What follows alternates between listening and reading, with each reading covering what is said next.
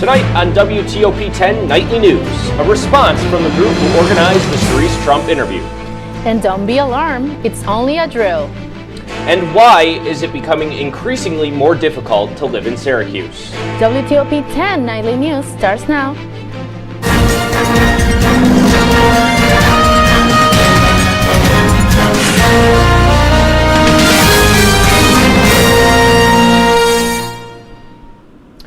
Good evening and welcome to WTOP 10 Nightly News. I'm Damon Fletcher. And I'm Rosia Trasancos. We are receiving information on a developing story we brought to you this morning. Republican Sharice Trump, who has no relations to former President Donald Trump, is expected to speak on campus about free speech next week. However, this event, being hosted by the college Republicans, is experiencing pushback from some students. We have reached out to the college Republicans for an interview. While they declined, they did provide us with this statement. Quote, as an organization, we want to foster a safe place for people to talk freely and openly about their opinions. Because of this, people will likely be upset or uncomfortable with what we're doing, but that's their opinion personally. We think it will be the best to hold off on this interview for now on, end quote. The organization also followed that quote with another statement that reads, quote, to be inclusive, the school needs to be open to all sides and opinions. As of right now, our organization is not supported by the institution or the student body. You do not have to agree with us, but we should be treated as any other club would, end quote. Trump has spoken against Title IX protections proposed by the Biden administration, saying that it will, quote, restrict speech more than they already do, end quote. This is still a developing story. We will continue to provide you with more updates as we hear more. The Student Association will be holding their elections. Starting tomorrow and through Thursday, all SUNY Oswego students will be sent an email asking for their vote. From there, students will be brought to Laker Life, where they will cast on their website. Some of the positions that will be up for voting will include president and vice president. SUNY Oswego has announced that a test on its emergency communication system will take place tomorrow at 11:40 a.m. The test will include text and voice messages, campus phones, and speakers. All students, faculty, and staff must register their information by the online emergency contact form in order to receive this alert and future communication. Jennifer Knapp has been named Dean of the School of Communication, Media, and the Arts at SUNY Oswego. You may also remember her from her work as both a professor, department chair, and associate dean within SUNY Oswego. Knapp will serve as a member of the Academic Affairs Leadership Team as the Dean of SCMA starting Thursday, March 30th.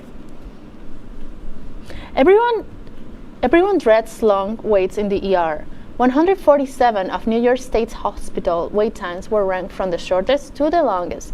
The data shows Oswego Hospital ranked 67 with a median time of just over 3 hours. Syracuse Upstate University Hospital ranked 137 in the state with a median wait time of under 4 hours, and St. Joseph Hospital Health Center was ranked even lower at 146 with a median time of over 5 hours.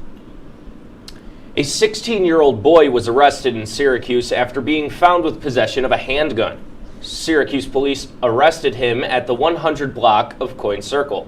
After responding to a report of a sound of gunfire, the boy has been taken to the Youth Division of Public Safety building and will be charged with 1 count of criminal possession of a weapon in the 2nd degree. Syracuse has ranked in the position 93 in the National Rent Report of the top 100 most expensive rental markets created by Samper. The median price for a 1-bedroom rental is $890, while a 2-bedroom rental is $1,160. Samper CEO Antimos Georgiades expressed that besides the collapse of 2 banks and the interest rate hike, the rental market is getting closer to normality.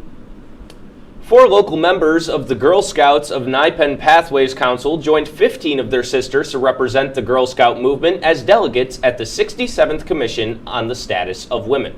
The girls attended the commission at the United Nations headquarters in New York City, advocated for what they believe is important and relevant for girls today. To learn more about these local representatives and Girl Scouts of Nye-Penn, please visit gsnypen.org.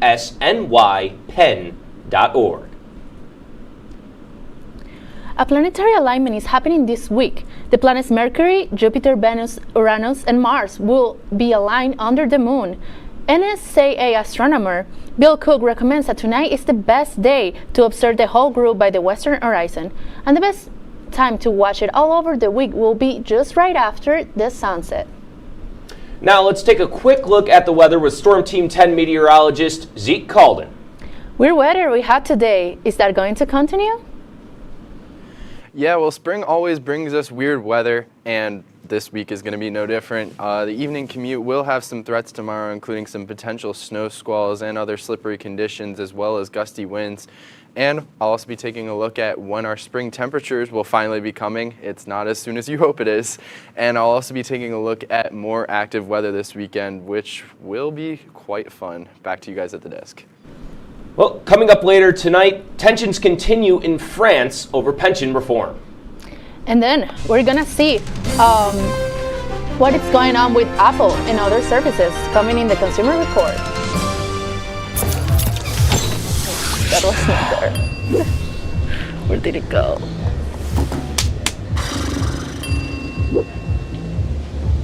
If you need to do something to feel okay to drive, you're not okay to drive. Don't drive buzzed.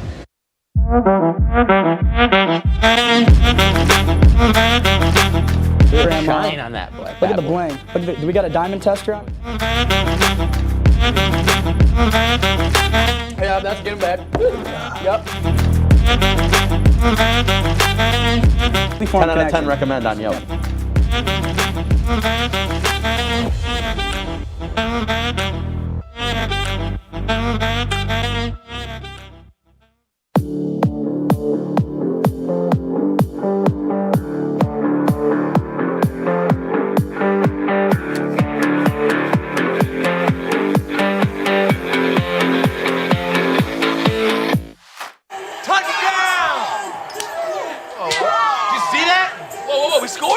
We're going to the playoffs. I can't believe I missed that.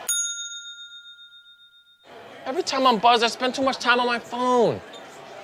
What? I should take your phone away. No. I'll call for a ride.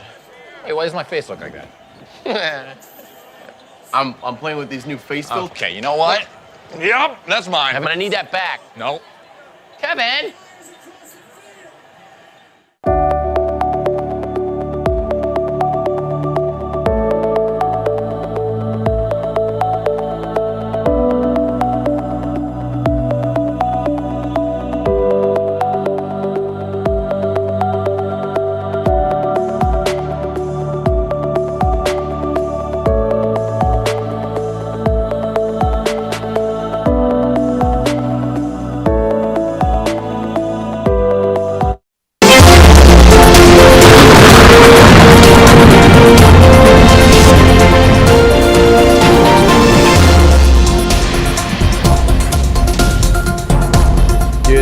Storm Team 10 meteorologist Zeke Calden here with your forecast. Well, I told you before the break in my Zeke Peek that spring weather can be notoriously weird, and tonight we're seeing some pretty normal temperatures out there, mid-30s to mid-40s. Back in my hometown of Albany, it's 42. Up here in Oswego, it is 36.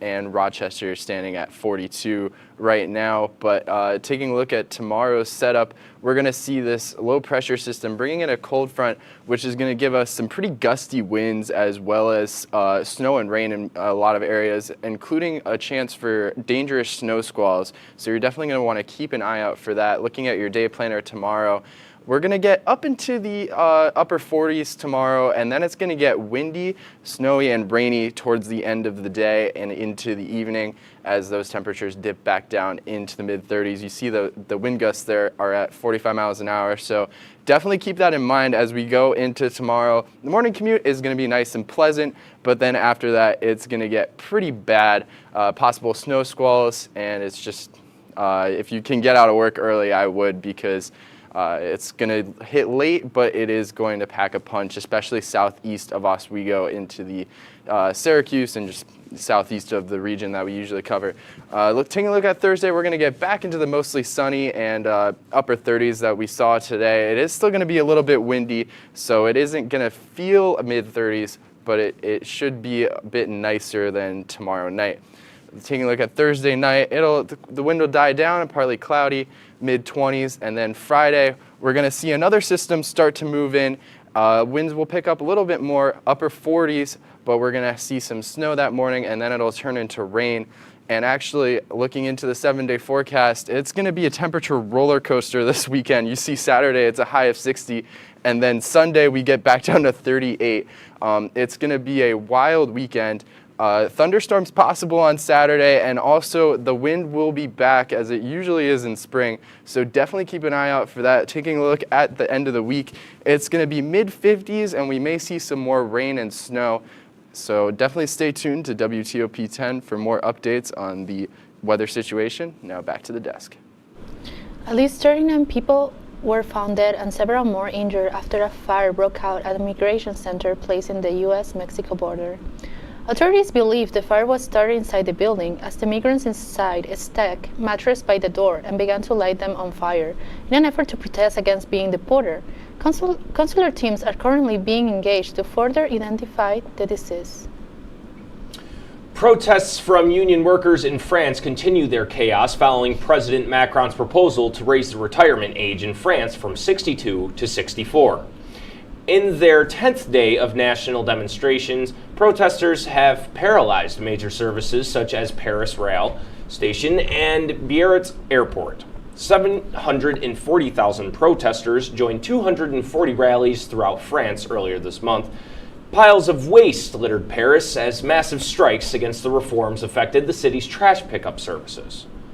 Nashville police released body cam footage of 2 police officers who responded to the school shooting in Tennessee. CNN's Mike Valerio has more. Horrific sounds of gunfire ring through Nashville's Covenant Elementary School. Police say the 28-year-old attacker entered a side door, blasting through with a high-powered rifle. Once inside, the shooter opens fire, killing 3 children and 3 staffers. Within minutes, police are in the school. Move! Move! There was no hesitating. They went through that door, and they were looking for the shooter, and they engaged as soon as they found the shooter. It's locked. The officers move quickly, tactically, checking classrooms for the shooter. Gunshots getting louder on the second floor.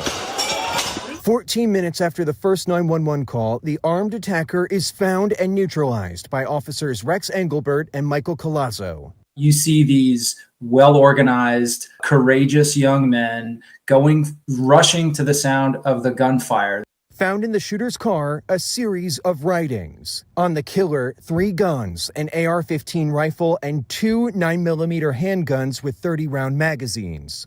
Police say the shooter was under a doctor's care for an emotional disorder. Law enforcement knew nothing about the treatment she was receiving, but her parents felt that she should not own weapons. As it turned out, she had been hiding several weapons within the house. Chief Drake says those weapons were all purchased legally. In Nashville, I'm Mike Valerio reporting. The shooter was a former student at Covenant Elementary, illegally owned all 7 weapons that were confiscated from the shooter, including the 3 that were found at the scene. Monday's school shooting sparked up yet another debate on whether more gun control legislation should be passed. The Nashville incident was just one among 130 mass shootings this year so far. However, lawmakers, including Republican leadership and some Tennessee representatives, are reluctant to pursue further measures to address gun control. White House officials say they will continue urging Congress to pass a law, and President Biden says he has done all he can. I have gone the full extent of my executive authority to do on my own anything about guns. Congress has to act. The majority of the American people think having assault weapons is bizarre. An Indiana man is awarded the Carnegie Medal, the nation's highest honor for civilian heroism, for saving 5 people, including several children, in an incident last year. The man, Nicholas Bostic, at the time a pizza delivery driver, happened to be driving the road when he saw a house on fire, waking the people inside. Bostic escorted the residents out and went back in the flames to rescue the 6-year-old girl.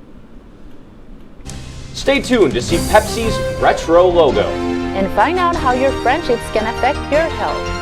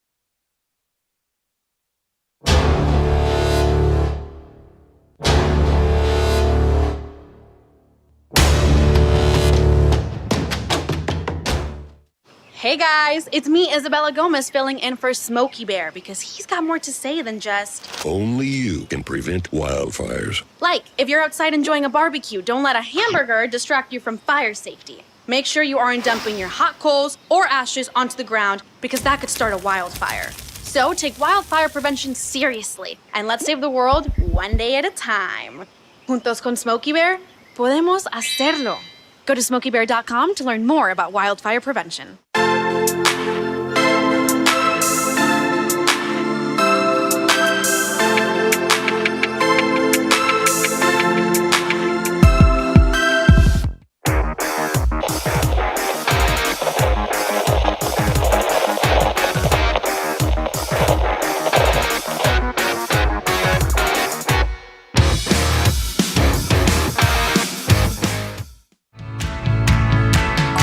The WTOP 10 Nightly News. Apple announced the option for installment payment in your Apple Wallet. Apple is the latest company to embrace the buy now, pay later trend.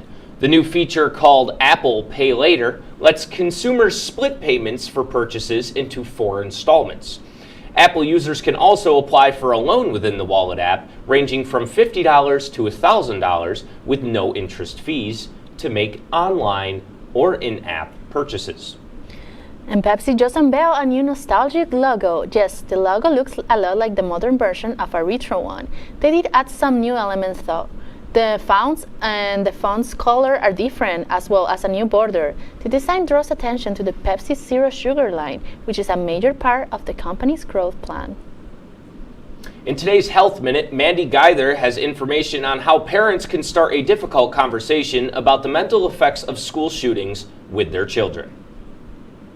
The images are heart-wrenching, the loss of life incomprehensible. Talking to your children about what they've seen or heard may not be easy, but some mental health experts say it's necessary. We don't want to leave them alone to figure this out. We want to be right there with them. Licensed therapist Jody Baumstein says it's common for parents to be nervous about a conversation on tragedy, but she says to start by asking an open-ended question as to how they feel or what questions they may have. And then sit back and really just listen to what it is that they're saying. Notice what they're not saying, but maybe what they're showing you. So are they fidgety? Are they tearful?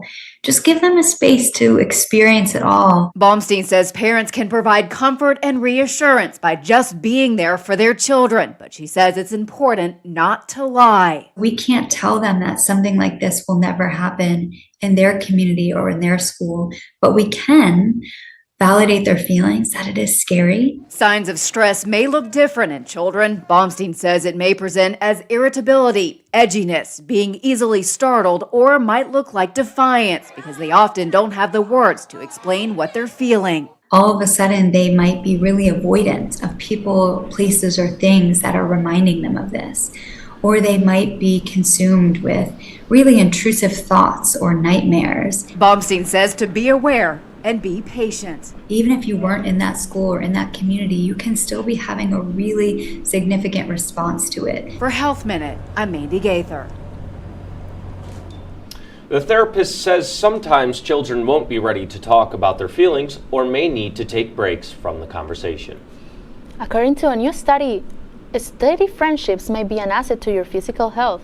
Researchers discover positive social experiences impact not only on a person's stress level and ability to cope, but also markers of physical health.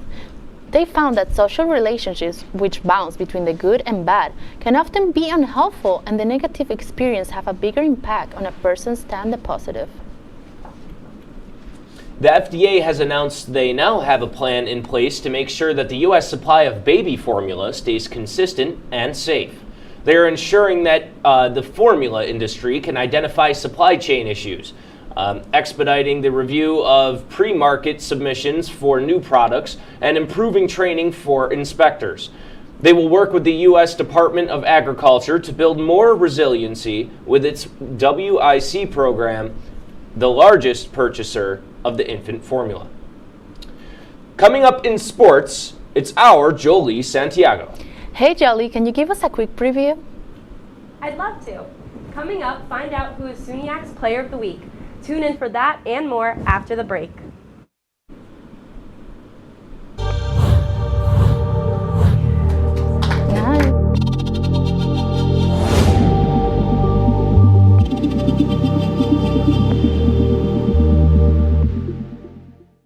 Say, President Stanley, whenever there's bad weather, who would you turn to? I'd turn to Storm Team 10. No, right but you've here. got to say it like this. Storm Team 10. Say it with me.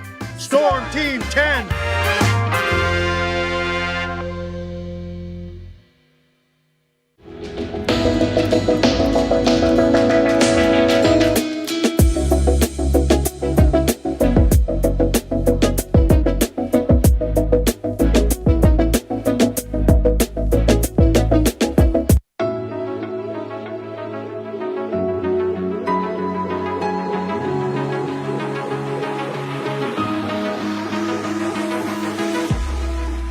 Roll it.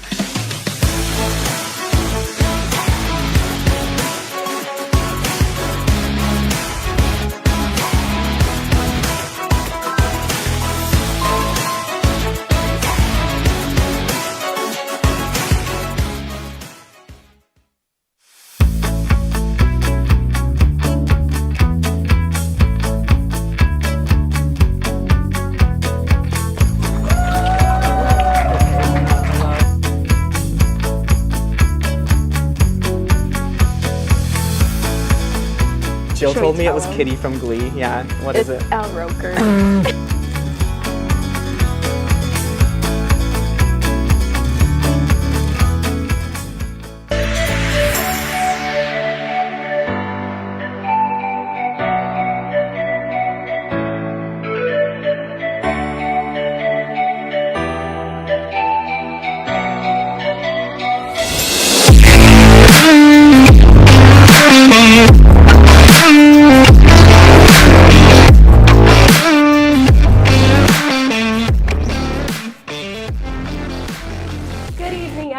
Welcome back to WTOP 10 Nightly News. I am Jolie Santiago, here to bring you the latest updates in sports. Let's get right into it. Today, SUNYAC announced their Defensive Athlete of the Week. Guess who was selected? Oswego's very own Selah Wiley of the women's lacrosse team. The senior from Cheshire, Connecticut, secured her second award in 2 weeks after being named SUNYAC's Offensive Player of the Week last Monday. Wiley leads the conference in caused turnovers with 21. She is first in shots with 61 and third in goals overall.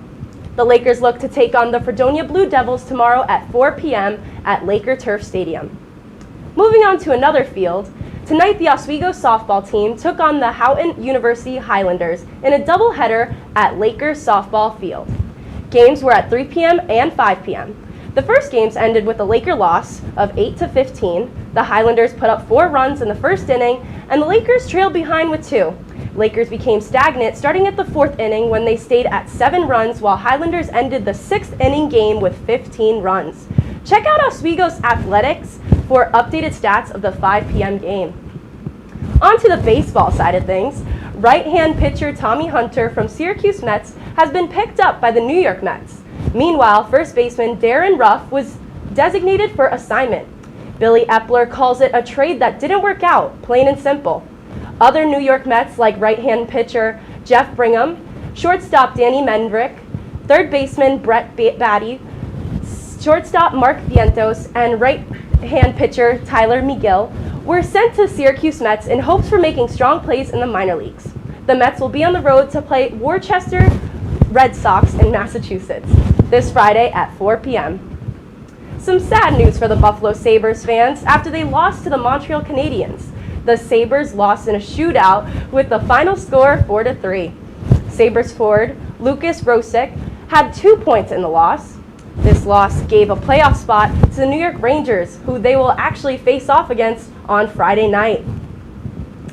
Turning to basketball, it was a big game last night. New York Knicks paid respects to former player Willis Reed. But Houston Rockets were at Madison Square Garden. It was the third quarter, and Emmanuel Quickly with a quick drive. Third quarter with a minute 45 left, and Emmanuel Quickly with another.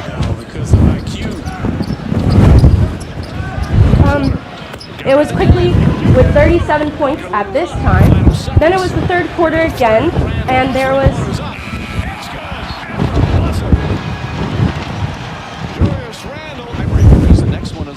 a Julius Randle shot at the buzzer to extend the lead. Isaiah Hartenstein passed the ball to Obi Thompson for a three. After that, a struggle for the ball by the Rockets net led to Obi Toppin in a dunk. What a statement with 5 minutes left in the game. From there, it was a shoo-in for the New York Knicks as they beat the Houston Rockets 137 to 115. Quickly ended with a strong game of 40 points and 9 assists. So close to a double-double, but hey, next time. Maybe next time for the Knicks, but it seems like they're saying that just about every other day. So, a Nebraska state trooper finished a DoorDash delivery after pulling over the driver. The state trooper had pulled over a driver who had a revoked license. He then decided to finish the last 2 DoorDash deliveries himself. One recipient left a note saying, "You're truly an amazing person, and I appreciate your service so much." That was really sweet. Well, that's cool. That's one of my big things I like to do if I'm trying to make a little extra money, especially here at colleges. I like to go around and take some DoorDashes. It's nice to know that even a state trooper would like to get in on some of that stuff. But yeah, did the trooper get the tips though? That's what I'm wondering. Oh, I really hope so. But, speaking of DoorDashing, what's the weather going to be out there or out on the roads? Well, you might want to give your DoorDash driver a break tomorrow evening. There may be some snow squalls southeast of the Oswego region. Other than that, it's going to be a wild weekend. We're going to have temperatures all over the place, potentially thunderstorms, rain, snow, you name it. It's this week.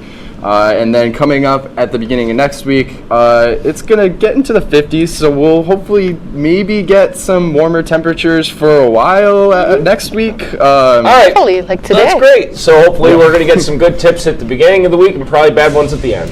So that's our report for tonight. Be sure to stay tuned for Dom's Dinner Bell. And thank you for watching. Have a great night, everyone.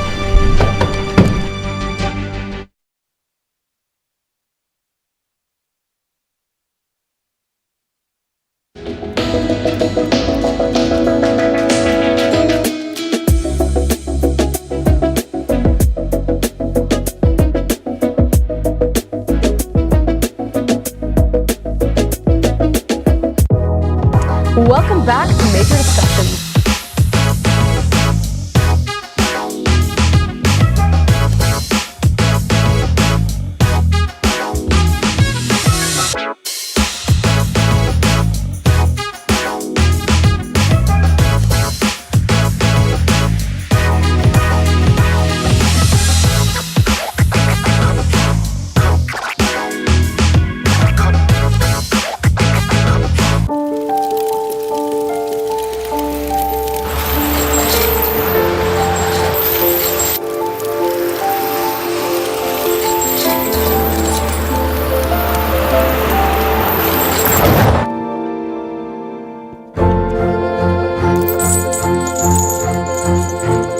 Did you know dragging chains can spark a wildfire?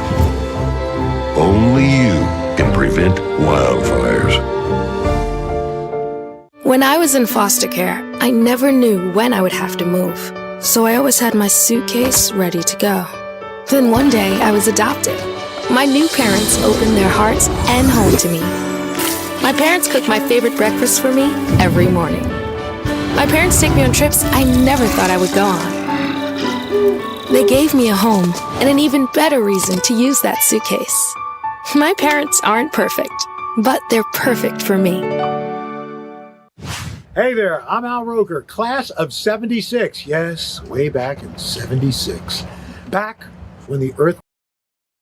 Oswego is full of family-style diners. From Maria's to Wade's, you can get a satisfying, delicious breakfast for relatively cheap.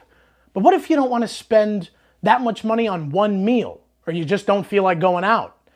I'm going to teach you how to make what they call a lumberjack style breakfast, all for under $15. So go wash up and get ready to eat, because you're watching Dom's Dinner Bell.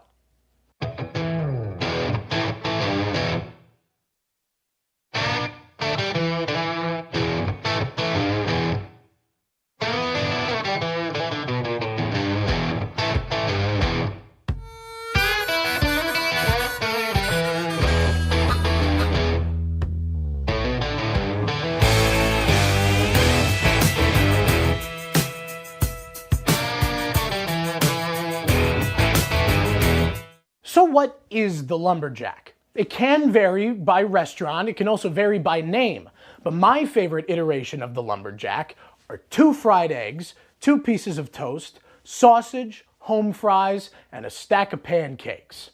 You don't need a whole lot of fancy ingredients for this one. It's pretty straightforward. You start the recipe off with 3 eggs total. You need 3 because 1 goes into the pancake mix and 2 you're going to use for frying. These only cost you about $2.67 for a dozen at Walmart. You need 1 log of breakfast sausage. This stuff here only cost me about $2.35 for this whole big old chunk of meat here. And what we're going to do with that is season it up a little bit and turn it into some patties. You need a bunch of potatoes. This bag here is from Aldi. It only cost me about $3.50, but if you go to Walmart, they sell a big bag of russets for about $3.50 as well. You also need a loaf of bread. You're only going to need 2 of these slices because you're making just 2 pieces of toast. And that should pretty much do it for the protein part of the lumberjack. Now for the pancakes, you can buy a boxed mix for about $1.98 at Walmart. But we don't play that game here on Dom's Dinner Bell. We have flour, which should only cost you about $1. You're going to need a cup of that. You're going to need 2 teaspoons of baking powder, not soda. That's a big difference there. But this stuff's pretty cheap too. You need 1 cup of milk. This half gallon only cost me about $1.59 at Aldi. And then you need 2 tablespoons of melted butter, which is still sitting in the fridge, unfortunately. You need a little bit of vanilla. You need a little bit of cinnamon. You need some sugar. And you need some confectioner's sugar to make it nice and fluffy. With all of these ingredients that cost about under $15, you can make yourself more than 1 lumberjack breakfast as well. So with all this stuff, let's start with prep work before we get to cooking.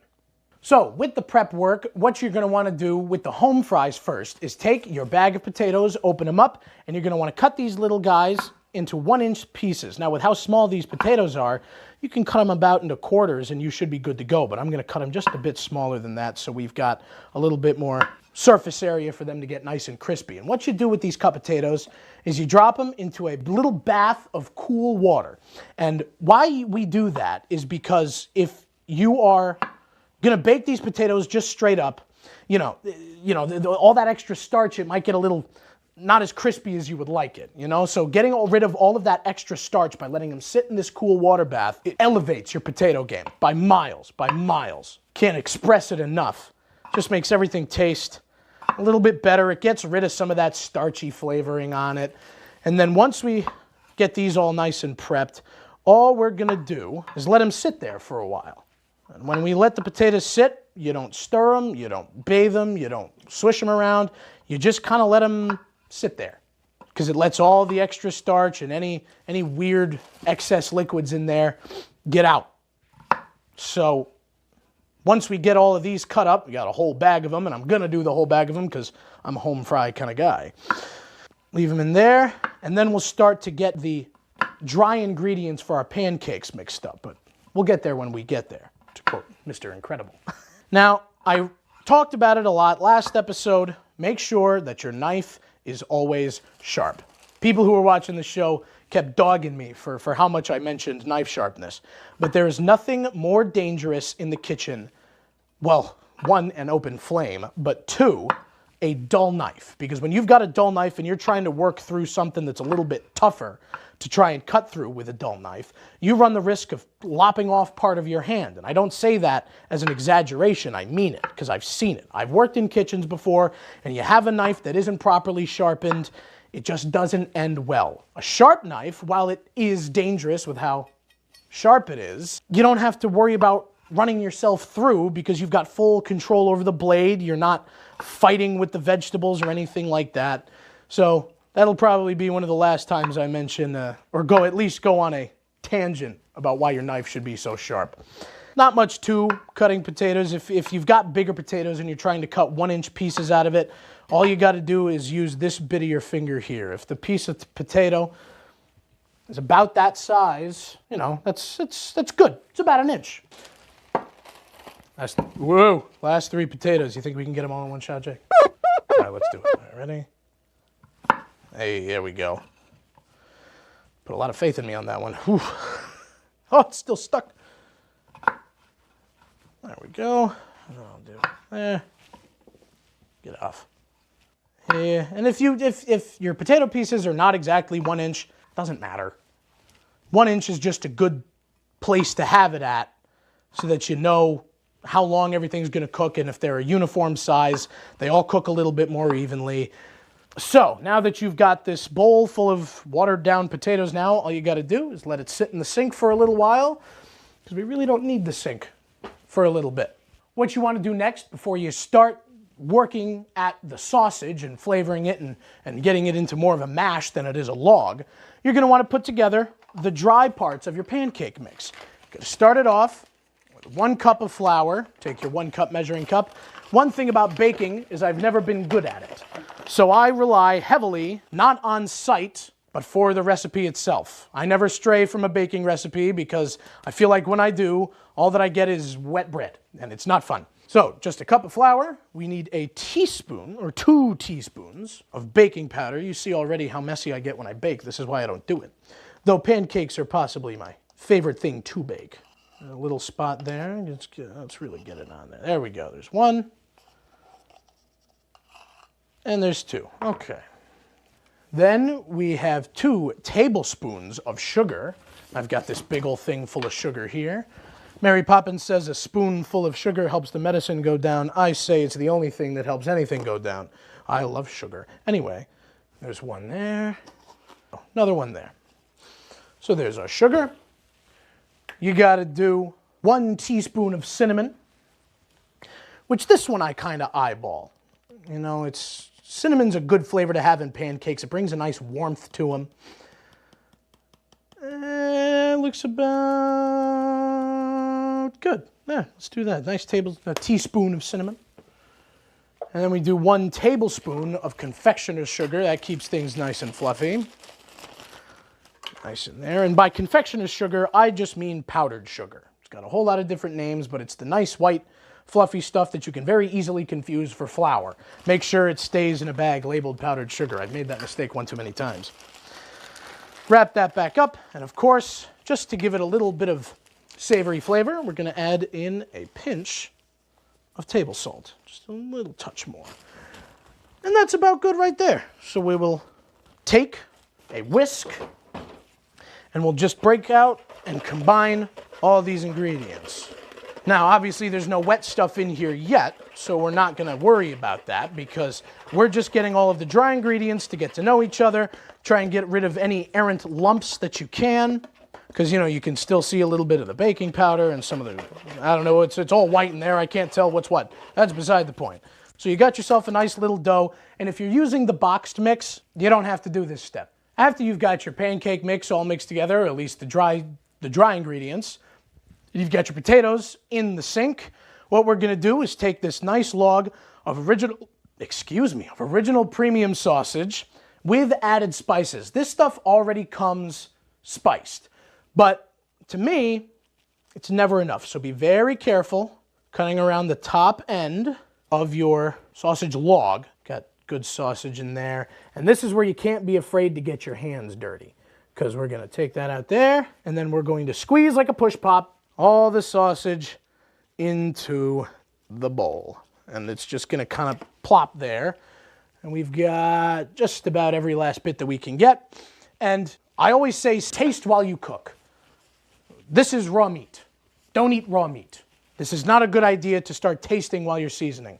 So what I do is with this sausage log, you just add, for me anyway, a touch of salt. You add a little bit more pepper than you might think you need. And the classics for breakfast sausage are, and it's just like in Scarborough Fair, parsley, sage, rosemary, and thyme. That's what makes sausage taste sausagey, if you will. So you take the parsley, you pop that open there, drop a little bit of the good stuff in there. Got a little bit of parsley. I would say that's maybe a teaspoon, half a teaspoon. Up next is thyme. The thyme are leaves, so you can add these a little bit more liberally, but you know, they produce a nice earthy flavor. The rosemary, of course, can go in this way here. You see that the rosemary, here, I'll show the camera too. The rosemary are like these little pods, and so they might get caught in your teeth while you're cooking or while you're eating, and that's not a bad thing. It's just part of the spice itself. Now, sage is very potent. Yeah, it's got a nice strong scent to it. So you don't want to use a whole lot. You just kind of want to, about that much.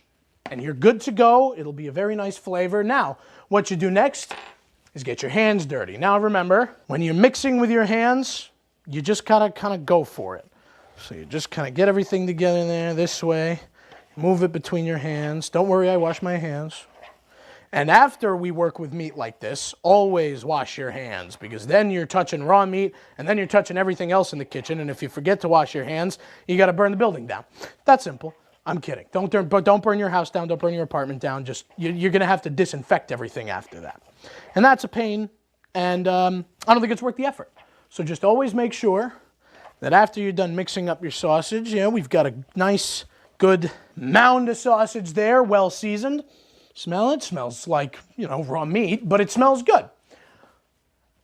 Hands are all nasty. We'll take the potatoes out of the sink. We will wash our hands, and then we should be ready to cook. You've got your pancake mix done, you've got your potatoes soaking, and you've got your meat all set and ready and seasoned. So stay tuned, folks. Up next, we're cooking breakfast. You're watching Dom's Dinner Bell.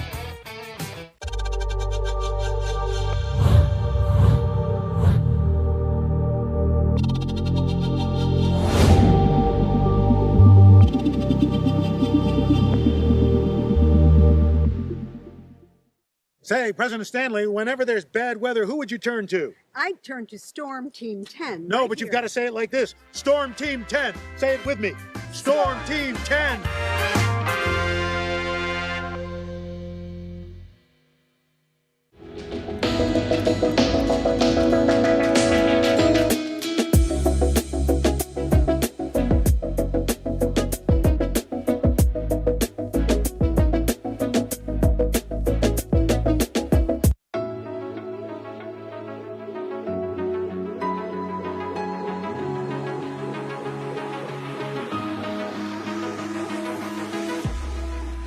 Roll it.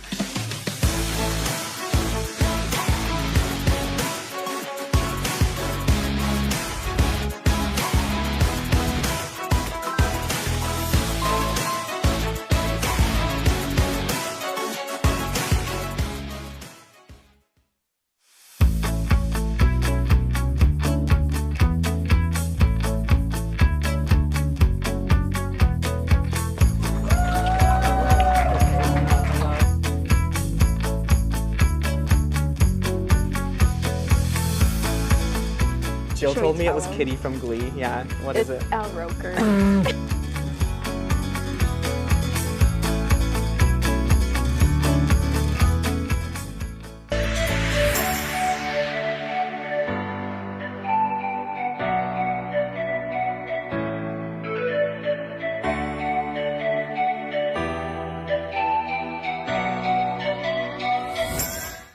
Welcome back, folks.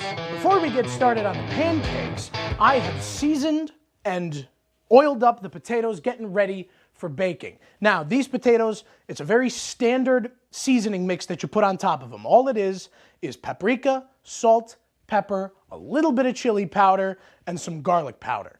That's just a great way to get any kind of potato tasting less potato-y. Gives it a little bit of a flavor. So what we have now is a greased baking sheet. Our oven has been set to 400 degrees, and all we're gonna do is pour the potatoes onto the baking sheet, if they would all come out of the bloody bowl. Put that away in the sink and spread them all out. So all we're gonna do, with these here potatoes. Take them in the 400-degree oven and throw them in. So what we do next, of course, is we get the pancake mix ready to go. All that you need for the wet ingredients of the pancake mix are 1 egg. Now, a lot of people will say that you have to crack the egg on a curved surface. That's just not true. You can crack it on something like the edge of a pan or on the edge of a bowl. That's perfectly fine. You just run the risk of potentially getting a bunch of eggshells in there if you're not too careful.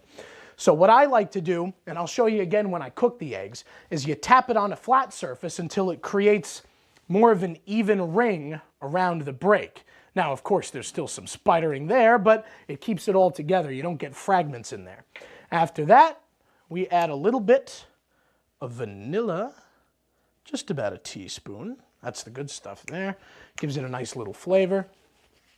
Vanilla all over myself. And 1 cup of milk. You can use almond milk. You can use cashew milk. You can use any kind of milk. You can use chocolate milk. I've tried that, and it's not half bad. But I just like to keep things classic. So you pour the 1 cup of milk in there and let it sit around a little while. Now, I have, when it comes to pancakes, a secret weapon.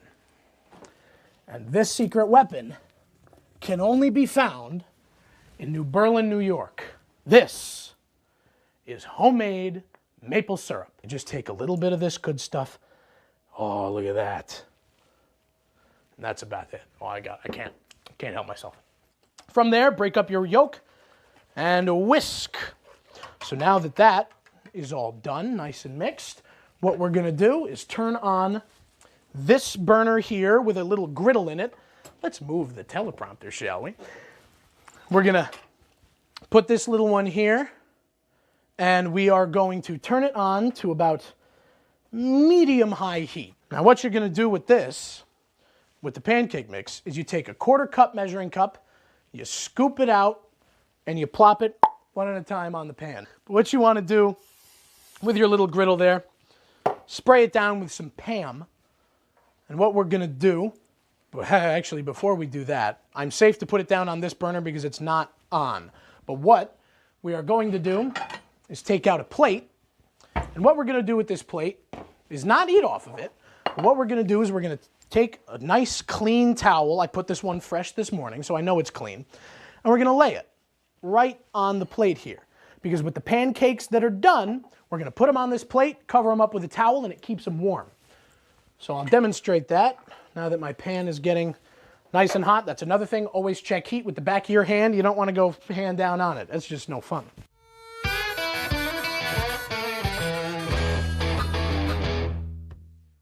And also what we're going to be doing with the toast is, if I don't have a toaster oven on hand, is I crank up the oven and I bake it. Turns it into toast. It's a little bit more energy consuming, but you got to work with what you got, you know? And that's what the whole point of this show is. Work with what you've got. Now, come check this out. You're going to notice that your pancakes are cooking because you see all these little bubbles start to form.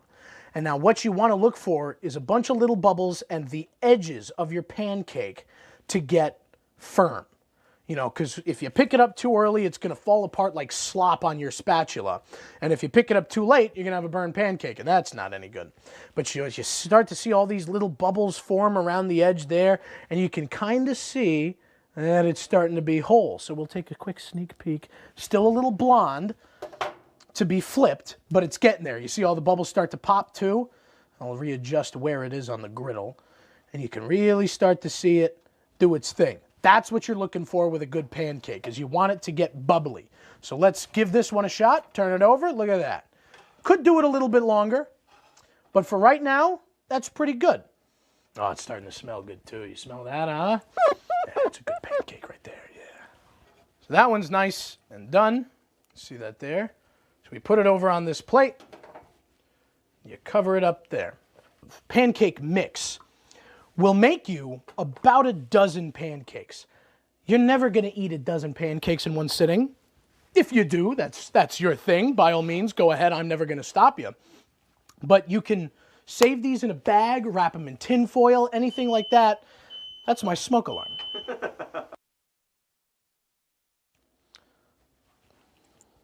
See the wisps of smoke there? What up? Oh, there's little wisps of smoke. Oh yeah, look at that. Look at that. How fun.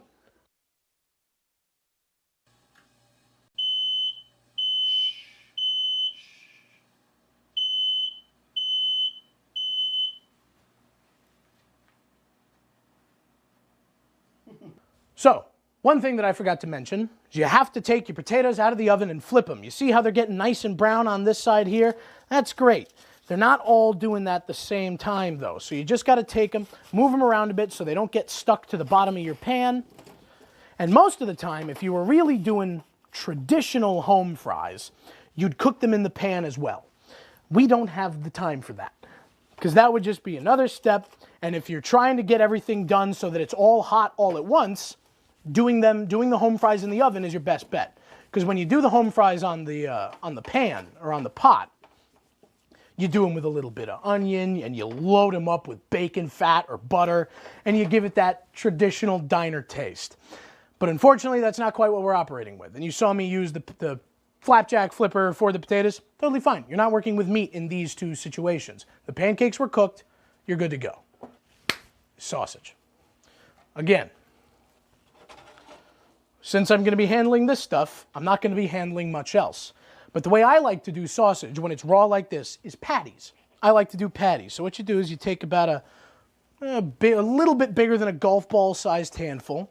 What you do is you press and you use the side of your thumb there to kind of bring in that edge.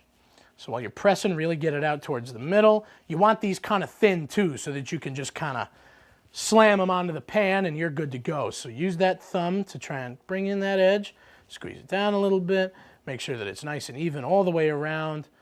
You know, and that looks like a pretty good patty there.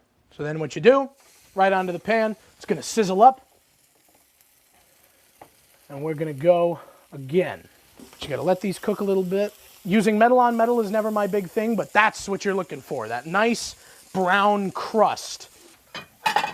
Paper plate, a plate that you lay paper towels on. Because what you're going to do is you're going to lay the cooked sausages on that paper towel. You're going to move your pancakes over a bit so they stay warm. Move these over here. Flip that. See, now we're rolling. Now we may not be cooking with gas, but we are certainly cooking. Yeah, but you can see, now come here with this. You see how it's soft and squishy in the middle?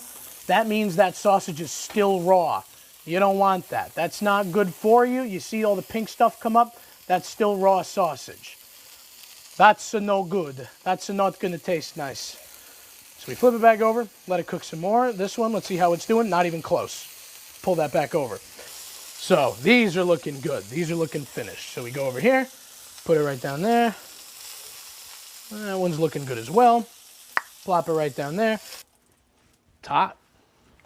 So with that done,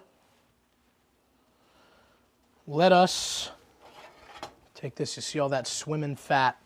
And when you take anything off the burner, if you're going to leave the burner on, cover it with something because you don't want to put your hand down on that burner. What we're going to do, I'm going to use one of these mugs here. Place it down this way in the corner. And you're just going to pour off that grease. Again, like I said, there's not a whole lot there, but it's enough that it would make a bit of a mess when you're trying to do your eggs. Now those are good looking potatoes. Nice and brown around the edges. If you want to make sure they're done, you can take a sharp knife.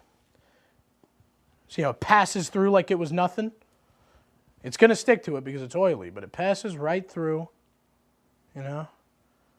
See, look at that. You're not fighting for it. It's not crunchy in there. You're good to go. Put those there. And with the oven still hot, I don't really feel like taking out my toaster. So we're going to try that trick I just told everybody about. We're going to toast the bread in the oven. Take 2 slices. And all you do is kind of put them there, and let them sit. So now we use a butter knife, about a tablespoon, maybe a little less than a tablespoon. That's a lot of butter because we're just cooking the eggs in them. Now, I like over easy eggs. Jake, do you like over easy eggs? Sure, yeah. Yeah. Over easy eggs mean that you've got a runny yolk. So you're going to want to get that down there. Yeah, let that grease up your pan, get it all around. And it's going to start browning up a little bit. That's okay. That means the pan's still real hot, so I'll drop the temperature just a little bit as well. And this is what really gives it that diner flavor. Just cooked in butter. Let that swirl that around a bit. Let that look good. And then all we do from here, with your butter encasing the pan, I'll show you that trick I was talking about. What you do is you take it, tap, turn, tap, turn, tap, turn. You see a little bit of spider webbing, but if you keep going around, you get a nice seam across it. Boom, egg. There's one, two. You let those fry right up. With the eggs cooking, we are going to use a different spatula to serve the potatoes. So I will use the potato spatula. And look at that. Now it's going to look brown and weird, but that's just because we cooked sausage on it and the butter has browned up a little bit. So we take this other one here, boom, and you start to hear it cook a little bit more. And there's really not much left to do except get out a couple of plates because it's almost breakfast time. Now, you can serve everything on one plate here, or you can serve the eggs, bacon, and hash browns or the home fries on this plate, and then take two little tiny plates here for your pancakes. The stuff out of the store is great and all, but the pre-seasoning you can never trust because it's never quite to taste.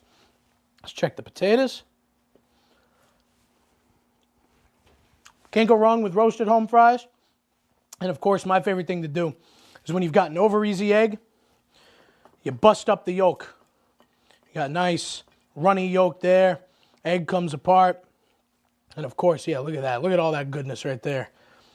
Take a little bit of that there. Delicious. And all for under $15. Oh, who am I kidding? Let's try the pancake.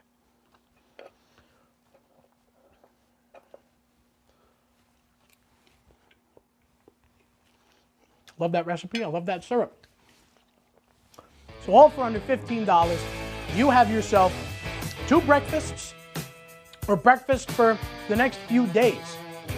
Bunch of eggs, bunch of potatoes, bunch of sausage, bunch of pancakes, all for under $15.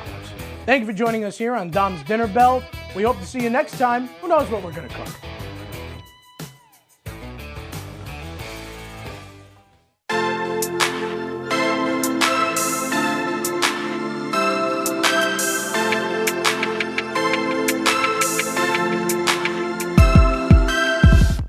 Hey guys, it's me, Isabella Gomez, filling in for Smokey Bear because he's got more to say than just... Only you can prevent wildfires. Like, if you're outside enjoying a barbecue, don't let a hamburger distract you from fire safety. Make sure you aren't dumping your hot coals or ashes onto the ground because that could start a wildfire. So take wildfire prevention seriously and let's save the world one day at a time. Juntos con Smokey Bear, podemos hacerlo. Go to smokeybear.com to learn more about wildfire prevention.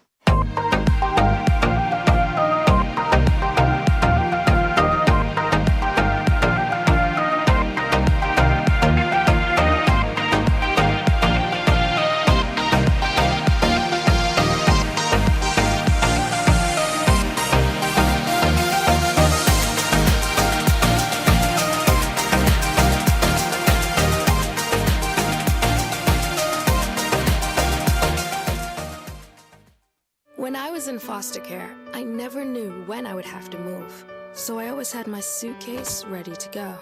Then one day, I was adopted. My new parents opened their hearts and home to me. My parents cook my favorite breakfast for me every morning. My parents take me on trips I never thought I would go on. They gave me a home and an even better reason to use that suitcase. My parents aren't perfect, but they're perfect for me.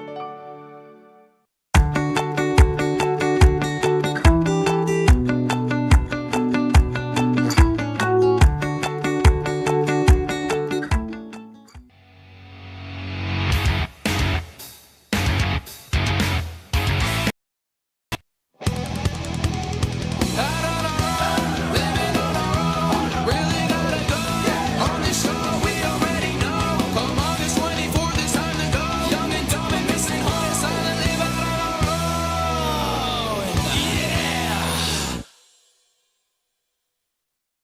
Hello, Oswego. Welcome back to the best show on WTOP 10, out on our own Oswego, OX5 Season 2. I'm your host, Zach Nussi, alongside my co-host, Just. This is the show that gives you all the tricks, tips, and skits Oswego has to offer, and we're here to give it to you. And if you enjoyed this episode, there are others just like it on WTOP 10's YouTube channel.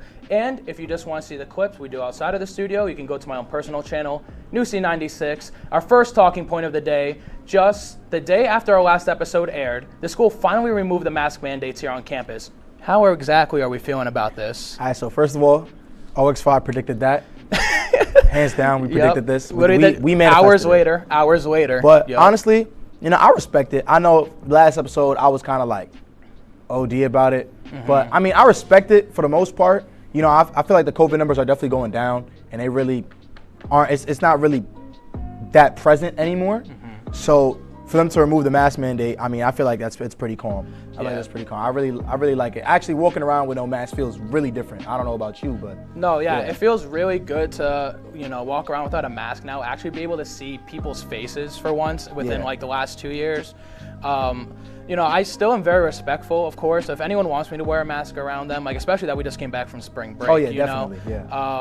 I'll put on a mask. For me personally, like I've had COVID just over a year ago now. At this point, I've been vaccinated. I've been boosted. So like for me personally, I feel comfortable without a mask. But if someone like next to me or a classmate or a professor, just anyone was just like, hey, like I'm not fully comfortable yet. Do you mind putting on a mask? I would. Yeah, I'll definitely respect that. Yeah. Definitely. Did you like any slack from your parents about last episode? Actually, I know you guys have opposing views. I did. They said, so when I said last episode that the vaccine didn't work, my dad texted me immediately and it was like, oh, Justin, the vaccine does work. Oh, you need to know this, that, and the third. And I'm just like, okay, Dad.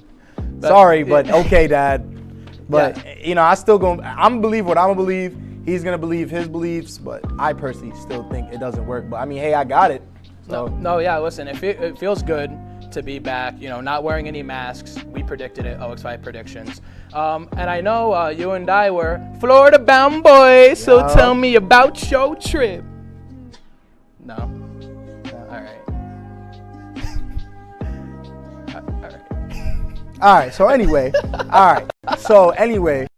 yes, we were in Florida, and I was in Miami, Florida, and honestly, that was some of the best times of my life. I had with my friends, my girlfriend. We were on Miami Strip, going all these different places to eat. And here's the image that just came up. Actually, we was on the Strip that night. We were waiting to get in to a nice dinner spot. So, yeah, that was a nice one. I also saw that you guys rented a yacht. I know we were talking a little bit before the trip, but how did you get that yacht over there? Oh man, the yacht, So the yacht, it was kind of like between 18 people. We was under it was like 18 people, and as you can see the picture that just came up on the screen, we got a jet ski rental on the yacht. On the yacht. So yeah, so you living bougie out there. I was living a little bougie. But the jet ski rental guy came to the yacht, and we got on a jet ski, and I was out riding the jet ski. It felt real good. The jet ski, it got a lot of torque, man. It got a lot of torque on the jet ski, definitely. How about that picture right there, Just? What's this? Is this the Batmobile? So this is, it really is the Batmobile, but this is me next to my dream car, which is an Audi R8. I was kind of wondering, I wanted to flex a little bit. I'm like, should I flex it on Instagram? Like, it's mine? I'm like, nah, I'm not going to do that. But, it was a really nice car. I got the Shaq Daddy shirt on. Shout out Shaquille O'Neal with the nice fit and the Yeezys. So I definitely wanted to post up next to my favorite car. So I really had a great time in Florida, honestly. What about you, bro? No, I also had a great time in Florida. I had a great time with my girlfriend and all of our friends. I know we also went jet skiing. We didn't have a yacht. We definitely didn't have no yacht, but yeah, that's us jet skiing right there. We actually got taken out on an island. It was like a 10-minute trip from the mainlands there. We had a good time. We jet skied for about an hour. They did like a little fire pit on the island. Like the island was pretty small. There's like a bunch of people. There's like a fire pit in the middle. There's probably like 30, 40 people on this tiny island. Like it's actually nuts how crazy, like how many people are on this thing. You on the island and you talk about me being bougie. No. It wasn't like anything like that, bro. It's just a little island, a few palm trees, sand, And that's my girlfriend and I. We went to the Miami Heat game, and Miami actually pulled up and took the W. And I know we were talking about it before the trip because you might have pulled up, but you're like, nah, Miami's gonna blow Pistons out of the water. Yeah. But the Pistons showed a game, bro. Like the game was close right up until the end. I had a good time. We enjoyed ourselves. I will say though, the parking, I spent the most money on parking the whole trip. Oh, so you had a rental? Yeah. Yeah, we got a rental car. It was like a 2016 Chrysler, but nothing special. Not a yacht like you, but but I wasn't running around in a yacht. But bro, like for the game, like I paid $60. So it was like 3 days in a row where I paid like $15 for parking, and then like another one was like $8. It was just like a lot, like it just like added up throughout the week, and it was just like way too much. Like I surprisingly enough, like I just said, like parking was the biggest expenditure like on the trip. Yeah, mine was definitely Ubers because I didn't get the rental. Like some nights we had the rental because some of my friends got a rental, but I personally couldn't get a rental. Very long story. I'm not gonna explain it right now. But we spent a lot of money on Ubers because Ubering from from our hotel because our hotel was like by Miami Airport. So we Ubered to the Strip, like Miami Strip, and that probably cost like what, 30 to 50 per Uber. But you're splitting it, Oh yeah, we were splitting it though. Yeah, so like I feel honestly rethinking it over, I really think Ubering is probably like the best thing to do because if you're with a group of people at least, I mean, with a group of people, you're just splitting that, So maybe for next time, like I might just Uber around and parking everywhere. in Miami, you could definitely get towed. So I've seen a Corvette get towed on the Miami Strip. Yeah, like I seen one get towed, and I'm just like, oh nah, he's crazy for that. I don't even know why he'd try and park on the Strip, and it's very hard to find parking around the Strip. Yeah, very how hard. about any good food that you had out there? Yo, speaking of food, yeah. So I went to this place. It was called Yardbird. Shout out Yardbird. It was like, so I had this fried chicken, but it wasn't just regular, just fried chicken, with the drums. No, they gave us like half of a whole bird. So it was parts of a bird fried up. And I had the mac and cheese with it, and then you put like this hot honey sauce on it. Yo, bro. It was amazing. And then we also went to this place. It's called Bacon, the B word. Like it's called Bacon B word. Oh, I'm not yeah, gonna say. yeah. You heard of it too, right? Yeah. So it's called Bacon B word. I'm not gonna say it on live television, but Good call. yeah. So it was called Bacon B word, bro. Let me tell you something. 11 out of 10. Amazing. 11 out of 10? Yes. I don't like bacon, but this place made me like bacon. Wow. That's how crazy it is because I don't like bacon. I'm not a bacon eater. I had this sandwich called the Classy with like bacon, and it was like a fried chicken breast and like hot honey sauce on it with the sticky sauce, and then I had the French toast on the side. It was amazing. That sounds so gas, bro. For me, I've had, when I was down there, I went to this good Peruvian cuisine restaurant. I'm Peruvian. Yep, I had to. I had to go out there, and it was really gas. I went to a Cuban restaurant. Had Italian 2 nights. But then we also went out, and, we had to make them sandwiches to bring to the beach, and just have a good time. And that also broke the bank.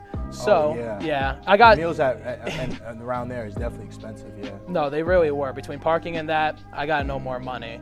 And I was so used to eating out down in Florida. It is now back to cooking at home.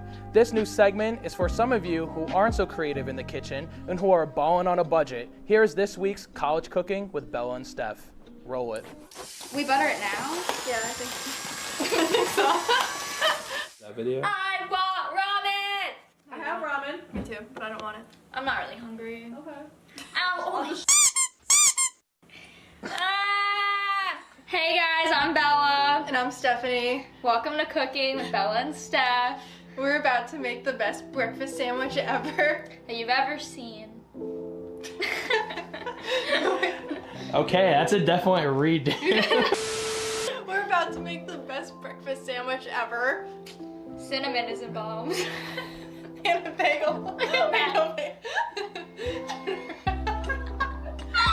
This is gonna take forever. We're back cooking with Bella and Steph.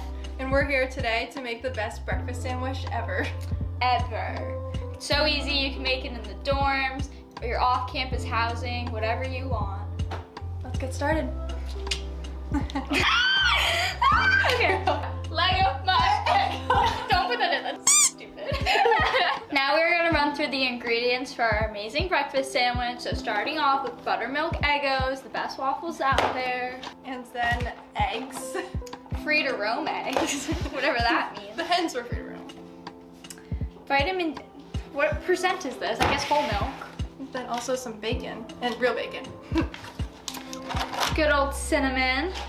some cheese, butter, and salt and pepper, of course. So let's get started. So I need a plate.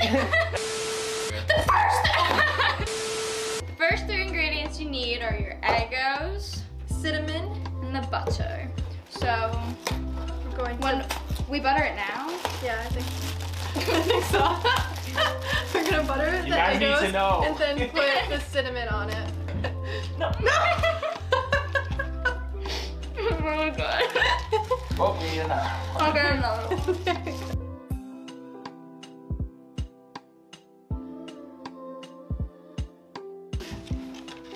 How much cinnamon should I do? Well, more than that. Oh! Oh my god! This might end poorly. Oh my goodness. Oh no, it's gonna be extra cinnamon. It's I just hope a you like little cinnamon. extra. Make sure you butter both sides and cinnamon both sides.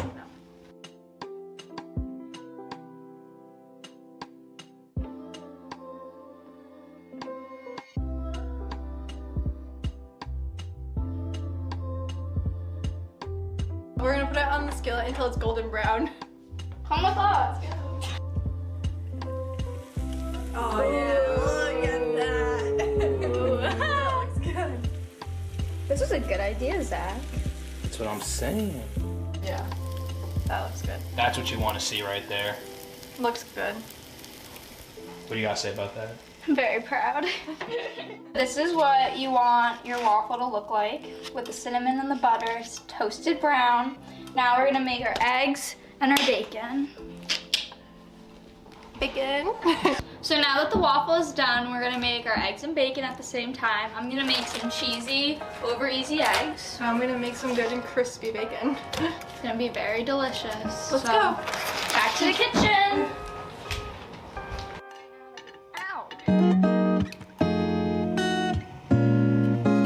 Beautiful execution. And now I'm gonna put some bacon.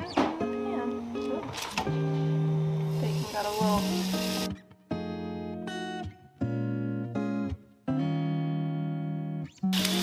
Add some cheese. I just want to get it where it's like firm enough, I guess, where you can flip it. I want the egg a little runny. Just my opinion.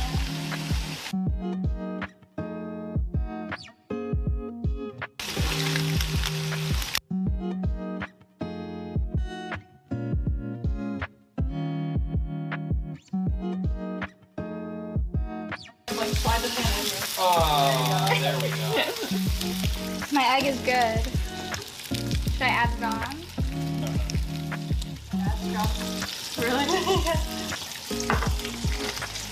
Yeah, we have ever made bacon. I love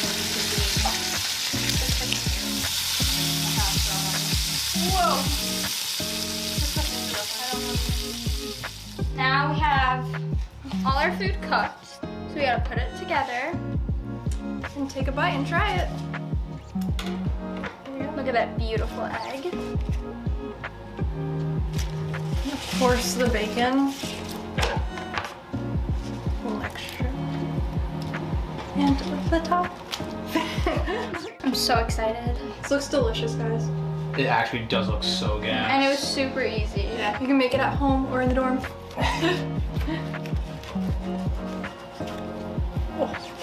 Oh my gosh. Look at that, guys. Cheers, staff. Cheers. Oh my Wow, god. that's really good. I have no idea. The cinnamon makes it. Is it actually that good? Yeah. It is. And the bacon. I The butter. Wow. You want bed?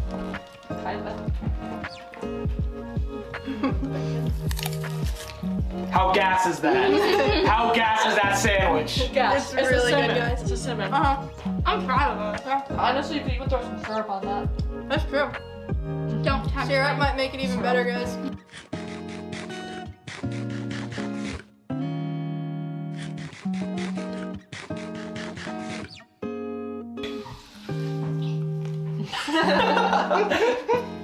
Go on.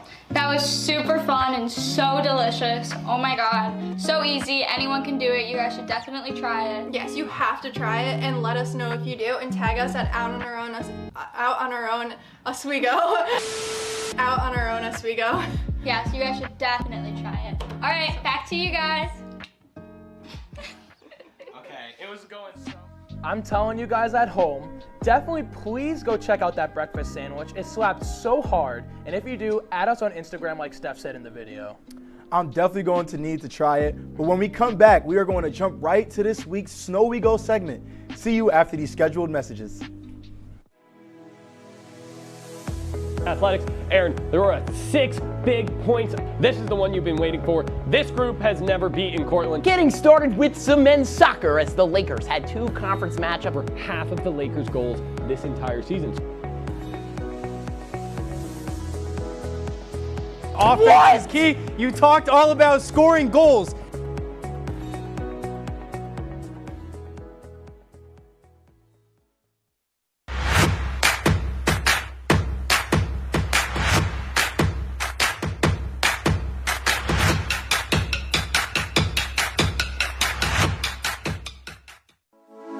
Good evening and welcome to WTOP 10 Nightly News. For the governor race with a strong lead, former Governor Andrew Cuomo is... Barlow announced the completion of a large building mural in downtown Oswego. The renovations on the Hewitt Union Building, turning it into the new Hewitt Hall. And as we move into tomorrow, that rain is going to be in our area. Moving to the Diamond now, as Sweet Caroline got a lot sweeter last night.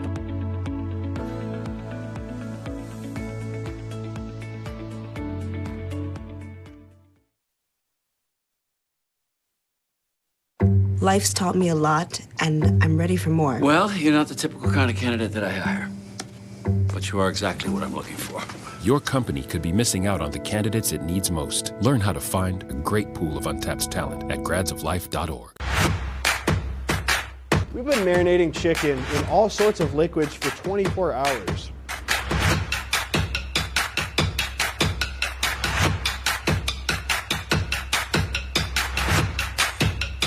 These are vitamins and minerals and things that you need, nutrients.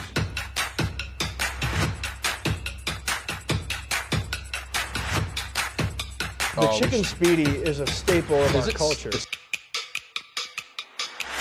Now you're watching. You are now watching. You are now watching. You're now watching Out on Our Own Oswego. Out on our own Oswego. Out on Our Own Oswego. Out on Your Own Oswego. OX5. OX5. OX5. OX5. That's great. That was awesome.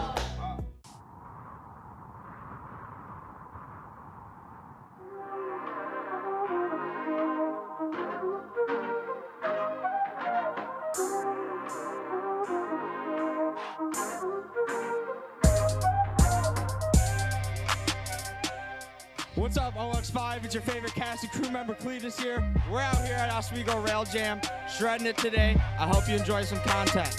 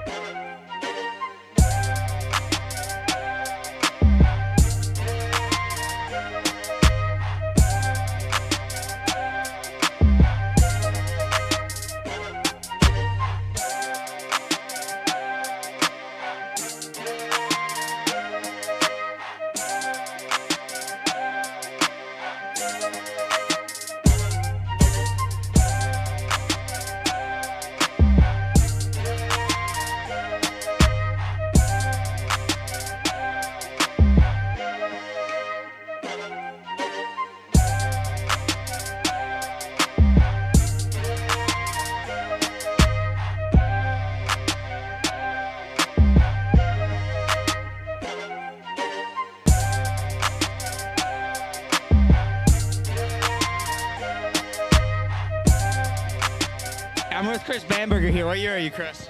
I'm a senior. And how many rail jams have you been to before? This is actually my first rail jam. What do you think of it out here? What do you think of the slopes, the rails, what we got going on? I think we got a good selection, everything going on, and it's a pretty good environment here. Everybody's happy and shredding. Nice. Did you land any new tricks? Anything surprise you today? I landed a 180 out, but kind of caught the heel at the end. But hey, we're here to have fun, man. Awesome, man. Thank you so much for your time. Get back out there.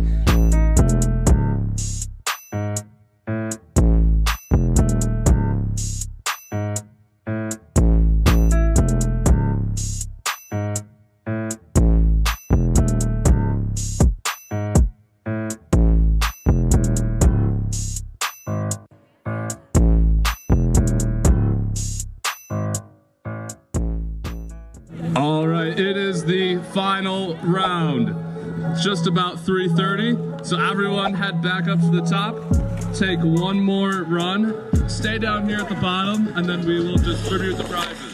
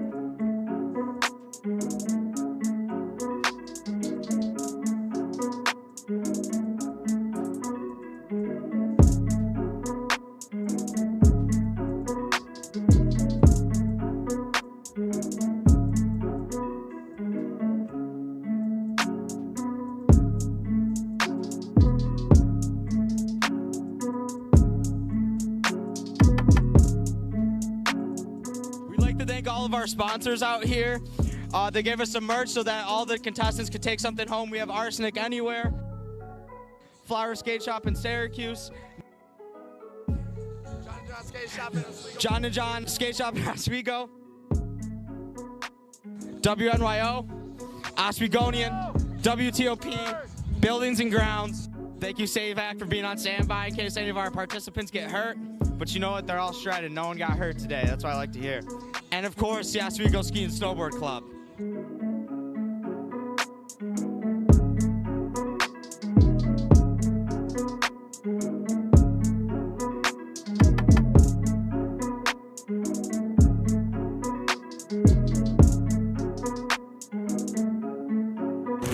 Flower Skate Shop, man. They got it. What was your favorite feature out on the hill today? Honestly, that like steep rail, that urban rail was my favorite, probably, just because I've never done something like that.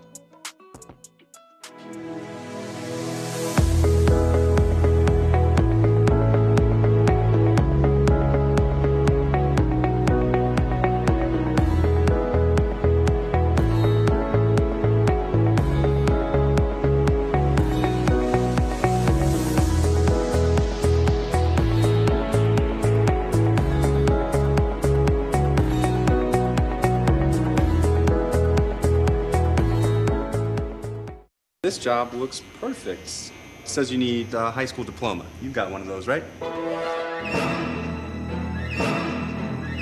Skip the drama. Get your diploma. I got that. Find free adult education classes at finishyourdiploma.org. Major Discussions is the new show that explores the stories of students right here on campus. I personally came here to SUNY Oswego for the broadcasting program because I love to hear people's stories and to do work just like this.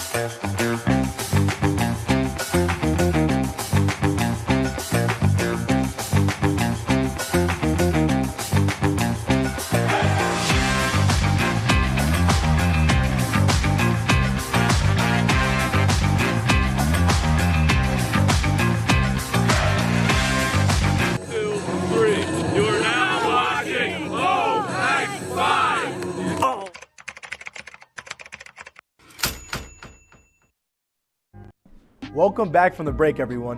Hope you all enjoyed the Snowego segment that our OX5 member Cletus, shout out Cletus, put together. But now it's time for this week's Weekly's Post. So not wasting any more time here, here's the first one. Damn, I missed my 9:30 a.m. tomorrow. Yo, I'm telling you, bro, I don't have morning classes for that specific reason, bro. I do not do morning classes because I would literally wake up before some classes and I'm just like, wow, I'm really awake and I have to go to that 9:30 class at 7 in the morning. I'm just like, yeah. And I contemplate it. We've all been there, man. Yeah. As college students, we've all been there. I know for me personally, this semester I still take some morning classes, but you know, I so far had perfect attendance this semester, you know, but I understand where this person was coming from. So we only have 2 posts for today. So here's the last one. I don't know why I leave my work for the last minute. I wait till it stresses me out so much that I'm going to have a breakdown. But the relief when it's done is amazing. So maybe that's why. I can tell you right now, personally, you also, we both take the same class. I have a 5-page paper tonight that I started at 8 a.m. this morning. I still have 1 more page to go, and it's like an APA format type thing, you know. It's no messing around with that, like. Because you know they be format. I needed an APA. I needed an APA. I need that. I don't want the other format. I want APA. Yeah, it's very strict. It's yeah, I can tell you, I've been working all day on that paper. I've been in the library for quite a few hours today, so that's my thoughts on that post right there. And well. Yeah, we're gonna close the show. It's coming to the 30-minute mark. So we hope to see you all, in 2 weeks? I hope you enjoyed this episode of OX5. Catch us when we come back for a very big surprise we have to announce. Yep, and we will be back April 7th. So till then, get some work done, study for those exams, and hopefully enjoy this nice weather that's to come. Stay blessed, Oswego.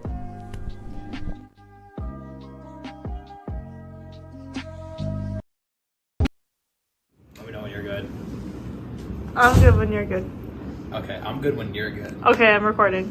How's it going, everyone? Before we get started with this first episode of the Uncut but Censored Public Podcast, I just want to let you know that these are just the highlights of the first episode. If you want to find the full episode that we're doing, the whole podcast, the link is right here below me. So definitely go check that out. I hope you guys enjoy what we produced for you today, and let's get this thing on the road. Wise old cats don't pick out delivery. Hey, how's it going, Uncle Jason? It's Newsy. Good.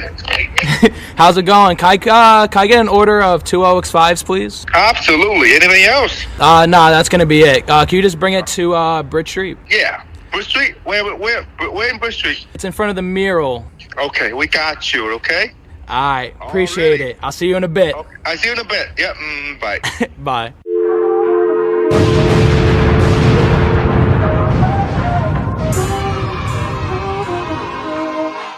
Okay, everyone, welcome to the Uncut but Censored Public Podcast. I'm your host, Nusi, and just a little bit about myself for the people who don't know who I am.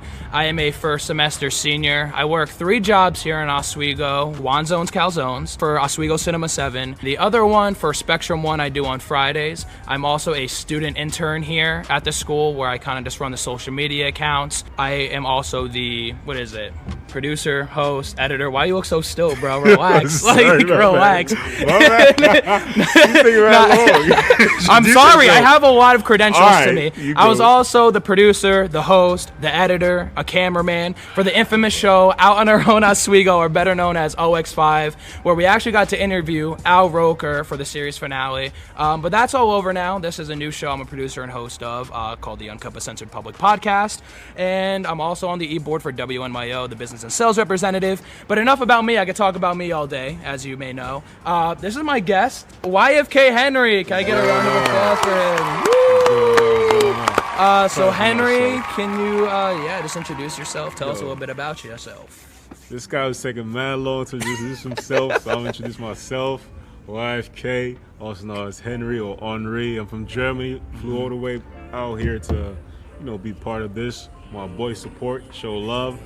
I'm from Germany, born and raised, 22 years old. I go to university back home. But right now I'm here, enjoying life. I feel like you and I are really close, and even though we had a big gap period in between, I've literally met you back in 2019. Do you want to tell the people the story of how we met?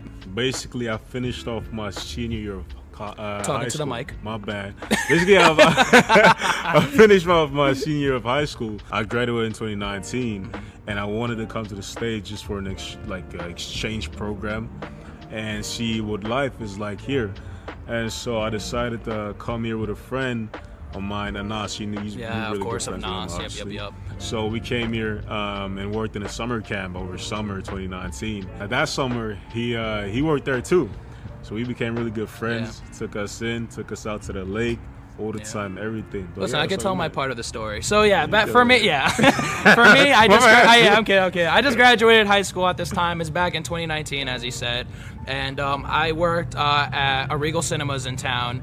And then I was also looking for a second job. They all lived in the cabin. The bunks, yeah. They ate mid-tier food, lived below average, and got paid below minimum wage. It's an experience. It's true. No, experience. So the reason why I ended up taking this job was for the experience that I was able to meet wonderful people like my boy Henry here, and he always has a place to crash when he's here at home in the United States of America. And you have a place to crash too, but you never come to Europe, so that's. I will say I am trying to take a trip out to Germany this winter. That's why I'm working 3 jobs now. Yeah. I know you work at a Foot Locker, and you get a great discount. I don't know why you didn't bring any shoes for me this time, at all.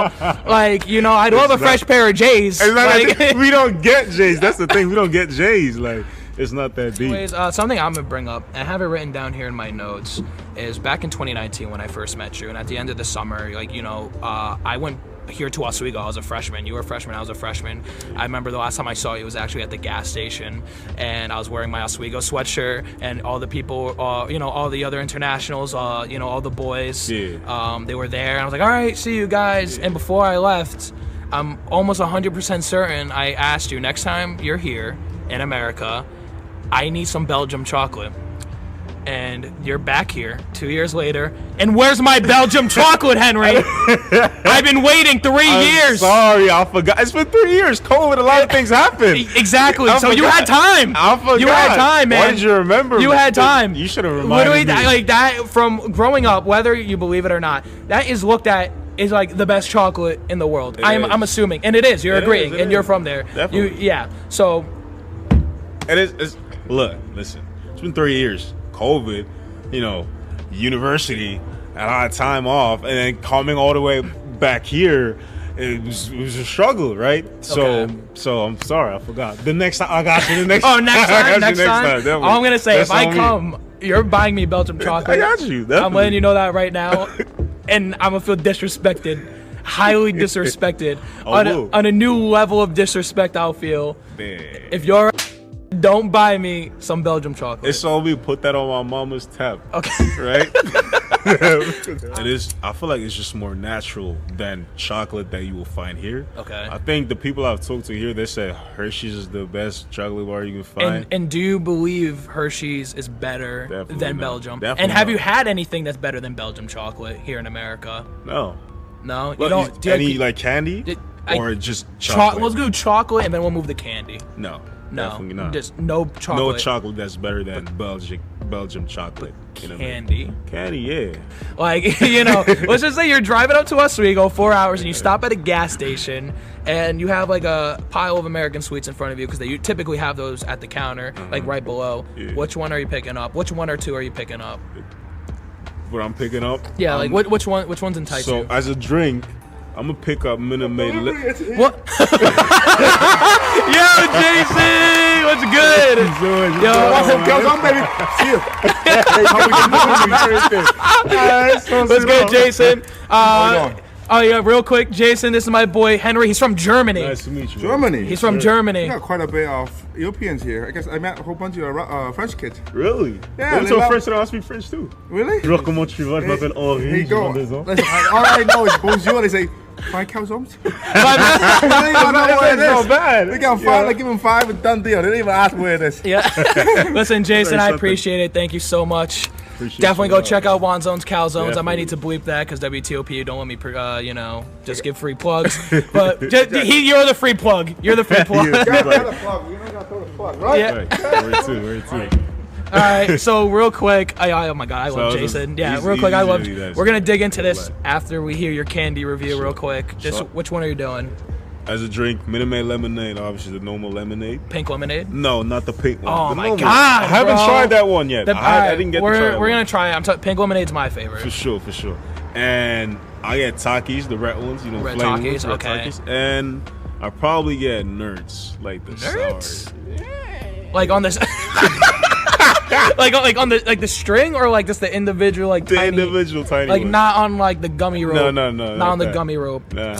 Just a little throwback real quick. So this is an OX5 calzone. Okay. This is actually my own personal calzone, and we made it halfway, I think, in the second season of OX5, Out on Our Own Oswego, the show that I was producer and host of. It is buffalo mac and chicken. It's buffalo chicken mac and cheese. Did I say that right? Does it make sense? Yeah. Buffalo chicken mac and cheese with bacon in it and mozzarella cheese with a side of blue cheese.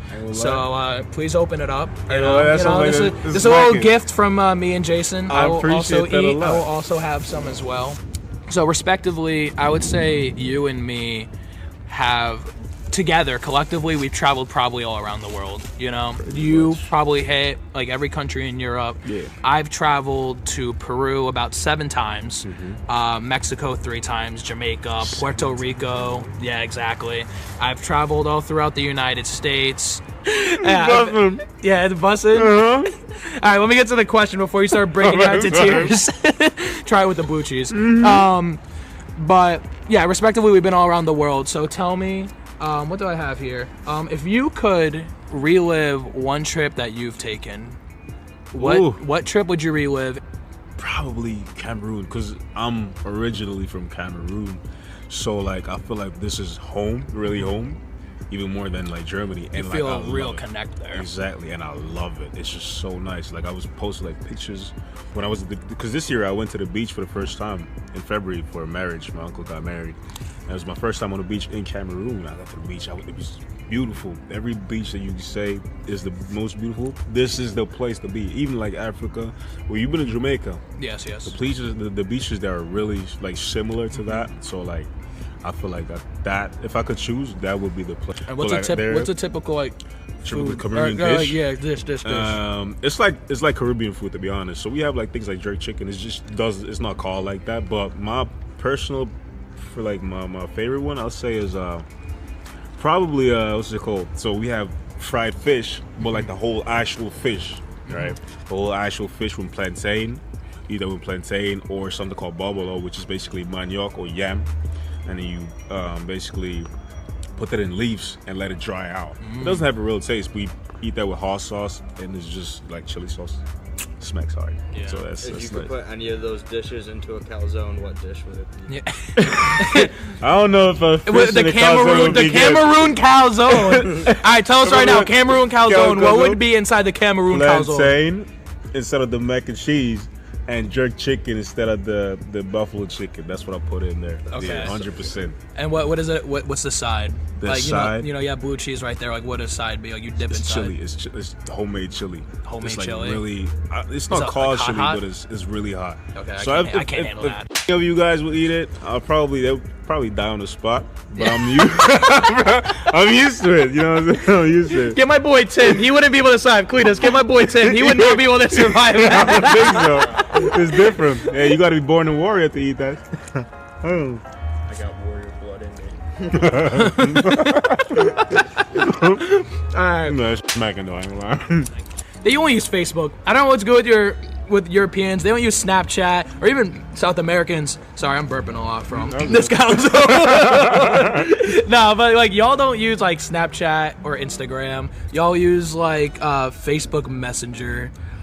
And, that is not me, bro. Yes, bro. Honestly, I will say half the camp from 2019, I only have them on Facebook. Okay, I hear that. I ain't gonna lie to you. I was not in the 2019 group chat, bro, because I didn't have Facebook back then.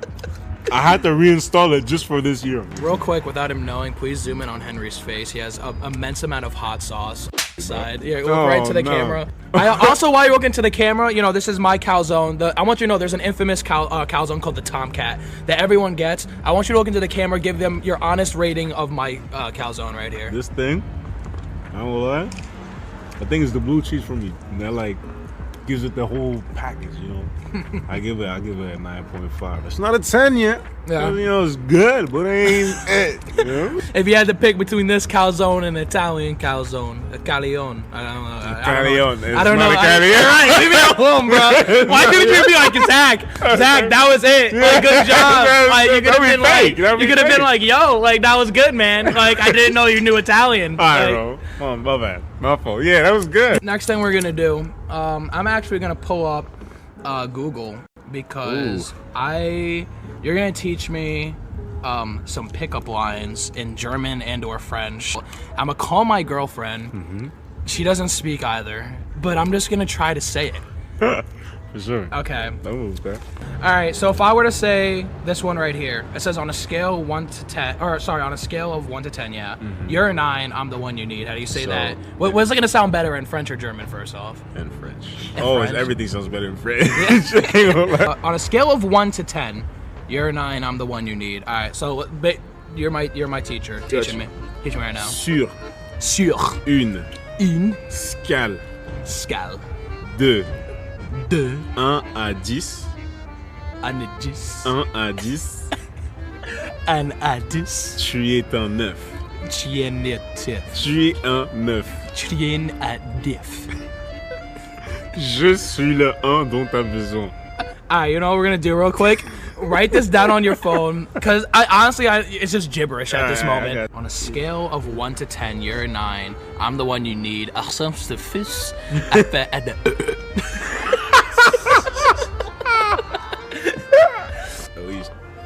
Sur une scale de 1.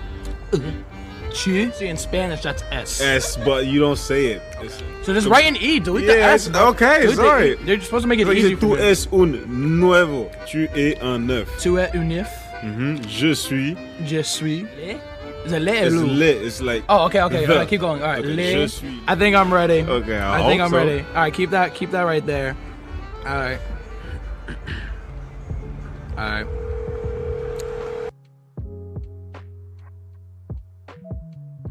Please leave your message. Oh my goodness. Oh my goodness. All right, you know what? I'm gonna try it one more time. Otherwise, Cletus, you're calling your girlfriend. If she doesn't pick up this FaceTime call, Cletus, you're calling your. You know what?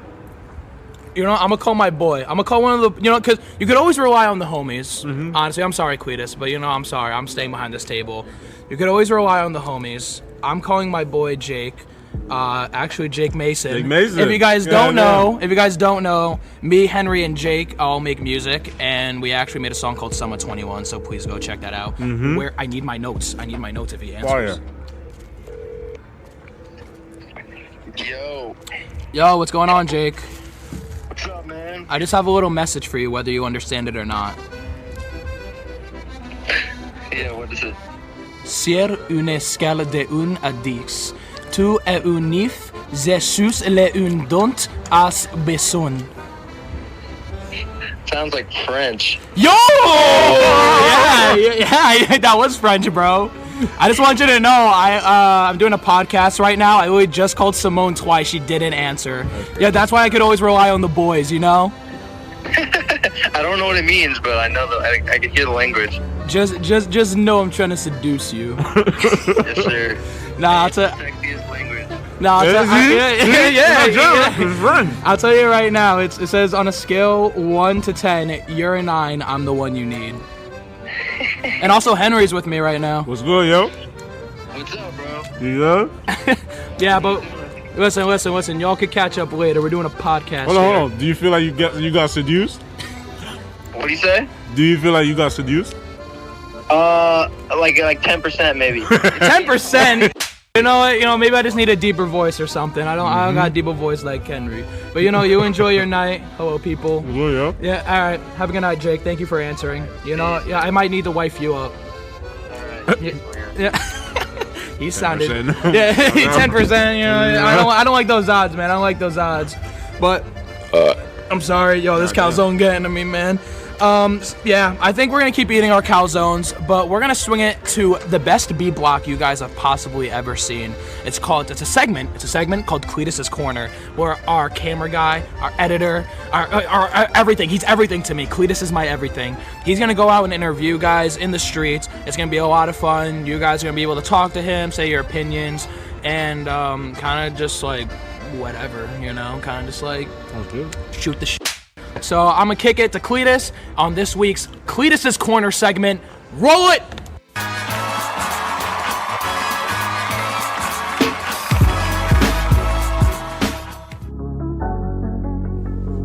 I'm Cletus. How do you know?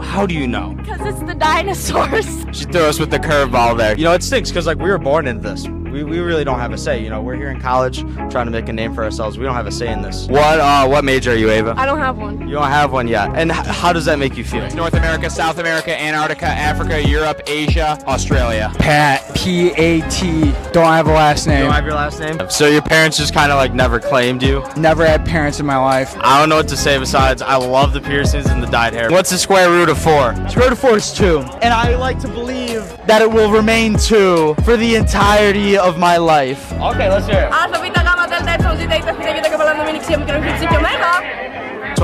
So, as people who want to be a part of the American health system, do you think it's broken right now, or do you think it's working okay? I think it's broken. Can Sammy answer the rest of the question? How do you spell Mississippi?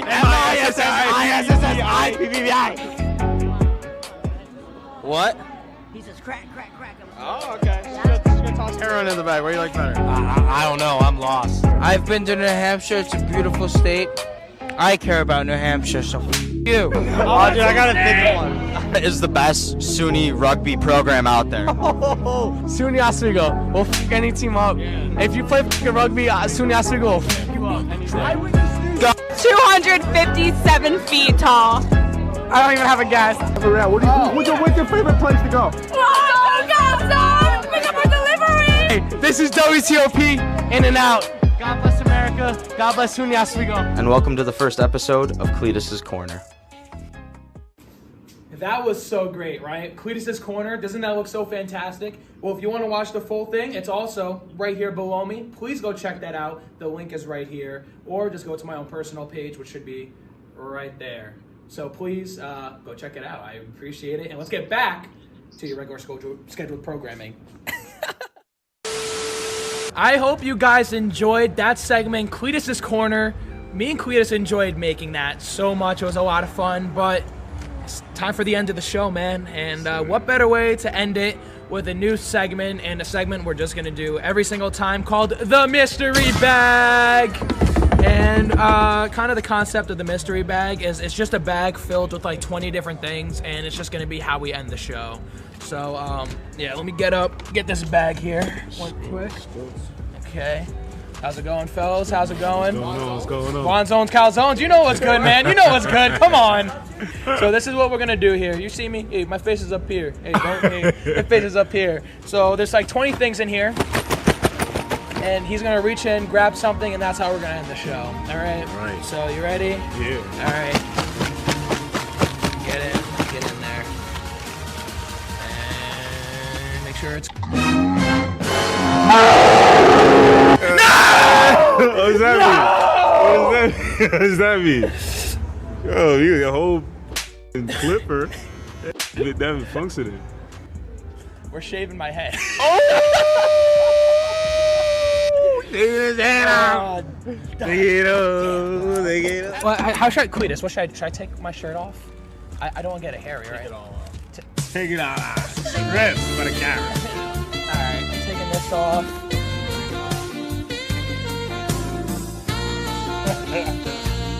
Alright, I'll show you guys actually while he's gonna getting his stuff together. So I always wear the bun. It's pretty, not super long. I had it longer, but you can kind of see.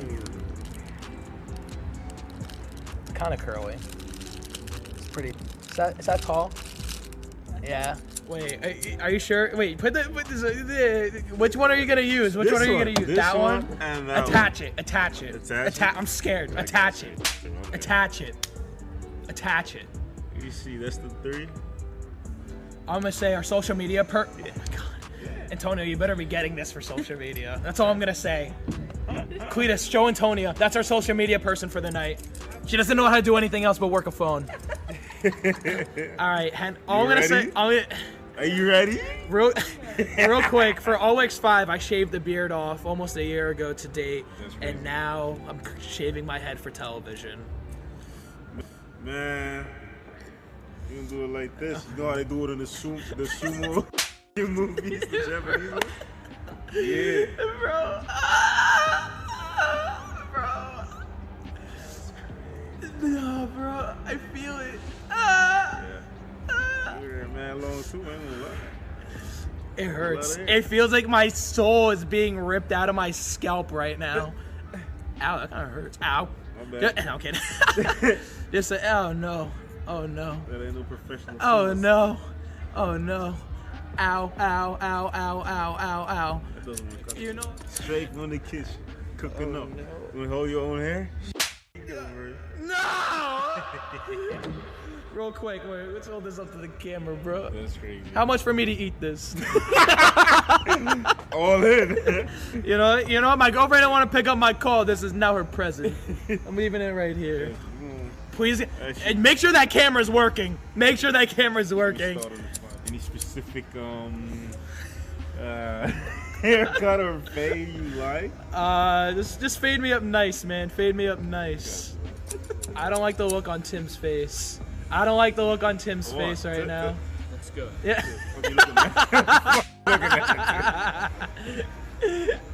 Oh no. I'm trying to make it even. I didn't even put it on the 3. I put it on the 5. Oh no. Just to make sure. Hey Alexa, play Despacito.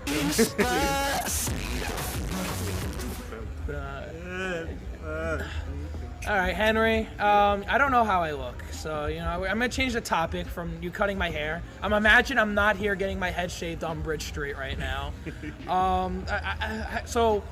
Oh my God, I can't even think straight. This is like so traumatizing. I know. All right, you know what we're gonna do? I have 3 people in front of me. I have cameraman 1, Cletus, cameraman 2, Tim Rogers, and useless person number 1, Antonia Morales.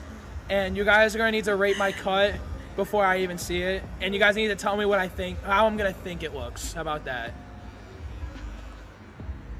I don't like Antonia's face. Cletus, get Antonia's face. I don't like her face. I can rate it down. No, please. I ain't gonna lie, if you get a fade, that might even look good. Like, I don't want to hear that. That's one of the last things I want to hear. Yo, if you like actually went to a real barber, it would actually look real nice. All right, are we done? Yeah, we done. I like your cut, G. Well, rate on a scale 1 to 10. 11. All right, Antonia, you're next. Antonia, what do you think of the cut? Which is 1 being the worst? Yeah, 1 is the worst. Like Honestly, as real quick, everyone, Antonia's been my friend probably since elementary school, so she's gonna be 100% honest with me. A solid. You shaking? 2.5. Are you serious? But wait, I think you might cry when you see this because you've had long hair for a while. Okay. And this is Sebastian. Okay. This is not Zach. Okay. This is Sebastian now. Okay, and Tim, you're the last person, and then we're gonna mean average this thing.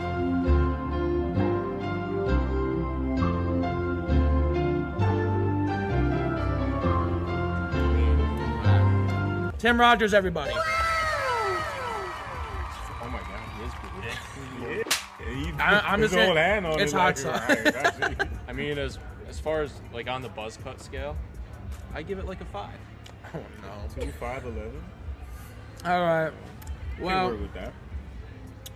All right. Should we get a reaction to me looking at it? Can someone take a picture? Henry, take a photo of me. You don't cut the cameras. Take a photo and just show me. I'm gonna take a video with flash on.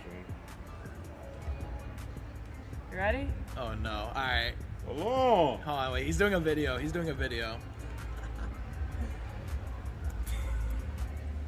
Alright. Oh my God, bro. You didn't even. Oh my God, bro. That's. I feel like you look good. All right, what camera are you looking into? This one? Thank you guys for tuning in to the Uncut but Censored Public Podcast. This has been episode 1 of 3. I hope you guys enjoy the rest of your night. Stay blessed. Thank you, YFK Henry, for being a part of it. Me, yep. Boy. And I hate my life. Fade the black.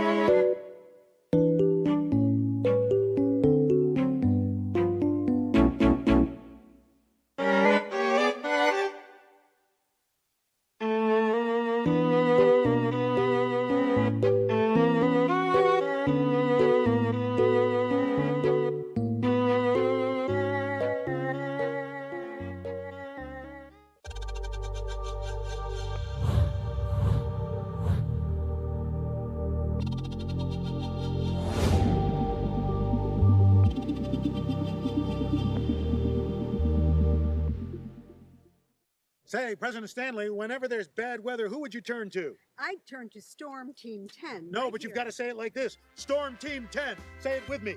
Storm Team 10.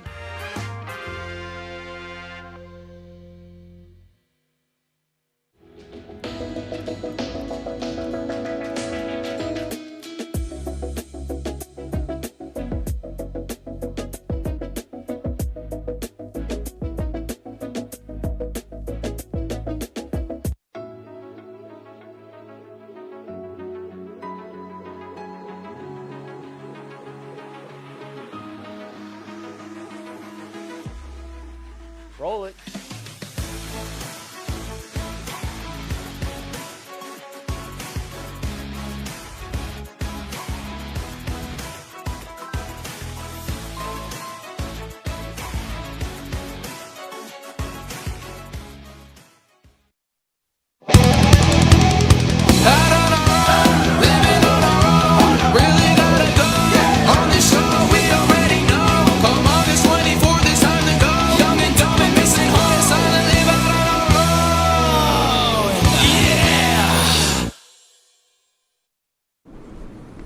Hey, how's it going, everyone? Welcome back to the 6th and final episode of Out on Our Own Oswego. If you're a first-time viewer, welcome. Definitely after you watch this episode, go check out last week's on WTOP 10's YouTube, or if you just want to watch the clips, go on my own personal channel, Nusi96. Yeah, the show before Thanksgiving, we got to watch a day in the life of Zach Nusi Skit, our host here, and I got to show you guys a 2.5 event called Skate for Victim. Yeah, it was a great episode, but now we're back. Our finals week is creeping up really quick. Just how's this upcoming week looking for you, and what are some things that you're doing to try help succeed in the end of this final semester? Definitely this finals week is looking pretty busy for me. Honestly, I believe I have like 5 finals. 5. And yeah, 5 finals. And plus, also after that finals, you definitely gotta pack up to leave back home. So I know, of course, I live off campus, but so I have a little bit more like time to pack and stuff. But it's been honestly a really busy week. I'm a little stressful week, honestly. Yeah. But I've definitely been handling it the best I could. So. Yeah, I know like when you're living in the dorms and stuff, you kind of like you have like a deadline to like hit the road and get out of there, right? Yeah. I think it's like a week after finals week, and you need to be out, go back home, and all that. So, what stuff do you have planned for this week specifically? Anything coming up this weekend, or I don't know, Friday? Well, I'm glad you asked that, because tomorrow on Friday, I will be hosting the Pan-Africa event presented by the African Student Organization, and that's going to be starting probably around 7. So he's definitely going to come out, have some dances. It's going to be a great show, honestly. Yeah, so what do you guys do during the Pan-Africa event?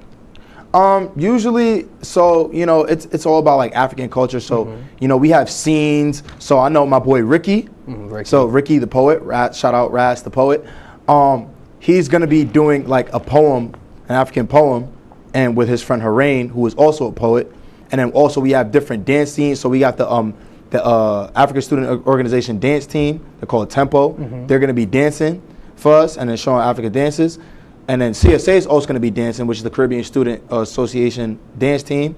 So, and then also there's going to be even more performances that I might not even know about yet. Yeah. But, yeah. That actually sounds like awesome. I am definitely going to go check out that one for sure. And then when it comes to like studying, like the studying habits, it's finals week. Like you said, you have 5 of them. I personally have 4. I already took one this week.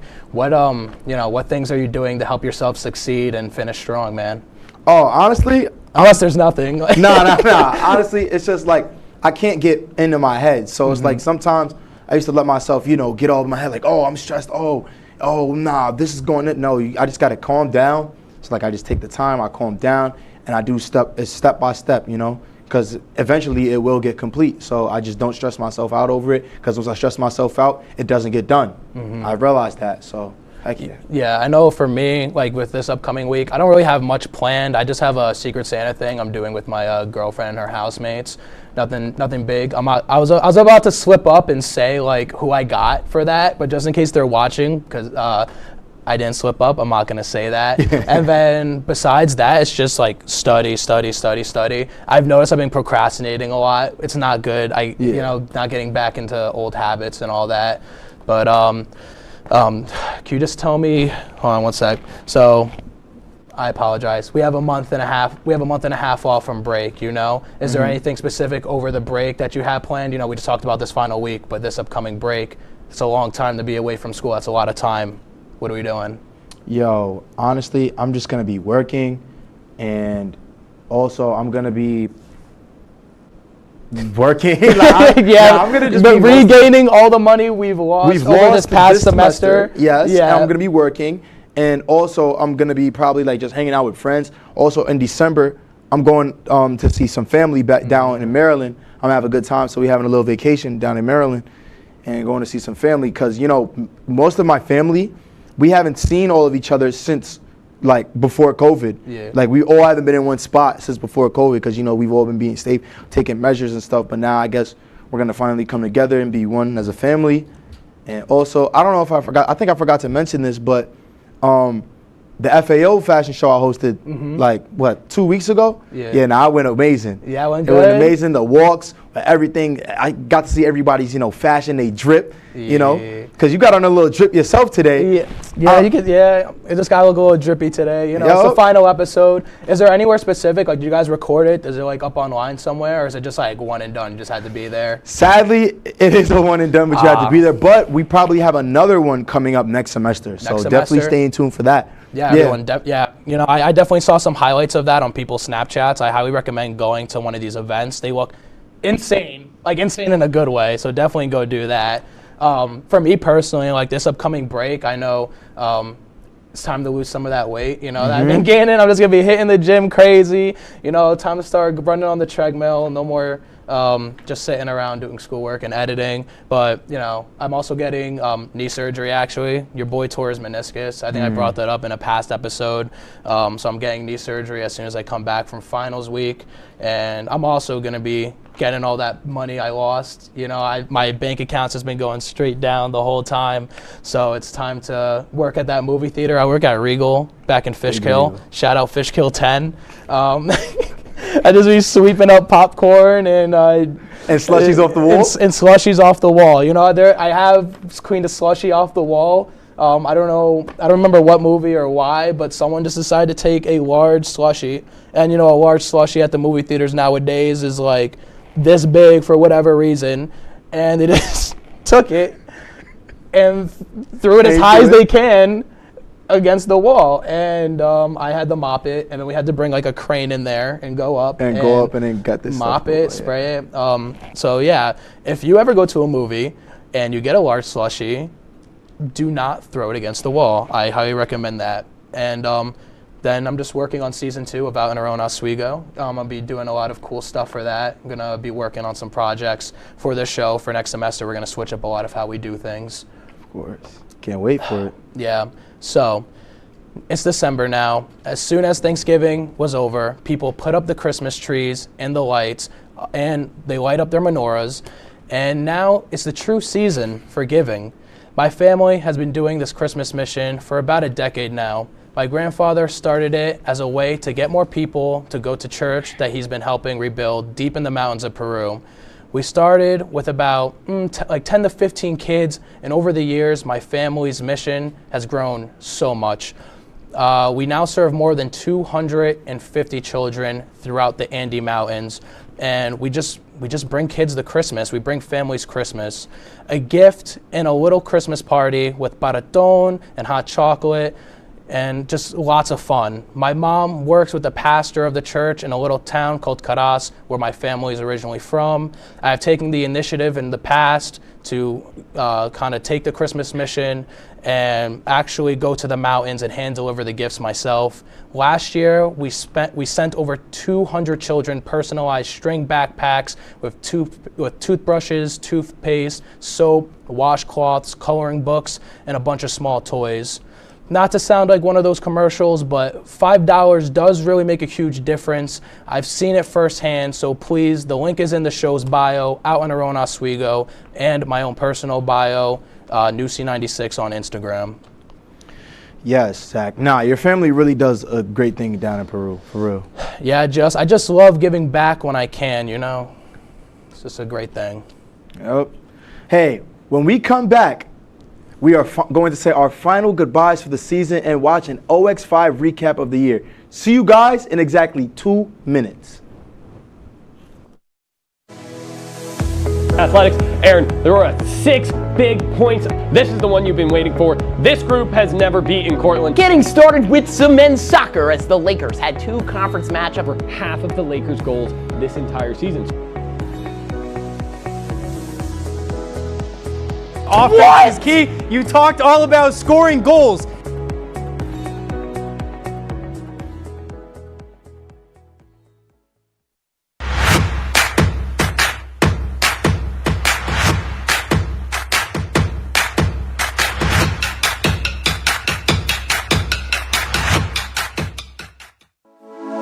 Good evening and welcome to WTOP 10 Nightly News. For the governor race with a strong lead, former Governor Andrew Cuomo is... Barlow announced the completion of a large building mural in downtown Oswego. The renovations on the Hewitt Union Building, turning it into the new Hewitt Hall. And as we move into tomorrow, that rain is going to be in our area. Moving to the Diamond now, as Sweet Caroline got a lot sweeter last night.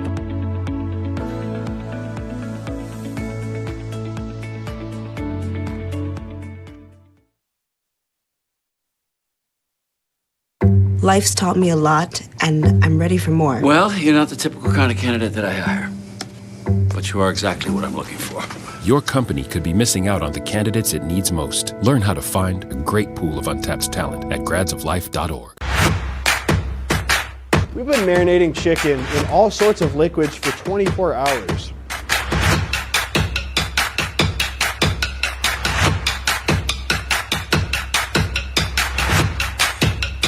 These are vitamins and minerals and things that you need, nutrients.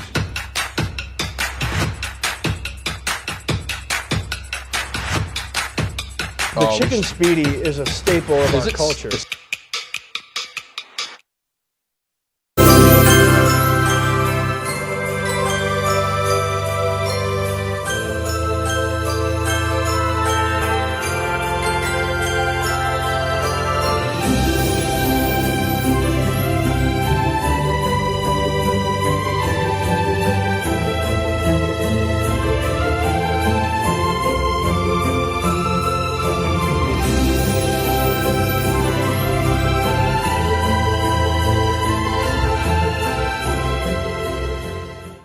Now you're watching. You are now watching. You are now watching. You're now watching Out on Our Own Oswego. Out on our own Oswego. Out on our own Oswego. Out on your own Oswego. OX5. OX5. OX5. OX5. That's good. Welcome back from the break. We missed you a lot. It's time to say our final goodbye. It has been a pleasure bringing you content each week. You know, this was something I always wanted to do, produce, and be on camera. I want to thank you all for watching and wish you the best on your finals. We leave you with this final video of behind the scenes and bloopers of all the out of studio segments we shot. See you next season.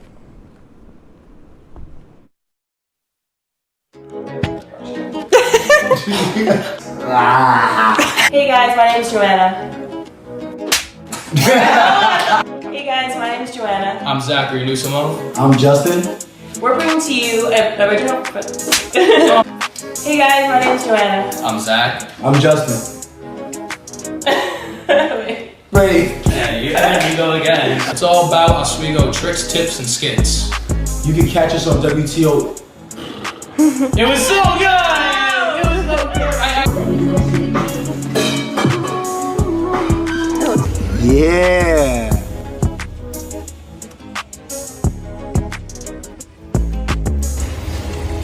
Let me know when you're slowing down, Steph, so I don't die. RP that. Hey! Riley You know, let's pop it together. And what are you doing tonight? It's a Thursday, but you know, Oswego is notorious for the Thursdays. Honestly, can you hear me? Honestly, I'm about to set up my hookah. Let's be in the video. This is my half friend Emily and my half friend Kamal. What is the video for? I'm interviewing the owner tomorrow, so it's just some B-roll shots. Some B-roll? If you don't get the Tomcat, then you're an incorrect customer. The Tomcat is the best thing on the menu. Mwah. One zone, cow zone, pick out delivery. One zone, baby! Sleep when you're dead! Give it up for One Zone Calzones. Best calzone I've ever had was last night. I love One Zone! 10 minutes. Best calzone in the world, baby! Yeah. Want a good calzone? You're coming to One Zone's. DP dough. DP dough. It's justice tonight. We're at One Zones. What are we getting, Pano? Tomcat? We're gonna get a Tomcat, $9. $9. That's all we gotta spend because we ain't rich like that. You know what? Shout out to the vlog. One more time. Now you're watching. Oh, out. Out and our own Oswego. Yeah. Now you watch. Out and out. This is awesome. And I Out have and to talk our own to Oswego. Alright. Now you're watching out and our own. Out and our own Oswego. Now you're watching out and out. This is a typical TV star. I know. It's a tongue twister. It is a tongue twister. Hi, how's it going, everyone? Welcome to the first interview that we're doing on OX5. I'm here with the wonderful, the one and only, Jason, owner of Wanzones Calzones. How's it going today? Very good, very good. Picture up me and the president. I was in the frat, so I put me and my frat fraternity. Definitely a good idea. Yeah. I think one of the light ones. Yeah. Yeah, one of the light ones. No, it's okay. But yeah, okay. you guys are doing great. I wish the light was on because we can do it again. This is not an issue. Okay. Just keep having a good time. Listen, I was a business major, so I do this kind of speeches all the time when I was in school. Okay. School business, they taught me very well. Public speaking. Yeah. But by the way, my language, first language is not English. So I'm Chinese. I'm making calzone. So in the beginning, when I saw making calzone, people were like, "The Chinese guy making calzone? What is that all about?" It's a great market, you know. It's a great way. I definitely gotta give credit to Oswego, SUNY Oswego, though. Man, I go to school for business. My wife got an MBA here. I was like, you know what? We got a business degree. We definitely can sell some calzone. You know what I mean? Yeah.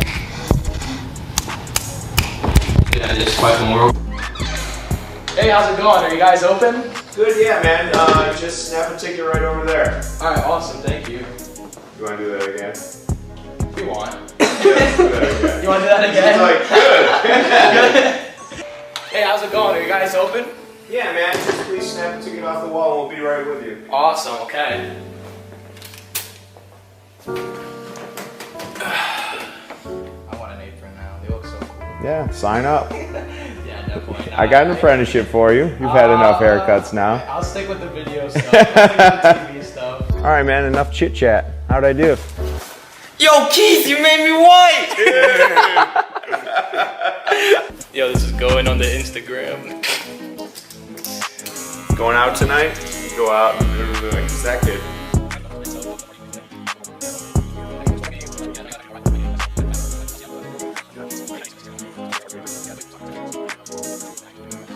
But now this one, I don't know what happened. This one is just like right there, I guess. Cletus, how bad is it? It looks great.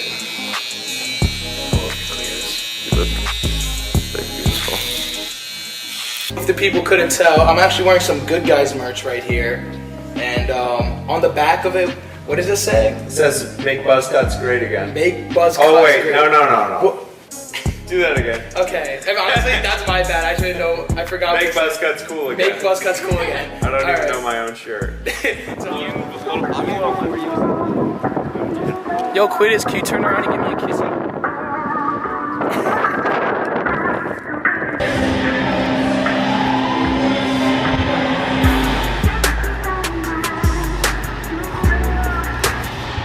I'm ready. Oh, you're ready? Yes, I'm like thinking Oh my god. I was like, yo, what are you doing? It can take it forever. All right. I'm Cletus. We're here at Free Skate, and we're gonna do a race. We are, and I'm gonna win. Don't kill each other, bro. You want to do that again? Yeah, sure. What should I say? I don't know what to say. All right, ladies and gentlemen. 3, 2, 1, go.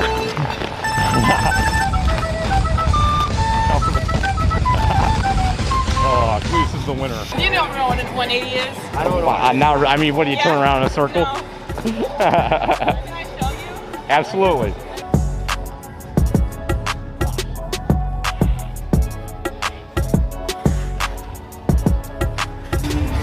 Absolutely.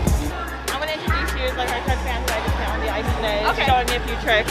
Then I'm gonna try. What do I say? Do I have any lines? Just be like, this is my first day out here. This is my first day out here. So you're just gonna push, but keep your legs bent, and then stand up. Okay. So bend. Yeah, like that.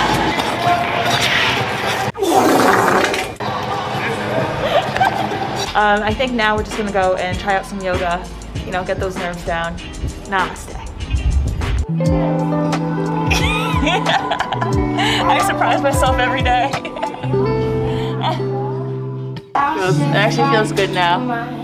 You beat the pain. Pain is weakness leaving the body. Oh yeah. Now you're flying. This is a reason why I gotta come to yoga. Because I'm sure none of you knew what the Superman position was. This dog.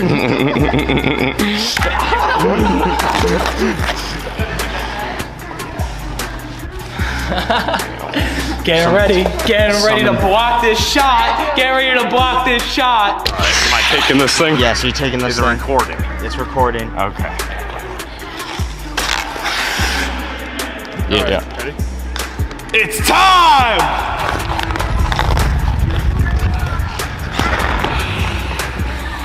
Is that good? Like that?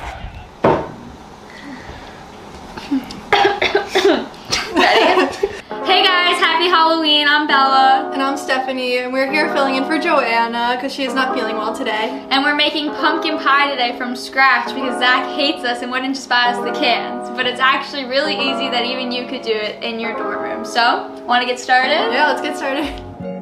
It kind of smells like a pumpkin spice latte. Typically, if it smells good, it's gonna turn out tasting fine. I hope so. Yes, oh gosh, that's a little full. Whoa! Wait, why would you pour everything in there? Alright, this is not part of the process usually. You shouldn't have to do this. You shouldn't need to do that. Just don't pour as much as Bella would. Okay. Oh my god, I was counting down. I don't know Spanish. Well, that was really fun, and hopefully it tastes as good.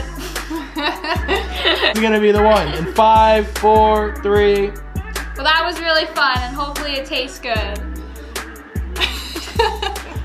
Shout out Raymond McGinnis, my grandfather, Korean war vet, gangster, straight up. Did a bunch of awesome dude. This is a shout out to my dad, Conrad Seegers, for his service as a medic during the Cold War in Germany. Thank you so much. I really appreciate it. I like to give a shout out to my big pops.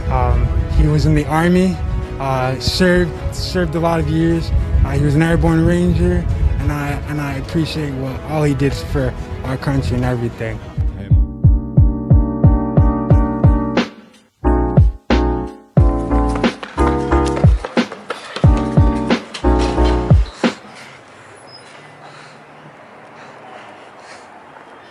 I feel like it'd be funny if we were all just standing at the car when he came back outside.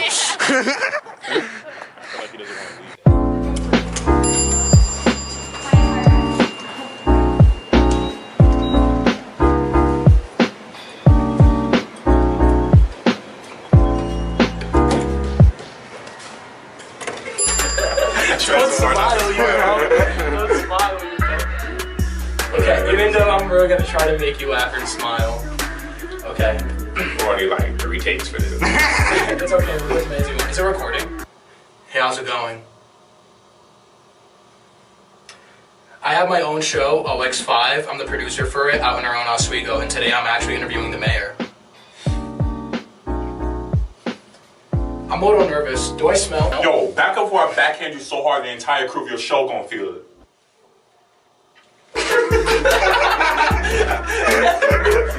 Okay. Alright, that was good.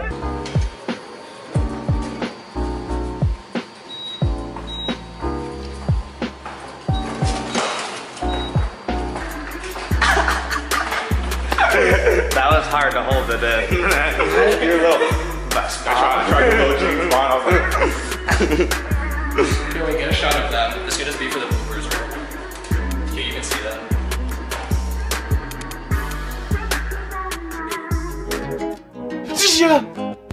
8 a.m. Waking up from my night terrors. 8:15 a.m. Get dressed and get ready to go to the gym. Let's get it.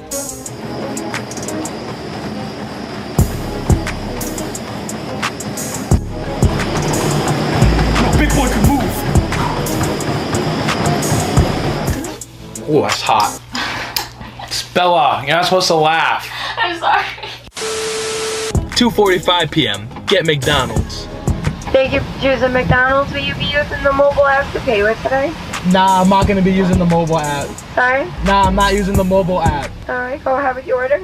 Yeah, can I get like a chicken sandwich with no pickles, please? And also an Oreo McFlurry. I do apologize because the ice cream machine is down. 4:30 p.m. Use the bathroom for the 4th time. Hey, what are you doing in here, Bella?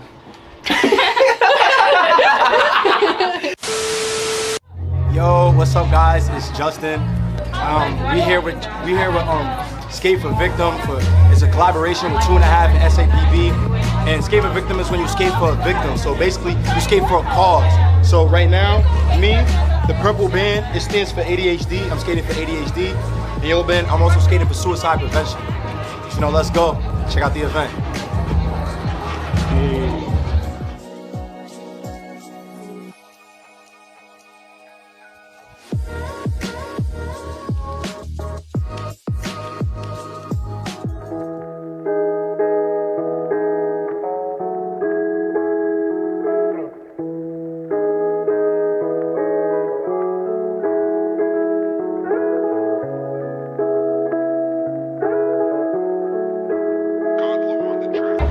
Hello everybody, my name is Edito Ramos Palacios and my ribbon today is green and I am skating for Lyme disease. So my name is Ricky Stratton, I am Vice President of 2.5 and my ribbon is yellow because I'm skating for suicide awareness. I have a lot of friends who've been struggling with depression and may or may not have had suicidal thoughts, but I think about all of them when I skate and I want them to know that they're loved and seen and that anybody who's struggling with that or even lost someone to suicide is cared for, and that's why I skate.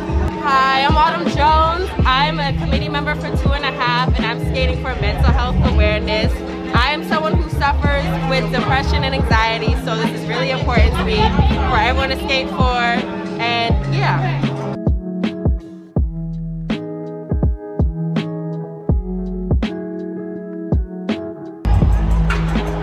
Oh, no sequence. Oh. Yo, do you want me to give you a little pushback? Yeah, give me a little pushback. All right, I'm ready now. All right, go. Ready, set, go.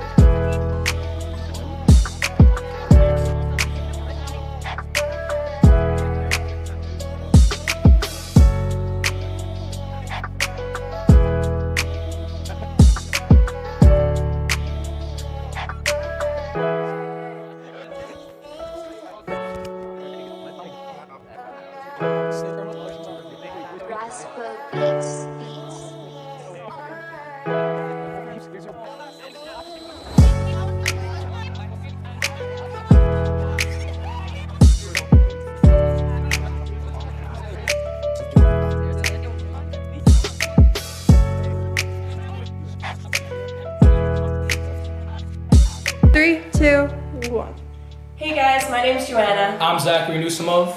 I'm Justin. And we're here bringing you an original production out on our own Oswego. It's going to be all about Oswego tricks, tips, and skits. You can definitely catch us on WTOP 10 or YouTube.com. See you then.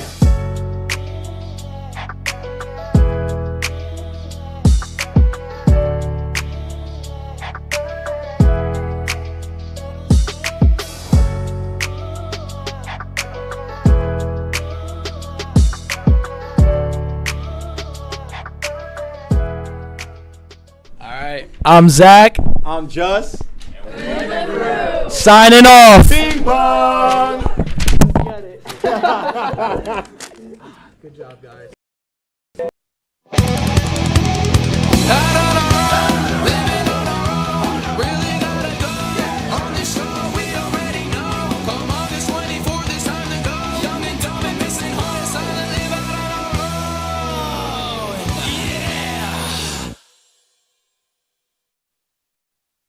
Hello, Oswego. Welcome back to the best show on WTOP 10, out on our own Oswego, OX5 Season 2. I'm your host, Zach Nusi, alongside my co-host, Just. This is the show that gives you all the tricks, tips, and skits Oswego has to offer. And if you enjoy this episode, there are others just like it on WTOP 10's YouTube channel. And if you just want to see the clips we do outside the studio, you can go to my own personal channel, Nusi96. So Just, the weather is getting warmer, the days are getting longer. How are you enjoying this spring weather? Oh shoot, well honestly, I'm enjoying the spring weather by, playing basketball outside now. Like, that's one of my favorite parts of starting the spring, playing ball outside. Like, just enjoying the fresh air while I'm playing basketball. And also biking, make sure y'all get y'all bikes from Bike Share because they have a lot and gas prices are getting high. So you're gonna need to get out there, get your bike, get active, and it's better for you anyway. Yeah, so I know for me, I've been going on walks in the morning and I've been playing soccer with Cletus in the mornings, or not in the mornings, but during the day we'll go and play some soccer. So not only is it getting warmer at this point, but the semester is historically the hardest during this time. So Just, what are some struggles that you're going through at this point of the semester? Honestly, I'm just trying to stay on point because I'm in organizations with 2.5, and I'm trying to stay on point with all my schoolwork. So I'm gonna be doing a paper this weekend, and I'm gonna do some work after this actually. So I'm just trying to keep up with all my work, and so I could just tough it out, honestly. Yeah, I know this is the time of the semester where everyone is scheduling for classes. I know I've been having a very rough time doing that, on top of just handling the classes that I'm already in. And then I'm also starting a new job this week. My dog is actually coming up, and I'm gonna be watching him for 2 weeks when my parents are in Florida. Oh, nice. Yeah, it should be fun. I can't wait to be going on morning walks with the dog. And a way I've been trying to de-stress is by going to open mic night. Me, Just, and a bunch of OX5 crew members got to go last week, and we really did enjoy ourselves. So please enjoy this week's edition of I Try Things.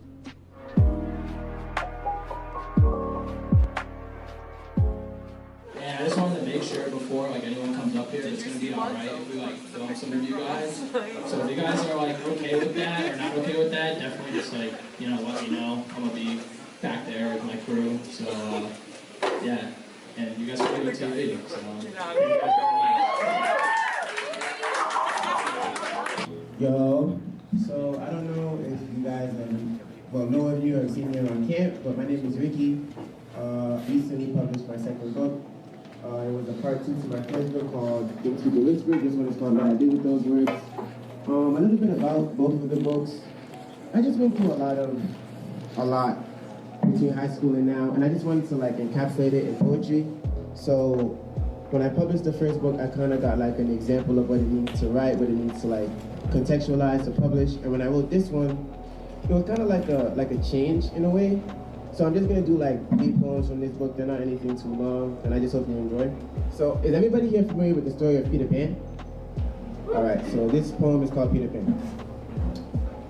Do you fear not being able to fly, as you've only seen falling more like a quick way to die, only because you think all you do when you get that high is take the jump and fall?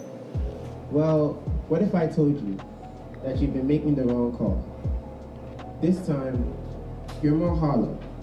This time around, you'll float the moment your feet leave the ground. Now, I know this probably sounds crazy, and I'm not some kid in all green, but I still want you to come with me, and all you need to do is believe.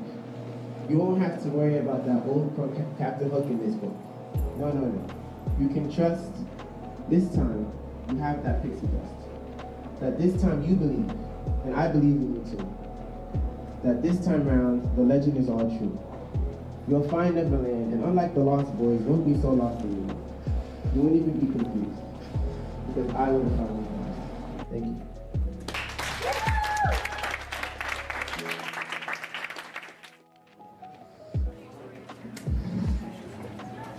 Can we give another round of applause to Ricky and the next performer we'll be having is Zach, and she will be rapping. Yeah!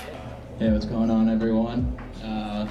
My name's Zach Nussi, but my artist name, I guess, like when I sing and rap, is Zach Morris, so I'm going by Zach Morris tonight. Yeah, I'm gonna do an acapella, so let's get it. All right. It took me a while to find the words for this verse. With intelligence and style, going through things you don't need to with your contagious smile. You're independent and you care for others. So young but caring for your mama, pop, sisters, and brothers. I would have given up. You're perfect all along. I don't want to miss you when you're gone. I do know where you're from, but in my eyes, I can't do no wrong. You're living a life you don't deserve. You should be getting better, but like I say, you live to learn. I wish it was your turn for your life to turn around. Work every day just to get paid and still look beautiful somehow. Like, damn. My girl, the type of girl that I need now. Whenever you're around me, you never will frown. Girl, you got it. The signals you sending me. The future full of memories. If we don't last, I hope you remember me. I can't picture another day without you in my life. I hope one day I'll be able to call you my wife. You're my private getaway. I gotta say, we ain't no Minute Maid lemonade, anything, and you know I'm game. I'm broke now, when they give you the world. I love the way you be fitting me, girl. You got the key to my heart. I know I loved you from the start, my girl. Thank you, guys.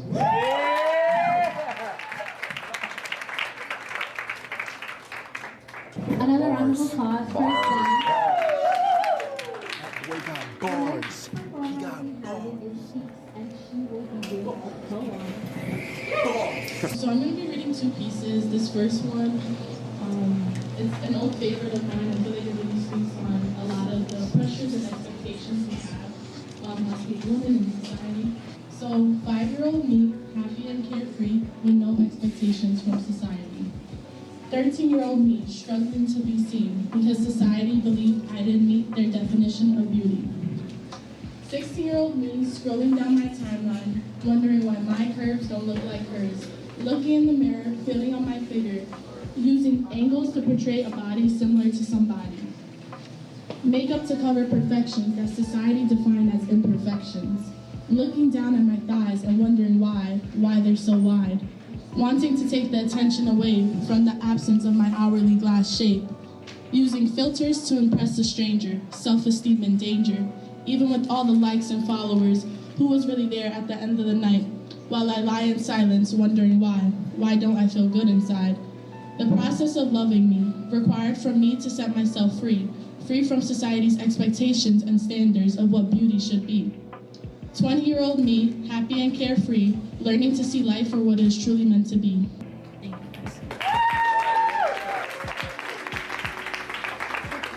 Yes. Yeah, I think you want to say. OX5 vibes, let's go. I got them with the shot. Get them with the shot. Yo, Steph, are you gonna go? Yo, Steph, you gotta go up and do something.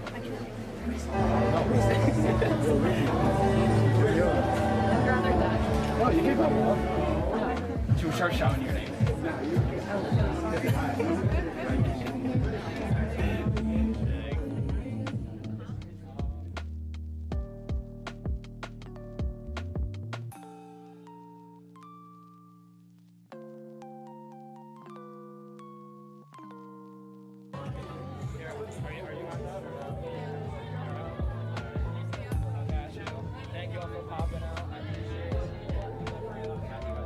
Hi everyone, my name is Karen. I am an intern at the Dean of Students as the Alcohol and Other Drug Intern, and I'm the one that hosts open mic night at Lake Effect Cafe on Thursday nights. So the point of open mic is an alternative program, and it gives students something to do on a Thursday night. It gives them something fun to do and see cool performances like poetry, singing, and even people playing instruments. My favorite part is seeing everyone come back and like regain their or like gain more confidence every time they keep performing, and like the smile that comes into their face every time people applaud them at the end of their performance and acknowledge them. So that's my favorite part.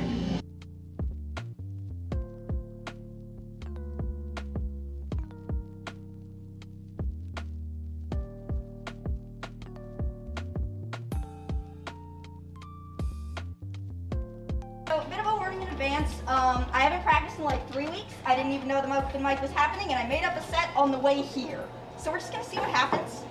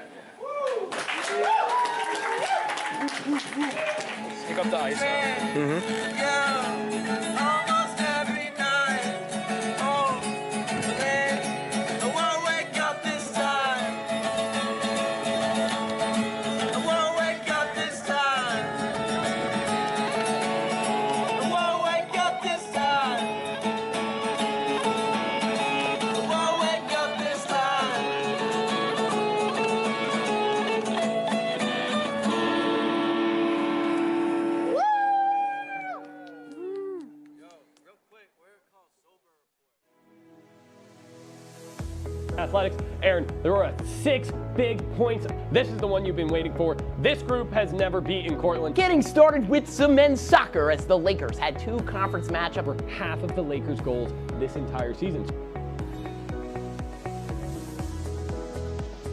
Offense is key. You talked all about scoring goals.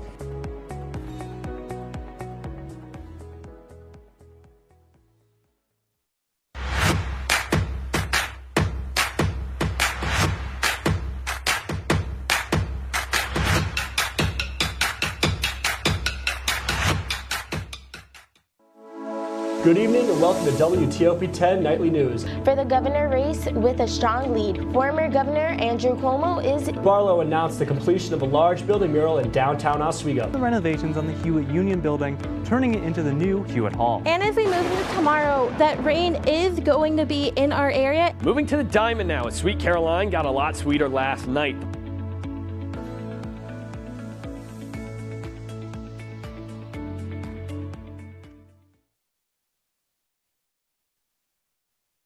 Life's taught me a lot, and I'm ready for more. Well, you're not the typical kind of candidate that I hire. But you are exactly what I'm looking for. Your company could be missing out on the candidates it needs most. Learn how to find a great pool of untapped talent at gradsoflife.org. We've been marinating chicken in all sorts of liquids for 24 hours.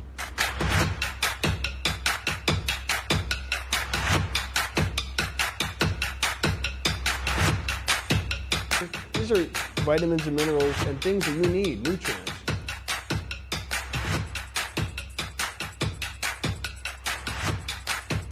The chicken speedy is a staple of our culture. Now you're watching. You are now watching. You are now watching. You're now watching Out on Our Own Oswego. Out on our own Oswego. Out on Our Own Oswego. Out on your own Oswego. OX5. OX5. OX5. OX5. That's great. That was awesome. Welcome back from the break, everyone. I really hope you enjoyed watching our time at Open Mic Night, and go check it out. If you do want to go on your own time, here are the dates and times on the screen now. There are only 2 more this semester, so make sure to save those dates. So yeah, I had the pleasure to start working on a 4-part dining hall series through the school where I got to sit down with a different student every meal and enjoy some good old Oswego campus food. We will show you Brunch the first of 4 episodes, and you can catch the other 3 on the official SUNY Oswego's YouTube channel towards the end of this month. Please enjoy this week's edition of Oswego Side Talk.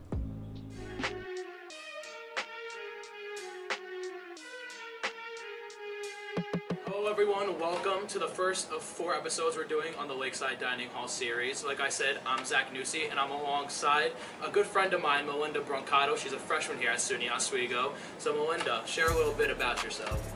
Oh, I have a lot to share. So, I am a freshman here at SUNY Oswego. I'm from around the area. I'm a triplet. I have 2 brothers, one of which actually attends here as well. I am currently studying public relations, but I was previously a biology student. Didn't last very long, wasn't for me, but we have a lot of great services here. Career Service Center is one of them, and they really provide me great resources to find my path as far as majors goes. I serve as the Director of Public Relations for the broadcasting station here, WTOP 10. I also have an original production with my friend Vega, and it is called Major Discussions, where we share the student stories here on campus. We have a lot of fun with that. I try to get really involved. This coming fall in 2022, I'm going to be the Assistant Event Director for the Media Summit. Wow. Which is super exciting. It's a big deal, yeah, as a freshman too, big deal. I'll be a sophomore then, but I am just thrilled to be really part of this campus and immerse myself within it. Oh yeah, that's awesome. This is an ideal freshman that everyone should be like super involved, on top of it. Just a great person overall. And I'm so happy that we get to sit down and eat some food and talk about food. Let's go get some right now. Oh yeah. You hungry? I'm starving. Yes, let's go get some food.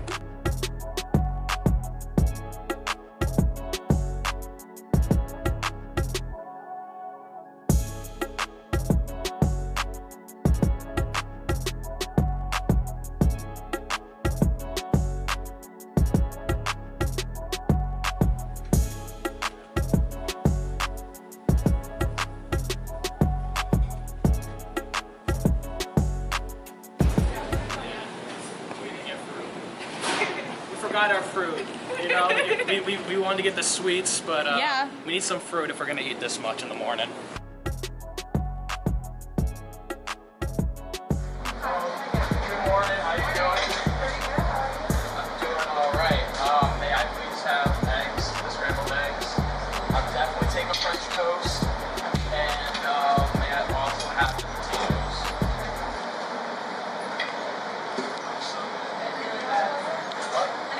No, that's gonna be it. Thank you. I'm gonna have the same thing, but can you add some coffee? Same thing? Sounds good? Oh yeah. I do not drink coffee in the morning. No. I'm not a coffee person. Really? Yeah, I live off the natural energy. Fair enough. Yes. What's your drink of choice in the morning? In the morning, I can go for some orange juice. Some orange juice? Now, how do you say it? Do you say orange or orange? Who says orange? I've heard you say orange. What? Couldn't be me. I think I'm gonna try some mandarin cardamom.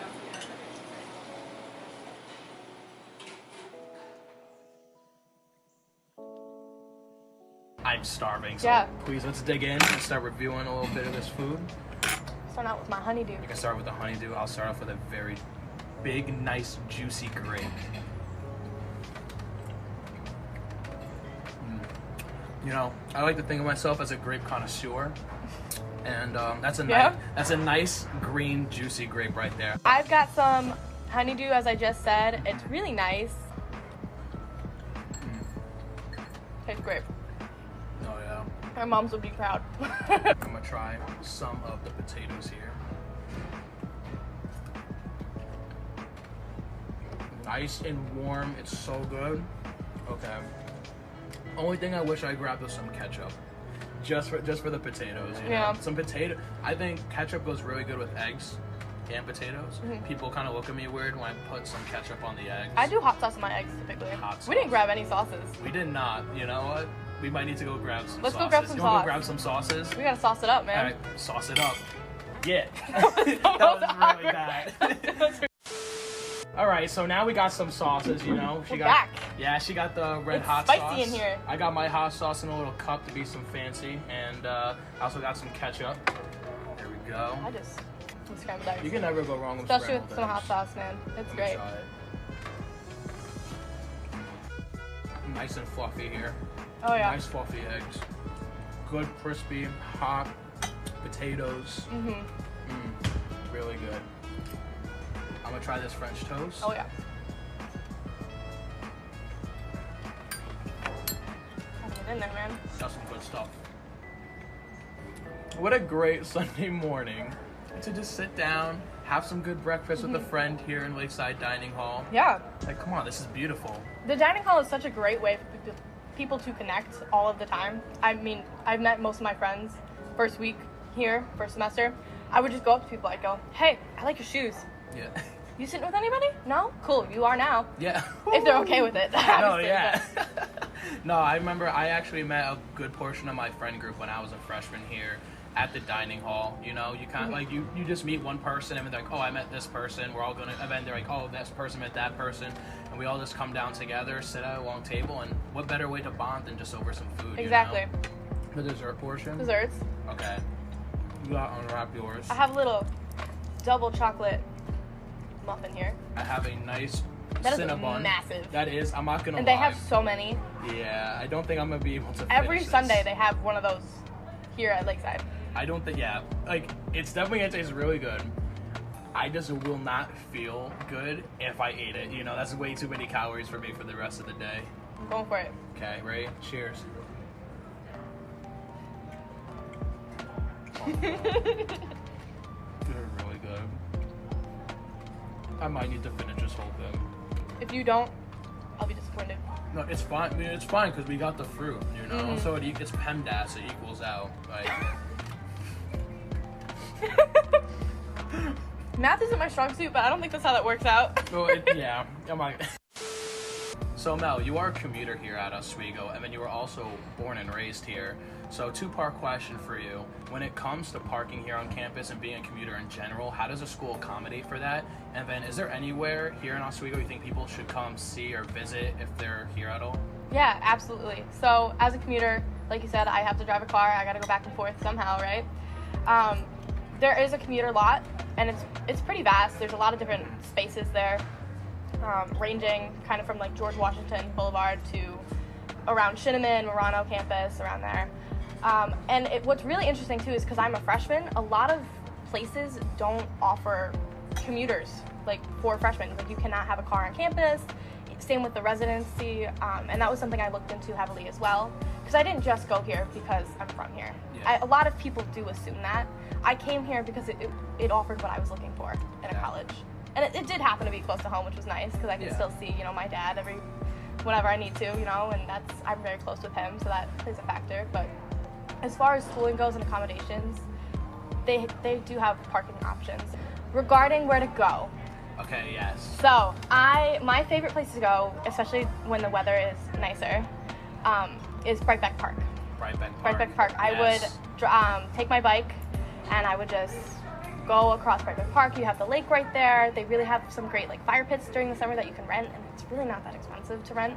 Although you also don't necessarily have to. You can still sit in that area. They have glass walls, and then there's rocking chairs, and you can just like kind of relax and look at the water. They also have a new splash zone, so if you have younger, you know, people around, I mean, college-age kids maybe aren't going to the splash zone, but... Yeah, there is a basketball court right there also at Right Beck Park that I've actually utilized quite a bit. I'm only a few blocks from there. And that was newly done in the last, couple years. Yeah, so. the basketball court, they also, I'm pretty sure there's mini golfing too, right there? Yes, yeah, that is also a new addition. It really is a great area, and like I said, it's a college town. We have a movie theater, like, right on West 2nd Street. If you want to just, like, go on the weekend, or maybe if the weather's like this, you can really check it out. Well, thank you very much, everyone, for being a part of the Lakeside Dining Hall series. This has been the first of 4 episodes. I want to thank you, Melinda, for being a part of it. This was a great way to start the day. Thank you for having me on. This is going to be major. Yes, it will be. Shout out Major Discussions. Shout out OX5. Thank you for watching. We'll see you next time. Okay. Yeah. My arm didn't get in your shot. I didn't mean to. No, that's fine. How did that look, Matt?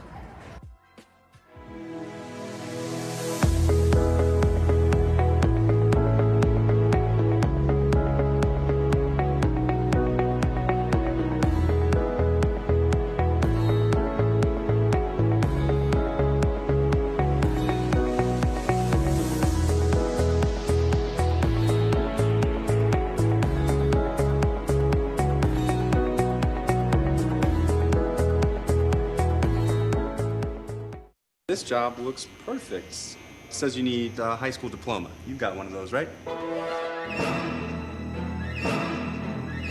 Skip the drama. Get your diploma. I got that. Find free adult education classes at finishyourdiploma.org.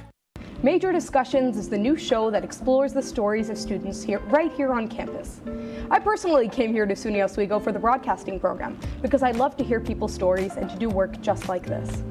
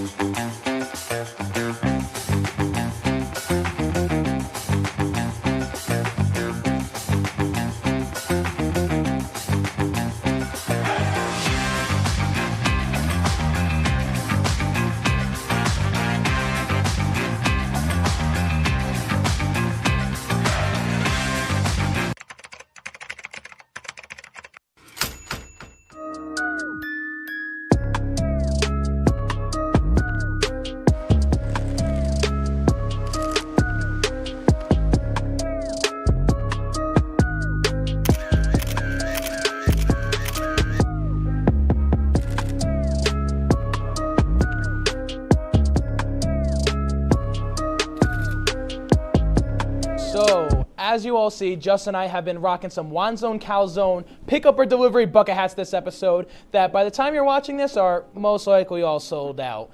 I've been working closely with Jason to create and promote the bucket hats. Shout out my good friend Matt Hernandez, who is the AP on OX5 and helped take all these great photos on the official Wanzone Calzone Instagram account. Yes, indeed. It is now time to share with you the winner of the free Wanzone's Calzone pickup or delivery bucket hat. Drum roll, please. And it is Thomas Cafarella. Congrats. I hope you guys enjoyed this episode of OX5. Please tune in April 21st for episode 4. See you in 2 weeks, Oswego. Yup.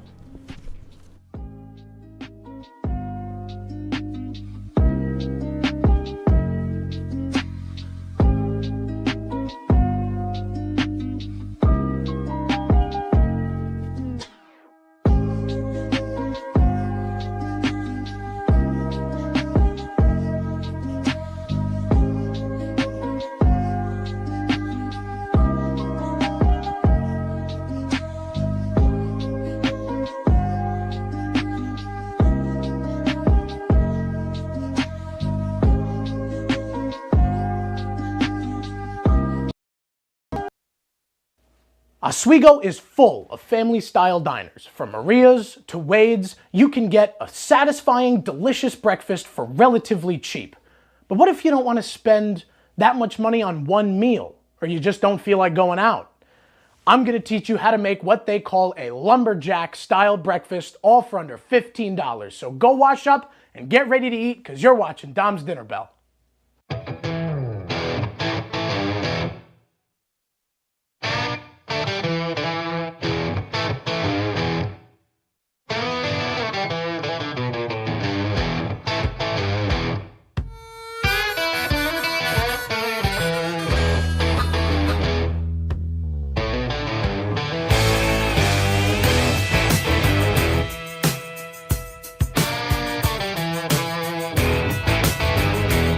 So what is the lumberjack? It can vary by restaurant, it can also vary by name, but my favorite iteration of the lumberjack are 2 fried eggs, 2 pieces of toast, sausage, home fries, and a stack of pancakes. You don't need a whole lot of fancy ingredients for this one. It's pretty straightforward. You start the recipe off with 3 eggs total. You need 3 because 1 goes into the pancake mix and 2 you're going to use for frying. These only cost you about $2.67 for a dozen at Walmart. You need 1 log of breakfast sausage. This stuff here only cost me about $2.35 for this whole big old chunk of meat here. And what we're going to do with that is season it up a little bit and turn it into some patties. You need a bunch of potatoes. This bag here is from Aldi. It only cost me about $3.50, but if you go to Walmart, they sell a big bag of russets for about $3.50 as well. You also need a loaf of bread. You're only going to need 2 of these slices because you're making just 2 pieces of toast. And that should pretty much do it for the protein part of the lumberjack. Now for the pancakes, you can buy a boxed mix for about $1.98 at Walmart. But we don't play that game here on Dom's Dinner Bell. We have flour, which should only cost you about $1. You're going to need a cup of that. You're going to need 2 teaspoons of baking powder, not soda. That's a big difference there. But this stuff's pretty cheap too. You need 1 cup of milk. This half gallon only cost me about $1.59 at Aldi. And then you need 2 tablespoons of melted butter, which is still sitting in the fridge, unfortunately. You need a little bit of vanilla. You need a little bit of cinnamon. You need some sugar. And you need some confectioner's sugar to make it nice and fluffy. With all of these ingredients that cost about under $15, you can make yourself more than 1 lumberjack breakfast as well. So with all this stuff, let's start with prep work before we get to cooking. So with the prep work, what you're going to want to do with the home fries first is take your bag of potatoes, open them up, and you're going to want to cut these little guys into 1-inch pieces. Now with how small these potatoes are, you can cut them about into quarters and you should be good to go, but I'm going to cut them just a bit smaller than that so we've got a little bit more surface area for them to get nice and crispy. And what you do with these cut potatoes is you drop them into a little bath of cool water.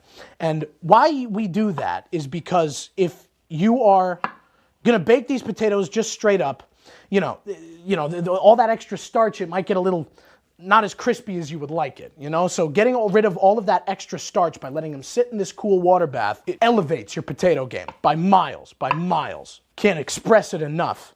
Just makes everything taste a little bit better. It gets rid of some of that starchy flavoring on it. And then once we get these all nice and prepped, all we're gonna do is let them sit there for a while. And when we let the potatoes sit, you don't stir them, you don't bathe them, you don't swish them around. You just kind of let them sit there because it lets all the extra starch and any weird excess liquids in there get out. So once we get all of these cut up, we got a whole bag of them, and I'm going to do the whole bag of them because I'm a home fry kind of guy. Leave them in there, and then we'll start to get the dry ingredients for our pancakes mixed up, but we'll get there when we get there, to quote Mr. Incredible. Now, I talked about it a lot last episode. Make sure that your knife is always sharp. People who were watching the show kept dogging me for how much I mentioned knife sharpness. But there is nothing more dangerous in the kitchen. Well, 1, an open flame, but 2, a dull knife. Because when you've got a dull knife and you're trying to work through something that's a little bit tougher to try and cut through with a dull knife, you run the risk of lopping off part of your hand. And I don't say that as an exaggeration, I mean it, because I've seen it. I've worked in kitchens before, and you have a knife that isn't properly sharpened, it just doesn't end well. A sharp knife, while it is dangerous with how sharp it is, you don't have to worry about running yourself through because you've got full control over the blade. You're not fighting with the vegetables or anything like that. So that'll probably be one of the last times I mention, or at least go on a tangent about why your knife should be so sharp. Not much to cutting potatoes. If you've got bigger potatoes and you're trying to cut 1-inch pieces out of it, all you got to do is use this bit of your finger here. If the piece of potato is about that size, you know, that's good. It's about 1 inch. Last 3 potatoes. You think we can get them all in one shot, Jake? All right, let's do it. All right, ready? Hey, there we go. Put a lot of faith in me on that one. Whew. Oh, it's still stuck. There we go. I'll do it there. Get off. Yeah, and if your potato pieces are not exactly 1 inch, doesn't matter. 1 inch is just a good place to have it at so that you know how long everything's going to cook, and if they're a uniform size, they all cook a little bit more evenly. So now that you've got this bowl full of watered down potatoes now, all you got to do is let it sit in the sink for a little while, because we really don't need the sink for a little bit. What you want to do next before you start working at the sausage and flavoring it and getting it into more of a mash than it is a log, you're going to want to put together the dry parts of your pancake mix. You're going to start it off with 1 cup of flour. Take your 1 cup measuring cup. One thing about baking is I've never been good at it. So I rely heavily, not on sight, but for the recipe itself. I never stray from a baking recipe because I feel like when I do, all that I get is wet bread, and it's not fun. So, just a cup of flour. We need a teaspoon, or 2 teaspoons, of baking powder. You see already how messy I get when I bake. This is why I don't do it. Though pancakes are possibly my favorite thing to bake. A little spot there. Let's really get it on there. There we go. There's 1. And there's 2. Okay. Then we have 2 tablespoons of sugar. I've got this big old thing full of sugar here. Mary Poppins says a spoonful of sugar helps the medicine go down. I say it's the only thing that helps anything go down. I love sugar. Anyway, there's 1 there. Another 1 there. So there's our sugar. You got to do 1 teaspoon of cinnamon, which this one I kind of eyeball. You know, cinnamon's a good flavor to have in pancakes. It brings a nice warmth to them. Looks about good. Yeah, let's do that. Nice a teaspoon of cinnamon. And then we do 1 tablespoon of confectioner's sugar. That keeps things nice and fluffy. Nice in there. And by confectioner's sugar, I just mean powdered sugar. It's got a whole lot of different names, but it's the nice white fluffy stuff that you can very easily confuse for flour. Make sure it stays in a bag labeled powdered sugar. I've made that mistake one too many times. Wrap that back up, and of course, just to give it a little bit of savory flavor, we're going to add in a pinch of table salt. Just a little touch more. And that's about good right there. So we will take a whisk, and we'll just break out and combine all these ingredients. Now, obviously, there's no wet stuff in here yet, so we're not going to worry about that because we're just getting all of the dry ingredients to get to know each other, try and get rid of any errant lumps that you can, because, you know, you can still see a little bit of the baking powder and some of the, I don't know, it's all white in there. I can't tell what's what. That's beside the point. So you got yourself a nice little dough, and if you're using the boxed mix, you don't have to do this step. After you've got your pancake mix all mixed together, or at least the dry ingredients, you've got your potatoes in the sink. What we're going to do is take this nice log of original premium sausage with added spices. This stuff already comes spiced, but to me, it's never enough. So be very careful cutting around the top end of your sausage log. Got good sausage in there. And this is where you can't be afraid to get your hands dirty, because we're going to take that out there, and then we're going to squeeze like a push pop all the sausage into the bowl. And it's just going to kind of plop there. And we've got just about every last bit that we can get. And I always say, taste while you cook. This is raw meat. Don't eat raw meat. This is not a good idea to start tasting while you're seasoning. So what I do is with this sausage log, you just add, for me anyway, a touch of salt. You add a little bit more pepper than you might think you need. And the classics for breakfast sausage are, and it's just like in Scarborough Fair, parsley, sage, rosemary, and thyme. That's what makes sausage taste sausagey, if you will. So you take the parsley, you pop that open there, drop a little bit of the good stuff in there. Got a little bit of parsley. I would say that's maybe a teaspoon, half a teaspoon. Up next is thyme. The thyme are leaves, so you can add these a little bit more liberally, but you know, they produce a nice earthy flavor. The rosemary, of course, can go in this way here. You see that the rosemary, here, I'll show the camera too. The rosemary are like these little pods, and so they might get caught in your teeth while you're cooking or while you're eating, and that's not a bad thing. It's just part of the spice itself. Now, sage is very potent. Yeah, it's got a nice strong scent to it, so you don't want to use a whole lot. You just kind of want to, about that much. And you're good to go. It'll be a very nice flavor. Now, what you do next is get your hands dirty. Now remember, when you're mixing with your hands, you just gotta kind of go for it. So you just kind of get everything together there this way, move it between your hands. Don't worry, I wash my hands. And after we work with meat like this, always wash your hands, because then you're touching raw meat and then you're touching everything else in the kitchen, and if you forget to wash your hands, you got to burn the building down. That's simple. I'm kidding. Don't burn your house down, don't burn your apartment down. Just you're going to have to disinfect everything after that. And that's a pain, and I don't think it's worth the effort. So just always make sure that after you're done mixing up your sausage, you know, we've got a nice, good mound of sausage there, well seasoned. Smell it? Smells like, you know, raw meat, but it smells good. Hands are all nasty. We'll take the potatoes out of the sink. We will wash our hands, and then we should be ready to cook. You've got your pancake mix done, you've got your potatoes soaking, and you've got your meat all set and ready and seasoned. So stay tuned, folks. Up next, we're cooking breakfast. You're watching Dom's Dinner Bell.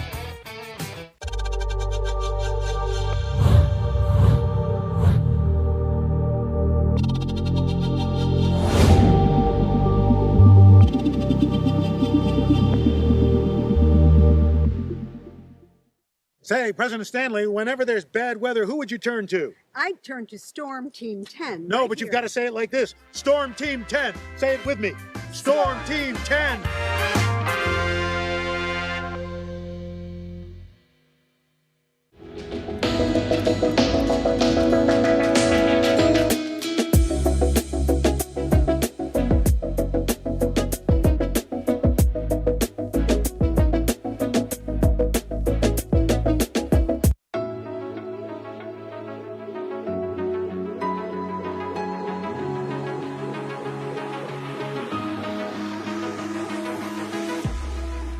Roll it.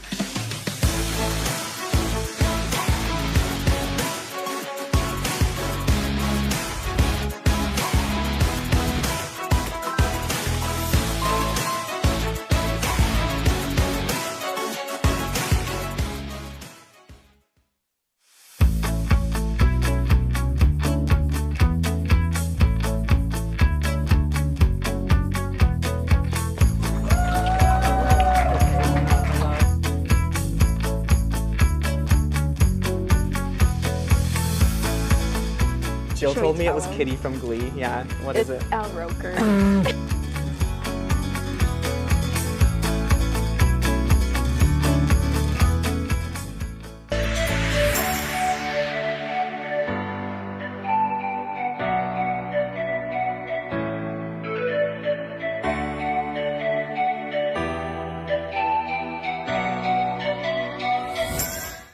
Welcome back, folks. Before we get started on the pancakes, I have seasoned and oiled up the potatoes, getting ready for baking. Now, these potatoes, it's a very standard seasoning mix that you put on top of them. All it is paprika, salt, pepper, a little bit of chili powder, and some garlic powder. That's just a great way to get any kind of potato tasting less potato-y. Gives it a little bit of a flavor. So what we have now is a greased baking sheet. Our oven has been set to 400 degrees, and all we're gonna do is pour the potatoes onto the baking sheet, if they would all come out of the bloody bowl. Put that away in the sink and spread them all out. So all we're gonna do with these here potatoes, take them in the 400-degree oven and throw them in. So what we do next, of course, is we get the pancake mix ready to go.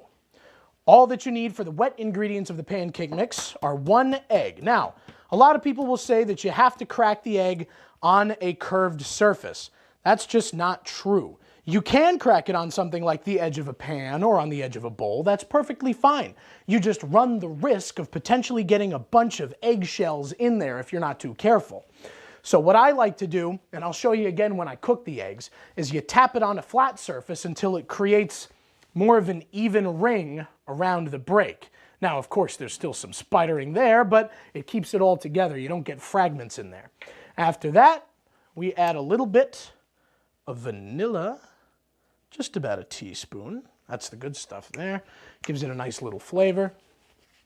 Vanilla all over myself. And 1 cup of milk. You can use almond milk. You can use cashew milk. You can use any kind of milk. You can use chocolate milk. I've tried that, and it's not half bad. But I just like to keep things classic. So you pour the 1 cup of milk in there and let it sit around a little while. Now, I have, when it comes to pancakes, a secret weapon. And this secret weapon can only be found in New Berlin, New York. This is homemade maple syrup. You just take a little bit of this good stuff. Oh, look at that. And that's about it. Oh, I can't help myself. From there, break up your yolk and whisk. So now that that is all done, nice and mixed, what we're gonna do is turn on this burner here with a little griddle in it. Let's move the teleprompter, shall we? We're gonna put this little one here, and we are going to turn it on to about medium-high heat. Now what you're gonna do with this, with the pancake mix, is you take a 1/4 cup measuring cup, you scoop it out, and you plop it one at a time on the pan. But what you wanna do with your little griddle there, spray it down with some Pam. And what we're gonna do, actually before we do that, I'm safe to put it down on this burner because it's not on. But what we are going to do is take out a plate. And what we're gonna do with this plate is not eat off of it. But what we're gonna do is we're gonna take a nice clean towel. I put this one fresh this morning, so I know it's clean. And we're gonna lay it right on the plate here. Because with the pancakes that are done, we're gonna put them on this plate, cover them up with a towel, and it keeps them warm. So I'll demonstrate that now that my pan is getting nice and hot. That's another thing, always check heat with the back of your hand. You don't want to go hand down on it. That's just no fun.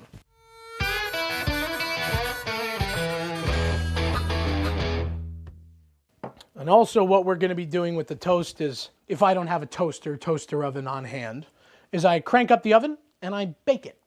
Turns it into toast. It's a little bit more energy consuming, but you got to work with what you got, you know? And that's what the whole point of this show is. Work with what you've got. Now, come check this out. You're going to notice that your pancakes are cooking because you see all these little bubbles start to form. And now what you want to look for is a bunch of little bubbles and the edges of your pancake to get firm. You know, because if you pick it up too early, it's going to fall apart like slop on your spatula. And if you pick it up too late, you're going to have a burned pancake, and that's not any good. But you start to see all these little bubbles form around the edge there, and you can kind of see that it's starting to be whole. So we'll take a quick sneak peek. Still a little blonde to be flipped, but it's getting there. You see all the bubbles start to pop too? I'll readjust where it is on the griddle, and you can really start to see it do its thing. That's what you're looking for with a good pancake, is you want it to get bubbly. So let's give this one a shot. Turn it over. Look at that. Could do it a little bit longer, but for right now, that's pretty good. Oh, it's starting to smell good too. You smell that, huh? Yeah, that's a good pancake right there, yeah. So that one's nice and done. See that there? So we put it over on this plate. You cover it up there.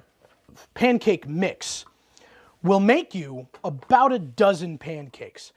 You're never going to eat a dozen pancakes in one sitting. If you do, that's your thing. By all means, go ahead. I'm never going to stop you. But you can Save these in a bag, wrap them in tin foil, anything like that. That's my smoke alarm.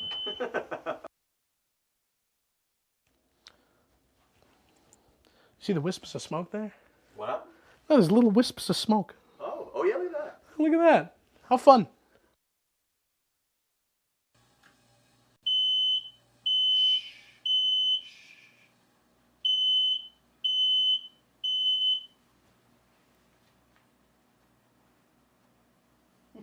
So, one thing that I forgot to mention is you have to take your potatoes out of the oven and flip them. You see how they're getting nice and brown on this side here? That's great. They're not all doing that at the same time though. So you just got to take them, move them around a bit so they don't get stuck to the bottom of your pan. And most of the time, if you were really doing traditional home fries, you'd cook them in the pan as well. We don't have the time for that because that would just be another step. And if you're trying to get everything done so that it's all hot all at once, doing the home fries in the oven is your best bet. Because when you do the home fries on the pan or on the pot, you do them with a little bit of onion and you load them up with bacon fat or butter and you give it that traditional diner taste.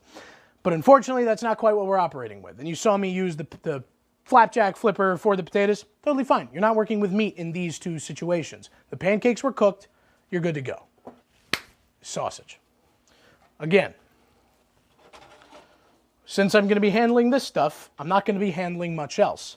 But the way I like to do sausage when it's raw like this is patties. I like to do patties. So what you do is you take about a little bit bigger than a golf ball sized handful. What you do is you press and you use the side of your thumb there to kind of bring in that edge. So while you're pressing, really get it out towards the middle. You want these kind of thin too so that you can just kind of slam them onto the pan and you're good to go. So use that thumb to try and bring in that edge. Squeeze it down a little bit. Make sure that it's nice and even all the way around. You know, and that looks like a pretty good patty there. So then what you do, right onto the pan, it's going to sizzle up. And we're going to go again. But you got to let these cook a little bit. Using metal on metal is never my big thing, but that's what you're looking for, that nice brown crust.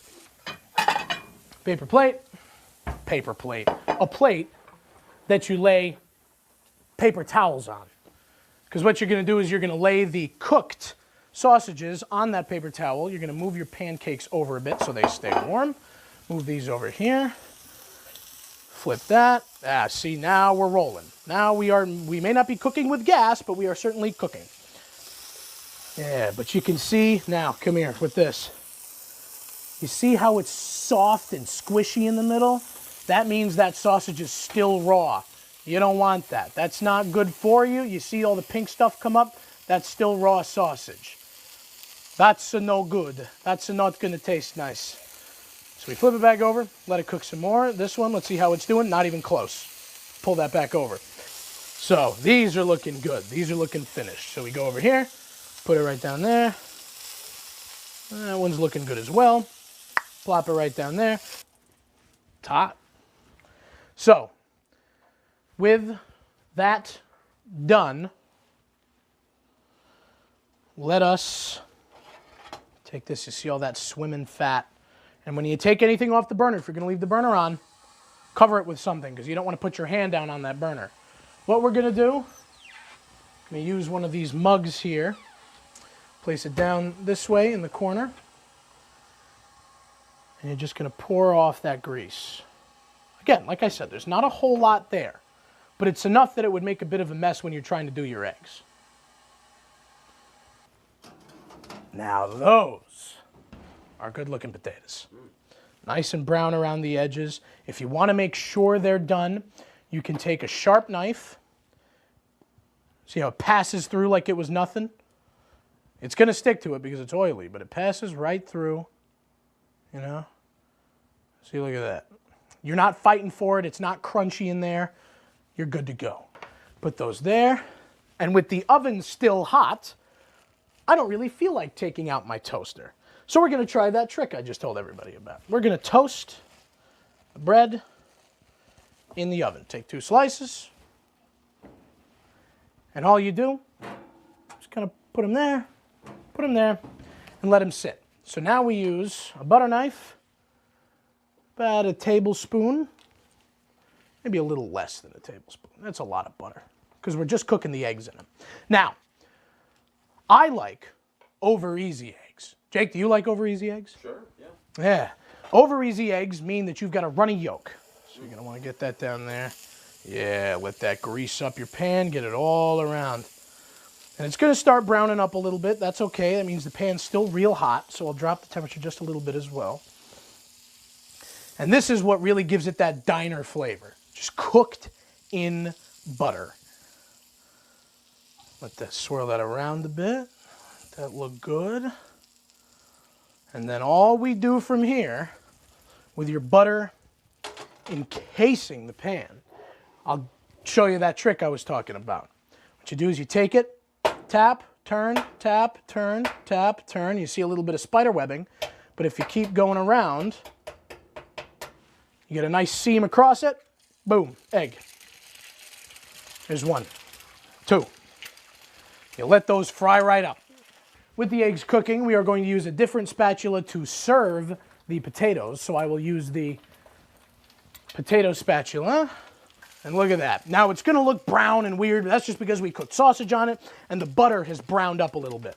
So we take this other one here, boom, and you start to hear it cook a little bit more. And there's really not much left to do except get out a couple of plates because it's almost breakfast time.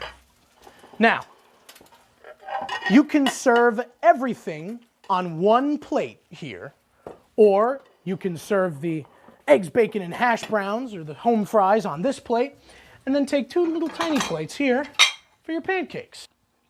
The stuff out of the store is great and all, but the pre-seasoning you can never trust because it's never quite to taste. Let's check the potatoes. Can't go wrong with roasted home fries. And of course, my favorite thing to do is when you've got an over easy egg, you bust up the yolk. You got a nice runny yolk there. Egg comes apart. And of course, yeah, look at that. Look at all that goodness right there. Take a little bit of that there. Delicious. And all for under $15. Oh, who am I kidding? Let's try the pancake.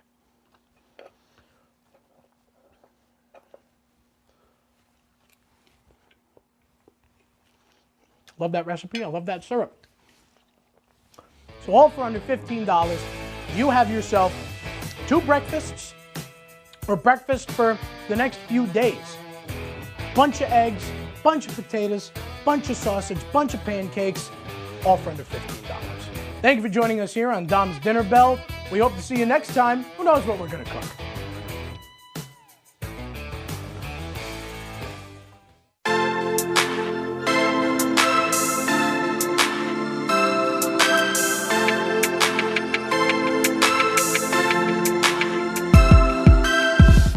Hey guys, it's me, Isabella Gomez, filling in for Smokey Bear because he's got more to say than just... Only you can prevent wildfires. Like, if you're outside enjoying a barbecue, don't let a hamburger distract you from fire safety. Make sure you aren't dumping your hot coals or ashes onto the ground because that could start a wildfire. So take wildfire prevention seriously and let's save the world one day at a time. Juntos con Smokey Bear, podemos hacerlo. Go to smokeybear.com to learn more about wildfire prevention.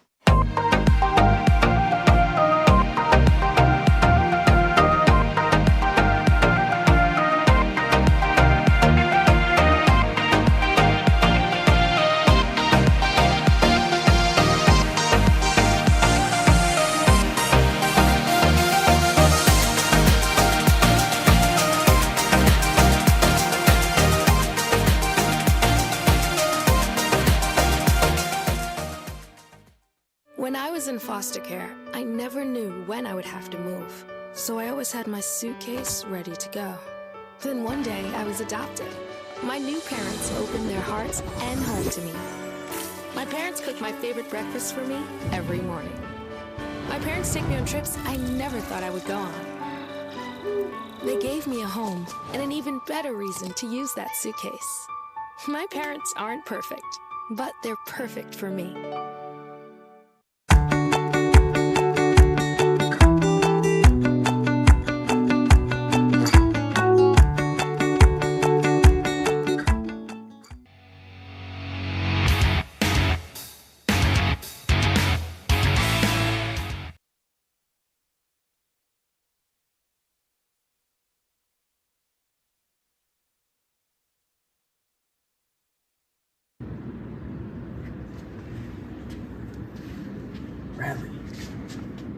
this all?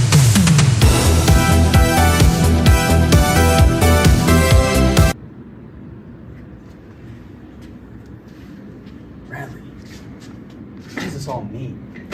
I mean, It's so exhausting. if we start here, That's the root of our issue. that's the root. But then we got to keep Jake in mind. See, I wasn't around. How did for he this. get to Jake? How did he get in your head here? So I don't even remember that. I don't get it. I don't get his mind games. Well, here's the start. That is the on start. Your show. That is where all of my problems began, when I made that jackass join our show. I just don't get it. I don't either. I don't get how he got to Jake. I don't know how he got to you. I mean, I don't know how you turned into a psychotic evil. I'm worried about my My Little Pony collection. Dude, you don't even have time to collect ponies anymore. I haven't gotten one in months. Pinkie Ridiculous. Pie was your latest one. I remember you were so hyped up, I'm and then so Finkel far behind. joined, and then you knocked me in the head with a bat, and then There's been like it all 20 hit of the them fan. since. The limited edition one you didn't get? Nope, missed that. Damn Finkel. We need to figure out. I don't even know where to start. We gotta start. We I have mean, no these clues. poor people. What happened to these? Janice and Janine, beautiful couple. Now they're dead. This is Couldn't tell you. unbelievable. I really don't know what to do. I have no do you have clue. any? I don't know. Do I trust you? Can I I trust you? hope so. What is this I'm all working about? I don't know. You don't remember that at No. all? You don't remember cracking me in the face? No. Dude, I don't know. Dude, I don't remember. I remember this. I remember this. This is unbelievable. Really, I don't know where square one is. I have no idea. I'm so flustered. Guys, you guys gotta look at What's this. up, Tommy?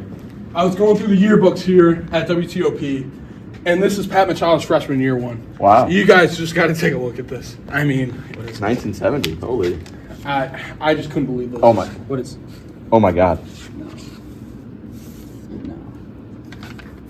Evil surgeon found Dr. Van Finkel, longtime That's the surgeon. Fink, right? What is Fink doing in a yearbook from Not 1970. Dr. Van Finkel, a longtime surgeon located out of Oswego, New York, was found dead early Sunday morning after being arrested for mysterious patient disappearance and kidnapping. After police found several patient remains in his home, Finkel was placed in the Oswego County Correctional Facility and later found dead. And this is from like 50 years ago. That's, yeah, a little longer, but yeah. No. That can't be right. This can't. No. Are we dealing with a ghost? Hey guys, it's 5 minutes till show. Well, we gotta. You guys got we gotta, short of it. yeah, we gotta get back to this. Live from WTOP. it's late night? Late night. What is going on?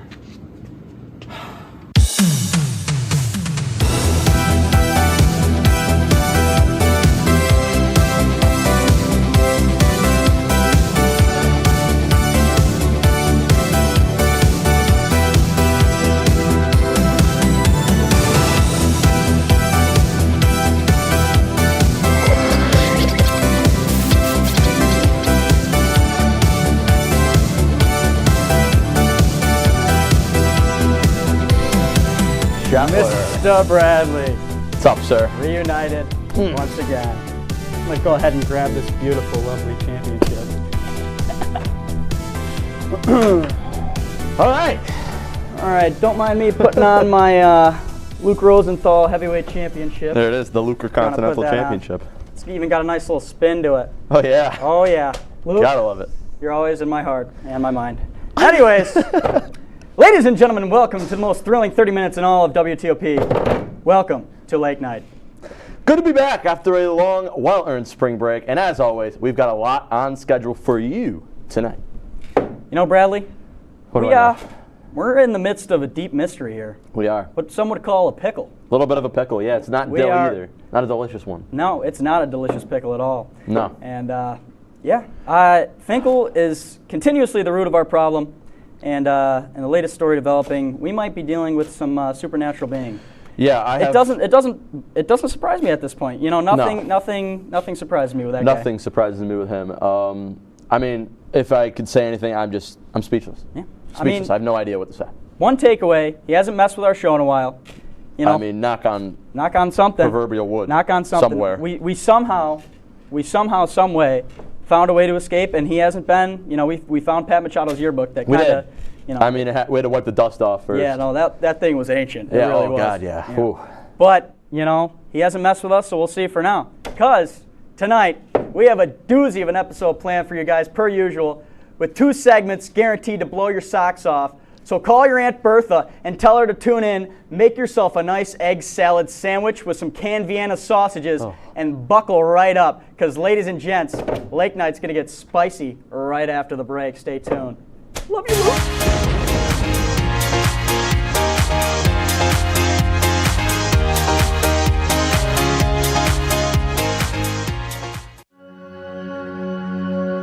All across the country, people are coming together to speed up what we can learn about health.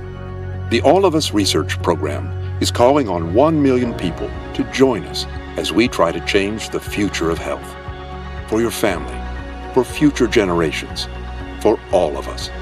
Visit joinallofus.org and find out how you can become 1 in a million.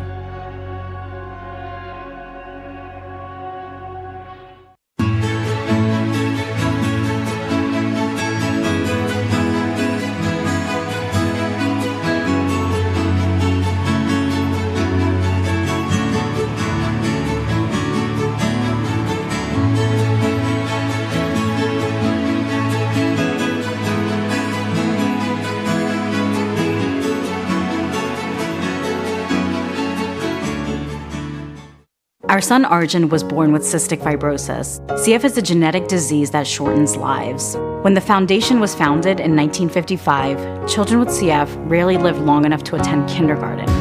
Today, thanks to the foundation's groundbreaking research, advocacy, and care, some people with CF are attending college, getting married, and starting families. We've made amazing progress, but until a cure is found for all people with CF, we will not stop. Help us add tomorrows. Visit cff.org today. Is there a danger hiding in your home? Unused opioid medicines could harm your family. Find your unused opioid pills, patches, or syrups and learn how to dispose of them safely at fda.gov/drug disposal.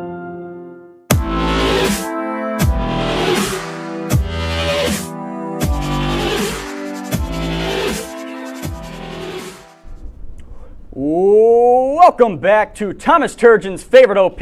Welcome back to Lake Night. It's time to play a little spooky, funny, stupendous little game I like to call Jousting Death Battle.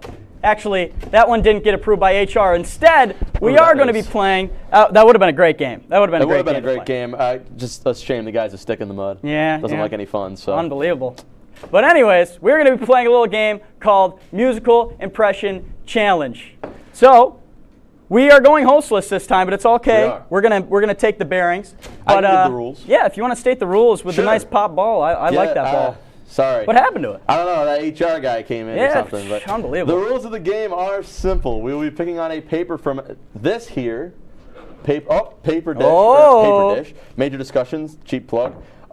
Dish, and the person that's up will have to perform the song based on the genre/artist to the best of their ability. For example, Michael Jackson singing Itsy Bitsy Spider. The control room back there will then be evaluated, or I'm sorry, they're not going to be evaluated. They will be evaluating our performances. So let's get this show right on the road. Shetler, absolutely. Do you want to go first? Because you want me to do the honors? I'm shaking in my boots right now. I'm a little worried, to be honest with you. Sorry, the Luke Continental title's got to sit down for a second. We're going to see. What one looks good? Ladder match.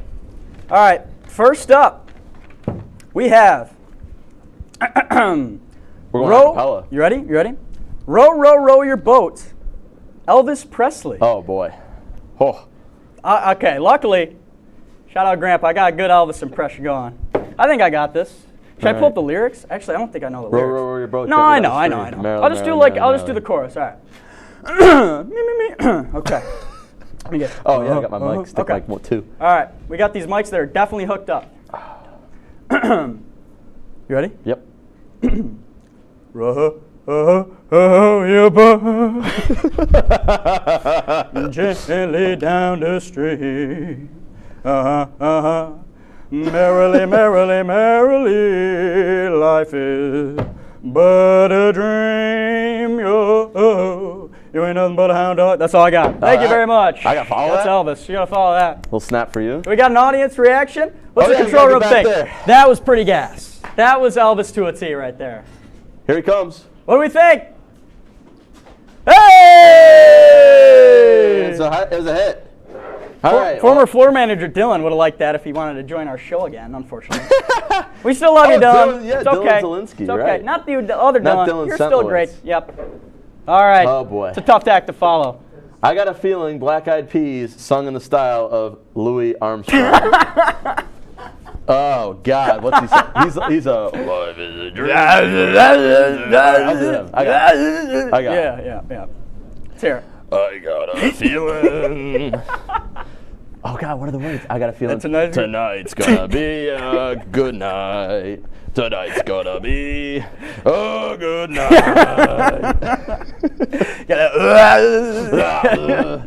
I got my money. That just was Italian. Let's live it up. Let's live it up. All right. What do you think? Enough of the embarrassment. What's the control room think? You liking that one back there? What do they think? Dylan, you got him? Oh.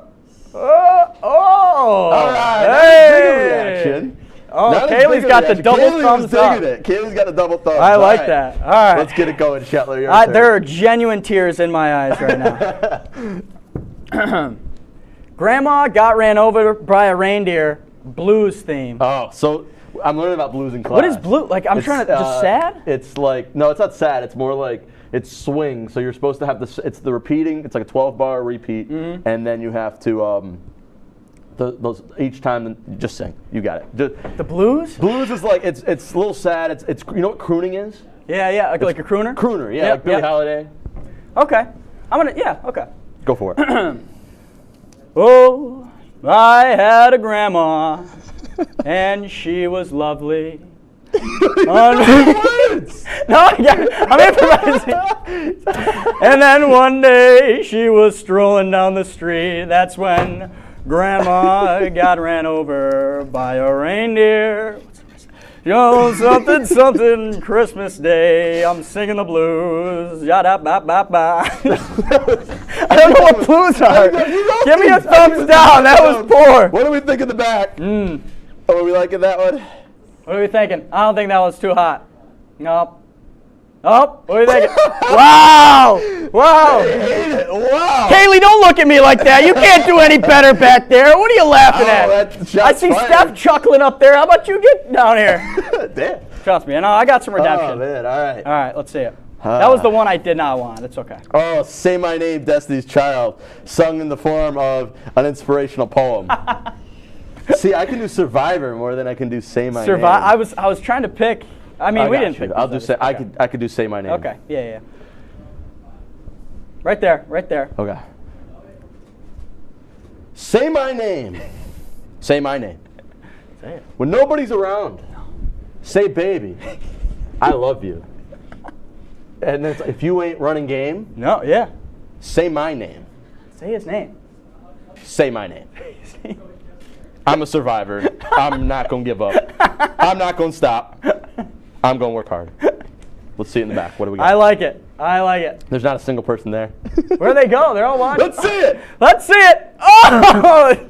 Get it? And the crowd goes. The crowd goes mild. Mild. Thanks, guys. Oh my God. All right, let me cycle Maybe through I have to one. make a phone call to one of I my gotta old friends redeem and see what these guys myself. do about that. I gotta redeem myself. So we're both swinging and missing here. What do we got? Can't win them all, Shetler. All right. Old MacDonald by Donald Trump. Oh boy. The Don singing about Don? I think I could tell this better as, a little story. Oh, okay. You know? Yeah. Let me get my Donald Trump. Old MacDonald, he had a farm, and it was huge. It was a huge farm. Very huge farm. A lot of animals on that farm. And on that farm, do you know what he had? He had a cow. Wow. And the cow went E-I-E-I-O. How does the cow go? With a moo-moo here and a moo-moo there. A huge moo. Huge moo. It was a huge farm. Here a moo, there a moo, everywhere a moo. Old MacDonald, he had a huge farm. There you go. Thank you. Thank you very much. Some snaps for you. Get a little nice snap. What do we got in the back? Yeah, Grizz. Grizz a big fan. He's got the Trump going two on his face there. All right, we got time for like 2 more. We got to speed run these, Let's I think. see. All right. Stacy's Mom, sung by Frank Sinatra. Oh, I like that. All right, we got 2 more. We got Okay. time for 1 more. My way. You and me. I got to get in the mindset. Yep, Frank Sinatra. Yep. I'll pick one, get one on the back burner. My way. Stacy's mom has got it going on. You bet she does. Stacy's mom, I only know the one Stacy's line, has got it going I'll catch on.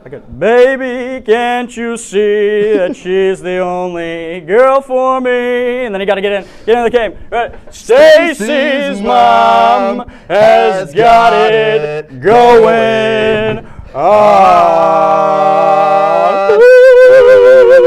Thank you. What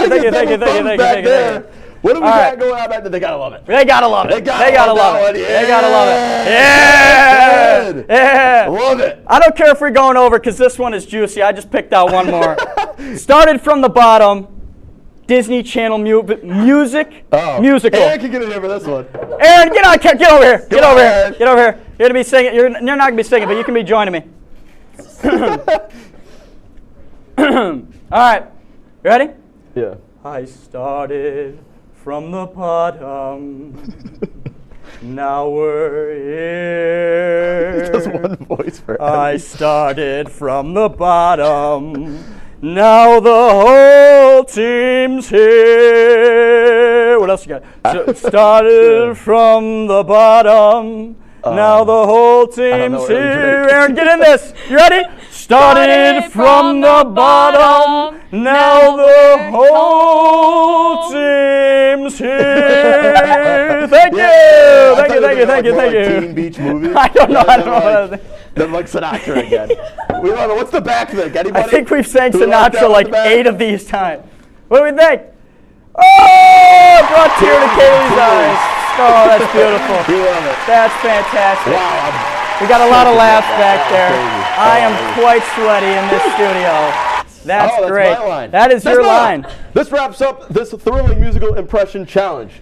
Steph, even though she wasn't the host, we forgot to fix that in the script. We thank you for being such an incredible host. You've now entered yourself amongst the likes of Dr. Phil and Steve Harvey, and you're welcome back anytime, says Shetler, not me. For now, we're going to toss to another break, but don't you dare leave that seat, because it's almost time for our main event here on Lake Night. We're going off the clock.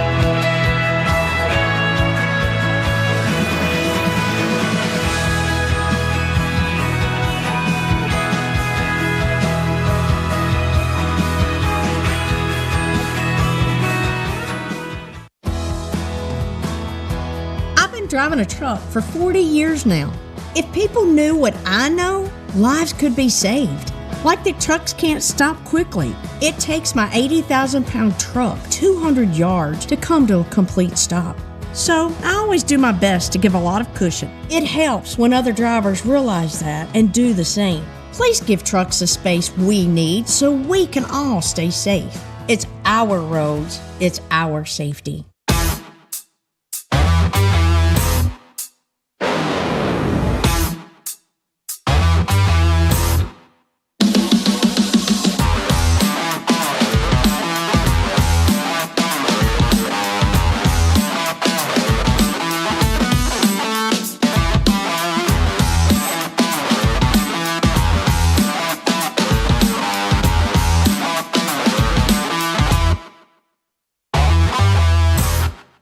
Okay, Dad.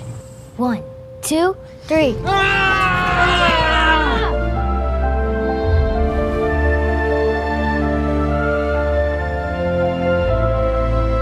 You saved me. Dad? Are you okay? I'm fine, dear. Your hero needs you now, and AARP is here to help. Find the care guides you need at aarp.org/caregiving.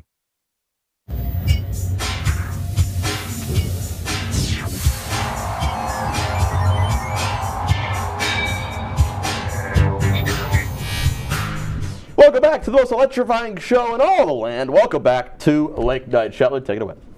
All right, for our last little game here, we're going to be playing a little blindfold drawing challenge that's sure to knock your socks off. Our producer's back there G-Chan, the man, and the rest of the crew will tell us in our earpiece, what do we have to draw, and we will have 2 minutes to draw each picture completely blindfolded. We will then get judged by the control room, and they will pop up a graphic of the winner of each round, which we'll not see because we'll be blindfolded. You'll be blindfolded the rest of the time? Yep. The winner of each round, will, of each round will earn a point. The first to 5 points, or the person with the most points by the time runs out, will be tonight's big winner and will receive a reward that is considered priceless amongst many. A gentleman's handshake. No eggs this time because I'm not feeling dairy. Goodness. And they can also wear that crown as we go off air. That's probably got 7 various diseases. It's got lice asbestos, on top of lice. Lice. Everybody in the probably got office is wearing Ebola left over from a couple years ago. It's probably got some crazy wonkiness going on. Foodborne illnesses. Yeah, no, it's probably got like different kind of rat poison. Anyways, but you can wear that great hat that probably. Did you just get a sniff? No, I went sniff through. it? No, I didn't sniff it. No. I was gonna say. I mean, good. Okay. Anyways, the crew back there. We gotta know what we gotta draw. Let's hear it. It's time to go. A map of the United States. Wow. Oh, my dad is going to kill me. Okay, I got to figure out which way the paper is. Are we drawing hot dog or hamburger? We'll do hot dog, and we'll switch it up. We'll hot diggity dog it right now. Okay, I got to think of how the United States looks. Okay. I know where New York is. Wait, hold up. So it starts. This does not feel like it's writing. Is 2 minutes on the clock? Oh, because it's not clicked. Okay. That would make a lot of sense. Control room, tell us when 2 minutes is kind of approaching. Thank you, Garrett. Oh, this is going to be awful. I didn't silence my cell phone prior to the show. Thank you. Wow, you didn't listen to the movie adverts? Yep, no, I did not. I just hope like it kind of looks connected. Garrett, do we want individual states? Probably, right? It's Griswold. Probably not. No? Okay. Is this good? Hold on. The How's this United USA. USA. Is we it ready? Where am I at? I don't know. That's beautiful. Oh, yeah. Do you have your blindfold off? No. Okay. Should I look? Nope. Okay. I think this looks great. What camera are we showing? That probably looks phenomenal if I was a betting man. Oh, yeah. Beautiful. All right. What's next? All right. We'll have to see. They'll pop up the winner on the screen. We're not going to know until the very end who is the winner of the challenge. We'll stay blindfolded for dramatic effect. Garrett, hit me. Of Newsy? Of Newsy? Can he have a calzone in his hand? All right, we're going hamburger for this one. Okay. All right. I got to get the feel here. This one might take up the whole duration of the 2 minutes. Yeah, I'm going for detail here. Okay. And we got to get a little beard popping. He's got a wonderful beard. He's got a wonderful, luscious beard that many adore. We're getting told to take our time because this one's going to be a specialty, you know. See, the key is you really can't pick up your pen. You can't. I was just about to say that. I lost where the beard is going. I lost where the ears are. There's a good chance he's got a large set of ears on him. This is going to be one of the worst drawings known to man. You know what? I'm going to do a throwback. I'm going to get Man Bun Newsy Man back Bun in Newsy? here. Man Bun Newsy. I'm stealing that. Newsy, if this does not get hung in one zones, you're gonna hear a problem. Yep, there we go. Boom. Okay, what sweatshirt? He likes wonderful. to wear some nice sweatshirts, so we're gonna get a little sweatshirt action here. He's got that nice tote bag that he totes around. He does have a good tote bag. He's got a great tote bag. I don't know how I'm gonna draw said tote bag, but it's beautiful. I hear Newsy. What'd you say? Newsy, hop on here. Hop over here. Help me draw. He's got big old muscles. 15 seconds? Oh my 15 lord. 15 seconds? I haven't even got to the calzone. I haven't even got to the pants. All right. And then I don't even think I have eyes on here. We'll do the nice little heat for dramatic effect. And then there he is, Mr. Zach Newsimo. Newsy. Sure. Oh yeah. That's definitely something. That's one of the drawings of all time. That is definitely one of the drawings of all time. It is. That's mine. I preferred mine. Oh. Newsy, you have to publicly endorse what one you like better, because I know you're. Yeah, which one do you like, Newsy? I don't even. This might be the United States now. It is okay. Here what we are we thinking? The one on the right. Is that Shetz? Me? Damn. I need a new piece of paper. Uh oh. Newsy, was that one of the most horrible drawings you've ever seen? What did I tip over? I don't know. Okay, that was a all mess. right. All right. What's next? We got 5 minutes left. I'm gonna save this Bradley, in case you want that later. Bradley, I'm really enjoying myself. Me too. What are we doing, Olaf? What are we doing? Olaf. Like the snowman. He's with me somewhere. Oh no! Is that Shawn Michaels? No, not Shawn Michaels. Olaf somewhere. Thank you. Okay. I'm cheating. It's okay. All right. Wow.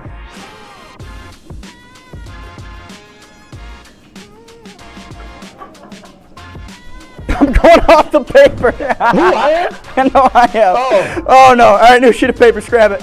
What's Grab on? it. All right. Nope. Is that on? Okay. Big nose on that guy. I'm sorry if I get pen stains got a hat, on man. Olaf. No hat? No hat. He has All right, we're going. Screw Olaf. He has what? All right. tree branches on top of his head. It's like sticks. Sticks? How have I seen this thing before? I don't know. Table. He's got some buttons. Here? To your right. And he's got some Down. No. some sticks hanging out and 2 eyes. Oh, Olaf. And then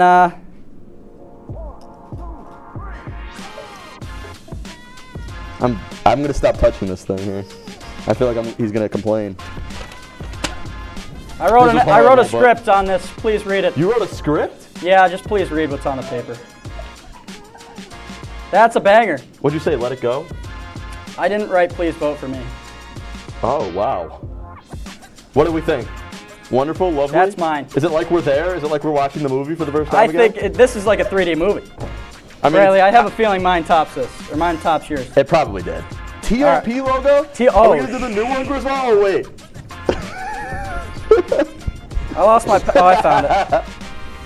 Okay. We're doing hot dog for this? I'm going off of pure memory. I'm gonna do the fake gradient too that's messed up in the background. All right, I need to redeem myself because my mother's a graphic designer and I am far from it. I'm channeling my inner Mia Dirks. Shout out Mia Dirks. Made a great logo for us. I'm not picking. And it's like a Band-Aid. Oh.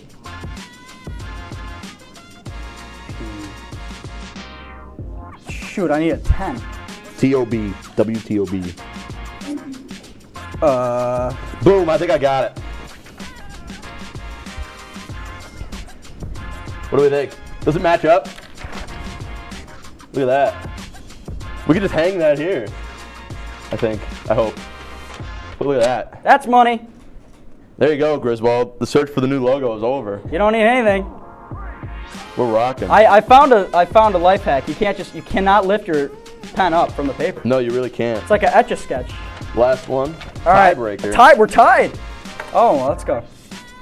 Oh my goodness. Caterpillar behind us. Now, is this a caterpillar weaved into the ladder or just said caterpillar? Yeah, is there a live caterpillar with behind ladder us? combo? With ladder? With ladder combo. Okay. Oh my.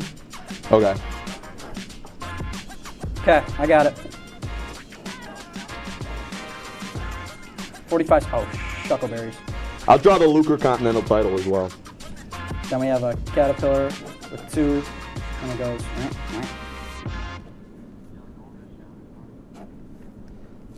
All right. They have eyes. I think I drew eyes. A couple eyes in there. What do we think? That's definitely a caterpillar and a ladder. That looks like it. Come on, money. Take the blindfolds off. I'm being told. Whoa! Wow! You were right in my face. Holy! Oh my! That's a thing of beauty. Look at that. That's beautiful. We gotta hype up next week. We gotta hype up next week, though. As beautiful as those paintings are, we have what you would call a doozy in for next week, as we have a very special guest joining us next week. Bradley. Draw on yours. Yeah, who is it? We have a very special guest because it is going to be the grand return of none other than Tommy T. Mr. Tommy.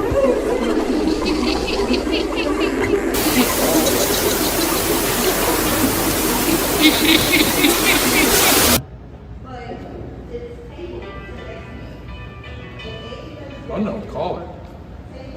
Al?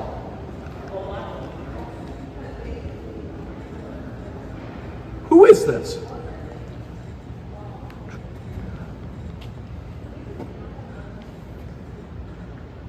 What the? What's going on?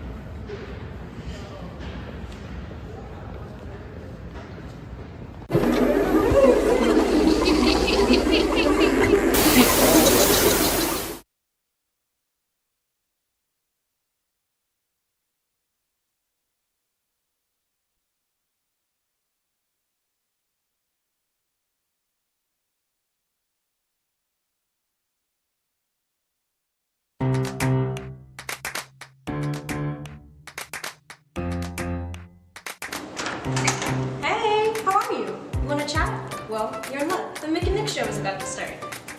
Oh, Nick! The Mick and Nick show is starting. Oh, wait, let's go then. Let's go.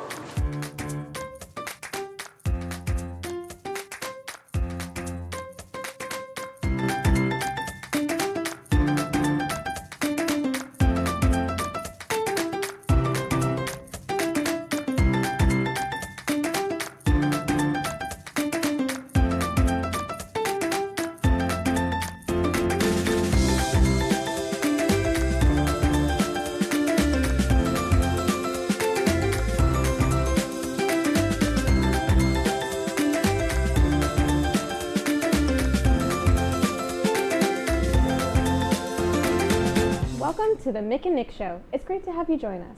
Nick, what are we going to talk about today? Today we're going to be talking about our spring break trips, then we talk real about how we deal with burnout, and we end with a fun little game of guess what song. Last week, I took a trip across the Atlantic Ocean to Italy. Let's take a look. It's your girl, Michelle. Recently I went to Italy. I wanted to take you guys along with me. Come on.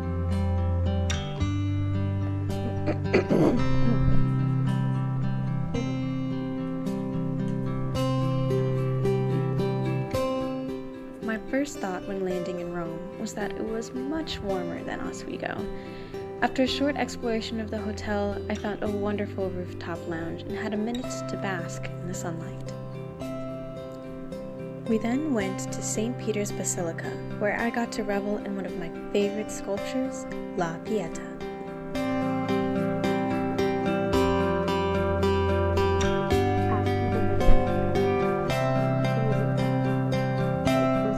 The next day, we toured the Vatican Museum. My admiration for the artists who contributed to the art here can never be said enough. I'm glad I was able to be in the presence of the creation of Adam and the School of Athens.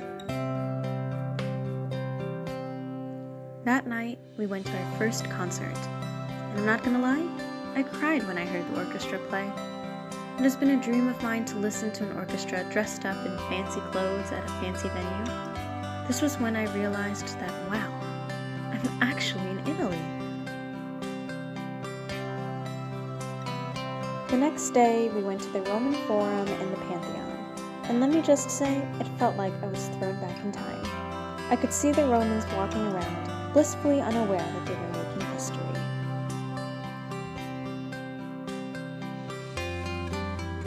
On our last day in Rome, we went to the Galleria Borghese and the Colosseum. At the Colosseum, I could just hear the Roman crowds go wild.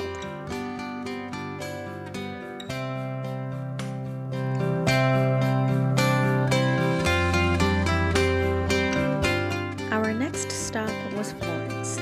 We took the train and got to see the countryside of Italy.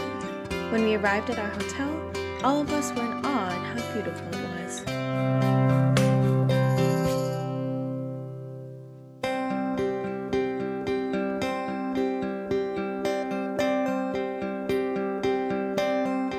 On our walk to the art gallery, we got to admire the Renaissance architecture.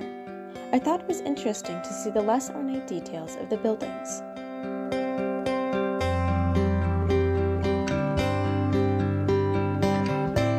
The art gallery we went to in Florence is called the Uffizi. This gallery was massive, and I wish I had time to look at everything. One of my favorite paintings is The Birth of Venus.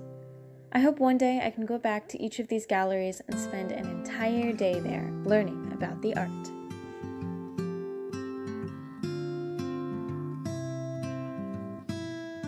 After the Uffizi, we had some time to sightsee on our own. I was able to shop around and admire the sunset. On our walk back to the hotel, we ran into a street performer. He reminded me of the performers in New York City.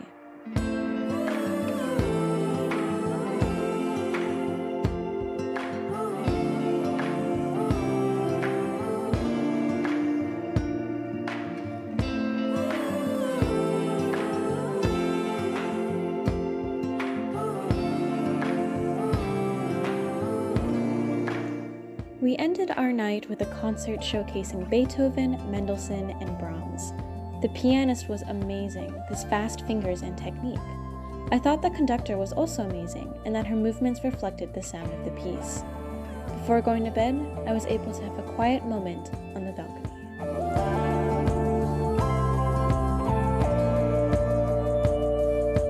Our last stop on our trip was the state water, Venice, a beautiful city with many bridges and no ramps. You see this video? In this video, you see excitement and wonder, hope. This next one right here, you don't see anyone in it. That's because by the time we arrived at the hotel, we were exhausted from walking around Venice with our luggage. Because the Vaporetto were so packed, we couldn't fit. So we walked and crossed 11 staircase bridges with our luggage. It was a pretty walk, though. That night, we had our last concert. It was my favorite out of the three. They were playing Mozart, and I was captivated the whole time. I found it interesting that there were natural trumpets and valveless horns. I also found it thoroughly impressive that they went through an entire concert without a conductor. Instead, they followed the concertmaster. The next day, we visited our last gallery, Gallery dell'Accademia. I thought that the paintings were so lifelike I could jump into the canvas. This painting here tells an entire story from one end to the other, titled Scourge of the Serpents.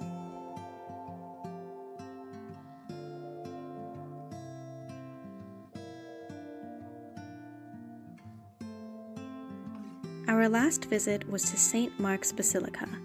Everything shone gold, and I had the honor of watching the 24-hour clock strike noon.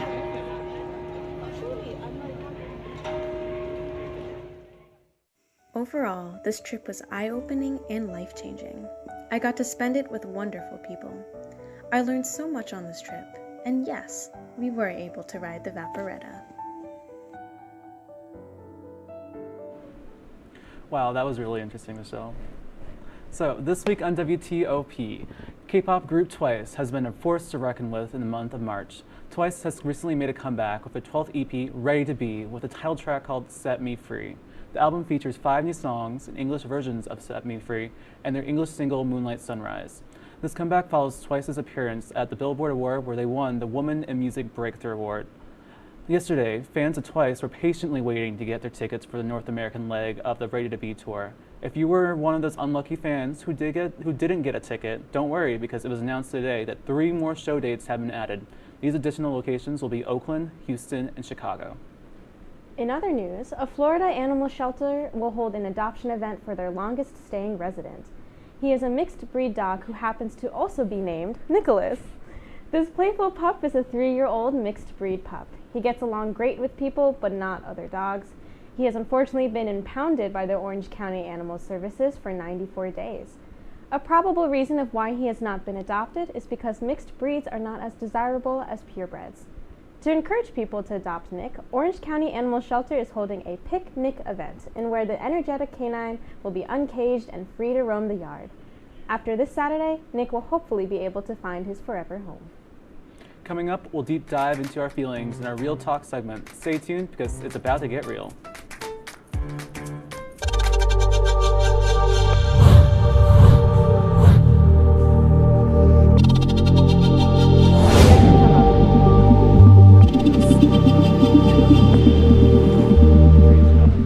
Awesome. Say, President Stanley, whenever there's bad weather, who would you turn to? I'd turn to Storm Team 10. No, but you've got to say it like this. Storm Team 10. Say it with me. Storm Team 10.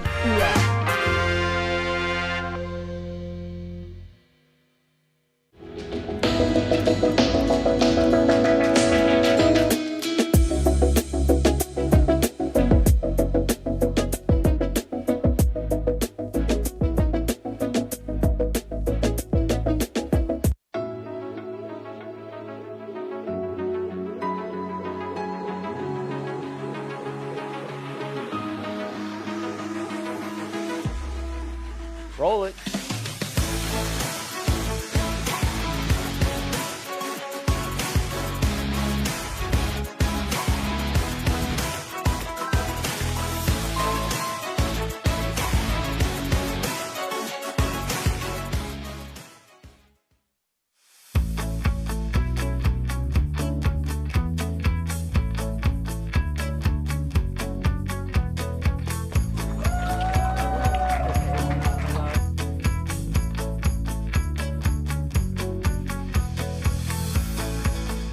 Jill Should told we me it tell was him? Kitty from Glee. Yeah, what is it? Al Roker.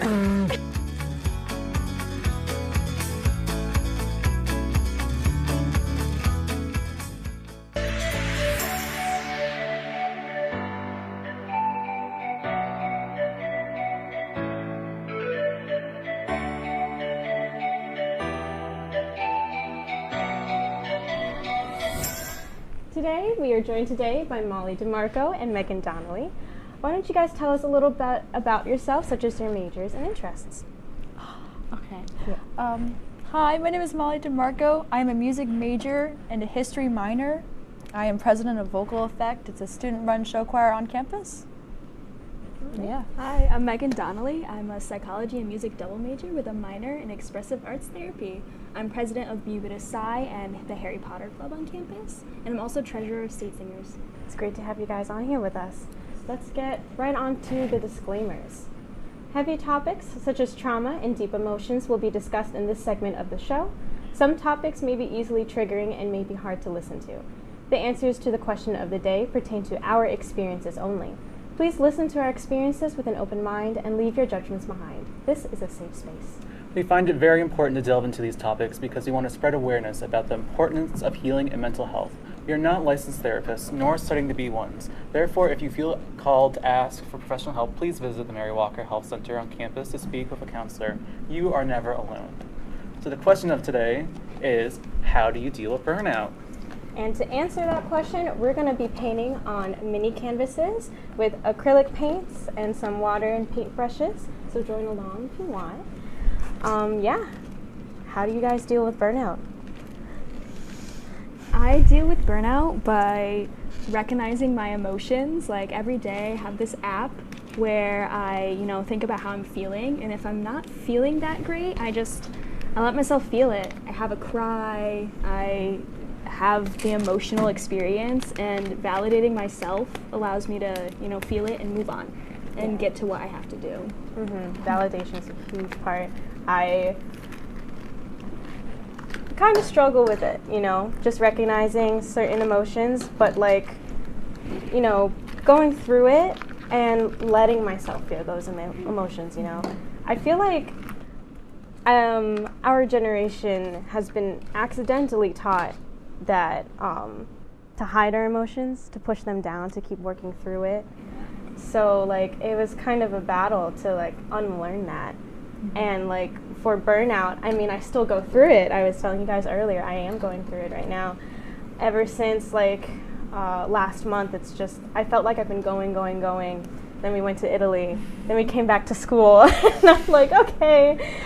So to help out, I just, talk it out and do art therapy, music therapy. And and just feel it out, kind of ride the wave, Yeah. Megan and I, we were talking about this earlier. One thing that we do is reward ourselves.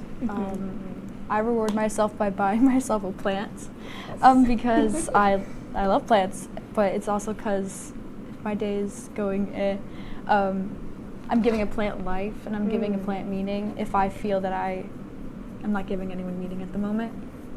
So it helps me put some positivity into the world if I am feeling a little negative. So I like that a lot. Nick, how about you? For me, I usually, I like playing video games, so usually being surrounded by friends playing games, that's nice for me, a way for me to kind of relax, deal with that burnout, because as I say before, I'm a meteorology major, STEM, it gets hard sometimes, and so being able to have that nice little, network of people that you can talk to, trust, and just have fun with is a nice little balance that I can have. Yeah, and one thing I have to pay attention to is it's good to feel out your feelings, take some time for yourself, but also to make sure that you don't let those emotions overcome you to where you don't do anything, if that makes sense. You could slip into a depression and just not want to leave your room for how many days. Sometimes it's so easy to succumb to that. No, I totally agree. For me, it's, sometimes, especially since we're in dorms, that bed's right next to you, so it's tempting, but, just ride that wave, you know. Yeah. A lot of that has to do with learning how to say no to things, learning what things have to take up your time, and learning when you need to take a step back and be like, genuinely, I can't do this, and I need help from somebody else to be able to do it. Yeah. Especially student orgs, classes. Yeah.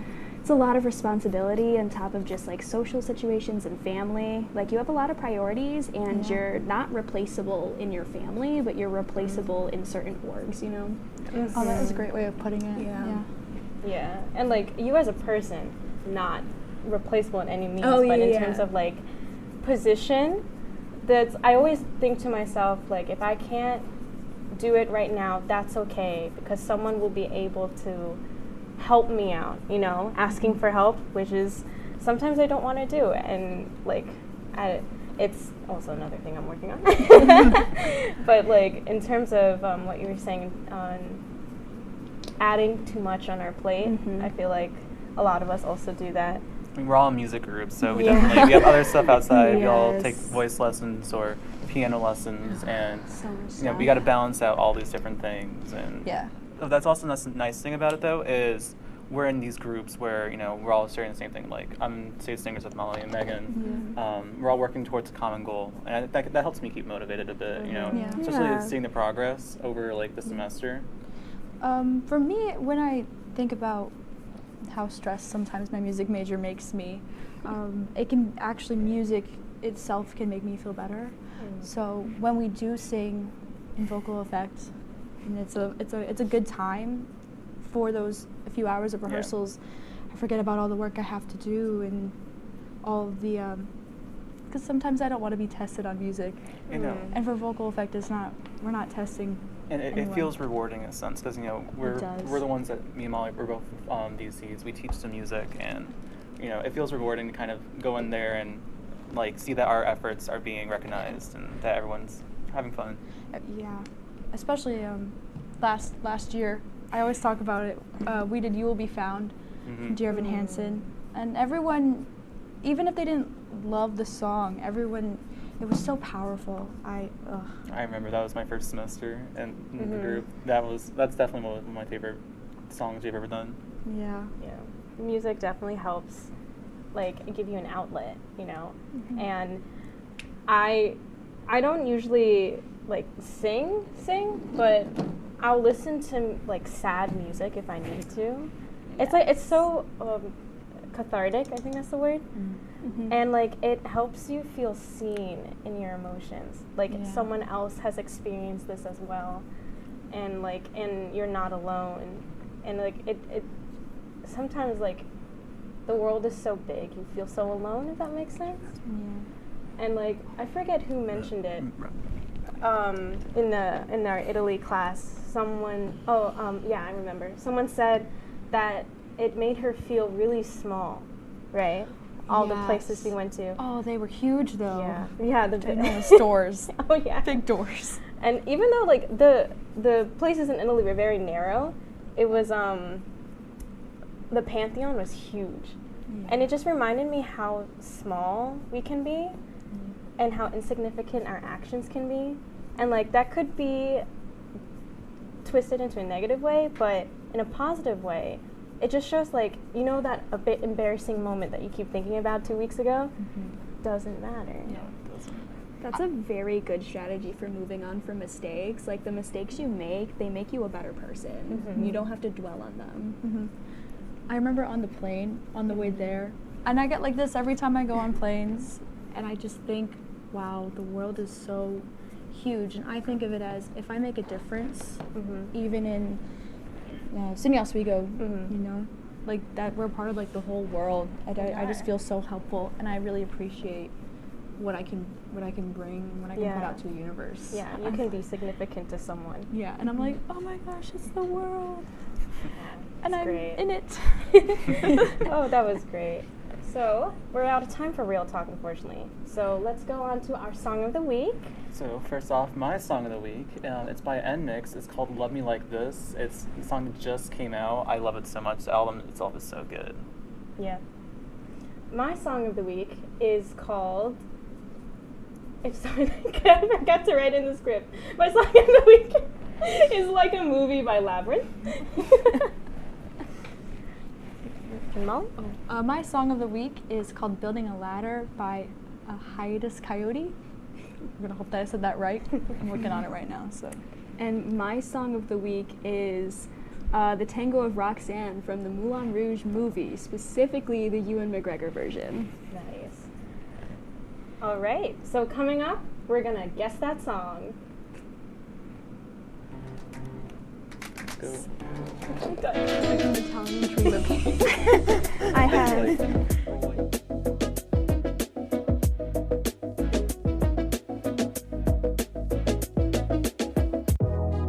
Welcome back to Major Discussions.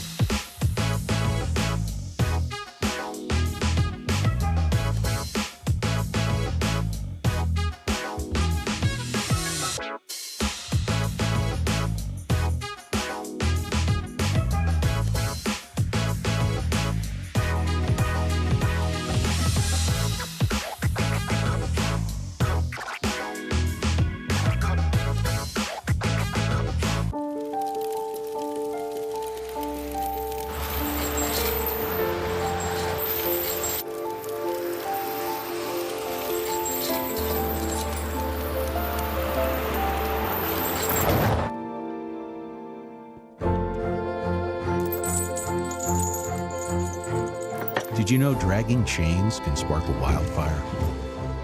Only you can prevent wildfires. When I was in foster care, I never knew when I would have to move, so I always had my suitcase ready to go. Then one day, I was adopted. My new parents opened their hearts and home to me. My parents cook my favorite breakfast for me every morning. My parents take me on trips I never thought I would go on.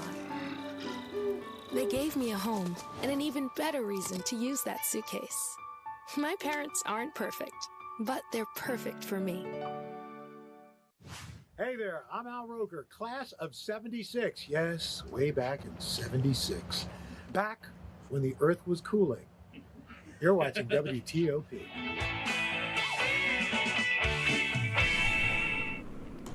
Welcome back to the Mick and Nick Show. After those hard topics, let's wind down with some fun games. Today we are playing Guess That Song. Yes. Michelle, how do we play this game? So to play this game, it will be me and Molly versus you and Megan. We will take turns showing the other team a song lyric we picked out, and you guys will just have to guess a song. The theme is Disney songs. And we will do 5 rounds of this, or whenever we would have to end. And the winner gets bragging rights. So, yeah. Serious. Well, I will start off with mine first. So, for me, the lyrics are, when the wind's from the east and the sun's from the west and the sand in the glass is right, come on down, stop on by.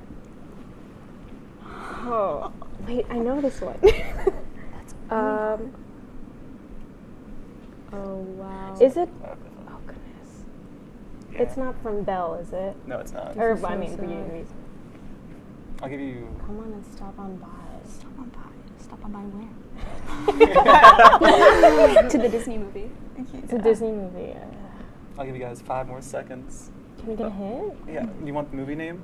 Sure. Aladdin. Oh, that makes sense. Arabian Nights. Yes. Yeah. I don't love Aladdin. I'm sorry. Okay. All right. What's the next song? Alrighty.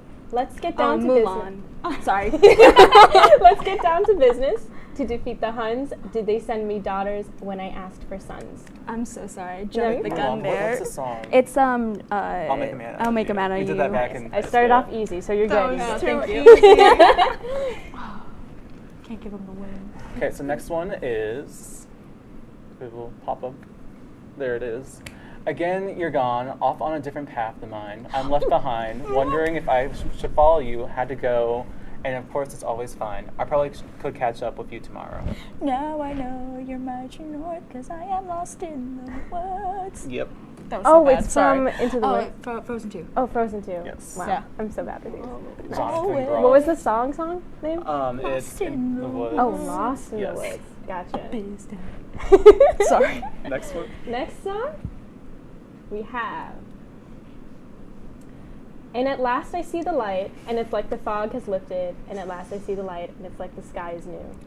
Tangled. Mhm. At last I see the light. Yes, yes. Next the up, light we from have, where does it say you gotta live and die here? Where does it say a guy can't catch a break? Why should you only take what you've been given? Why should you spend your whole life living trapped where there ain't no future? That's not, is that It's from a musical. a musical? A musical, Disney musical. It's not High School Musical? No. Oh. It's like an actual musical, like Yes. a Broadway musical. It has, Jeremy Jordan. Yes, Jeremy Jordan. Lead. Oh, wait. And, Jeremy Jordan. Jeremy Jordan. He wasn't in, something. He was in Newsies. Yeah, Newsies. That is from Newsies? Yeah, what song from Newsies? Oh. Is it like Now's the Time to Seize the Day? No. I'm so sorry to every musical person out there ever. I promise. is. I did the musical. I did not. Or like I watched it at least. It's a place. Yeah. No. I guess Not that's really Santa nice Fe. high. Yeah. Yeah, that's nice high notes. You can guess. Santa Fe. Okay. I'm losing my voice, so Yeah. that was You did well. Okay, what's the next song? Okay, yeah. Is there? Yep. Well, it goes to St. Louis, down to Missouri. Oklahoma City looks oh so pretty. Is this Princess and the Frog? Is it no? I don't think so. Wait. Wait, what movie is it from? You were right on the movie. I was it is right. Princess and the Frog. Is that the opening? Oh, is it song? almost there? Yes. Oh, it is. Yes. They're winning. Yeah, I did it It's too okay. easy. It's okay. What's the next one? Okay, I gotta say what's on my mind. Something about us doesn't seem right these days. Life keeps getting in the way. Whenever we try, somehow the plan is always rearranged. I got to move on and be who I am. Why do you have to go? I gotta go my own way. Yeah, High School Musical. What's the name of it? Gotta go my own way. Yeah, you already said Vanessa name. Hudgens. High School Musical 2. Nice. But what about us? Yeah. What about trust? And I think we have one more, right? No, you have one more each. Yeah, so I you're have one more. next. For even if I'm far away, I hold you in my heart. I sing a secret song to you. Each night we are apart. Remember Me from Coco. Yes. Made me sob. Oh, Absolutely I love sob. that movie. So I watched it like 3 times. Yeah. Yeah. We have one more, right? I think we have 2 more I actually. think I yeah, have one each. more. Yeah, we do. So Yes. mine is, I believe we all have a soulmate, the chance for a perfect duet. I believe in hopeless devotion. I just haven't found it yet. But in my mind, I see the chick who is meant for me. She'll be someone who is loving, someone wonderful and true. Molly's ready. The kind of boy that makes you smile even when you're feeling blue. Meant to be from Teen Beach Movie. Nice. The movie. Love the Oh, song. I know she's out there. Didn't they make a did they make a second one? Yeah, they did. Okay. It's not good. It's not good. Oh, No. sorry. You know, Yeah. Kind of like Bernardino. What's the last one, Michelle? Alrighty. Next song. This old town can slow you down, people taking the easy way, but I know exactly where I'm going. I'm getting closer and closer every day. 'Cause I'm almost there. Yeah. Yes. From Princess and the Frog. Yes. Yes. Way too easy I know. ones. I feel like, did we repeat one? I think we might have. Well, no, because No. the last song was The Oklahoma City one. yeah, Was but it- wasn't the Oklahoma No, City yeah, one the- from the opening song of Princess and the Frog? I don't. No, wait. Can you guys bring up that graphic again? The I one know after that. the Oklahoma City one. I think it was. Oh, yeah, what was I the think song? it don't was think not it's Down in almost New there. Orleans. It was the other one. So then Really? we're- Down in New Orleans? No, it was Route Route 66 from from Cars. Cars. I was like, you didn't know. Yeah, I was like, wait a minute. I gave you guys a hint for the future, so yes. It's okay. I know the backing score from Cars. Not. We Other than technically Life get the is a point since Highway. you told us we were right. Yeah, you know, so basically. That's fine. You guys are still winning. Yeah. Thank you. So It's okay. I guess that's all. We're the winners. Bragging Megan? rights. Bragging Yeah. rights. Let's Hell go. yeah. It's fine. It's fine. It's okay. Yeah. We went to Italy. Yeah, we did. What'd you guys do over spring break? I went to NESC, but that was Love a fun it. time. I stayed here in Oswego. I did homework and I slept and I ate a quesadilla. Love it. Yes. Well, that's all we have for today, folks. If you need any help, feel free to call the number for counseling services at Mary Walker. And tune in next time to the Mick and Nick.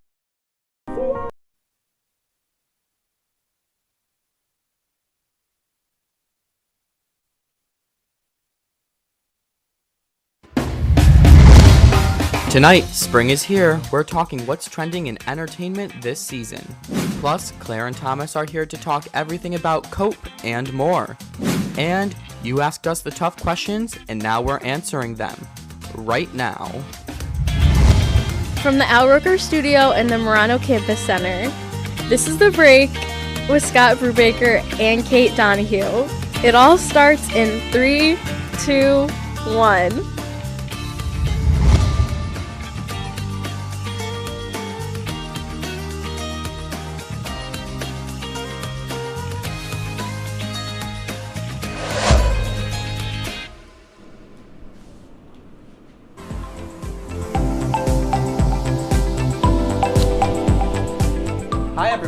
Welcome, everyone, to The Break. It's so nice of you to be joining us tonight. Kate, how are you doing today? I'm doing good. How about you? I'm great. It is one of my favorite times of the year. I'm going to admit to you all, I'm a fall guy, but it is spring. Spring started yesterday, and because it's spring, we decided we want a new background. So, drum roll, please.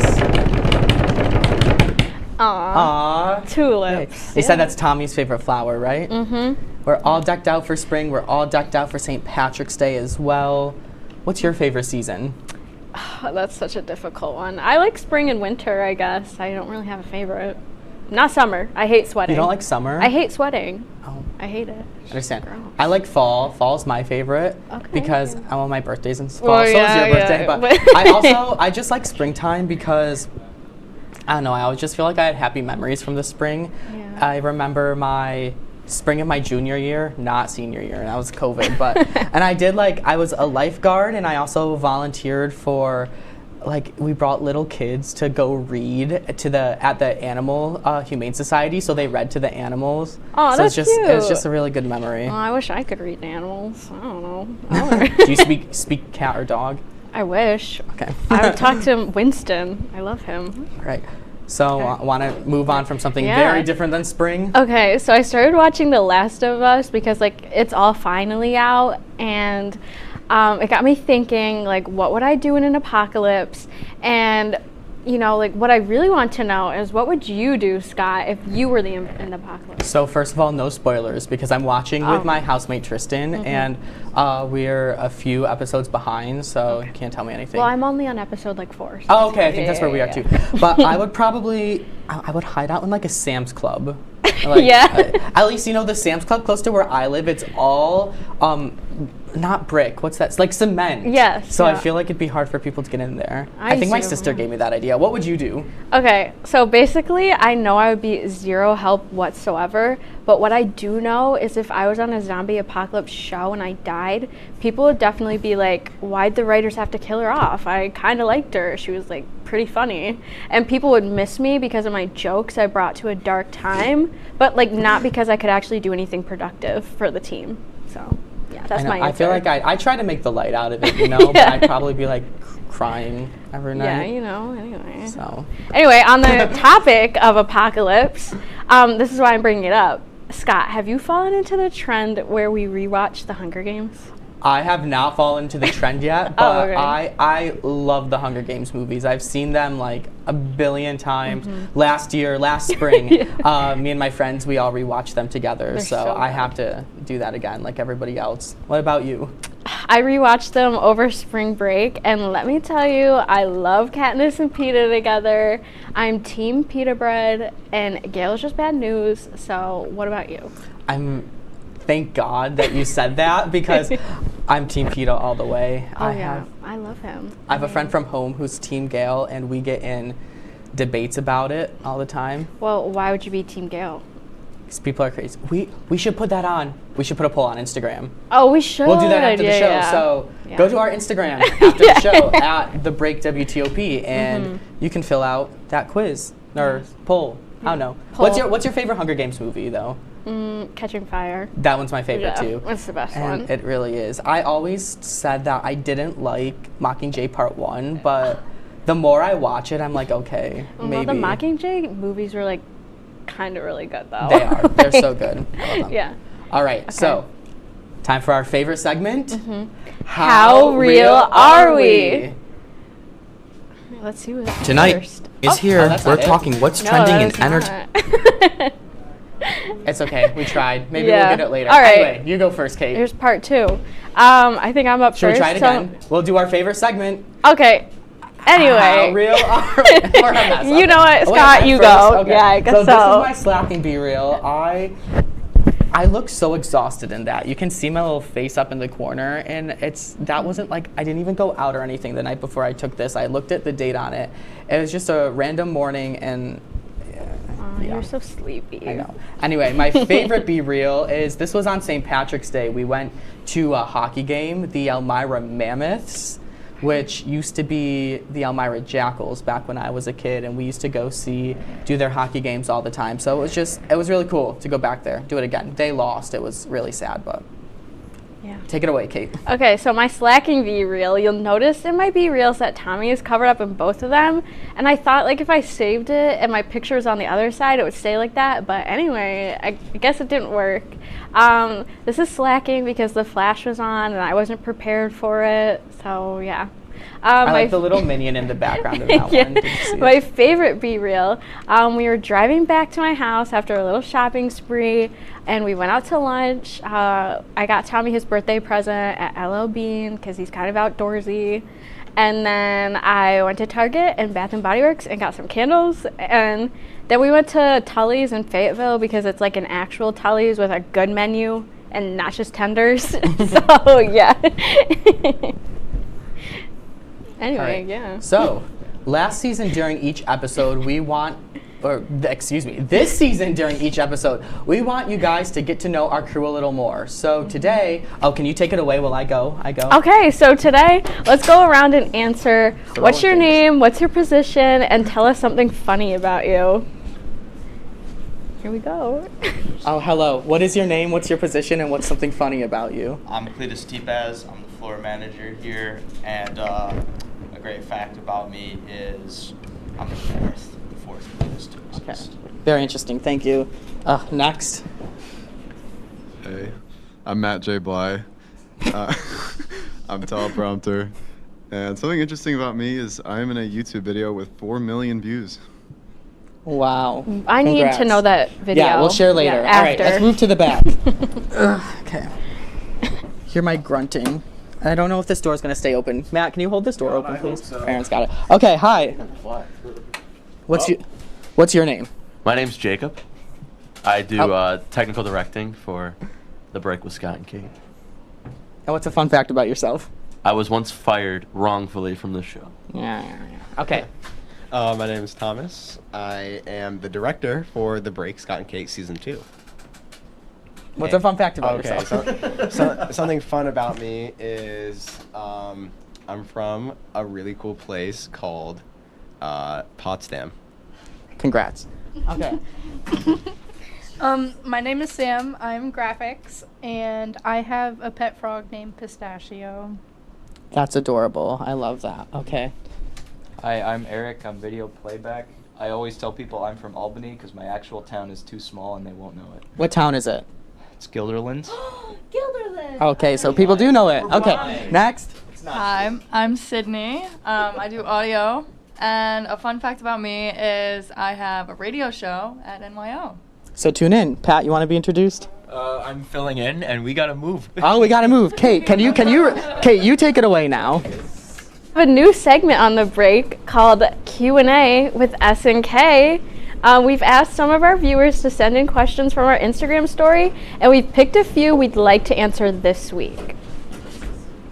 Don't worry if your question wasn't picked this week, we might use it another week, or just send in another question next time and we might choose it. Oh, check out that awesome video. Did they hear me say that? Or? I don't know. Hopefully. What's first? What's our first question? Yeah, first question. Okay. Go-to bagel order. What's your go-to bagel order? A jalapeno cheddar bagel with butter. Just butter. I'm not, sorry, Do you not get cream that cheese. from Riverwalk? Mm-hmm. I know. I do the jalapeno cheddar. I do it with cream cheese, though. Oh, okay. So, yeah, that's a good choice. Thank you, Hannah, for sending in that response or question. What's Mhm. next? Oh, this is a good one. Is a hot dog a sandwich? I say no. I think it's just don't a hot know. dog. It's a hot dog. Yeah. What's the audience think? Give us a cheer or give us a boo. Oh, okay. Not a sandwich. Okay, not a sandwich. Not a sandwich. Oh, okay. Okay. There we go. Next question. All right. Oh, who's your favorite Glee character? You go I was just first. telling my friend about this last night. It's Sam Evans, actually. So. Oh, really? See, we got some Gleeks in the audience today. I'm a so Santana girl through I and love through. Santana Lopez. She's amazing. Okay, what's next? If you had superpowers for only 5 hours per day, what superpower would you choose? Do we get to choose the hours we have them? I don't know. Or is it just like randomly? Or Well, is we it like need- something that runs out? We you need know? Brock to elaborate on it. Yeah, I would choose flying just because that's the superpower I would want. I would choose talking to animals. Okay, next question. Where does the funding come from? We need more funding. Good question. Next. Okay. Oh, Jacob Bradley asks us, why'd you fire Jacob Bradley? Why He was did so we fire awesome and Jacob funny. Bradley? Well, remember when he was talking crap about us live on our show? Jacob Bradley. Jacob Bradley. Anyway, next. We're nice. We let him hang out in the Yeah, back, thanks, so. Jacob. Is We that it? appreciate you. That's Yep. all of them? Okay, Oh, well, perfect. we have to talk. Okay, we so have to don't talk worry about if your this. questions weren't picked this week because we might use them another week or just send in another question next time and we might choose it. Mhm. So we can't wait to see what our viewers ask us next time. So before we take a break, Kate, I wanted to address a book that we received from our friends over at the interview show. Oh, we were gifted a book? What is We were. it? Let's see. It's called, you want to zoom in on this over here? How to Actually Be Funny. Written by Raceboy, the Long Island Python, and Matt J. Bly. So we're doing a little book exchange with them, which I is swear I knew a Long Island Python in high school. I don't know. maybe. Yeah. Oh, thank goodness. Oh, Yeah. there it goes. All Now right. I have a book to read before bed. I was afraid I would run out of jokes before season 2 ended. I think we're pretty funny. I don't know what they're talking about. All So, all right. Yep. Coming up, Claire Santucci and Well, Matt, stop with the teleprompter. Yeah, We'll so- be right back. Yeah, We'll be right back bye. after this.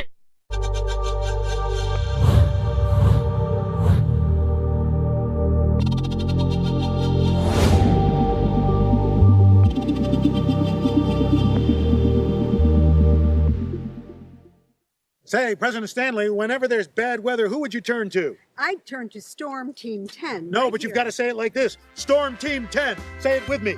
Storm Team 10.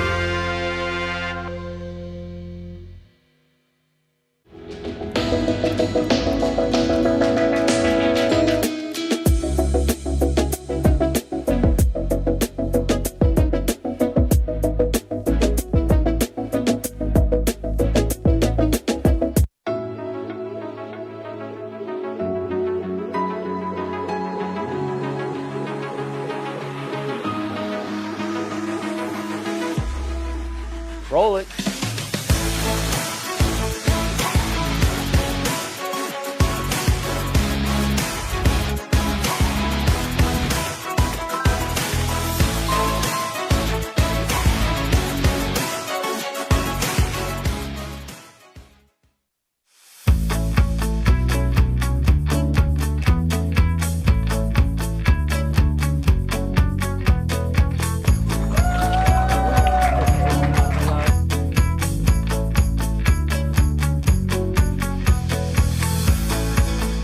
Jill Should we told me it tell was him? Kitty from Glee. Yeah. What is It's it? Al Roker.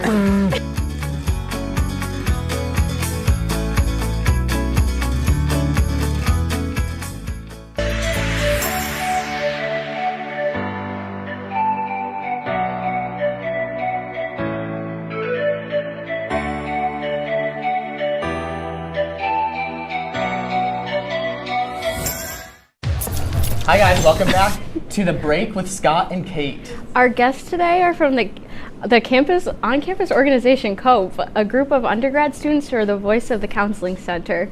Claire, Thomas, thank you so much for joining us. Yeah, thanks for having us. Thanks for having us. Thomas, sorry we didn't say your name Yeah. when we were teasing you right before the Yeah. break. It's all But- good. Sorry. So first question, tell us a little bit about yourselves. My name's Claire Santucci. I'm a second semester senior here at Oswego. My major is psychology and my minor is cognitive neuroscience. Thomas? Hi, I'm Thomas Clark. I'm a second semester senior from New Milford, New Jersey. Psychology major with a minor in human development. All right, well, Awesome. thank you. Yeah. Okay. So what is COPE? COPE stands for Counseling Outreach peer educator. So it's a group of SUNY Oswego students that come together to help basically just do outreach work for the counseling center, make everyone aware of just like what's available to them and how they can get help if they're struggling and stuff like that. Right, so I know like my housemate was part of COPE, you guys are part of COPE. If somebody wants to get involved, what does that entail? We're actually doing recruitment work right now. So I know the intern expo fair was today. We had a table there. We do tea talk every week. There's like in the library, so if anyone walks by, there's pamphlets and stuff like that. It's basically you go online, you send in an application, and then you'll do an interview. All right. Okay. So why did you both join COPE? Sorry, I thought there was a second part. Yeah, sorry. Okay. So I want to get into school counseling, so I figured that this was a great opportunity to get some experience and to be in an organization where other people are doing something similar to what I'm doing. And also she pushed me to get the application in there. So I know you do like the tea talk and things. Is there anything else you do at COPE? Basically, it's pretty free. Like if you can come up with a program and you can get it together, you can make it happen. So like that's a good reason why I like it. It's just it's very much up to you what you want to do, and you can get the resources for it. And that's what Kyle, who runs COPE, he helps us do that and achieve all that.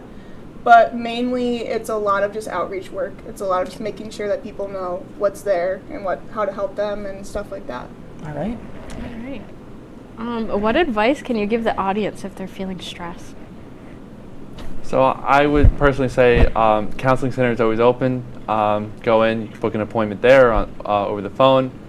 Some great counselors here. So I would say that, or just reach out to friends and family and those close to you. And we're in college, a lot of stuff can happen, and there's always people there that can help you out.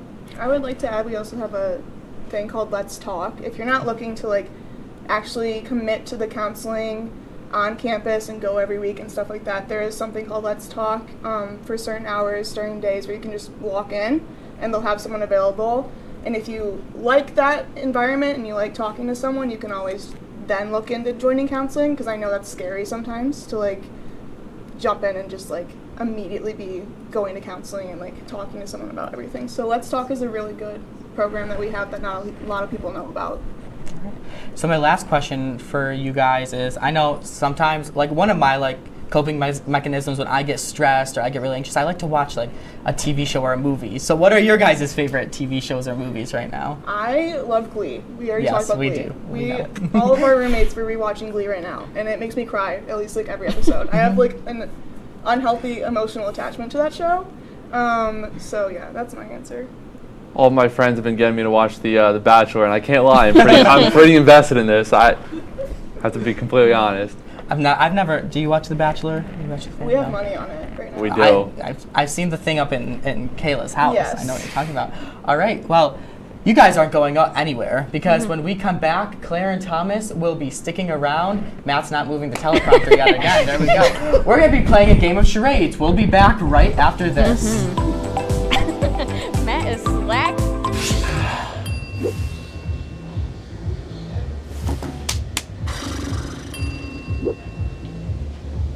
If you need to do something to feel okay to drive, you're not okay to drive. Don't drive buzzed.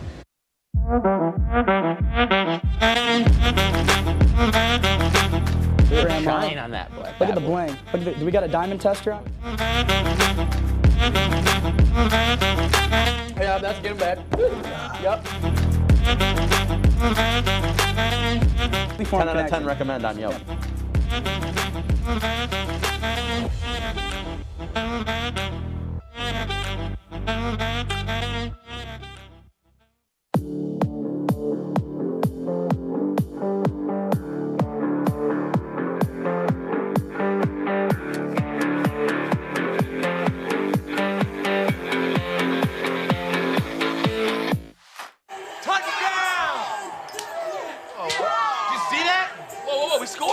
We're going to the playoffs. I can't believe I missed that. Every time I'm buzzed, I spend too much time on my phone. What? I should take your phone away. No. I'll call for a ride. Hey, why does my face look like that? I'm playing with these new face filters. Okay, you know what? Yep, that's mine. I'm gonna need that back. No. Kevin!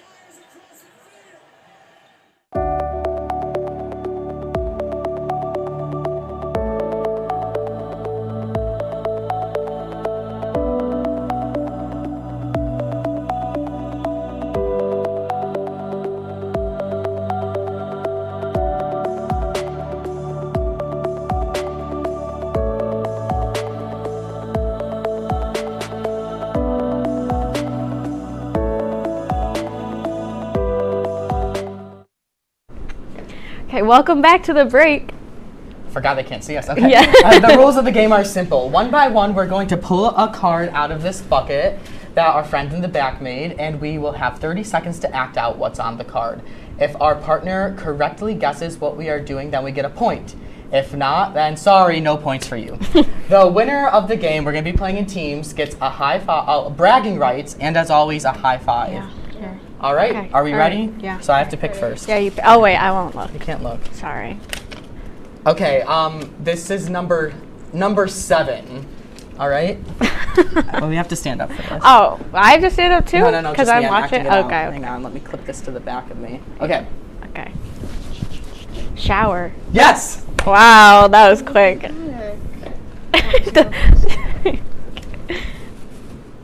You can't look at them. Okay. Just say the number. I have 16. Okay.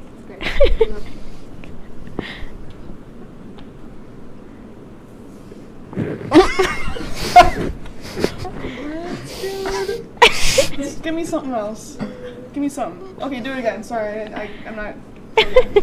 We're not even timing this. Hope someone in the back is timing. Shoveling, like gardening. What are you doing? Raking. What are you doing? You gotta do something else. This isn't working. Shoot. Hammering? I think it's been 30 seconds. Yeah, okay. yeah. You're Where's that done. buzzer? Where's that buzzer What was noise to it? me? Room. That is not grooming. I tried. How is that room? That is not. I tried. Sorry. I tried. Oh wait, I gosh, have yeah, to do you're next. it. Okay. Oh god. I don't want to do this. I won't look. I have number 9. Are you a TikTok dancer? Pointing? Are you swimming? I don't know how I'm supposed to act this out. Can my 30 seconds be done? I'm too embarrassed. Fine. Okay, it's elevator. Oh, that's hard. Yeah. There we go. Okay. Okay. Thomas, you ready for this? All right, I got number 8.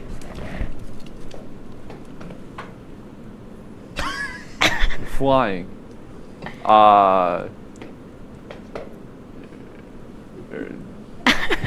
What? You're sticking your nose. You're flying. You're like. You're moving your arms. You're. Should we count them down? I don't know what you're. 5, 4, You're- 3, 2, I don't know what you're. 1. What? Bird. No, come on. Beak. Oh. Wow. I thought. I'm upset with my No, you partner. can't. Yeah. You put Oh, it sorry. back in. Just It's okay. don't, It's just okay. It's 8. Just don't. Just don't do 8. Don't do 8. Okay. I thought it was like. All right, I have number 6. I can do this one. Okay. Well, hopefully. Yeah, Ready? We're doing pretty bad right now. Tightrope walking. Yes. Yes. What the We just know. I promise you, we did not Okay, see these don't before we did screw this. this up. Don't suck. We're down by 2. I have number 2. Okay, get up.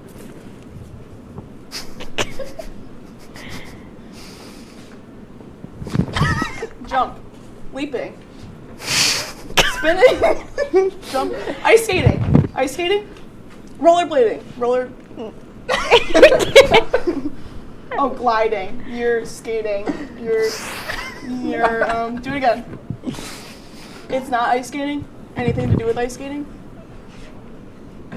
5, 4, Dancing. 3, Ballerina. 2, Ballerina dancing. 1. Ballet. What was it? Ballet. We'll give Yeah, it to give it that. to We'll that. give it to that. You said it's like the movie one. Okay. All right, Kate, you're next. Well, we only have a minute left. We can do another one. Oh, okay. If we move really quick, I guess. We'll I'm get gonna do 15 this seconds one. to guess. Ready? Okay. 1. It's number 1. It's like Snowman? Flying? Angel? I don't know what I was supposed. Okay, I don't know. What is it? It's a butterfly. Yeah. Yeah. Here, Claire. I'll go one more time. One more with 15 seconds, guys. Well, I gave a lot of time for the Number celebration. 5. Number so- 5. Okay. You're hunching over. You're Okay. You're walking. You're getting low. Where is she walking? Walking downstairs. There you You're go. walking downstairs. Does that mean we need a tiebreaker? Well. I don't know. They're not talking to us. Well, that's okay. Okay, who is the winner? It's 2-2. Okay, so What do we do? Rock, paper, scissors to battle it out? Sure. Okay, you do it. Against who? Ready? Rock, paper, scissors, shoot! Oh. Oh. The winners! Oh, you get a high five. Yeah. Where's And that- bragging, right? Where's that cheering? There, There it is. All right. We just All right. thank you. We just wanted to say thank you to Thomas and Claire so much once again for joining us. Remember to follow Cope on Instagram at Oswego Cope for more information on what they are doing. We'll be right back after this. You're watching The Break on WTOP 10.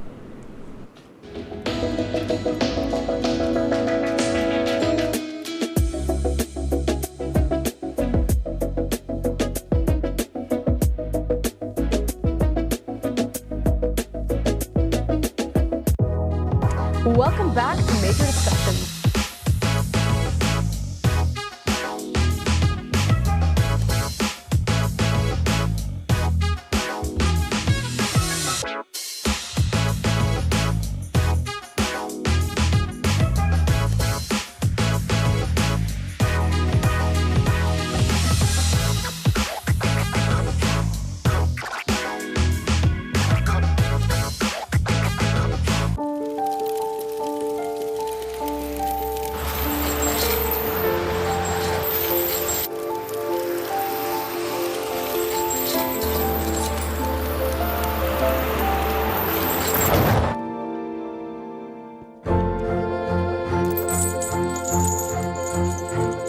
Did you know dragging chains can spark a wildfire?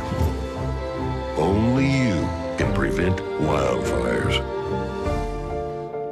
When I was in foster care, I never knew when I would have to move. So I always had my suitcase ready to go. Then one day I was adopted. My new parents opened their hearts and home to me.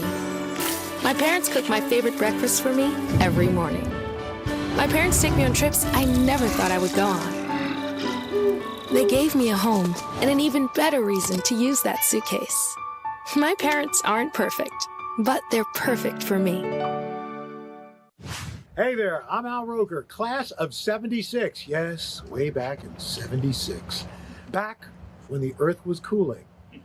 You're watching WTOP.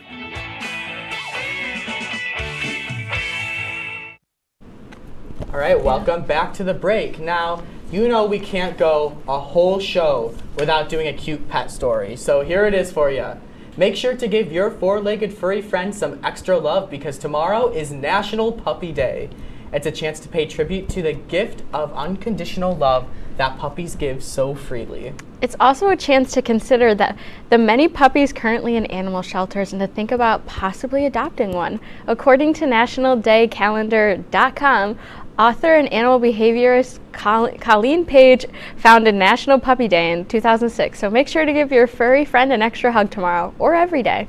That's so cute. I wish I could see my dogs tomorrow. But I know you have a little message you want to give before we go. Yeah, happy early birthday, Tommy. Woo, yeah. I also wanted to congratulate.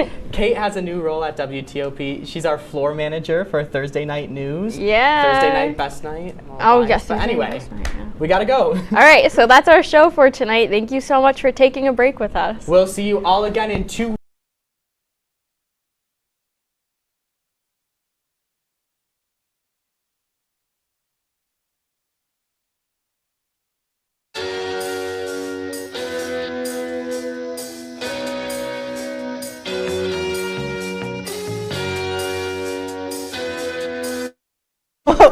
Well, welcome back to Off the Clock. Hey, guys. Okay, sorry. My he was just yelling in my ear. Welcome back. Yeah. Yeah, it was great. It was really good. How was yours? Yeah, you might have noticed we were gone. We all had spring break and then another week off, but your favorite girls are back, not a worry. Oh, yeah. The all-girls show here. We're here. All the girls in the back are here, too, after a good say spring hi, break. Ladies. Someone take the bump cam, or not the bump cam, the back cam. Is that an option? Nope. Nope. All right. That's okay. Cool. All right. Let's keep going. Let's go. Alrighty. Oh, there we are. Oh, there they are. Lovely ladies. Yes. Hello. Everyone had a great spring break back there? Yes, they did. Yes. Okay. Getting some thumbs up. That's what we love to see. All right. It's time. Well, we're going to jump right into it. We're going to do the most important part of the show, the fit check. As always, I'm first. See if we can get up without dropping the mic. Believe in you. Thank you. Okay, so starting at the top, earrings. Oh, okay. Earrings. They said no. From my mom. Dress I got from TJ Maxx. Everyone was asking about it. I do admit I love this one. And It is very pretty. I think DSW, maybe? A little old, but I love this the is outfit the fit. today. Thank you. I'm very proud of this one. I know, feel it's like very pretty. You need to have an excuse to dress up every once in a while. Yes. You want to go next? You can go. Okay. I feel like we have an order now. Oh gosh, so this is my fit. Pants are from Gap, I think. These are Converse custom, and this is from American Eagle. One of my favorite tops. That's really cute. Yeah. The top matches the Alright. Converse in a way. Yes. Like the colors. You wear those Converse a lot, and I always like them so It's a much. staple. They're so pretty. It's a staple of your style. My faves. All right, so my outfit today, well, I just got my hair done over break, so I don't know, it's a little lighter, I'm a little blonder now, guys, if you were wondering. And then my shirt is from, I think, Abercrombie? I don't remember exactly, I've had it for a little while. And then my pants are Levi, and then I have my Nike blazers on, of course. And yeah, that's my outfit. Pretty boring, pretty basic, same thing. Thank you Love guys. Love it. All right, well, now that you're all caught up on our outfits, we're going to try something a little bit different today. We're going to do some games. Yeah, we never play games much. We never play games. We're doing something to, spice it up a little bit.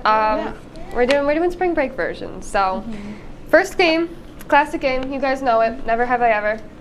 And the premise of the game is to answer a question about whether or not you've experienced something. So, for instance, I was going to say, never have I ever owned a pet. And if you guys had owned a pet, like you would say, I have, or I have not, or I've never. I'm explaining it really badly, but you get the gist of it, right? So that's what the game is.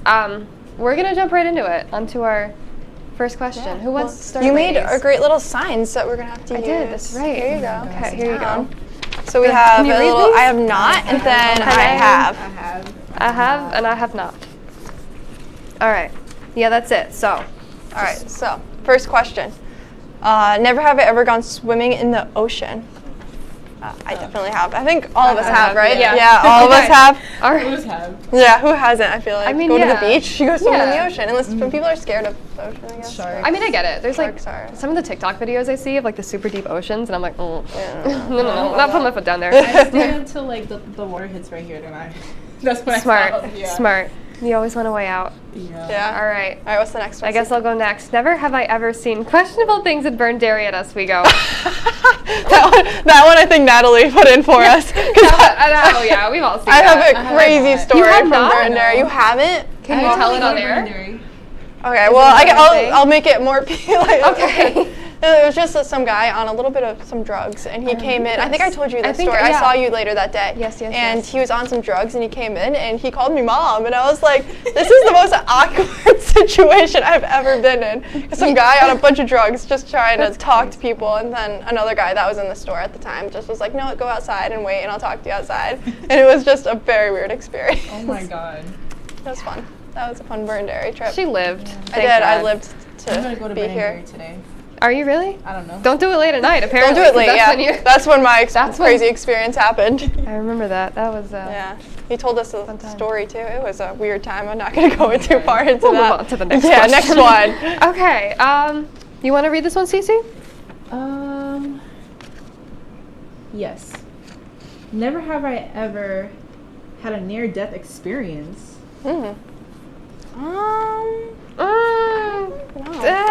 I'm gonna go half and half and just hold the paper like this.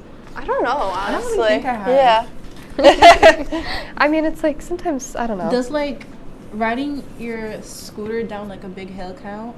Did you fall off? Yeah. Yeah. Then maybe. Okay. Maybe. Depends how badly you were injured. I mean, if that counts. I have Like, a scar on my my left shoulder. oh yeah, I got a bunch on my knee from skateboarding. Yeah. Oh god. There were some disasters. Some It slight happens. accidents. Happens, guys. It does. It's the best of us. You're right. All right, read the next one. Okay, never have I ever done a road trip longer than 10 hours. Oh, I definitely have. I've done that. Yeah. In 10 hours? Yeah. I have not. You All have those not. family I think vacations. the longest one was to school. Really? How long was that How for far a you? drive is that? Up to like 5 to 6 hours. Okay. Oh, Okay. that's far. Yeah, that's a Unless long you're drive. speeding, like 3 or 4. Still under 10. Yeah. Damn, you cut off 2 hours by speeding? How fast are you going? I don't drive, so blame the driver, not me. Okay. Blaming the driver. Okay, so the next one is never have I ever been injured on vacation. Have you guys been injured on a vacation? I don't think so. Sorta. Well, it's not very entertaining. I went to my aunt and uncle's lake house once, and I was like 10, right? I stepped on a bee, and I swear it bit me. I swear it bit me. My mom is like, that's not even possible, but I swear it did, because there was no stinger in my foot, and the bee just got up and flew right away. So I think that little thing bit me. Interesting. That's my story. You were swollen? I don't really remember. I was like 10, but So a pinch? it was like a pinch. Maybe it took its hands and went. Is that possible? I don't know. I don't know about bees. Oh my god. Can they even All cross right. their hands over their body? All right, what's the next question, guys? We gotta move. Keep going. What's the next one, CC? Let's see. Never have I ever been on a cruise. I have not. I have not. Oh, you have? Yeah, I Okay. went this past summer. It was really cool. Where'd you go to? It was out of Florida, and we went to the Bahamas and an island in Haiti that was owned by Royal Caribbean. The both Imagine islands. owning a whole island. I know, right? The whole cruise line just owns like a bunch of islands. It was really cool. The fact that like people own islands too. Yeah, I know. Like it's that's a weird thing. to me. That's a It's really thing. weird. I know. I don't know. All right, next one. Next. Next. Let's think about that next. Never have I ever stayed in an Airbnb or something similar. Yeah, like a hotel kind of thing too. Airbnbs. I have. Yeah. I didn't get it. Okay. Did we have good experiences in our Airbnbs, ladies? Yeah, for the most part, yeah. Okay. Did you guys? Yeah, I did. I've stayed in some really nice ones, so Yeah. it's been. Yeah, it's cool. Yeah, I'm on the next question. I guess or not 2 questions. 2 questions from now, I got a story. All right, let's keep going. Related then. to my Airbnb. Let's keep going. Yeah. We're running out of time. We're gonna go speed around it. Have I ever visited all 50 states? No. not. No, I wish. Great. That's a goal, though. So we're all uncultured, all untraveled. Great, All right, good let's to know. keep going Okay. then. Never have I ever experienced severe weather on vacation. That one I have. Yeah, I have. I got stuck in an elevator once because of severe weather. I think that's another question. Oh my god, it is! I never gotten trapped in a hotel elevator. Okay, I we have. 2 years later then, I guess. But my turn. I needed some of my weather experience. What's So your we stayed in this townhouse. We went down to South Carolina, Hilton Head. It was really nice. But my sister and I, right? My sister and I were in the top room and like right in the sky. And the last night we were there, this thunderstorm forms over our house. Literally not even kidding, it formed directly over the house. And so I wake up and the beds are shaking and I'm like, what is going on? And it was horrifying. And then we just kind of waited it out. There was really nothing else we could do, but it was pretty cool. Yeah, I'm looking when I Pretty cool. All right, so you've been trapped in an elevator. Yeah, we were on a vacation at the beach, and we were walking on the beach, and then all of a sudden there was just a bunch of lightning and thunder and lightning struck the sand, like right next to where we were. So me and my siblings were like, all right, let's go back to the hotel. So we go back to the hotel, and we start to go up the elevator, and all of a sudden it just stops. And we were in there for probably like an hour, and I was just calling my parents, like, I don't know what's going on, but we're stuck in the elevator right now. So they had At to least you call. weren't outside. Yeah. That would be bad. So I think there was 2 buildings too for that hotel. So then the other building, the elevator got stuck too. So they were fixing that one at the same time. That's horrifying. But yeah. All right. But stay tuned because after the break we will be taking some BuzzFeed quizzes. So we should get some interesting answers. Oh yeah.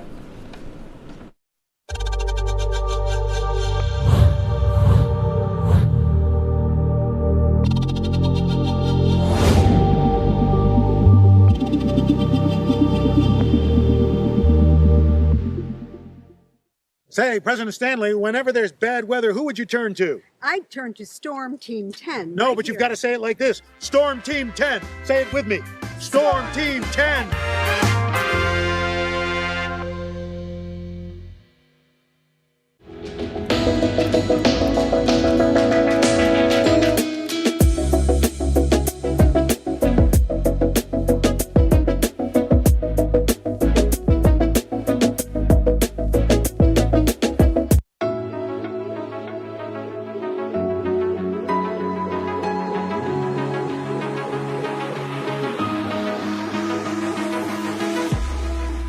Roll it.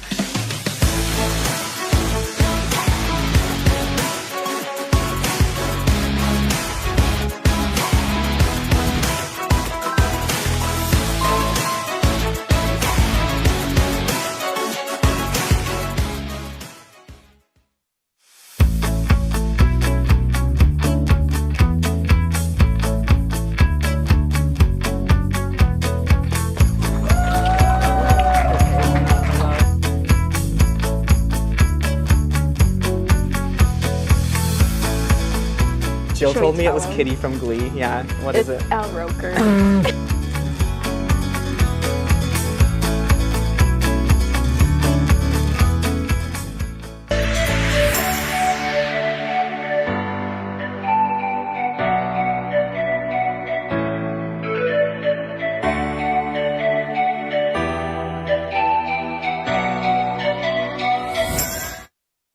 Hi guys, welcome back to Off the Clock. So now we're going to take some BuzzFeed questions. So this should be interesting. Yes, it will. All right, so the first quiz we're going to be taking is we're going to be finding out our icks.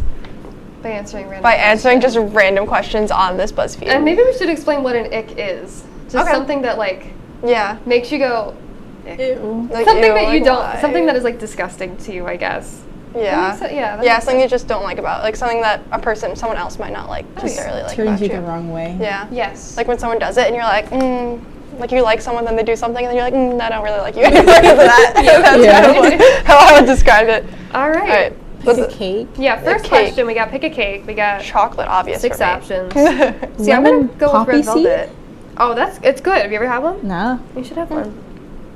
Maybe it's pick a house. You're picking chocolate? Yeah, chocolate. There's a pink house in the next question. That's really obviously cute. that one. Like Savannah. I'm gonna pick the Victorian because I think that's a really cute. It is. That one's I love historic houses with charm. I'm picking the digital marketing agency one.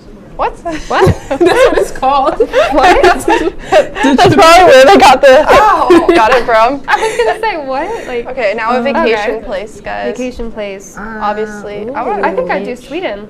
Barcelona. I do Fiji. I want to do Sweden. I feel like New York, I would want to live there. Yeah, I've been to New York. I went there last week. You went there last week? Yeah, been there, done that. Yeah, that's fun. Okay, and then an activity, skydiving. I've always wanted to go skydiving. Oh my god. Okay, swimming with sharks sounds horrifying. But it sounds cool too. I would do does. That. I kind of want to do.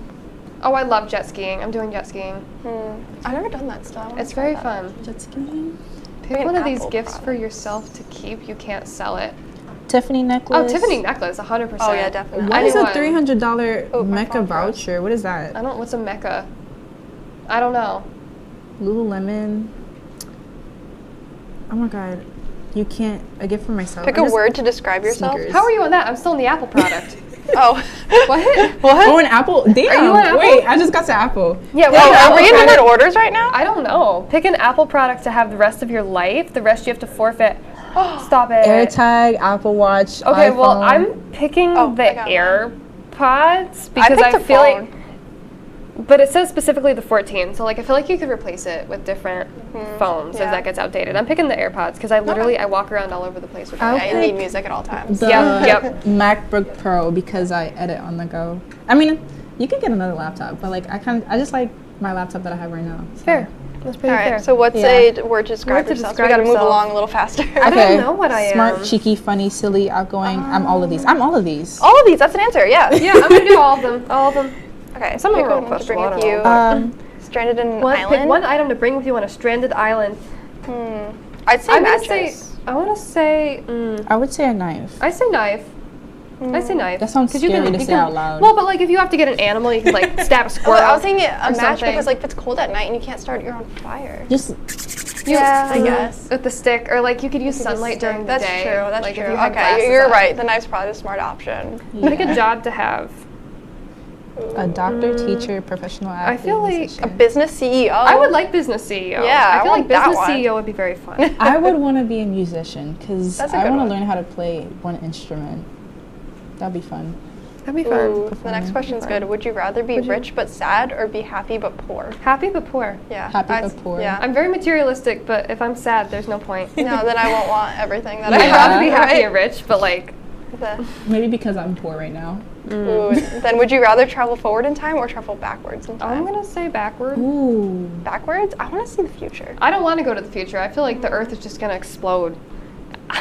I'm saying the future. Global warming. I'm saying backward. I would say future because then we could figure out how to stop it. Oh, well. Okay, I know True, both of your true. answers to this next one. Okay. So would you rather always smell a bit bad or never be allowed to listen to music? Never be allowed to listen to music. Instead of smelling bad? Yeah.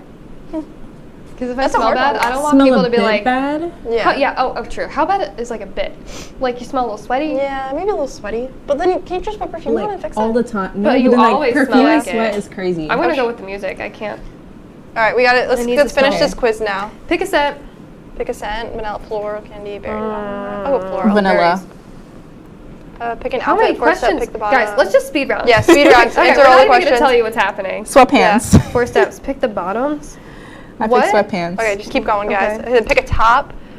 Ooh. These look terrible. Yeah, I wouldn't pick any of those Crop tops, top. but sure. Tank top. Oh, they have the shoes I'm wearing right now. Obviously. An accessory, AirPods. Dunks. My phone is not liking me right now. Pick your type. What? Oh, the guy? Oh. They have AirPods as an accessory? I guess. Bruh. Oh my god. Ankle. Pick a song, lastly. Pick a cake. Oh, Bohemian Rhapsody, obviously. Taylor Okay. Swift, I think my Wildest page Dreams, just, like, of reloaded. course. I got it. What's everyone's? What's yours? Should I go first? Yeah, you're first. Okay. I'm My page just stubborn. reloaded. Hold on. Mine says Yours says what? stubborn. Stubborn. Okay, mine says humorless. Humorless. I could see that. I can. Really? Yeah. I don't think you're humorless. No. Like your ick is this. Oh, This oh. is what your ick is. Okay, yes, So yes. like you don't like people who are stubborn, Yeah. and I don't like people No, who have yeah. no sense of humor. That's fair. That makes sense. Yeah. That makes a lot of sense. I like that. And I get that Cece's restarted. I'm pending. So why don't you do that? We're gonna load up the next quiz. Where Do we have time to do another quiz, guys? Do we? I don't know. Let's see. Where'd my? Oh dear, I have all the apps open. We're a little over dear. actually, so we might have to throw it to break. And Well, then when we come back, though, figure out what we're I going am. to we're going to figure out what CC is, We're figuring what out what CC's CC is, and then we're going to have a member of our crew come join us for the question of the day. So stay tuned. Bye. Bye. Bye. Bye.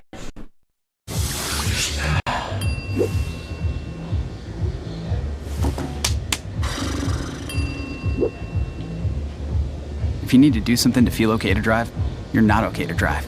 Don't drive buzzed.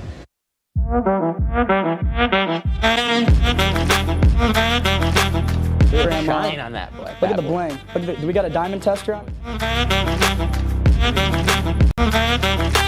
Yeah, that's getting bad. Yep.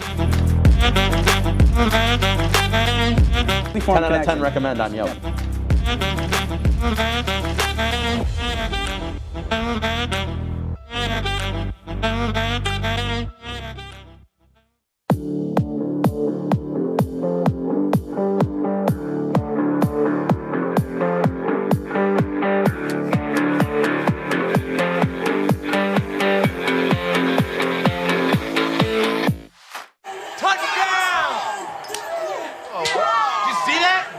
We scored? Yeah, we scored. We're going to the playoffs. I can't believe I missed that.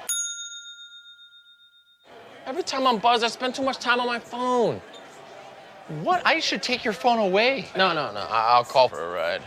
Hey, why does my face look like that? I'm playing with these new face filters. Okay, you know what? Yep, that's mine. I'm gonna need that back. No. Kevin!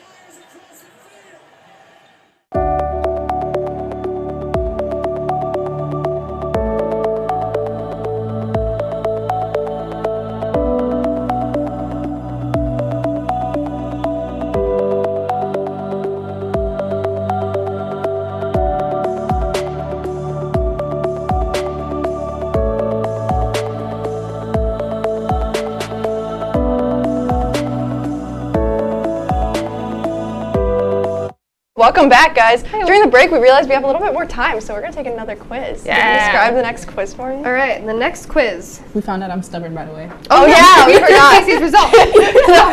Your ick is that you don't like people who are stubborn. I don't like people who are stubborn, I guess. That's fair. That makes sense. Me too. Yeah. Me too. There you go. All right, so guys.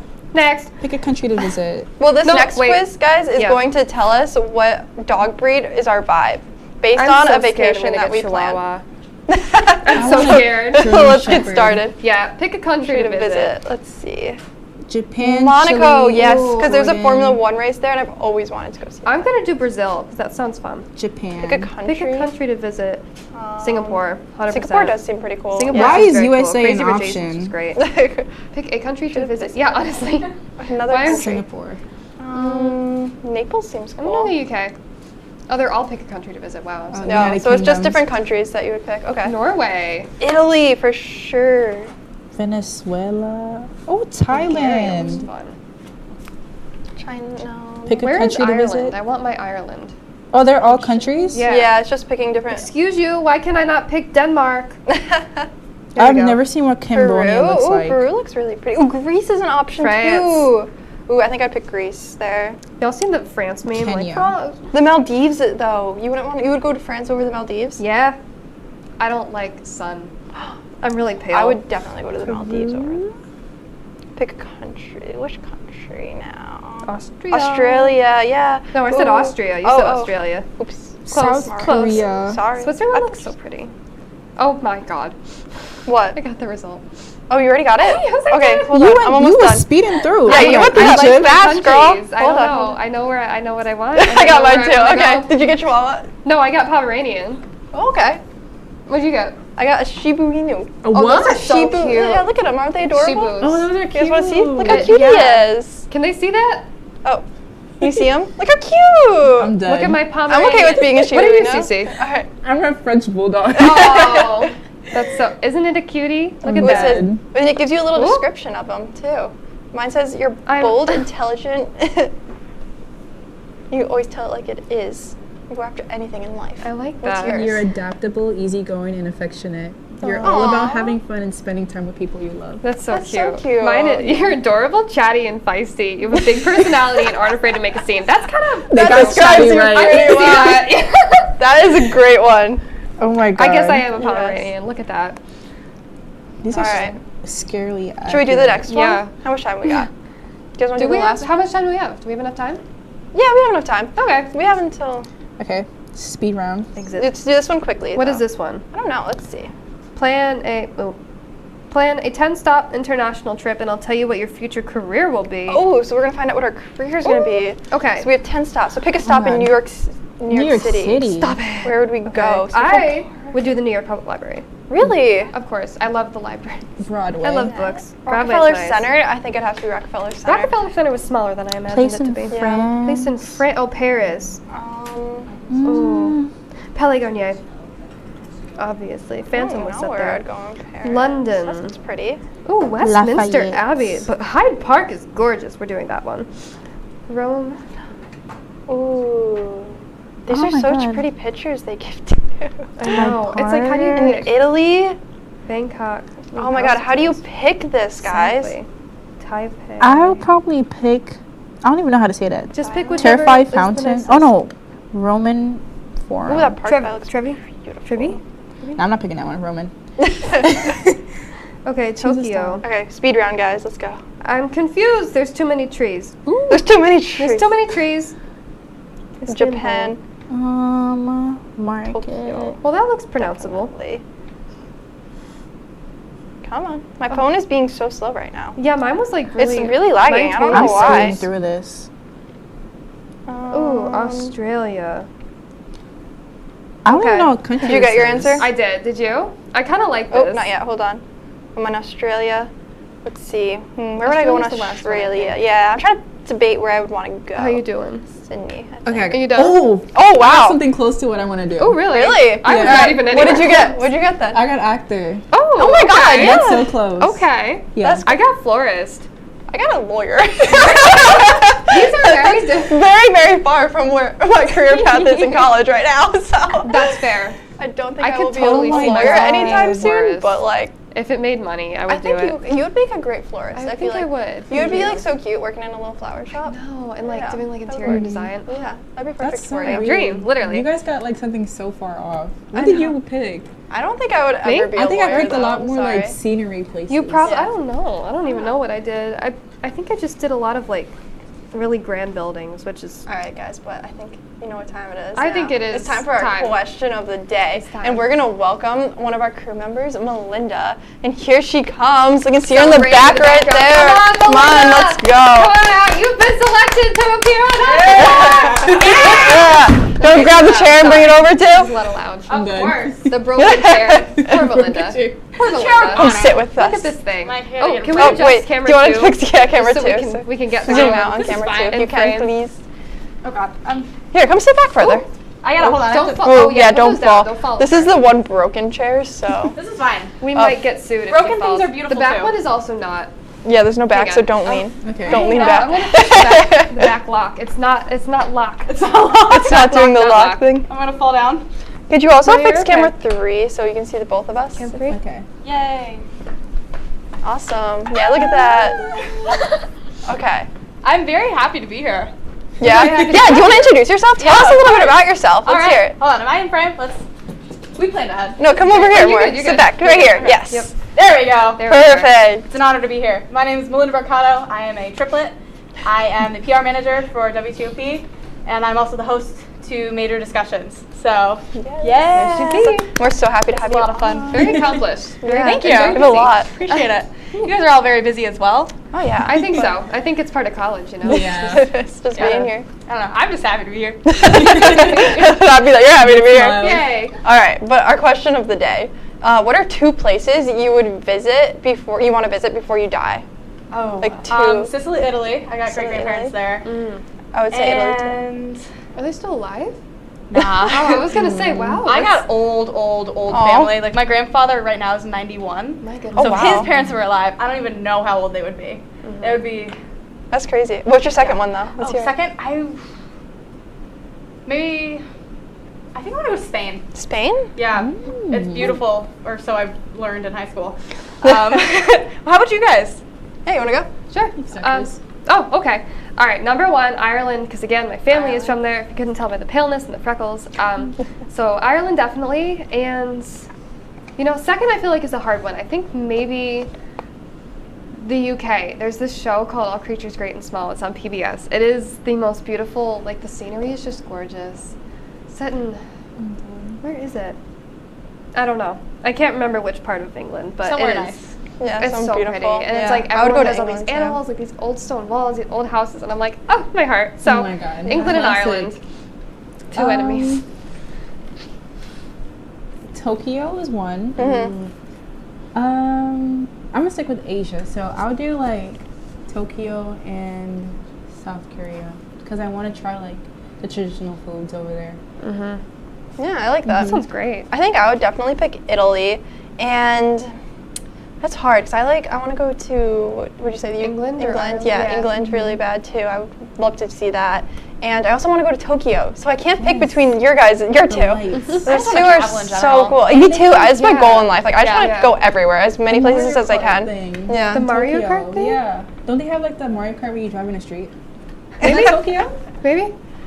Yeah, maybe. I think so, yeah. maybe. Yeah, I guess so. I mean, Rainbow Life-size Road. Mario Karts, don't and you just know. drive down the street. That's in space. Yeah. I know. Rainbow Road is in space. I know that. But you're thinking of Mario Kart, and I'm just thinking of locations. Do you guys play Mario Kart? I love Yeah. Mario Kart. Yeah. I That's a good one. I was the champ. I am the reigning champ. I beat this guy once at a party. He refused to talk to me for the rest of the party. It was amazing. What's your Talk about a hurt character? ego. Yeah. Wow. Tell me about it. My what? Your character? My character? Oh, I like Daisy. I like Princess her Peach. little Princess outfits. Peach. I think I always pick Princess I like Peach. I always too. picked her because she wore pink. Yes, me too. It's my favorite color. Me I too. just picked the girls. I didn't want to be a guy. Yeah. I still don't want to be a guy. I'm very happy to be I a like girl. Yoshi too, though. Yoshi's Okay. Yeah. I really don't want to have to stop this conversation, guys, but we are. Ladies and gentlemen, boys and girls, children of all ages, welcome back live inside the Roker studio from Laker Turf Stadium for the fastest moving 30 minutes in sports, Sports Talk.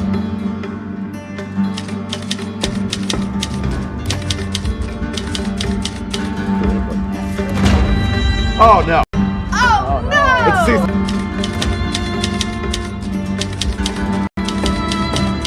We don't exactly own the rights to the name that we've said for the last year and a half. So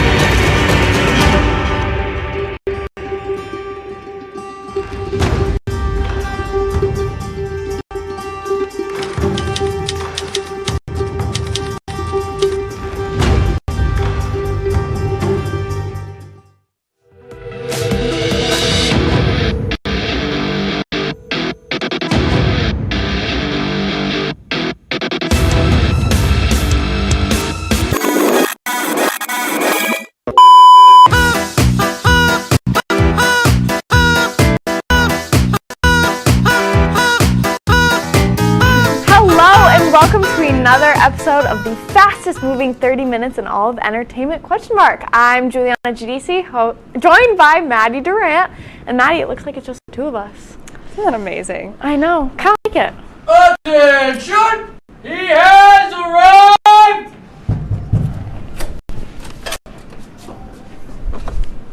Gentlemen, pleasure.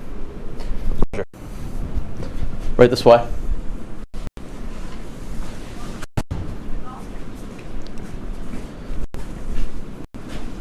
Who are these two? Those look like Garrett and Kyle.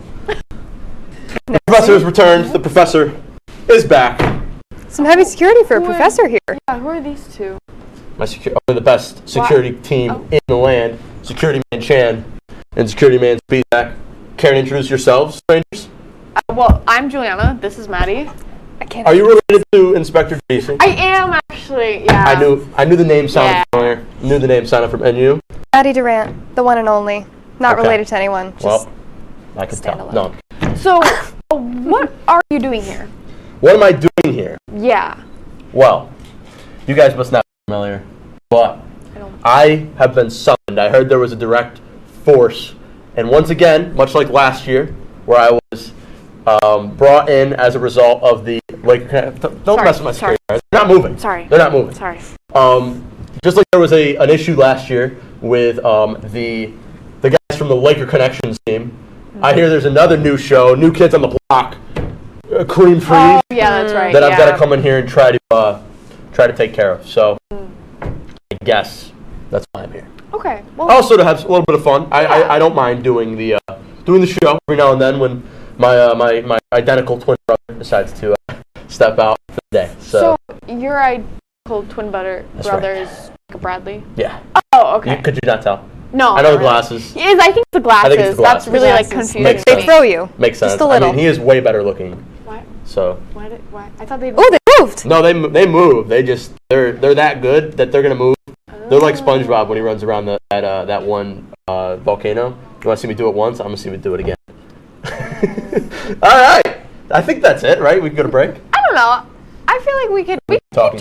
Okay. I like this. This is nice. Yeah, it's nice. It's cozy. Maybe I don't like comfortable That's atmosphere. Right. We can keep talking. Why do they do that? I hear the names as well. Was that something? So what happened there? Basically, what happened was somebody stole our name, so now we have to work together to get it back. Okay. Well. Jim did some investigation. Did you? As we saw. Really? Must have missed that one. Oh. No? No? Well, I mean, he would know as his identical twin brother as well. But, yeah, I mean, I will say, much like, stop touching the security guard. Sorry. I mean, come on. I'm sorry. your sister or your cousin would never. That's yeah. true. So much like Santa Claus, Professor Bradley's come bearing gifts. Oh, okay. Lovely. And that comes for the two of you guys. Oh. Because I'm gonna denounce you guys today as my students. You're gonna be my new students. Much like I was able to hang out with Kyle and Garrett, I'm gonna hang out with you two. Okay. And I'm gonna test your guys' knowledge and your ability to work together. Okay. Against my two security guards. I feel like we can do that. Hey, Yeah, what? yeah. You know, yeah, we're Team Plaid. Exactly. Team Plaid? Team Plaid. Wow. For the win. Plaid. Love that color. Just screams excitement. So that's going to do it for our black today. Yeah, they're little. I know. You guys got your hands full. Well, now that that's over, let's throw it to a break. And we're going to have a little bit more coming up on the other side. The security guards are going to talk a little bit about sports. We'll be right back.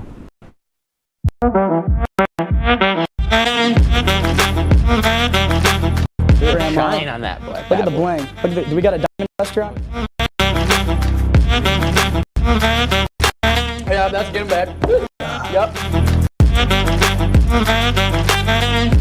10 out of 10 recommend on Yelp.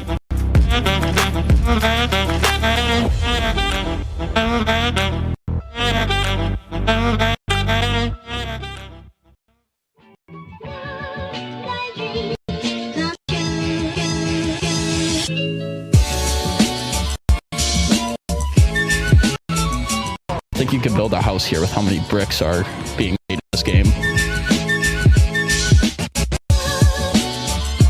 That is a rapid nosedive, and it's at the point of no return, guys.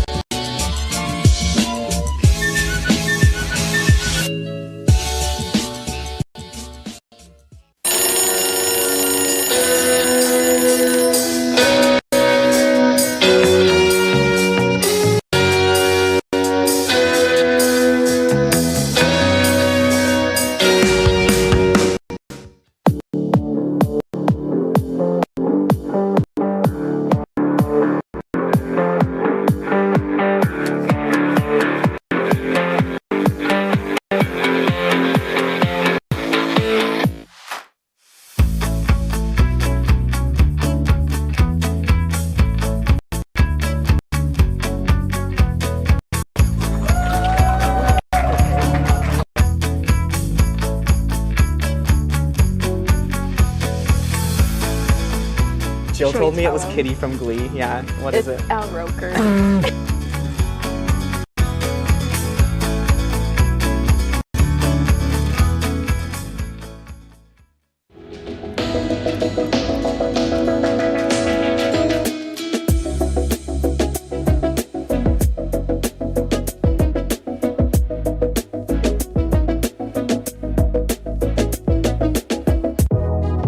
Welcome back to Major Discussions.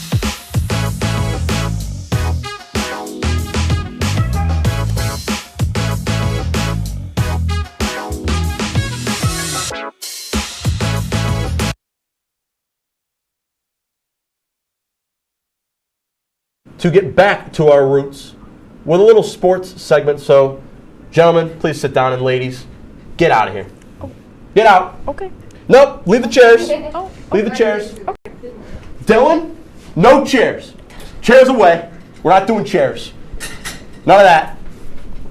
Gentlemen, you may speak. How are we doing today? Oh wow. We're doing great. Doing great. My seat is Thank so you. low. Thank you for letting us talk. Absolutely, of course. Thank you guys for all the services you guys do. Of course. Much like your predecessors, you guys are big sports fans. So why don't you just give a little piece to camera, the both of you, real quick, and just say your favorite sports teams. Who do you guys root for?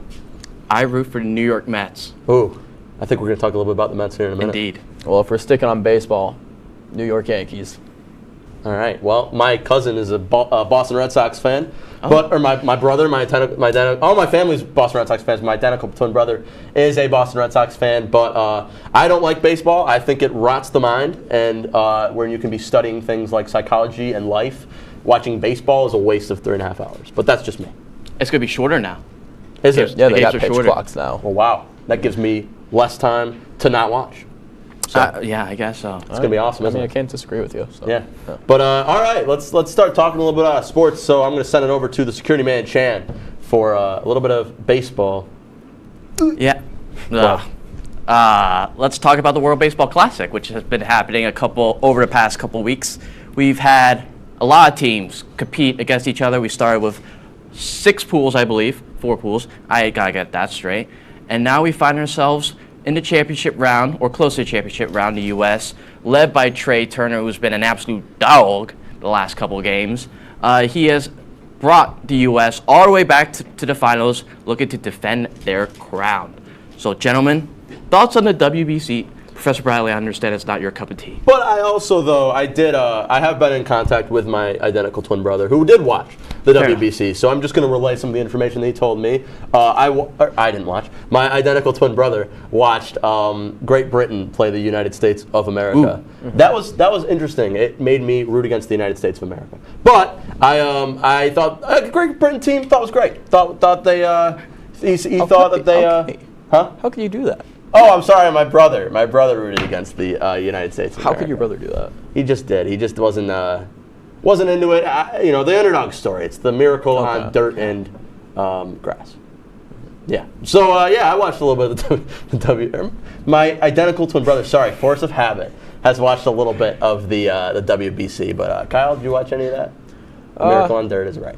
Nah, I watched a little bit of it. Haven't watched any full games. More been keeping up with it. Yeah. I'm glad the U.S. is in it because we created the sport. We should probably be in the final of it. They're jacked. They've got a jacked up team, I'm told. Dude, Mookie Betts, Mike Trout in the outfield. Wow. What was that? Mookie Betts and Mike Trout in the outfield is unreal. Yeah. My twin brother saw the Canada pitcher, the young man Brett. Oh, he had it rough. He had it rough. Poor guy. Yeah, maybe he'll pick up 9 runs instead first of inning, something like that. Yeah, it was not good to be on that mound and facing, might I say, probably the best hitters in the world. Yeah. The U.S. lacks pitching, but I still think they're gonna win it all. I don't know. Japan, if it ends up being Japan, we'll know later tonight. I think Japan probably poses the biggest threat for the United States. Shohei Ohtani's the third rotation pitcher on their lineup. And he's one of the better pitchers in Major League Baseball. Dude's got a bat like none other, and the rest of the team can. Because the thing is, you got to think baseball's just as big over there as it is over here. That's true. So a lot of their best players are like, why would I leave Japan when I'm already in a huge league that's super competitive and is paying me also tens of millions of dollars? Why would I go to America where it's a completely different culture, completely different language? If the skill level is still relatively the same and you're making the same amount of money. Kyle speaks a lot of facts. Japan's got one darn good baseball program over there. Very good.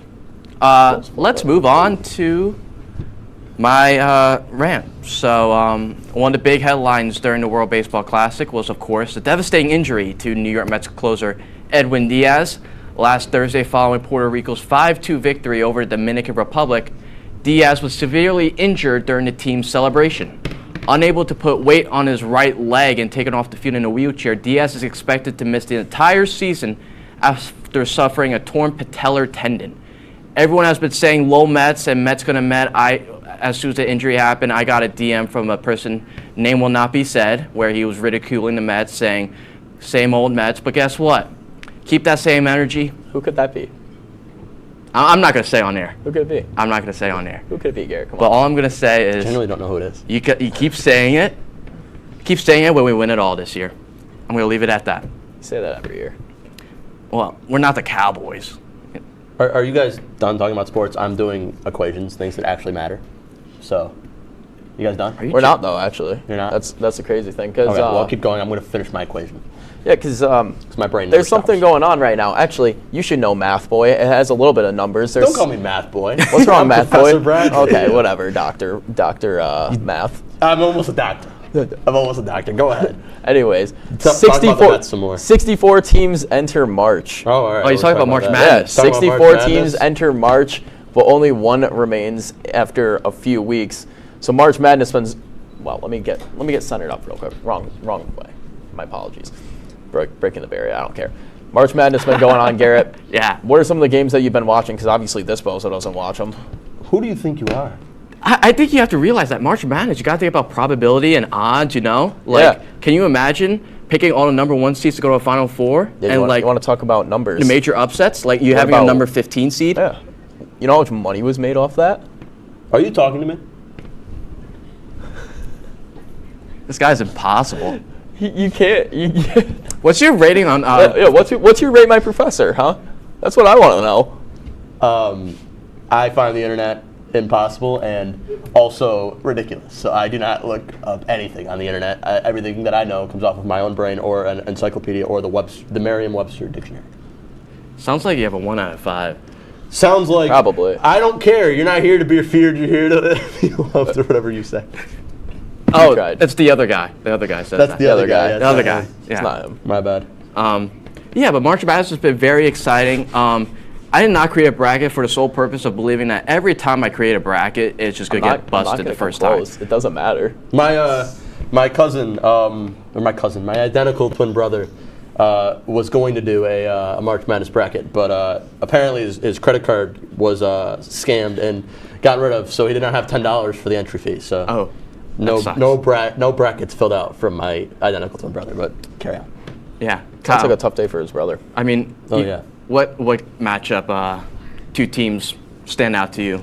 Obviously, I got to pick the basic one: FDU versus Purdue. I mean, that's the second year in a row that a small town school, a very small D1 school from New Jersey, comes in and they upset. Well, last year was St. Peter's 15-2, right? It was 16-1 this year.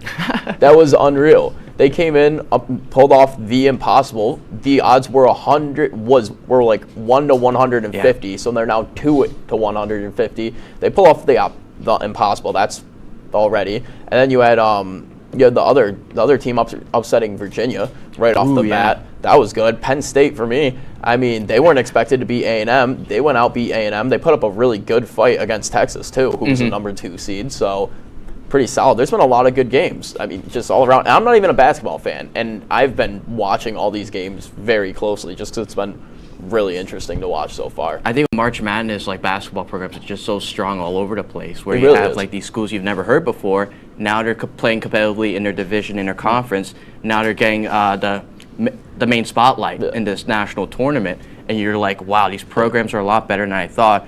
As we got a deep dive inside Professor Bradley's mind. Yeah, I'm doing long division. Carry on. You want to? Kyle. I'm told you have more sports to talk about. Let's talk about surprise hockey. me with the clearly rottenness of your brain, but go ahead. Oh, wow. This guy thinks he's real clever, but the thing is, everybody knows sports are the biggest entertainment there is, so that's where all the money is. I prefer math. What's this guy's salary? Anybody know what this guy's salary is? My salary is people taught, which is several $1 million in education. Carry on. Yeah, the school pays him about minimum Numbers you wage can't for even his count. career. Anyways. You can't even count. But anyways, college hockey has been going on too. I mean, not many people watch college hockey here, so this one's kind of just me spinning into a camera and trying to induce everyone into a conversation with me. Your math is wrong But already. yeah, your math is wrong. No, it's not. Come on, number boy, come on. It's not. But anyways, we all get fooled sometimes. College hockey playoffs have been going on. A huge upset. Colgate, a D1. Colgate, a D1 hockey school. I don't even know what's going on right now. This is all over the place. I'm pretty sure it's not. This professor. Carry on. No, I'm just. That's my alter. Carry on. Keep talking about it. Keep talking about it. But Colgate, the D1, small D1 school in upstate New York, goes on to beat Quinnipiac in the conference championship of the ECAC. So they're in the national tournament. 3 ECAC teams in the national tournament this year in Quinnipiac. You got.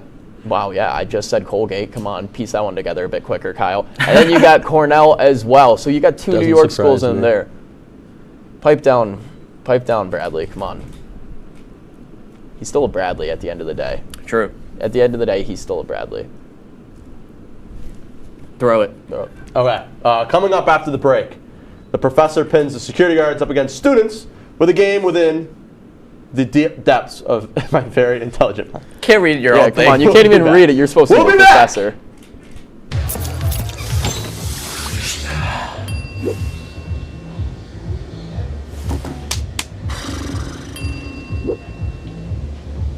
If you need to do something to feel okay to drive, you're not okay to drive.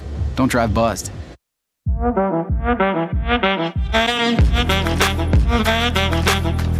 Shine on that black. Look at the bling. Look at the, do we got a diamond tester on? Yeah, that's getting bad. Yep. 10 out of 10 recommend on Yelp.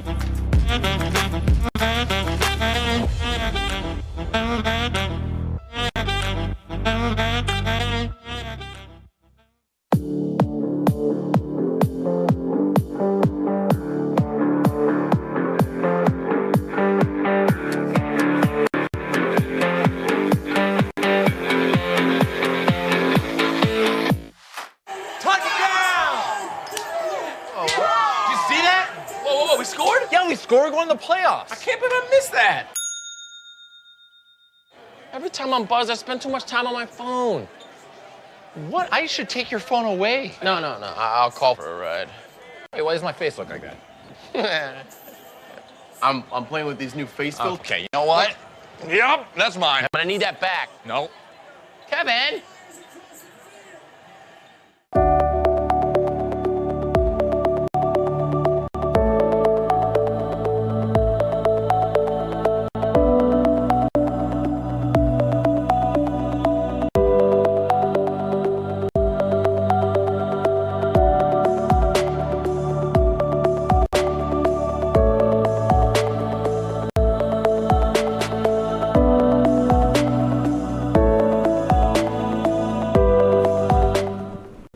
Welcome back to the question mark, and it is now time for. Can I help you? Can we come back now or no?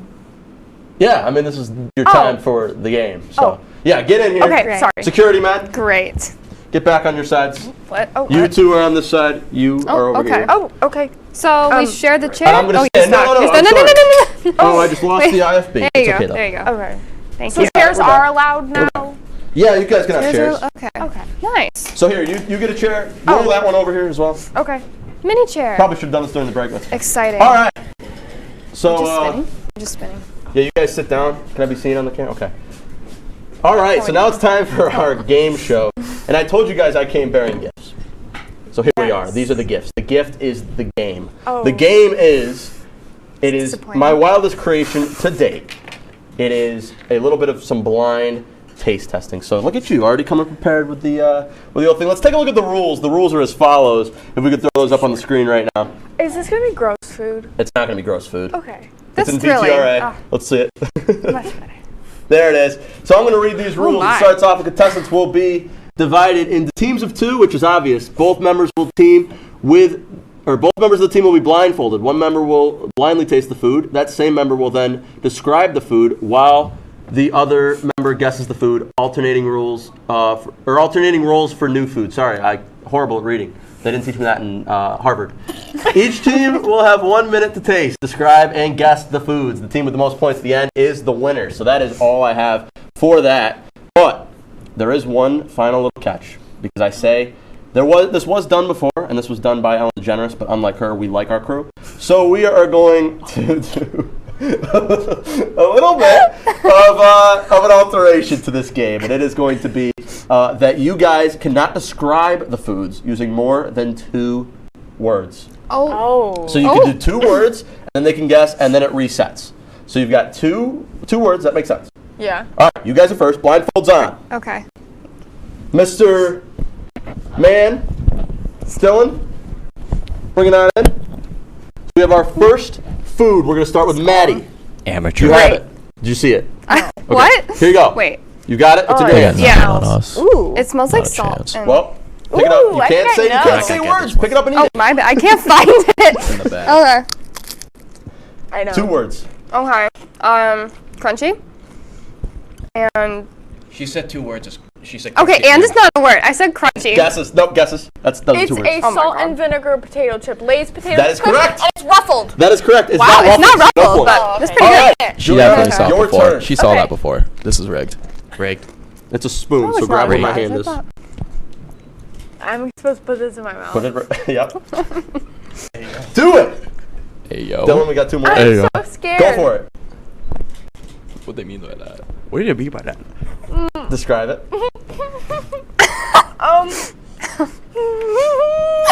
We got 5 minutes. You got to go.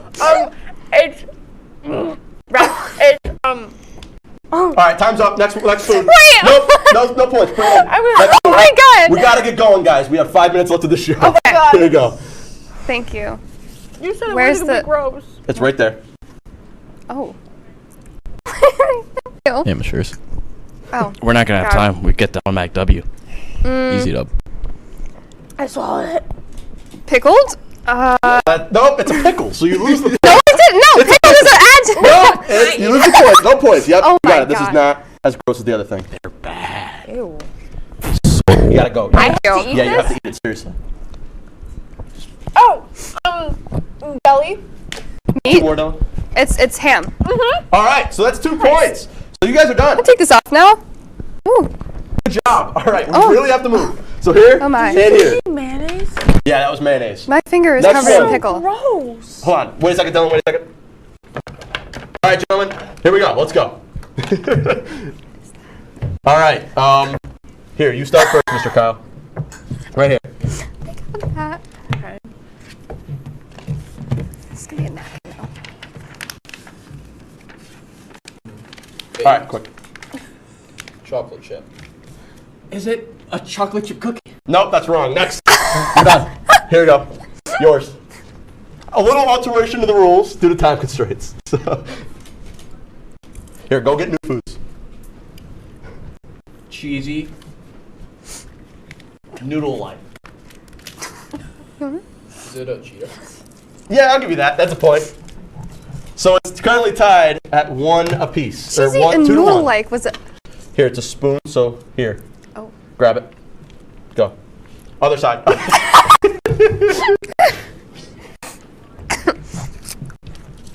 Tomato and vinegar. Salsa? Nope. Here you go. Final clue. This is for the game. This is tied. You got it. You got it. Orange dusty. Cheesy. No. All right. So the girls win. No! The girls win. Yes. We got to keep moving. So the reason why Pickle I'm was here, totally and the descriptive reason word. why we had I had the foods- Cheeto too. No, yours was flavored hot, but I gave it to you anyways. All right. So the reason why I'm here is because of that blasphemous show known as Cream Free. I was able to get a little bit of a message from an insider. Let's take a look at that DM that I received right now. It was from somebody who wants to remain anonymous. Let's throw it up on the screen if we have it. Good morning, members of Question Mark from the Sunshine State here, just calling in to kind of express my opinions. I'll remain anonymous for the time being, but until now I want to just express my sincerest thoughts with you guys after tolerating such a blasphemous claim by Cream Free, Tommy Tellerino and Mark Patowski, and they really don't try and be the people who they try and present themselves to be. They're really hostile towards each other at the house and just around everyone else, and it's clearly noticeable. They do this thing that I don't know what that means, but clearly a lot of people are being offended by it, and it's starting to seem to be a really big issue. So overall, I think these guys have just been really, really not who they try to be, and it's an issue. So I'm just going to leave it at that. I'll let you guys take care of the rest, and I'll see you guys later. So there you have it. That anonymous source came in, apparently really close to the situation. And guys, I just know what they're trying to do. They're trying to take us out. They're trying to take us out from within. And I need all of you guys to promise me that you're going to stay strong. I need you to stop talking. Excuse me? You heard me. Excuse me. You heard me. You didn't hear me. I need you to stop talking. Wait. Why? I'm done with this. You have... Excuse me. You are not just going to walk out on our show here. Absolutely not. Find another bodyguard.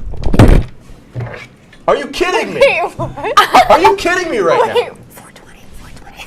Do you know anything about this? What about you two? No. These two newcomers, apparently. What is... We're supposed to be a tightly knit unit. You know what? I can't even bear with this show anymore.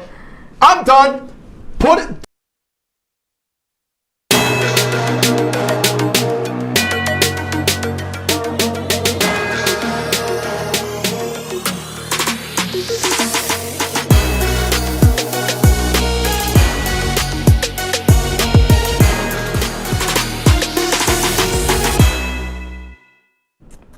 Hello and welcome to The Bigger Picture. Of course, I'm Matthews Frank. And I'm Kiara Montero. Hey guys, I'm back. Hey guys, y'all missed me. So if you guys don't remember from last season, here at The Bigger Picture, we're all about recognizing organizations here on campus that you may never heard of.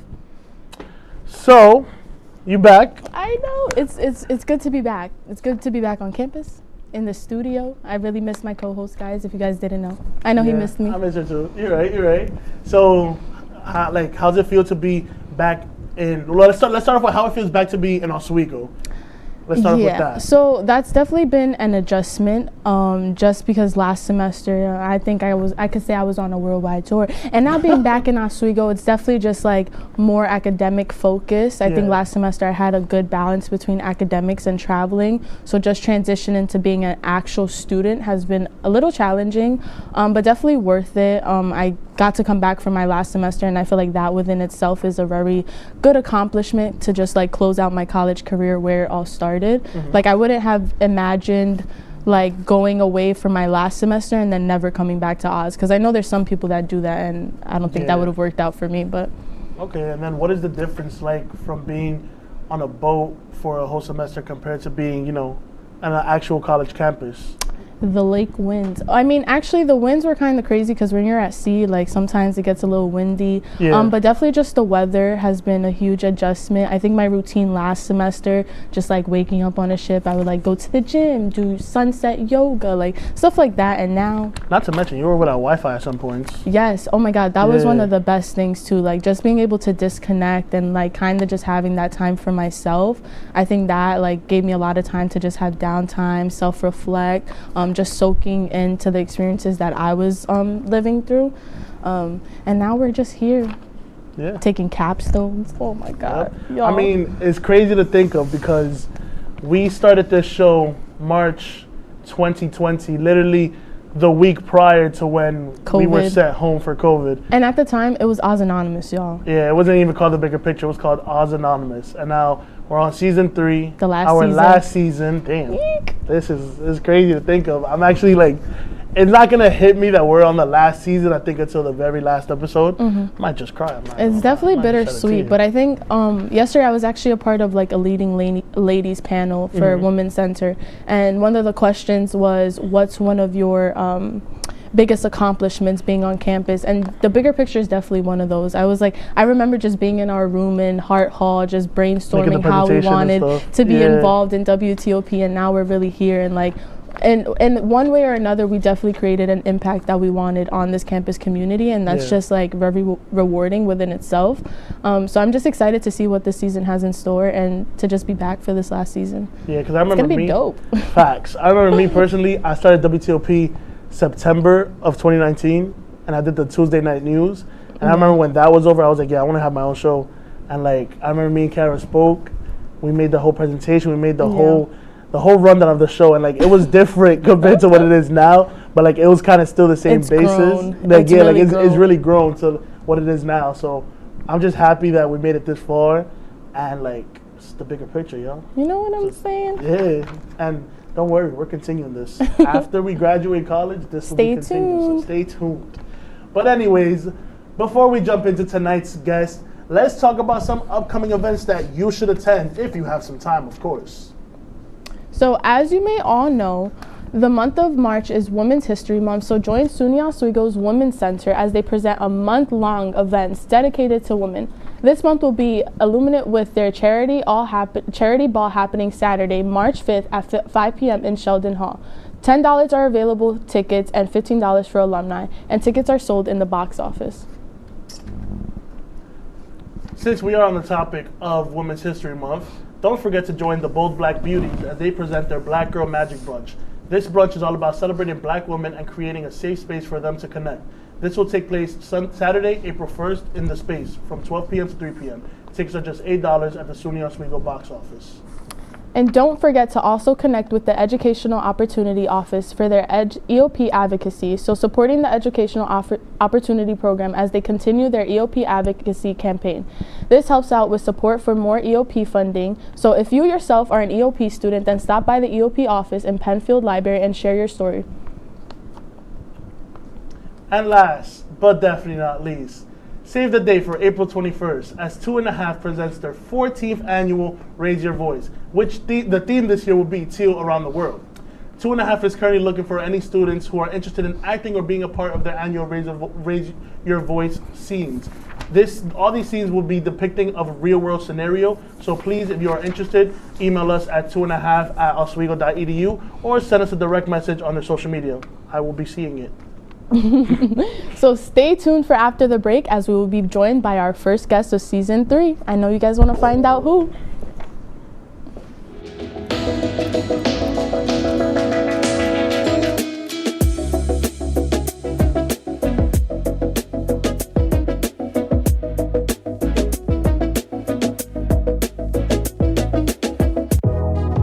Welcome back to Major Discussions.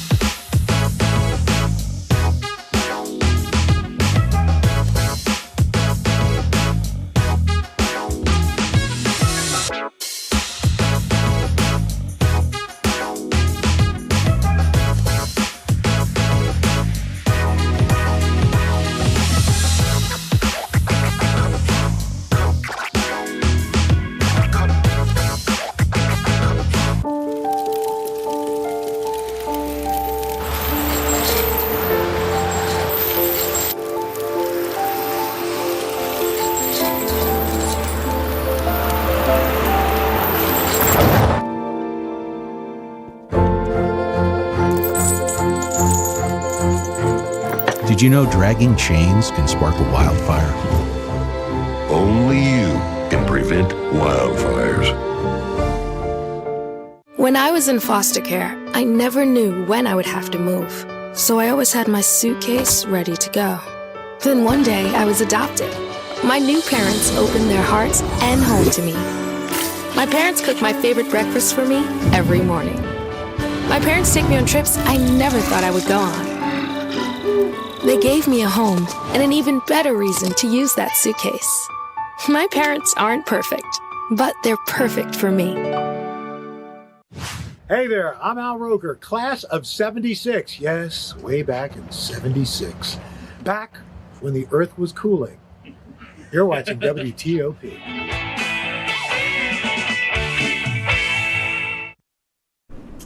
Welcome back to the bigger picture. Tonight we are joined by the Black Student Union. So let me give you a little rundown of what the Black Student Union is. The Black Student Union of SUNY Oswego was founded in 1968. Since then, their mission has been to spread information concerning Black people by educating the campus community about the culture through weekly programs and events. Tonight, we are joined with the Black Student Union's Director of Programming, Janae Robertson, and of course, Madam President, Autumn Jones. Welcome to the bigger picture. Welcome, guys. Thank you for coming on and joining us tonight. So today we just want to get a better idea of what Black Student consists of, and for your personal experience, what was your drive and intention when joining Black Student Union? For me, it started before I even applied here. Like I had a friend who was, she was president, what was it, my sophomore year, but she had been in BSU before, of course, because that's how you qualify. And she had been like telling me about the orgs and stuff. She was telling me about like Alana, and when she was telling me about these orgs, it like showed like, oh, I can go to a PWI and still have my people around me and not feel like I'm really like far away from like New York City or something, because that's where I'm from. So my drive was really being able to like feel safe and included on campus and already having a connection to someone very important to the org from jump. Okay. Yeah, mine was pretty much the same as Autumn's, like, but I didn't know anyone prior to coming to the school. I pretty much came here and I went to the involvement fair and I saw a lot of people that looked like me. And so Black Student Union stood out the most because, you know, that's what I am. So, and then I joined as a committee member, and then when it was elections time, I ran for DOP, took her spot. Now she's pres, so it was pretty much just that, yeah, finding my people. And do you guys feel like you guys made the right decision joining the Black Student Union? Like looking at it now from when you guys first joined to now? Yeah. A little bit on that? Like, if I didn't, I would have been so bored here. Like, yeah, I agree. That's why I tell people, like, you say you're bored at school, like, or at least at this school, do you do anything other than school at school? Because you can do a lot more things. Like, you don't even have to be on the board to have fun. You don't even have to join the committee, honestly. You could just show up to stuff whenever you can and be entertained. Because if it wasn't for the orgs, I would have been like, really? Yeah. Just class. School, just class. Just straight class. So exciting. It's not. Yeah, I agree with Autumn because even last year, after my freshman year, like, I was just like, this school is so repetitive. And I feel like with the orgs, like, we bring kind of like flavor to the school in a sense. Like, it makes it so much more fun and kind of exciting to be here. Otherwise, it's just like, I'm just here to be here, you know? You have something to look forward to. I think that's the biggest thing, like being a part of like an organization. Like, you just have something that keeps you going, because sometimes you don't, you know, we're here to do school, but like that gets exhausting. So just having something to like keep you going and like downtime too at the end of the day. Yeah, especially for the semesters where you have like the really boring classes, like let's say your gen eds or something, or just like, you know, I don't know if everyone has a writing plan or something, but like the writing plan is so boring.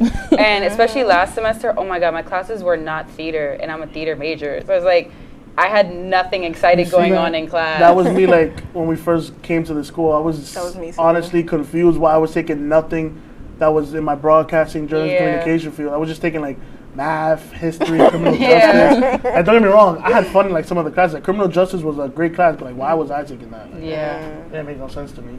But let's move on to the next question. So, how is it like keeping up with such a big legacy that BSU has, with it being the first multicultural organization, of course, alongside the Latino Student Union? So, like, you know, keeping up with that legacy, how does it feel? Because remember, I don't mean to put the fear in you, but like, there was so many other e-boards and like past alumni that they paved the way for where we at now. We're continuing to pave the way for like the future people who join the e-board. So like, how it feels to make that history. Fun fact: one of my high school teachers was on like BSU in Oswego too. So when I applied, I was like, oh, girl, that's crazy. And then I know you guys saw that post SUNY made. Yeah, that we were the first. You guys were the first. We were the first SUNY to have a BSU. That's really dope. Props to Oswego. Yeah. Surprised that Oswego could do that. I could go first. Yeah.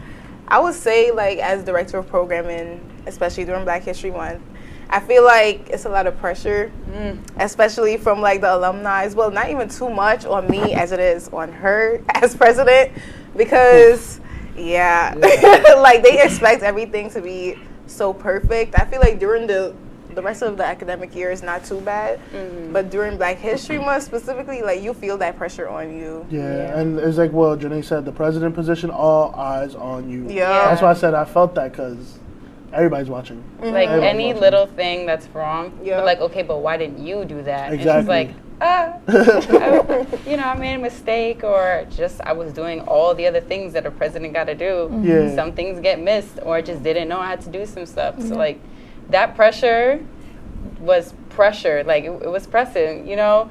It was always thinking about, like, you know, it's been since 1968, it's 2023, and we got to keep it going over 50 years. Like, oh my God, there's a lot on your plate to get that month done.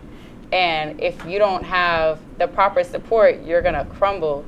So, like, that's why, like, I appreciate my e-board so much, especially Janae, because, child, you can't do it by yourself, and like, you need other people to really have like their brain there. If you don't care or whatever, then it's gonna be even harder. So like, having people around to relieve the pressure, like, even if they're not even like doing the job for you, like, just hearing you out and understanding why you're stressed is very helpful. Having a good e-board. Yeah.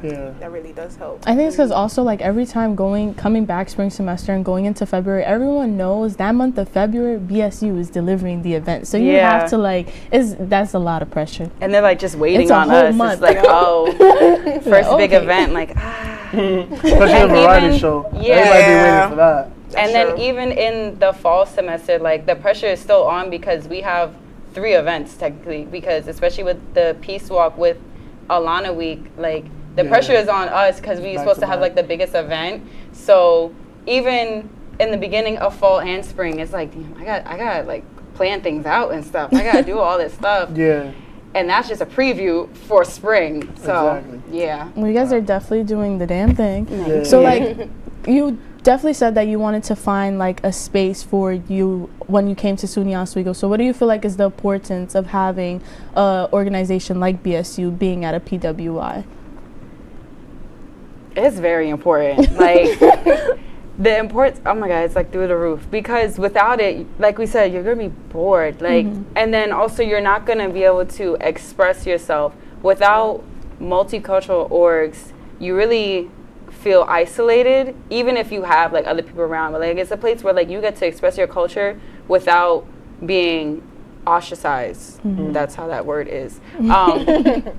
So I feel like it's really important to have these things because it keeps the students alive. Like not literally, hopefully, but like it keeps us alive, that keeps us going because we have something to, like you said earlier, look forward to, you know, and representation. Yeah, represent ourselves because this school, it's a PWI, you know? You need some type of representation. Like, this is your home for 4 years, so having that space, like, that goes a long way. It really makes or breaks someone's college experience if you think about that. Yeah, it really does. And so, like, for Janae, since you are fairly new to SUNY Oswego, how did you feel about joining a multicultural organization like BSU and in a predominantly PWI campus? How did that feel for you?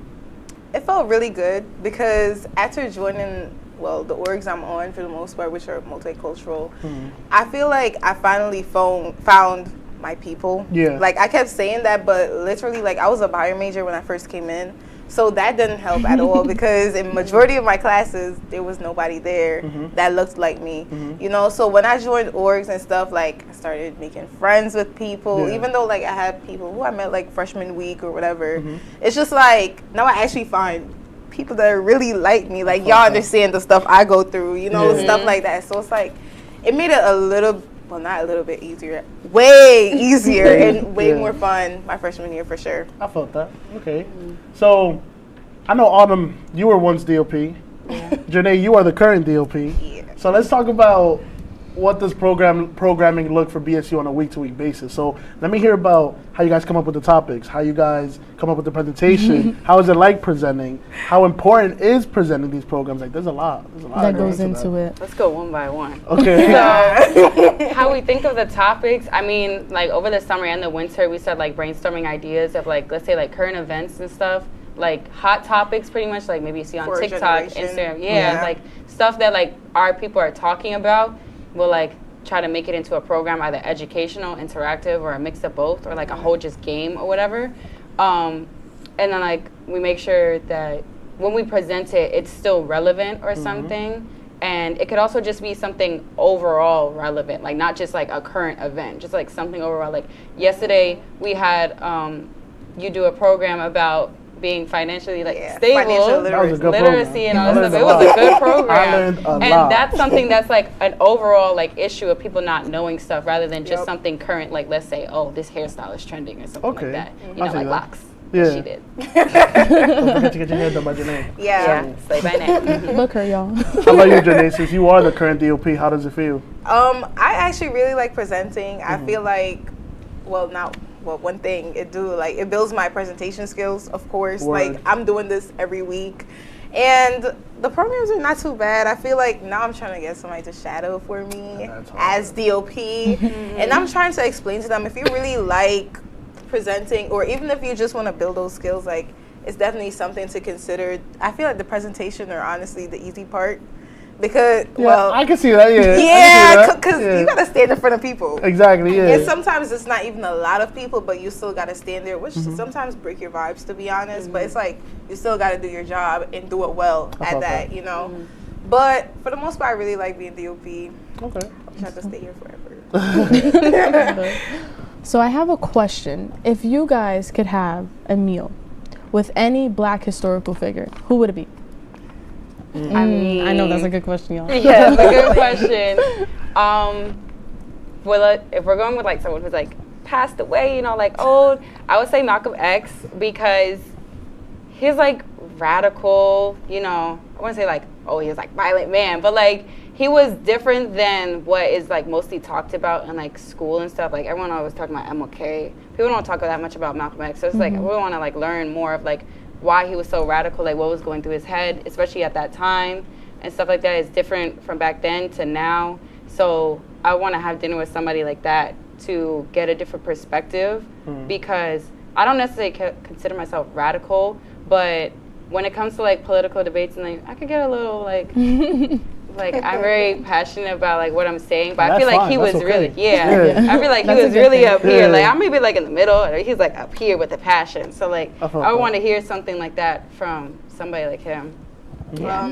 For me, it would be, I would say Harriet Tubman, just because she's a woman, and it's like I would love to know like how does she handle it.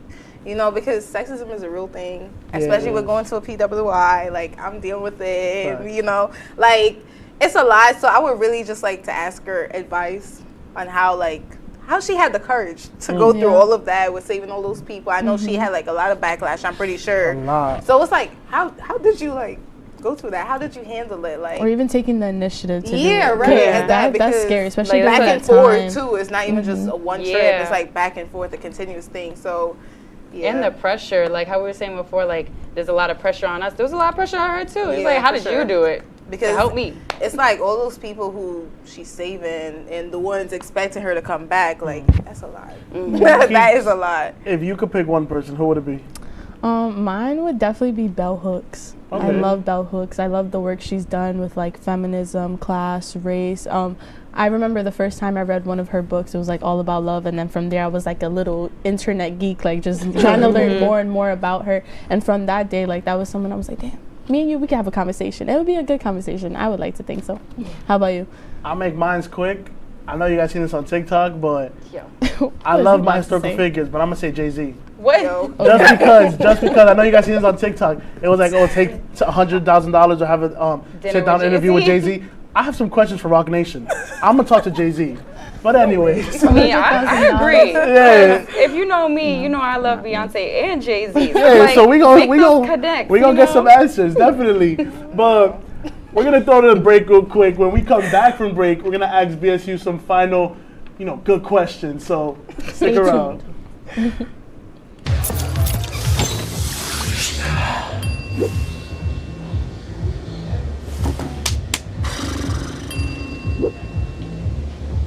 If you need to do something to feel okay to drive, you're not okay to drive. Don't drive buzzed.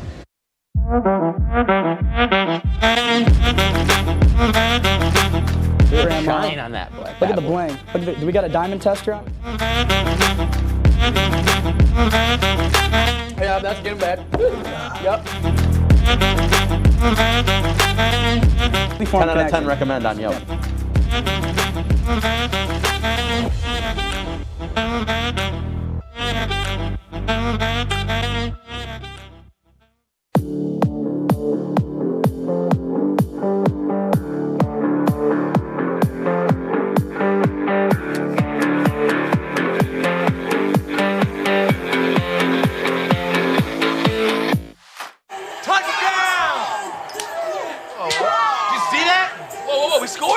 We're going to the playoffs. I can't believe I missed that.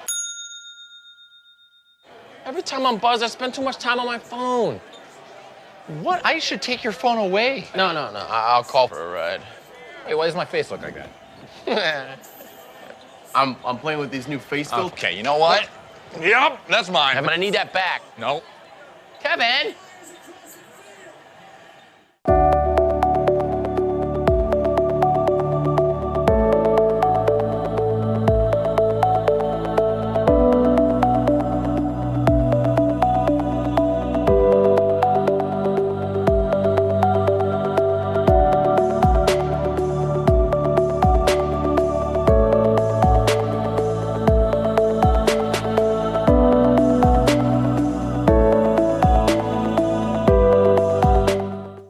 Welcome back to the bigger picture. Let's ask a couple more questions before tonight's episode is a wrap. So, when the Black Lives Matter movement happened during the COVID-19 pandemic, how do you feel SUNY Oswego as an institution handled the situation? Do you feel like the painting of the Black Lives Matter on the Sheldon pavement or even the Black Lives Matter flag on Sheldon was enough?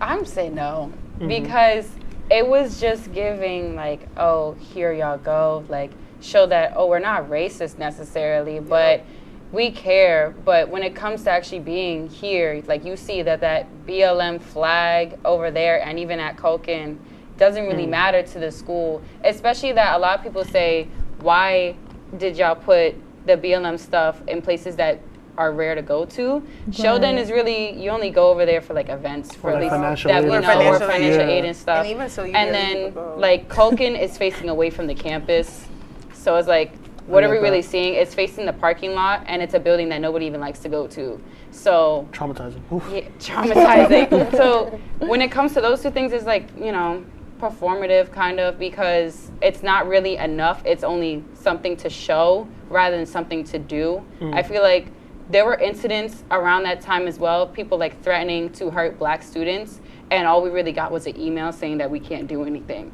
And I was just like, I'm supposed to feel safe to come back? And you're taking all my coins, and this is how you respond. You're taking my coins, and all you send is a dry email. That's it. Yeah. It wasn't enough. Like, it was giving, oh, here you go to shut up, and we're not gonna shut up. That's why we still talk about this stuff about like at the Peace Walk in September or Black Solidarity Day in November. We talk about these things like, this sign behind us isn't enough. Like, we need you to actually do something with the staff, with the professors not actually like pertaining to us, actually caring about us and stuff. Not respecting us. Yeah, like all that stuff. It's like, we need more inside work rather than what the campus looks like.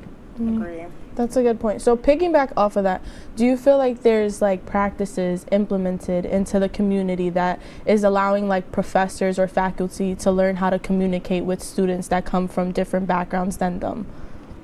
No. I want to say no. Yeah, no. Yeah, to be honest, I would just say no. Because if there were, I wouldn't get microaggressions in class like I Right. have been, especially in the past 2 years, like I have been. We have Do-Rag and Bonnet Day on a Wednesday every Black History Month, and last year I got a microaggression saying, oh, like your hat, you just rolled out of bed like that. And I was just like, oh. Wow. Okay. So if they did, you know, That's crazy. we would see better professors, Yeah. but it's more about the professors that actually know what they're talking about, already knew that beforehand. Yeah. I find it interesting because if you guys tuned into like 2 seasons ago, we brought on the Institute. We had Markel and Tiffany here, and the Institute does a lot of work with implementing workshops that are educating like professors or students in the community on how to like biases, on microaggressions, and just learning how to communicate with people who come from different backgrounds. So I think it's interesting because I know they're doing the work, but it's like, are the professors being receptive of the information that's being provided to them? And I think that's definitely an issue that we've seen over time in SUNY Oswego. And if it's still present, it was present then, it's present now. Like, how are we going to do things differently moving forward? So it's like, what can we do? And like, you guys are already playing such a big role being a part of Black Student Union. So it's like, y'all want me to do more than this? Yeah. But like, you mentioned something good right there, Kiara. You said playing a big role. And I feel like you guys are definitely role models on this campus, being such important people, especially when it comes to BSU. So I feel like a good way to wrap tonight's episode would be if there are any Black students or just any students in general who are interested in joining BSU or want to learn more about BSU or want to get involved, what is one piece of advice you would give to those students who are looking at you guys like, wow, I want to be a part of that. I want to be in the E-board. I want to be committee. I want to be president, something like that. I feel like the issue we're having, at least from what I'm hearing about, is that people think E-boards are a lot of work, in which they are, because it's like, you know, you have your schoolwork and then you're picking something else up. It's like an extracurricular activity, essentially. But the thing is, like, it's like a family, and you actually like do stuff that not only benefit you but benefit everyone in general. So it's like the good outweighs the bad, you know. So I would just say, don't be scared to join the E-board just because of the work or because of the people that's on there even. So, you know, baby steps. Baby steps. You want to say something real quick before we wrap up tonight's episode? Huh? Do I want to say something real Like a quick advice? No, like, don't be scared. Like, if you're scared, nothing's ever gonna like happen. Like, if you're scared, you're gonna stay in your comfort zone, and you're just gonna be in your comfort zone. You're gonna be there forever, and you're not gonna improve. You're not gonna change as a person. Because honestly, this stuff looks good on your resume. It does. Now, it shouldn't be the only reason why you're in it, but that networking. Chloe, do you know what time it is? I don't know, but it's getting kind of late. The Kinda Late Show with Chloe and Anna.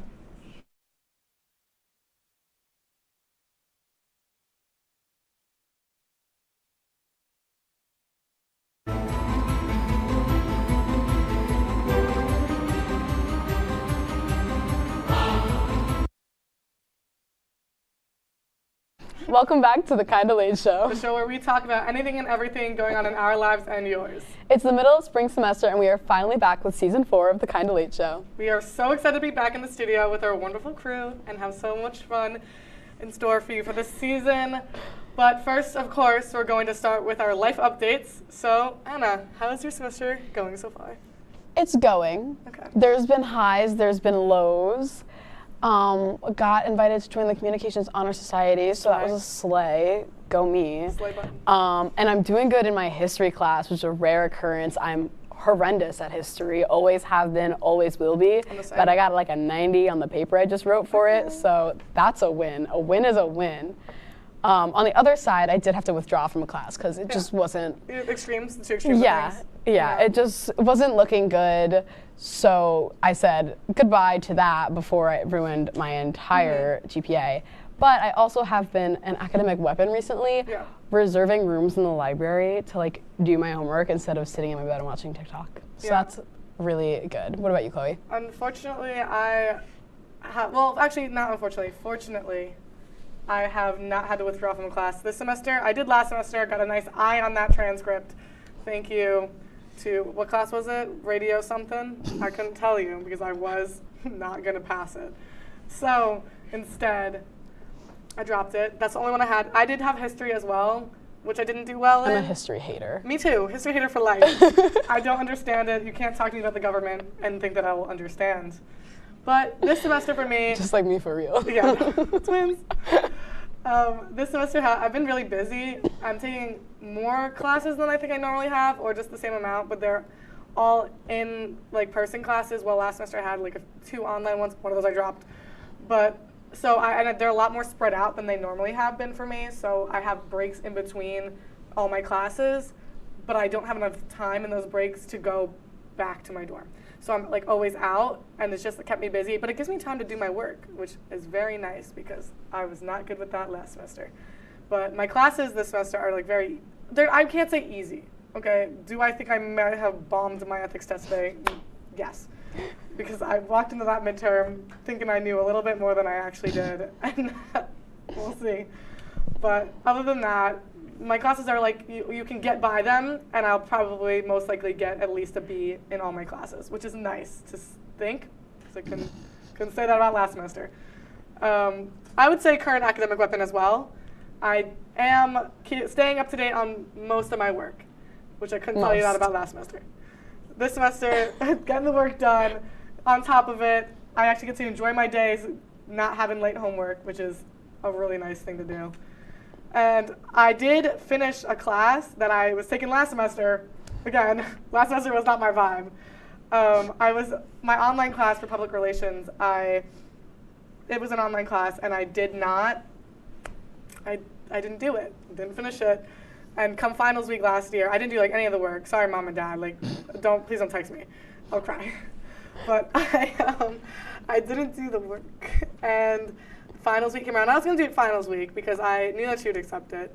But I did my final assignment for finals week, and she graded it and was like, "Thank you for submitting your final project. You have until January 30th to get all of your big assignments in." So I was like, swag. And that's what I did. I didn't do it at all during break. That's on me. I just hit the mic. It's fine though. That's on me. Could I have done it? Yeah. Was I working though? Yes. So I did it all on January 29th and January 30th, and I got it done, and I passed the class. I'm proud of you. Thank you. Thank you. So that was a nice way to go into the semester. I've been playing volleyball a lot. She's an athlete. Yeah, student athlete, but not the student athlete part because it's not the real team. We have practices like 4 days a week and tournaments, and we have nationals coming up soon, which is really nice. At our home tournament, we got second place, which is pretty cool for us. That was the farthest we've ever gone. Second place is first loser. Okay, but also we could have gotten like third, so, or even worse, not even made it to the finals. It's the first time we've ever made it that far, so I was very proud of us. And we had a bagel trauma story because my mom shipped up bagels to us to sell for our fundraiser, and they didn't make it because my dorm doesn't get the mail on the weekends. So I had to go drive to the post office where it was at Sunday morning before the tournament and rush to go grab those bagels so we could sell them. And we had like 80 bagels. That's adulting behavior. Oh my God, I know. Actually going and doing that yourself. I missed the first set of my game. Well, actually, I didn't miss the first set. I made it just in time, but they didn't put me in. It's fine though, because I missed the warm up. But I got those bagels. I drove all the way. I parked behind there. I did my phone calls. I was like, can I come and please pick them up? They went, sure. I was like, you're a G for that. You like called people on the phone? Yeah, like I made phone calls, multiple. I had my townie friend, praise Emma and her mom. She like had her mom text her friend that worked in the post office and was like, is there a way this girl can come pick up these bagels? And they were like, here's the number she can call. I call up that number the morning. They're like, call Sunday morning. The post office is closed. So I call. I'm like, yo, can I pick up these bagels today? Please, they're for a fundraiser. They were like, my supervisor does not come in until 8. I'm like, oh my God, okay. Tournament starts at 8:30. I call at 8:15. I go, can I please pick up these bagels? They say, yeah, pull up. So I pull up. So I drive to the post office and I get those bagels and we sold like almost all of them. Not all of them. It was a tough. Everybody loves the Long Island bagel. It was a tough sell. Yeah, no, we love a good Long Island bagel. It was a tough sell though. Nobody was wanting to buy those, but I gaslit my friends, so no worries at all. I got a new piercing this semester.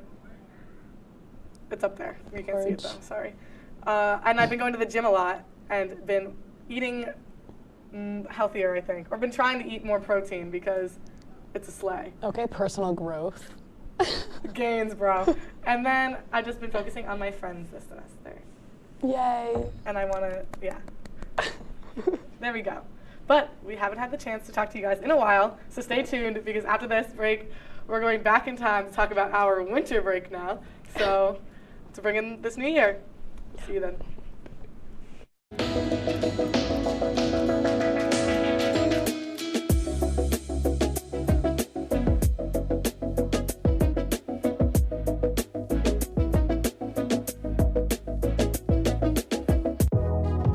Welcome back to Major Discussions.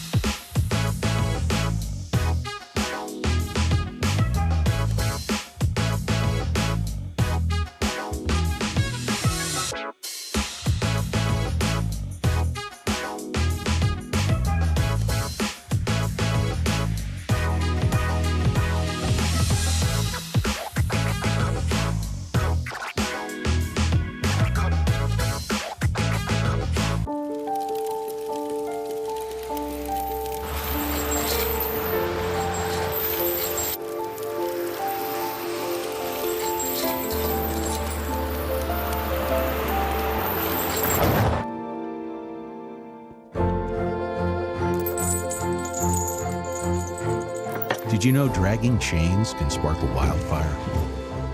Only you can prevent wildfires.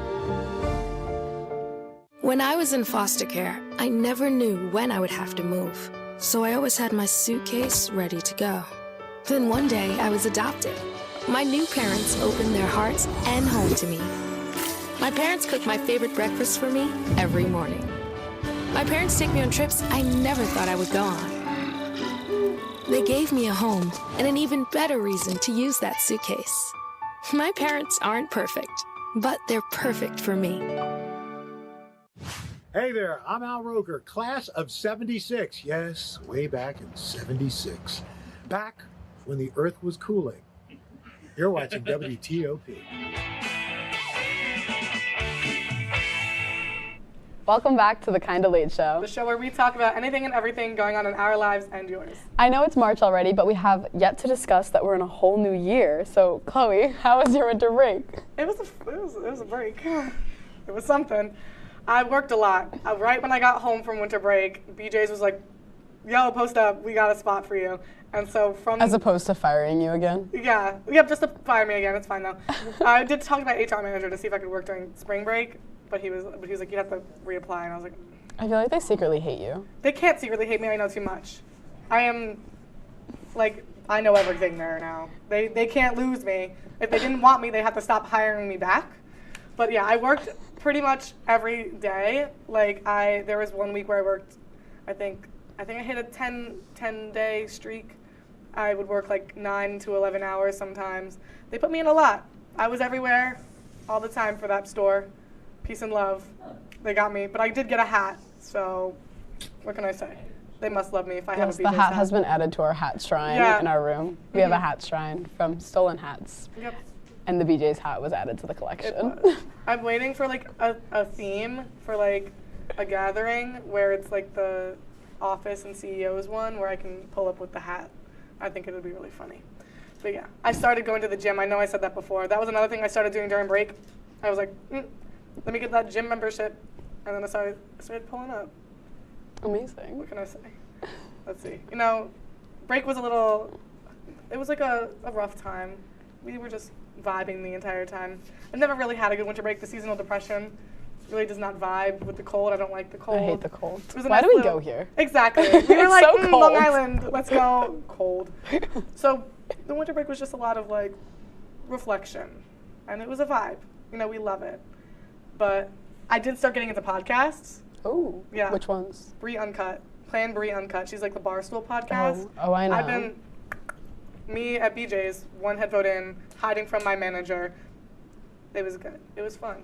I was very funny, got some laughs in. I don't really like, I try to get into some other ones, not the same, but yeah. And then I visited Saratoga for New Year's, and I got my hair done. I got to visit my friend. Oh, our friend. We got to visit Gia. Our friend who doesn't go here What anymore, you know. technically. Let's see. What did I do this break? On the long drive home down to Long Island, I decided to make a little pit stop to my best friend at Binghamton and hung out with her for a little bit, so that was super fun. And then I didn't have any in-person finals, so I just came home really early, so then none of my friends were home. And so I just ran errands for my mom for all of break. Too. She'd be like, because my mom would be at work, and she'd be like, can you go do this? Can you go do that? Can you go grocery shopping? Can you go pick up your brother from here? Can you go do all that? So then I just did all that. I also binge watched the entirety of One Tree Hill, because I started watching it during the semester, and then I got busy and whatever, blah, blah, blah.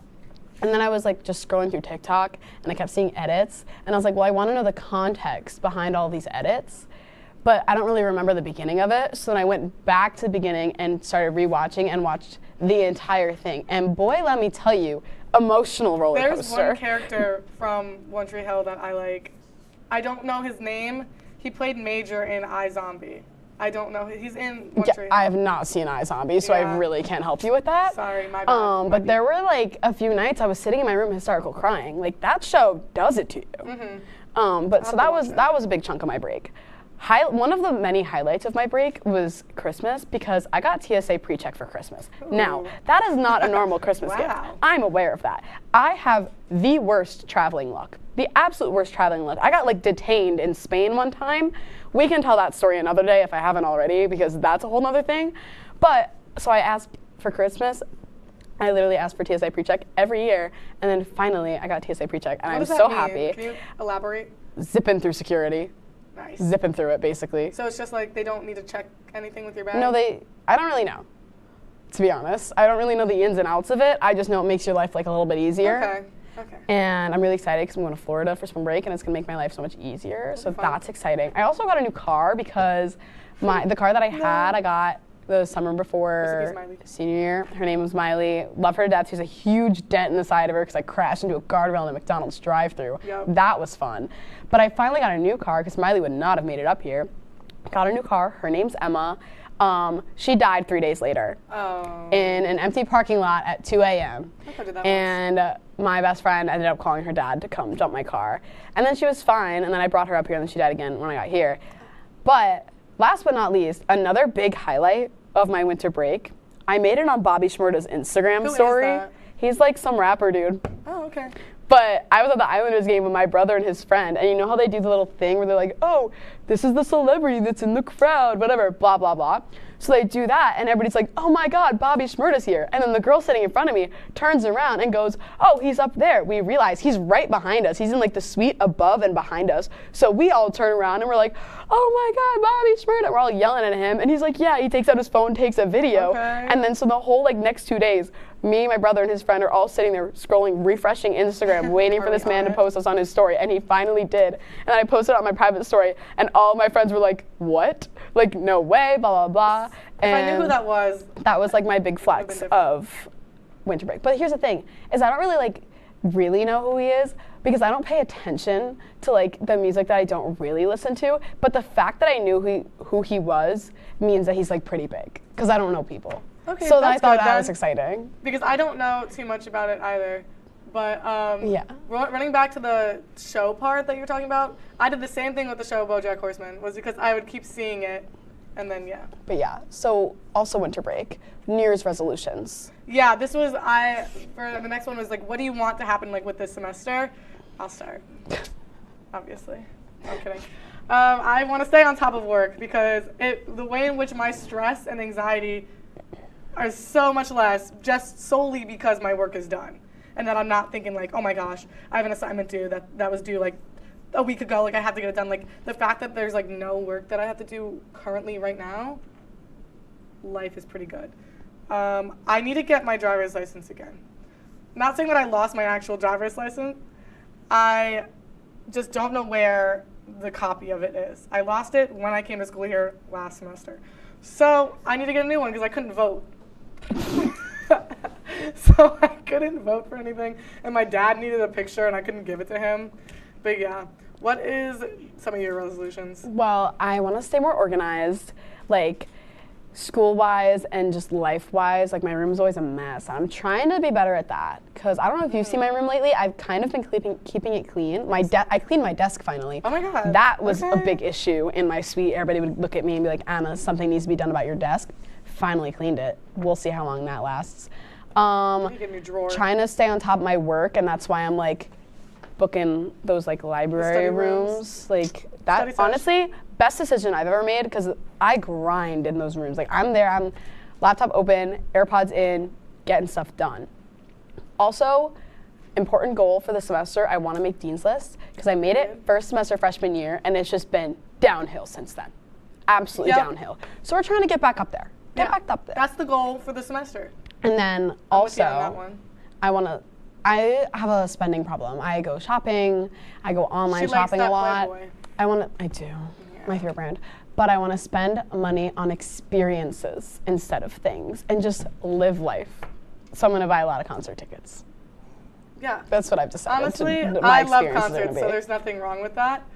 But enough with what we want for this semester. We're moving on to a little activity after this next break. So we'll see you then.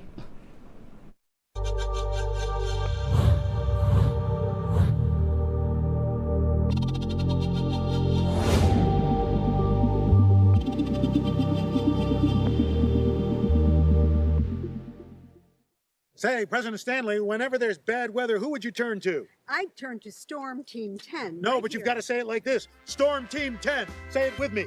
Storm Team 10.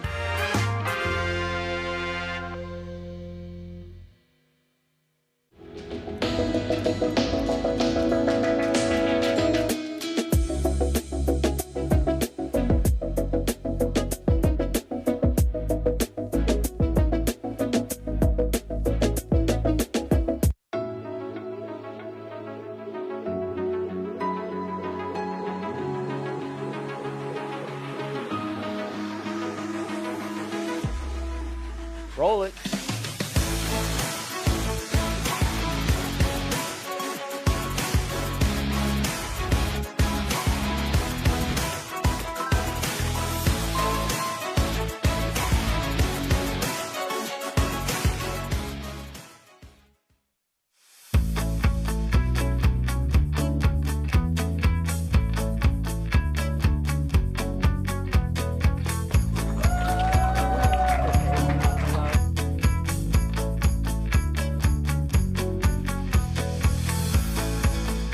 Jill told me it was Kitty from Glee. Yeah, what is it? Al Roker.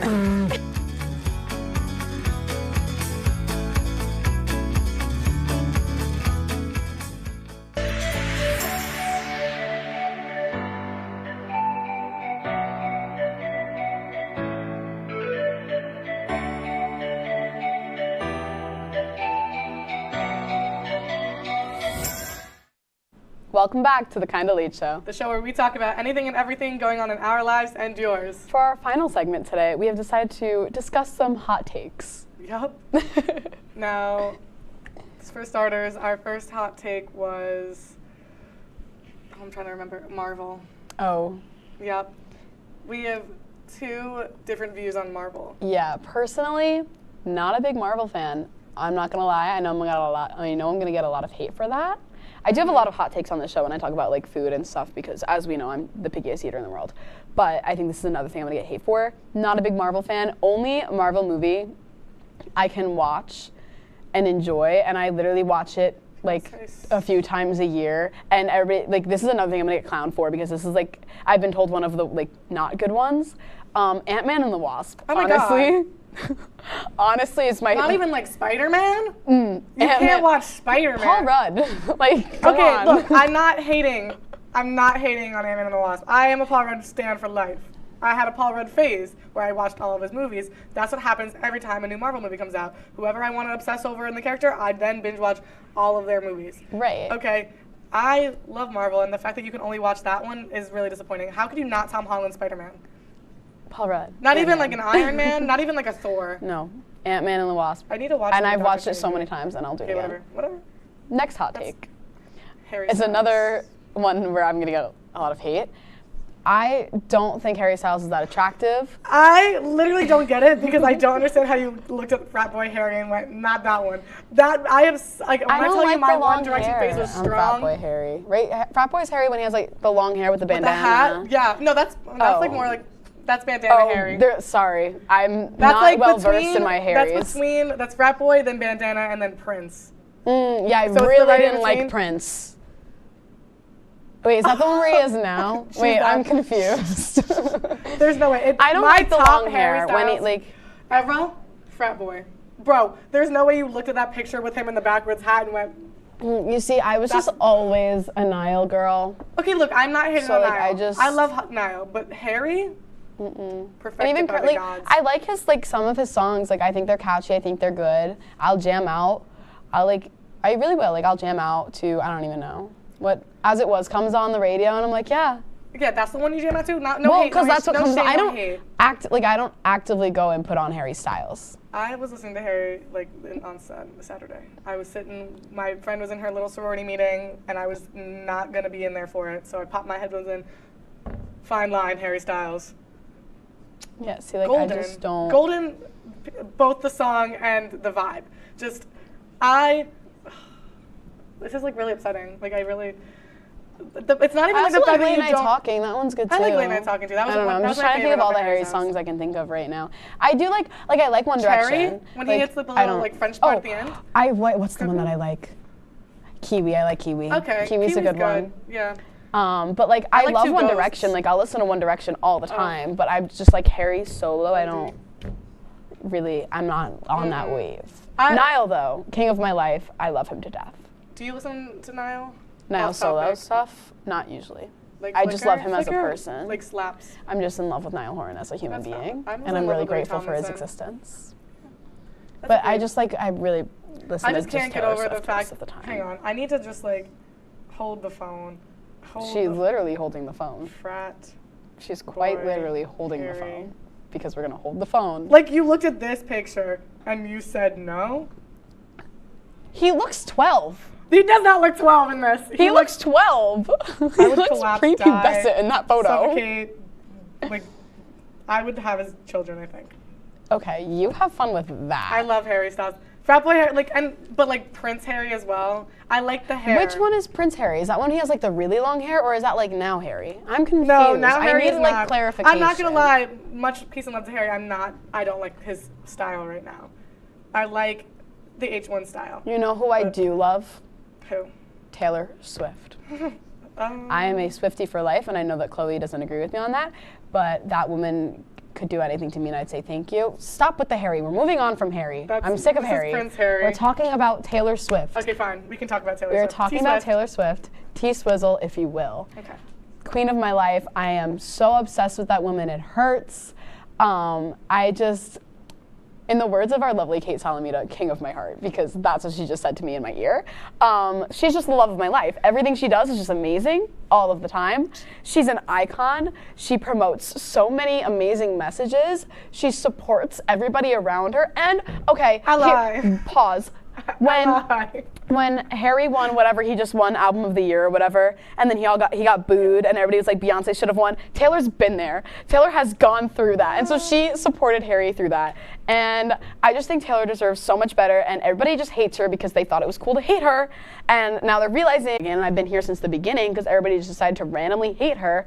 Side note, I also hate Kanye West. Thank you very much. Okay, let me just recap what my brain is doing right now processing. Quick Harry Styles, not gonna go into depth with that. Harry's House is not my favorite album of Harry, but I think Harry should win everything any time of the day, so no hate, no shame. T Swift.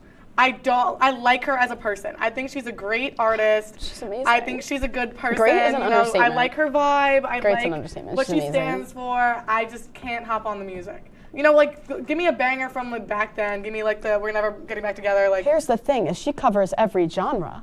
Like every kind of music you can think of, there's a Taylor song for that. Every mood you're in, every thought you have, every experience you have, Taylor Swift wrote a song for you. I'm not wrong. You can't even fight me because I'm not wrong. I know I'm not wrong. I think she has like a good song from each album, but I can't hop on that. A good song from each album? That just caused me actual physical pain. Like, I think like one song I could definitely be like, okay, a vibe, but the entire album? I didn't watch the All Too Well music video. Oh my gosh, story about Chloe. Last year when All Too Well 10-minute version came out, all of my friends, like we would all just listen to it in the car on our way to Walmart. We established that Walmart was one All Too Well away, and we would listen to it every time we went to Walmart, and Chloe kept yelling at us to turn it off and put on an actual song. And why would I want to listen to the song? Why would you want to listen to a song 10 minutes long? Because it's that good. Like, I don't know. Okay, what to but tell like you. 10 minutes just is like a lot from my brain. So that sounds like a you problem. Like, and not and an also us I didn't problem. watch the video, and like I never understood. Who is All Too Well about Jake Gyllenhaal? Yes. Okay, maybe I'll watch it because he was in a Marvel movie. Well, I'm sick of Chloe's incorrect opinions, so we're gonna wrap this up. Okay, well, before this turns into a full-blown physical fight that ends the Kinda Late show for good, I think it's time to wrap up tonight's episode. Yeah, we might need like an extra long break after this one. Yeah, you know, we might need like a spring break to come up and, you know, give us another week to just all the animosity right now. So thank you for tuning in for tonight's episode. And with spring break being next week, Scott and Kate's show the week after that, we will see you in, 3 weeks? Yeah, about. I hope you don't miss us too much. Well, to solve that problem, you can just follow us on our socials. Our Instagram is WTOP Kinda Late, and then from there you can follow us on all of our other socials. So again, thank you so much for watching. Make sure you tune in every other Wednesday at 9:30 for more of the Kinda Late show.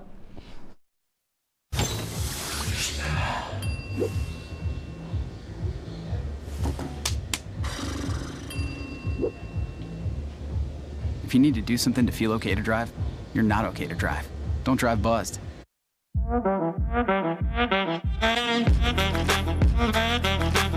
Shine on that boy. Look at the bling. Look at do we got a diamond tester on? Yeah, that's getting bad. Yep. 10 out of 10 recommend on Yelp.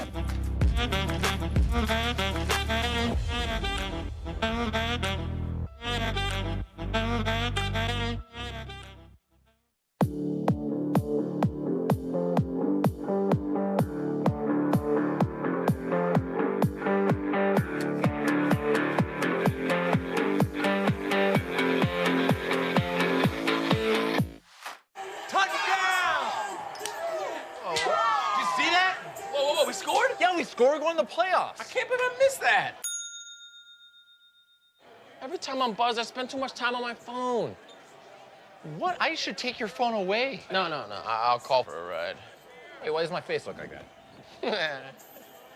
I'm playing with these new face filters. Okay, you know what? Yep, that's mine. I'm gonna need that back. No. Kevin!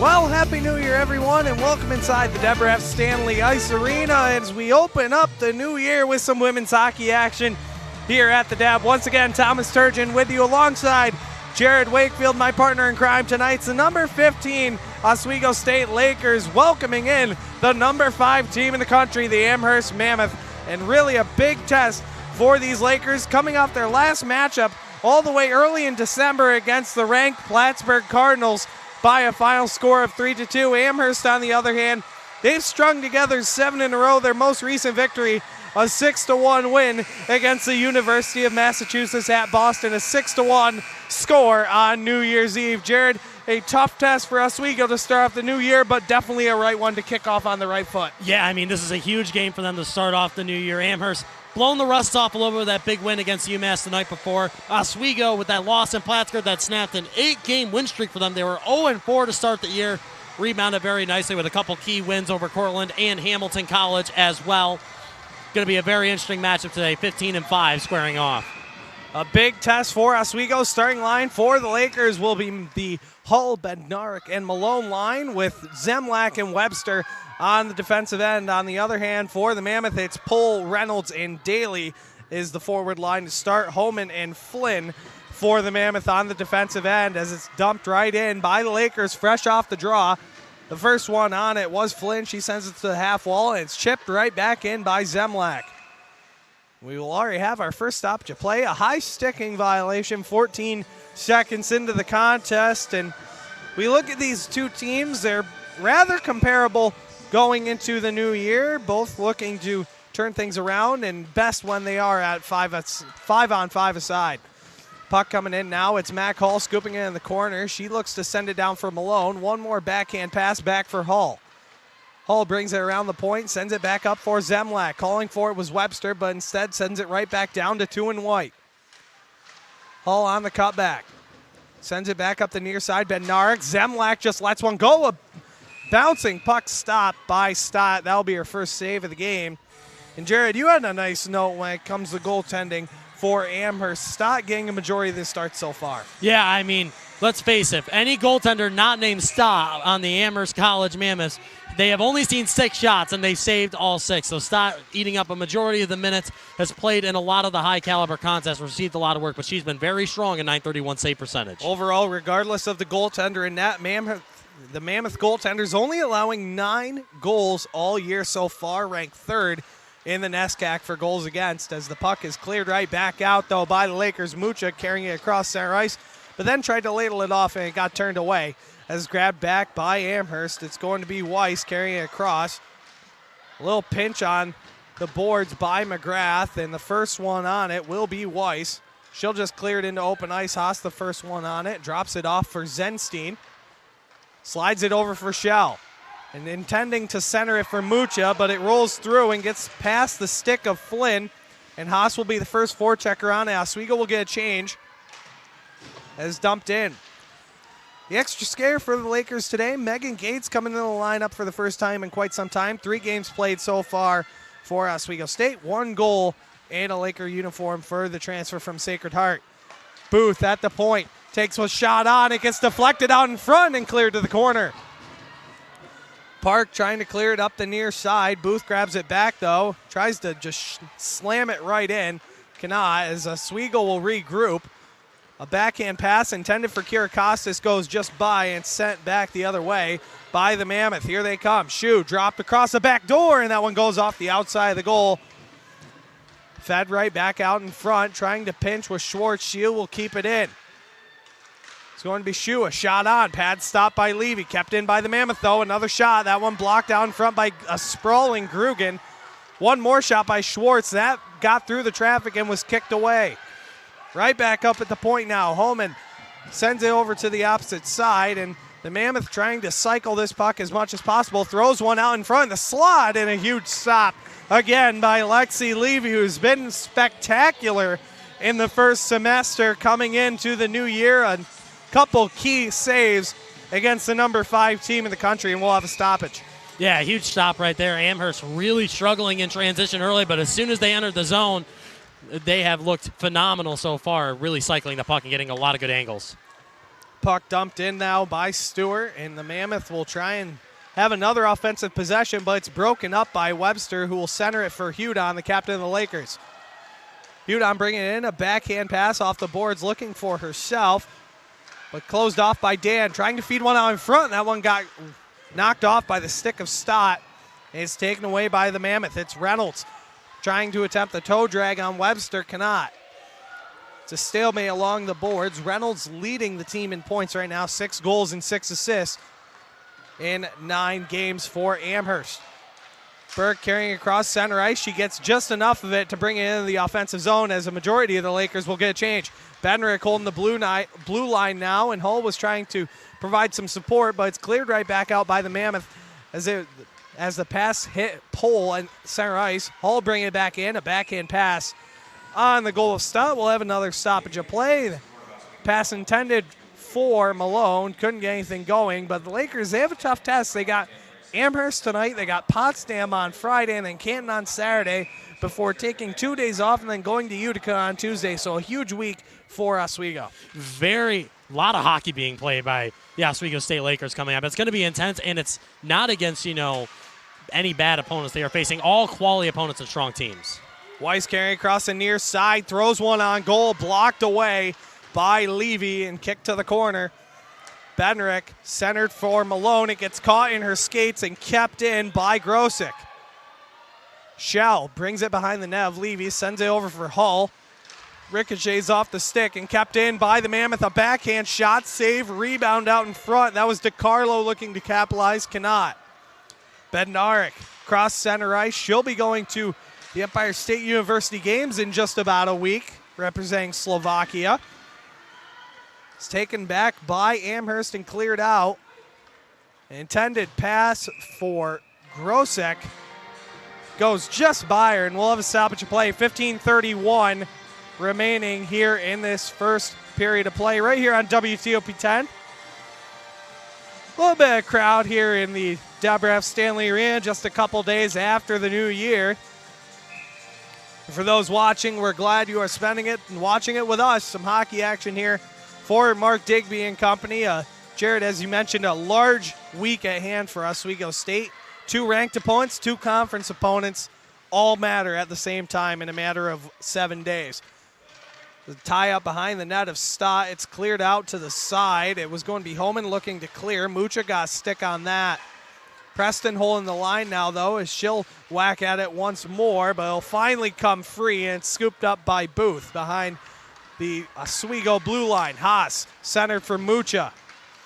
Backhand pass over for Kier Costas, a shot that got deflected off the stick of Dan. Trying to be brought out by the Mammoth once more, and it will. It'll be Shu clearing it out, but it's taken back by Ariella Haas. Haas shot, blocked, and went behind the net. It's brought back over the near side, cleared over to the far side now, intended for Shu. She's got a break now. Shu walking in, and she got a save on it. Was Lexi Levy, as Shu goes crashing into the goal, knocking the net off its moorings. We'll have another stoppage of play. 14:36 remaining here in this first period of play.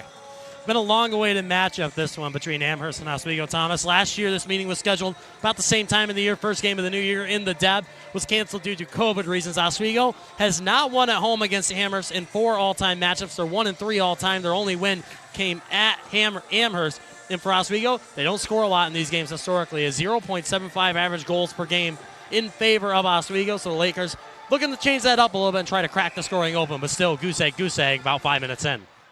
Gates on the draw. She loses it, and it'll be won by the Mammoth and sent right back in. Webster scooping it up. She'll be pressured by Reynolds. It's corralled to the opposite side for Kier Costas. A battle for it. Shoved right back in by Daly. Brought back to the near side was Zemlak. She got tied up to the point. Dan pump fakes. Sends it right back in. The scoop by Zemlak just tries to slam it right up the boards and get a clear. Cannot. Another shot by Dan. Deflected out in front by Reynolds. Can't get anything there. Zemlak puts on the brakes. Tries to send it up the same side from which it came, and the same result follows shortly after. Another possession for the Mammoth. Grugan with the poke check. Gets it out to the neutral zone, and a couple forwards will go for a change. Oswego looking for a potential stretch pass, nothing there. Amherst getting a couple of changes as well. That'll be offsides. Very intense cycle there by the Mammoth, just relentless pressure. They don't wow on special teams or anything, but their even strength play has been exceptional all year long up there with the NESCAC, and you can see why. You can see Dalt there, one of the forwards, hanging back at the blue line, touch the puck, head on back, get up high. Amherst really good at controlling the puck there as it comes out. Both teams playing very well as of late, and granted, Amherst playing on New Year's Eve. Oswego, as we mentioned, hasn't played since December 3rd in that 3-2 loss to Plattsburgh in heartbreaking fashion. Brought back behind the net. Burks contested by 2. Mammoth behind the net. And it's brought back up to the point. Cycled now for Flynn. Throws one on goal. A stick save by Levy and smothered for another whistle. 13-10 remaining. Weiss was out in front. Levy covered up the rebound. And for the last few weeks, we've seen this Lakers team, the lineup stay relatively the same. A couple shifts here and there, but the defensive pairs have relatively stayed the same. And so have those first 2 lines, Mucha, McGrath, and Haas, that second line, as well as the Hull, Bednarik, and Malone line staying rather consistent. A deflection now. That goes to the corner.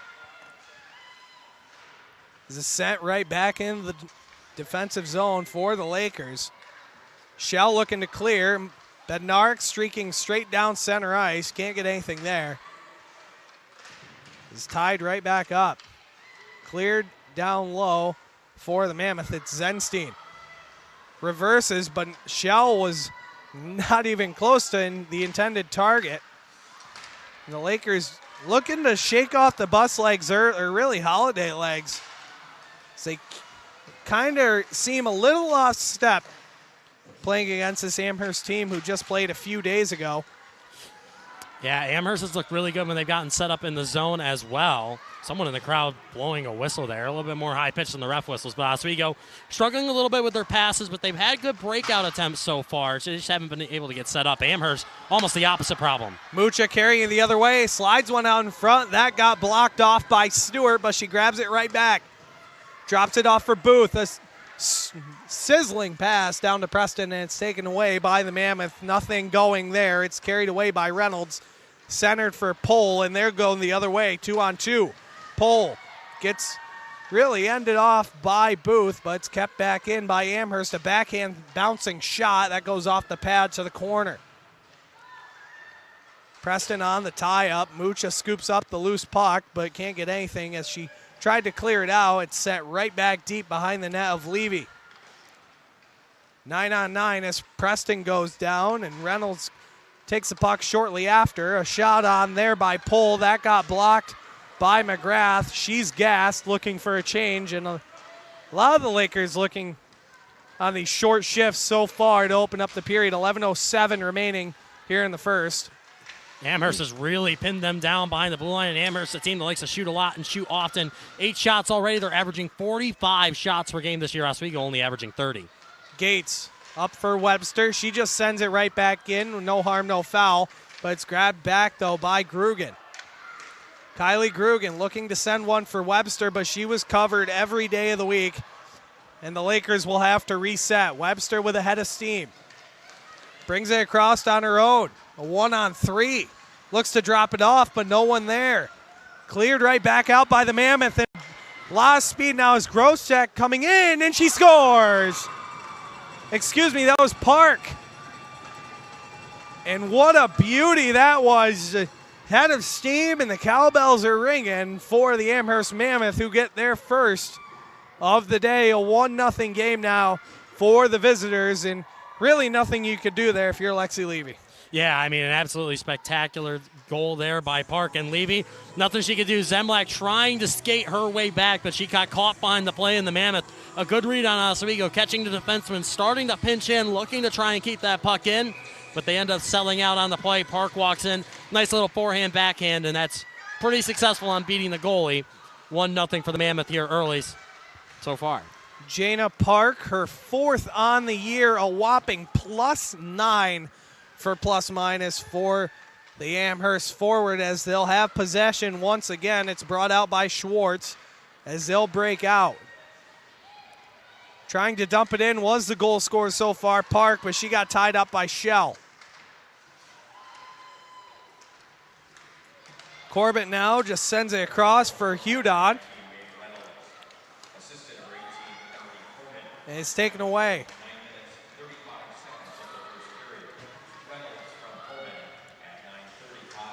They're giving the goal to Reynolds currently, but I believe it was Park on the Park shot. led the line through there, Turge, so I believe that goal go to Park. We'll see if that gets changed, but right now they're giving it to Reynolds. As Amherst will send it right back in and cycle. Oswego looking a little kind of trapped in their defensive zone, can't really allow anything, and Amherst just sending it to the corners, making them work for it. If you want possession of this puck, you're going to have to go to the corners and dig it out because they're not giving up much when it comes to offensive zone chances. Preston, Malone, a swift kickback. Hull drops it off for Bednarik. She gets a whack by Reynolds. Dropped off Malone. Centered for Bednarik. Gets caught in her skates. Bednarik again driving towards goal. She gets tied up by 3 Mammoth out in front. As Preston looks to hold the blue line, and she will. Sent around to the opposite side. Booth also on the pinch. Oswego on their defensive, and a lot of aggressive pinches so far in the offensive zone. Malone dropped off Bednarik. Looking to feed in front was McGrath, and they'll collide into each other. A little miscommunication for the Lakers, and it's brought back out by Amherst. It's going to be Daly sliding it over for Pohl as Haas takes it away. And getting angled across by Weiss to the opposite side.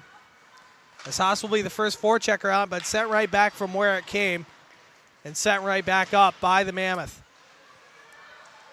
Kira Costas gets burned by Weiss, and she'll dump it in. The first one on it is Glennon forechecking on Zemlak.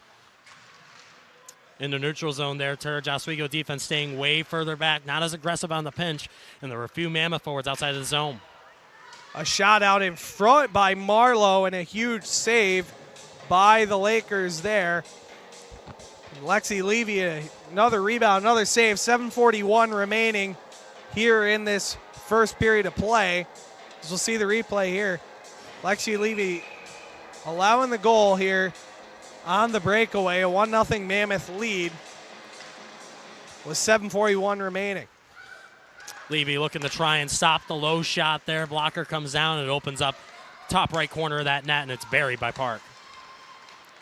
Taken back, though, and here comes Park yet again with a hand of speed and a swat away by Kylie Grugan, and another save by Lexi Levy. A great back check by the winger, Kylie Grugan, preventing another great opportunity for Amherst. 7:22 remaining shots, 11-5 in favor of the Mammoth. Oswego came out pretty strong in this game, Thomas. You know, it was a pretty even first 5 to 10 minutes, but now it feels like Amherst providing so much pressure, so much speed. The puck's moving around and passes are perfect, and Oswego has been going back and forth, and you can see it. I mean, they're getting tired. They're not skating as quick. Some good defensive effort, some good effort there, but these 2 to 3 minute shifts are brutal. Dumped right back in by Amherst, though, and the little chip and chase game they're trying to follow early here in this first period.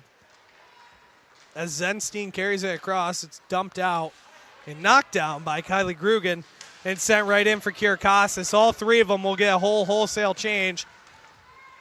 It'll be the 4th line coming out. Burke, Corbett, and Hudon. Kept in by Corbett. Slides it over for Hudon. She was contested by 3 Mammoths out in the slot.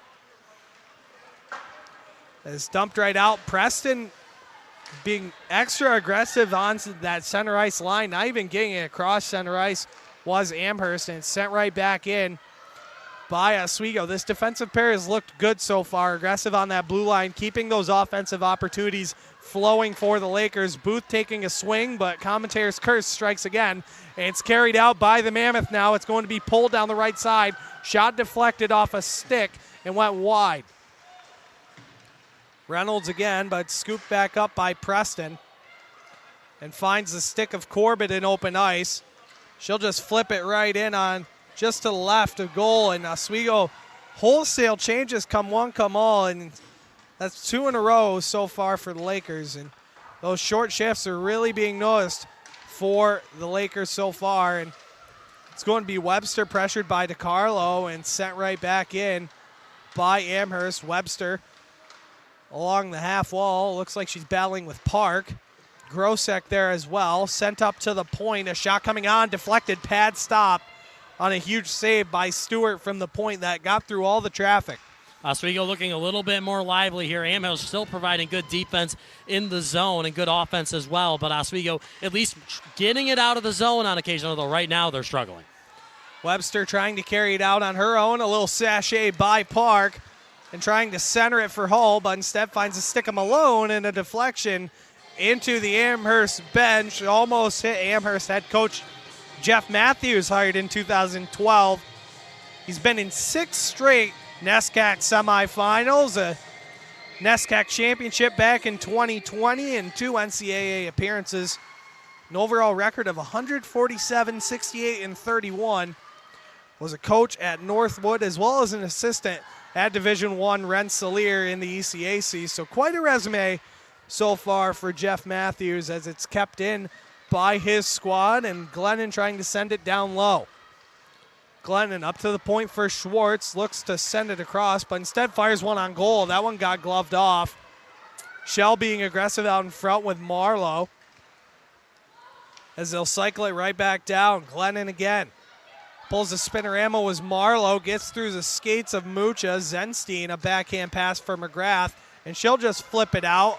Haas the first attacker on it for the Lakers. Holman, the first one on it for Amherst, but it's taken right back by Schwartz. She'll send it up now for Glennon, bringing it across, fires one on goal off the stick of Levy and covered up, but rather routine save. 4:50 remaining here in the first period here on WTOP 10. Yeah, Levy looking to break some momentum here, Thomas, just trying to give Amherst and break up that flow of play because the Mammoths have really dominated this first period. And it's been a very fast first period, too. Only both teams averaging less than 2 penalties a game right now, so nobody's headed to the box yet, and I don't know if we'll get there yet. Time will tell, my old friend. Time will tell. As Amherst brings things right back out, it's going to be Daly sliding it across for Stewart. A shot, that one goes just wide. Bednarik trying to pinch off Daly to the boards, cannot. Instead, sends it across for Hull as she'll bring it in. Hull. Looks like a skirmish behind the net with Bednarik. Sent up to the point, Booth. A sizzling pass to Hull. Tries to find one out in front. Gates couldn't get on it in time. Webster will have it at center ice and bring it right back in by herself and wind up a clap bomb, and a huge save there by Stott. Really one of the grade A scoring opportunities so far the Lakers have seen. Lakers have put 5 shots on goal in this first period, and that was their first shot in about 10 minutes. Lakers just needing to throw the puck on here, and Webster does just that, takes it herself in. Nice little clap bomb coming in, and Stott struggled with the rebound for a moment, but able to get the trapper on top of it. A good cover up by Stott to stop the play there. Face-off won by Gates and sent to the opposite side. Holding the line, though, was Webster, but still keeps it in miraculously. Gates there as well. Kira Costas also joining in on the fun. And she'll bring it across the opposite side, fed out in front. Gets through traffic. Webster fires one. That one got blocked and came to the near side corner. Taken back to eat some clock away is Thompson. She'll bring it over for Flynn. As Webster holding the red line. Oswego's defensive core. It's not just Preston and Booth now holding the center ice red line. Webster as well being aggressive right in front of the Laker logo as sent back up to the point. Pausing with his Schwartz. Back over for Dana. Shot on wide. Hudon tries to find Corbett. Goes off her stick and scooped up by Burke, who will just chip it in. Corbett the first one on the forecheck for the Lakers with Dan. She'll pull the reverse pass for Schwartz. Skating across the neutral zone and taken in by Weiss. Brings one on. Shot right into the crest of the Laker logo is Lexi Levy. Another save for her. 2:39 remaining here in this first period of play. right here on WTOP 10. Thomas Turgeon and Jared Wakefield with you. An eventful contest, 1 goal so far for Amherst, a breakaway. Currently awarded to Maeve Reynolds, but from here it looked like Jane Park. Time will tell on that one. McGrath, a shot on, that goes wide and cleared away by Stewart. Trying to send it out, cannot, kept in. Mucha just rims one in. It's brought across, a nice move by Flynn. Held at the red line by Haas, though. She just sends one on and into the glove of Stott. Another save for the freshman netminder. Sitting at 5'9", pretty tall for a freshman. Getting another save going for the Mammoth. And the Lakers starting to get some shots back on goal. They put 2 up in the past 2 minutes, so the Lakers finding some success through spontaneity, being real spontaneous and just taking chances. Another shot there by Booth, padded to the corner by Stott. Bednarik with a huge collision there on Daly. She'll be slow to get up. It's cleared to the near side. Bednarik carrying up with speed, but sticked down by Daly and taken right back. Daly's got Reynolds with her. Finds Reynolds, and as she'll be the leader of the pack. But it's grabbed back by the Lakers. Malone, a crisp pass over to Hull. Back for Bednarik. Bednarik, a shot on, a spinning puck, pad save. Sent to the opposite side for Schwartz. Centered now for Reynolds with a hap of speed, looking to drop it off for Shue, but tied up and sent right back in, though, by Schwartz. 1:05 remaining here in this first period of play. Webster was back on that one, but got tied up with a Mammoth at the blue line and went down, giving the Mammoth a brief odd-man rush there, but it was broken up by Oswego. Amherst setting up shop, and a collision by Webster creates a takeaway for the Lakers. Nifty toe drag there by Haas, but nothing doing. And at least the Lakers doing okay on the breakout. Their passes are getting more accurate. They're getting a little bit sharper as they work down into the near side. Mucha drops that one off, but the Lakers looking to at least try to find some good momentum to carry into the locker room. And right now it seems like they're doing that. They'll at least have some positives to work on, but a tough 10 minutes in the middle of that period there, Thomas. 20 seconds remaining here. A shot coming on. That goes just wide. Trying to keep it in was Flynn, and she will. She'll send it right back deep. 13 ticks left here in this first period. Dropped off by Weiss, sends it over for Glennon. Back for Flynn, a shot coming on. That one goes just wide, bounces out in front. And the horn will sound to end the first period. A 1-0 score in favor of the Mammoth. A very tough test to open up the new year. But let's hope the really holiday legs really are off, kind of, going into the second period of play as a 1-0 Mammoth lead. It certainly seemed like, they were starting to unwrap those legs like a Christmas present towards the end of this first period here. The Lakers pretty sharp in the last 5 minutes. They almost doubled their shot total from the entire period, going from 5 shots to 9 shots on goal. The ends of the period looked really good, so a good start and a good end to the book of that first period, but the middle story, a whole lot of fillers. The Lakers playing a whole lot of chase the puck. Mammoth just looking incredibly strong. You can tell why this team is so good. We haven't seen special teams yet. These aren't teams that take penalties, but the Amherst College Mammoths cycling the puck extremely well. Every pass has a purpose. They aren't just dumping the puck in. They are getting it to somebody, and they're almost just circling around like it's like a little tornado on the ice. And they pressured Levy. Levy pretty stout so far. Some good saves. So far, so good for the Lakers, but they're still down 1-0 at the end of the first. We're going to take a quick break. When we come back, second period is next right here on WTOP 10.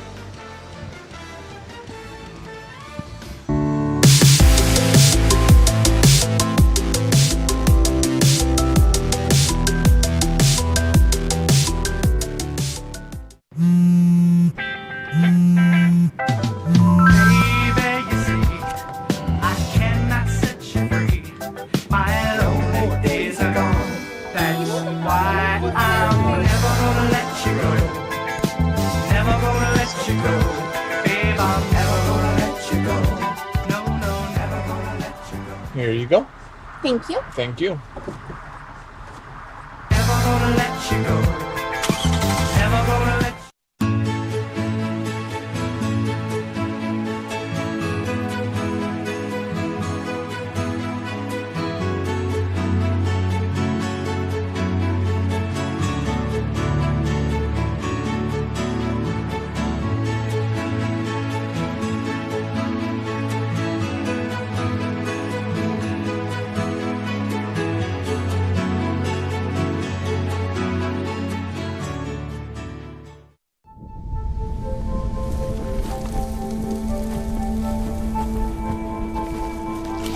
Eva Marie smoked 12,000 packs of cigarettes over 15 years. She quit, and now there's a new lung cancer screening that could save her life. You stopped smoking. Now start screening. No matter how much you smoked, early detection could save you. Talk to your doctor or learn more at savedbythescan.org.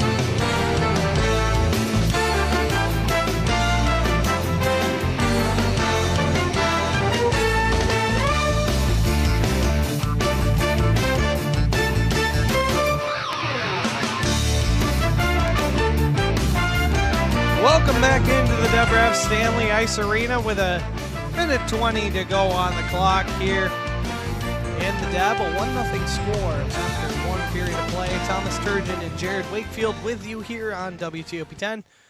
Yeah, a lot to talk about, really. A 1-0 score entering the second period of play. See goaltender Cal Shell of the Oswego State men's team having a very sound weekend this previous weekend in the Oswego State Hockey Classic. 36 save loss against the number 3 team in the country, Adrian College. And Adrian getting the best of the Lakers on both sides, beating the women's team early in October, beating the men's team just the other day in the Oswego State Hockey Classic. Now they get to welcome another ranked opponent in the Amherst Mammoth, who currently have a 1-0 lead against these Lakers themselves. Starting lines will be the same as the first period. Hall, Malone, and Bednarik, the forward line for Oswego. Webster and Zemlak on the defensive end. On the other hand, it's Flynn and Homan for the Mammoth. In between Pohl, Reynolds, and Daly on the forward line. Interested to see if this Amherst team can keep up the pace they play in the first period. Very fast, very aggressive hockey, but very clean. No penalties yet.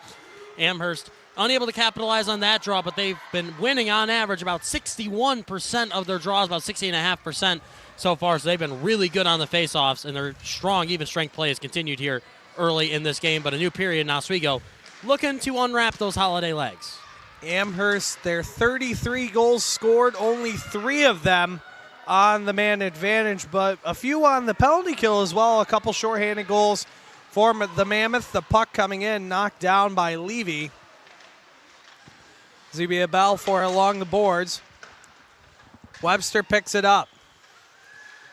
Knocked away by Daly as she gets taken to the wall by Webster. Malone looking to break out. Finds Hall at center. Tries to cut back, and she will bring it in on her own. Hall being angled away by Schwartz. The drop pass for Bednarik. Back for Hall. Shot, save, rebound. It came free, but it's cleared to the corner by Marlowe and reversed to the other side by Dan. Lakers just needed a little bit of puck luck there. A good rebound, but it comes out the other way where there's no Lakers in the open ice, and Amherst able to clear it out and try to start their own offensive chance. A bouncing, fluttering puck there came on by Dan, and it's knocked away by Levy. A backhand pass by Haas to Mucha. Tries to find the stick of McGrath, but held on the line by Ariel Haas. Shot coming on. That one goes just wide to the left of Stotts. Haas is taken away by Amherst and cleared to the boards. And taken right back out, and attempting to center a pass was Glennon, intended for Marlowe. McGrath back for Shines. Morgan Shines, a little dipsy-do across the top of the circles. Can't get anything there as she got poke-checked and brought right back out by Amherst. Booth, a physical play behind the net by Levy, and the Lakers will break out with centered for Grugan. A slap pass over for Kierkostas, who will bring it in. Kierkostas trying to drop it off for Preston, and instead sends it down below and Shines the first one on it. Shines knocked off the puck by Homan, and a few balls out in front. She gets taken down, and it's taken right back out, though, by Thompson. She's by herself, a 1-on-4, as Amherst got a pretty much a full change, 4 out of the 5. And it's kept in by Park. Both teams playing at a pretty incredible pace right now, a lot of speed, so a lot of trips to Costco for that wholesale change. Absolutely, and it's taken back by Kierkostas. She'll probably, speaking of change, Grugan will go for one, and Kierkostas will follow shortly after, and the Lakers will look to clear. Preston puts it right on the stick of Schwartz and sent right back in. Booth across, looks to send it for Shoe. It was intercepted by Shoe. Ringed around by Corbett. Rolls off the stick of Booth. It's cleared the zone, though. Dan brings it back to center ice and fluttered right back in, paddled away by Levy Booth off the boards to Preston. They play pitch and catch, and one more time, just for good measure. Preston for Corbett, and sent right back in beneath the goal by Stewart, and just slapped around by Booth. Holding the line, though, profusely was Dan, and it's kept in by the Mammoth. Dan winds and fires a chop shot high off the glass. Oswego really struggling here. This is getting to be a pretty long shift for Corbett Burke and crew. Booth and Preston unable to get it out D to D. Kept in by Pohl, sent up to the point. Flynn, a shot on, got blocked by Burke off her skate. She looks to just get it even out to the defensive zone. Corbett gets a change, another fluttering shot in on Levy. She'll cover it up, and Jared, like you mentioned, it's like a wholesale change. Costco getting it done. Another save and another quality opportunity by the Lakers, and they can't get anything going. Yeah, I mean, a good opportunity there by the Lakers, but very similar start here and a very similar feeling. Very good first 4 minutes by the Lakers, but now Amherst's relentless pressure and their incredible speed on their skates starting to slow the Lakers down a little bit. Bednarik just throws one. That one gets kicked away by the left pillow of Stott. And it's Malone again. Oswego looking to cycle for the first time this period. Zemlak shot on into the glove of Stott and found its way through the net traffic, though. Another good opportunity. They're getting the puck through. They just haven't found the back of the net yet. 15:24 remaining here in the second period of play. A 1-0 Mammoth lead right here on WTOP 10. The Mammoth, on the other hand, coming out of the NESCAC. Another team that Oswego's already played out of the NESCAC, Hamilton. A victory for the Lakers, currently when Hamilton was in the USCHL poll. Back up to the point now. A shot that really came off the back foot of Zemlak, and not a lot of speed on it. Goes right into the glove of Stott. We'll have another stoppage of play just about 30 seconds later.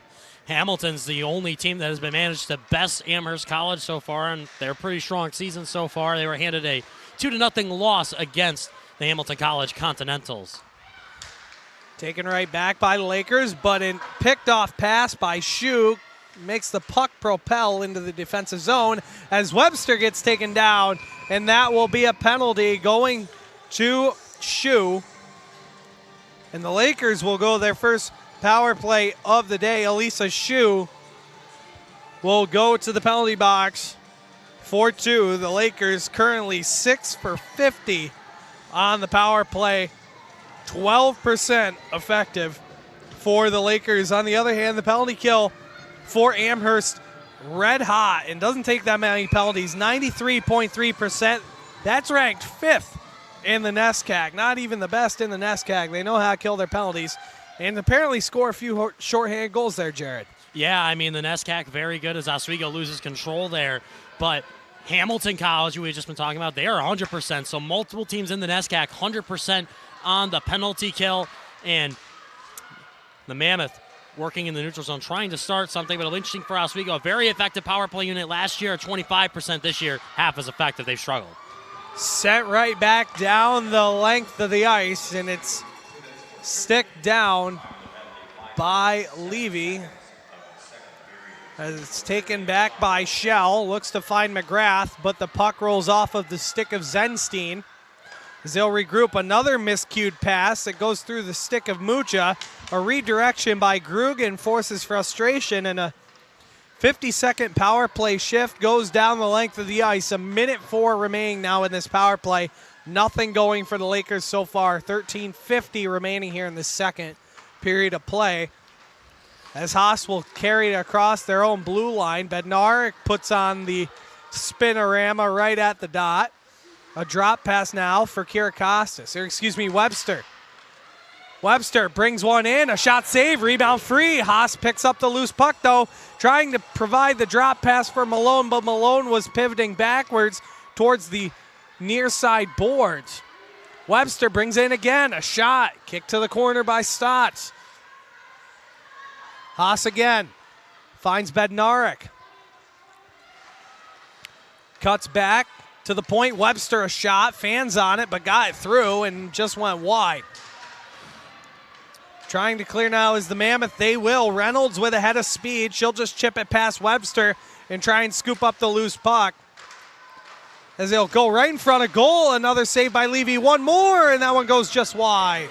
Dangerous play by Levy there. She had the right idea trying to get that puck out, but only got the toe of her stick on it. So it trickled right in front of the crease at a good distance to try and shovel that puck in for Reynolds, but she was unable to fin on Levy, able to stay in position and not fall out of position, and the Mammoth unable to capitalize on a monumental chance. Avery Webster hunched over. She's been out there for at least a minute 20, and she finally gets off for a change. The long change will get to you for the Lakers, but this isn't even the longer change of the two for Oswego State. As it's brought back in by the Mammoth, the one-timer, they score! It's the individual with the penalty, comes out of the box and tallies one more. Amherst up 2-0. Lisa Shue finding her third on the year, 6 point for her. 2-0 Mammoth lead. They kill off a rightfully needed power play opportunity for Oswego and then turned around and find the back of the net. 2-0 Mammoth. Yeah, Lisa Shue with a really good play right there. The Oswego defense leaving her wide open. A similar play to that Reynolds play, just a lot more traffic down there, and Shue able to elevate that puck, and the Mammoth elevate to celebrate. Another delayed penalty coming up. This one going to be on the Lakers. It's going to be Kylie Grugan going to the box for a hook. Bit of a frustration penalty there, Thomas. And definitely some frustration. It looked like it could have went both ways from up here. Could have went holding the stick, could have went hooking. But hooking will be the final verdict for Kylie Grugan. The Mammoth power play, on the other hand, has struggled.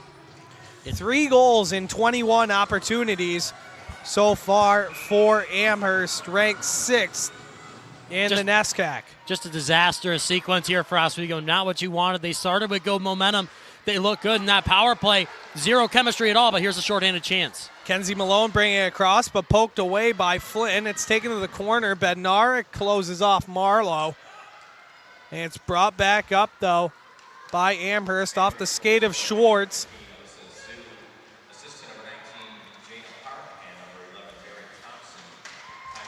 And it's brought back in. Schwartz on it. Zenstein swinging away. Can't get anything. Flynn pump fakes the shot. Brought back over for Glennon. Glennon a shot. That one goes wide. Bednarik puts a shove on Shue. Nothing there. Clear to the near side wall. Bednarik with a race for it. Trying to clear the zone. Cannot. And it's brought back in, though, by Marlowe. Trying to cut towards goal. She gets peeled away. Drops it off for Schwartz. Trying to send it up for Flynn. She'll keep it in. Fires one on. A nice redirection. And an even better save by Lexi Levy, keeping it a 2-0 game on the redirection by Marlowe. Not a very flashy save, but a very, very good save on a deflection that likely would have been very, very difficult to protect against. But Levy, again, staying in position, staying calm, not panicking, and she's able to eat that one up right in the Laker wheel. So Levy having a pretty strong game so far. Amherst creeping towards the 20-shot mark. Amherst won the draw. A shot coming on. That one also got deflected out in front on the shot by Thompson and cleared down the length of the ice. As Amherst will regroup, 40 seconds remaining in the penalty to Grugan, 10:38 here in this second period of play. Amherst looking to get something going here. Their final seconds of the penalty, but a nice stick by McGrath keeps things at bay. Brought back across, though, by Thompson. 17 seconds in the power play. Thompson looks to send one out in front. A tie-up. Keeps possession, though, by the Mammoth. And another shot, another save by Levy. It's taken back by Daly. Sent down low for Pohl.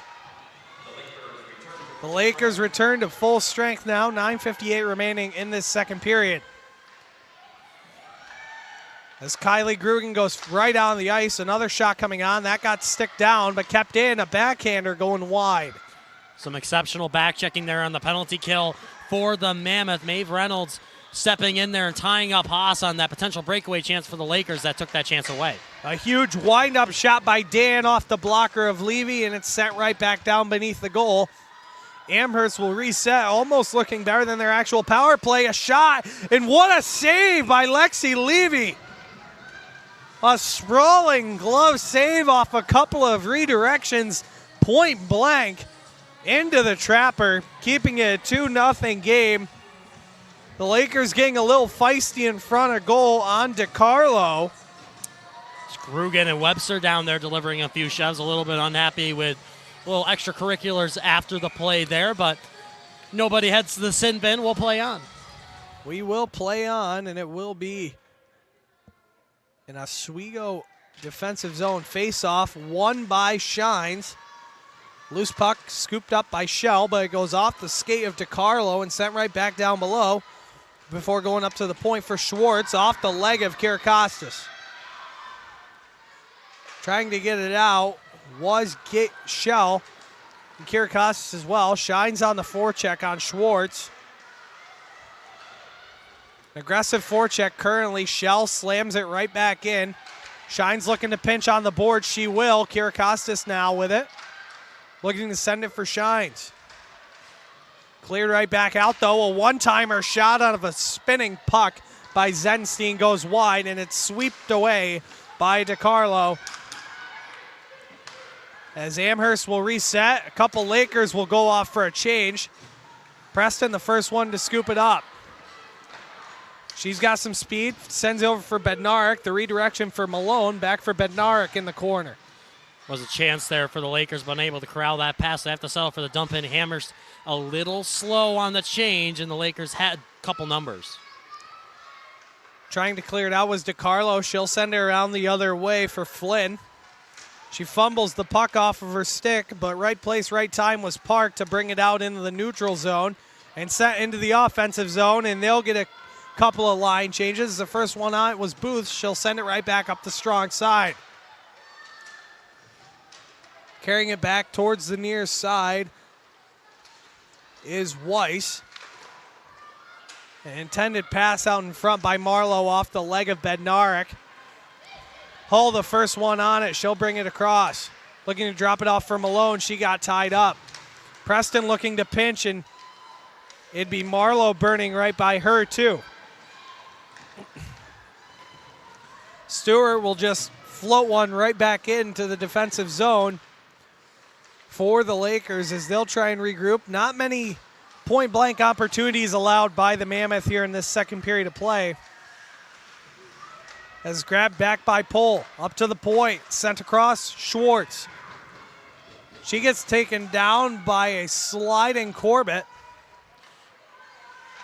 And Webster will backhand it high off the glass and out into the Lakers offensive zone. Burke, the first one on the forecheck. She puts on the brakes, though, after the drop pass to Holman. Good defensive sequence there by the Lakers. Webster with that chip out in corner with a huge sliding block that ended up taking a Mammoth down, but stopped that puck and set up that clear and gave the Lakers a chance to breathe. A nice nifty move there by Reynolds. She sends one on goal. That one got caught by a skate right out in the slot. As a tie-up behind the net of Levy. Burke, the first one on it. That one goes off the shin of Reynolds. Zenstein sends it all the way around to the opposite side. And keeping it in, though, was Dan. Brought back out in the slot again. Reynolds a shot. That went off the stick of Zenstein and above the goal. Amherst aggressive now. It's brought back in. Another shot by Pohl, and that one saved. One more. That one got sticked away. Levy sliding back to the post and keeping it scored off the board. Another shot coming on. One more stick save for Levy and cleared to the corner by Zemlak. Oswego is gassed here, Thomas. Very tired. A long shift here for this line. Zenstein taking down Shu. And a couple of Lakers will get a change. Full forward line will come off, and one defender will stay on. That'd be Zenstein. Zemlak would get the change. Shell would come on. Trying to send it up for McGrath, but it's kept right back in by Park. Feeds one out in front. That one goes off the stick.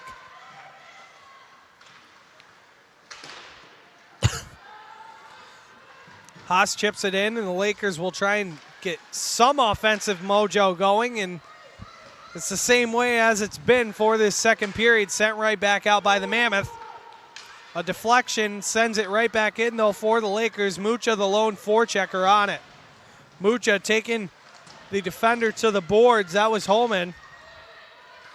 They got however, cleared out. They got locked together with their six, and Mucha, the defender, unable to put the binders on. They go colliding into the boards, but they quickly skate away and grab quick changes. Bednarik keeps it in. Hull will just send it deep for Malone. Looking to feed Bednarik in the slot. Cannot. Booth will regroup. Finds a center pass for Hull. She'll just send it right back in.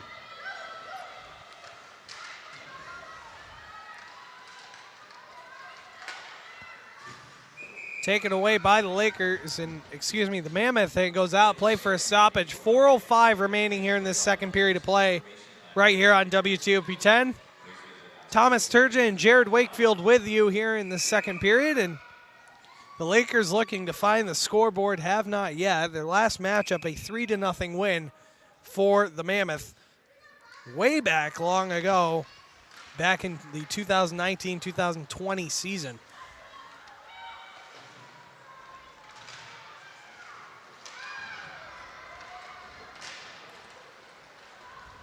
As Amherst will break out, and taken away, though, by Kirikasa. She tries to get it out, but Shines takes down Marlowe. A colliding Shines in the corner on Weiss, too. Things are getting rather chippy. Yeah, I was about to say that, Thomas. Apologize for stepping in there, but things starting to get a little chippy. The Lakers starting to get real aggressive. Lakers coming in on a rush. Here's Kirikasa. She gets taken down and goes into the boards. Refs let him play. So Mammoth start to work it on out. Bringing it on out will be Dan. Bring it back across was Glennon. She got sticked away by Zenstein. And Grugan will find Malone in center ice. Malone with a head of speed, trying to burn by the outside. Looking to drop off Bednarik. She will. Shot coming on. That one looked like it just went right over the glove of Stott. And sent right back in. Hull looking to find the point on Shell, but instead finds Zenstein. Malone again. Fed out in front was Hull, and that one goes just wide. Good play there by the Lakers. The best they have looked in front of Stott all game long, and it's cleared out, and that chance goes away. A tumbling fall by Daly after the collision with Zenstein with 2:33 remaining. The Lakers back in the defensive zone. Hull trying to clear. Oswego forward line has been out there for quite some time, and they will stay out there. Yeah, top line pairings out for Oswego. Here you got Shell and Zenstein. They're the second deep pair, but the top forward line of Malone, Hull, and Bednarik. And boy, they have had some big opportunities here, but approaching it now about a 2-minute shift, give or take. So these players a little bit tired, and they're going to have to make a big defensive stand. The Mammoth again, real good on the draw. They'll look to try to win it back to Schwartz and see if she can get it. Face off won by the Mammoth, but taken right back out, though. Here comes Hull. Tries to find Bednarik. She will. She'll try and get a shot off. That one got blocked out in front by Grosick. This brought across by Amherst. The pump fake by Thompson. And it's cleared out by Hull up to center ice as a couple of Lakers will get a change, but Mucha takes the puck away. Mucha to the boards with Schwartz. Bednarik looks to feed one out in front for McGrath as she'll look to get a change instead. Preston tries to hold the line and cannot, and it's sent right back in by Thompson. Chipping one beneath the goal of Levy, and a little miscommunication there as Booth and McGrath were clearly not on the same page. It'll be kept in, though, by the Mammoth as they'll regroup and send it right back in the offensive zone. 1:15 remaining in the second period of play. The periods have really been flying by fast, that's for sure. Yeah, we've only had 1 or 2 icings so far, Thomas, and not a lot of stoppages either way. And another huge save there by Levy. The rebound comes free. It's taken back by Ariella Haas and flipped down the length of the ice all the way down for an icing, so they won't be able to get a change just yet. And that seems to be the motto of this second period. There's a time to change, and then there's a time where you have to change. and they're trying to resort to the have to more than the when you can change. Yeah, I mean, Oswego's really struggled to kind of get changes and get just a chance to breathe in general. They've always been back and forth. They're either always in the offensive zone having to keep the puck in or doing what they're doing now and playing a game of hot potato with the puck with the Mammoth as they control. It's brought back in by Reynolds, slides over for Pohl, sends over to the far side. Flynn on the pinch, back down for Pohl. They really skirmish along the boards. 32 seconds remaining here in this second period of play. Flynn holds the line. Holman, shot wide as it ricochets off the back wall. Preston looking to just slap it out of the zone, and they finally will. Icing waved off. A couple Lakers trying to change. As a fresh defensive core will come out, Malone will hold the blue line. Trying to wrap it around, cannot. And with 6 seconds left in the period, it is looking like we'll go to the third. Still scoreless for the Lakers only. A 2-0 lead going to the final period for the Mammoth. Really good end of the period there by the Lakers, getting some pressure, and a great play by Kenzie Malone. She put that puck on the wraparound chest right in the crease, but all the Lakers a bit too far up high.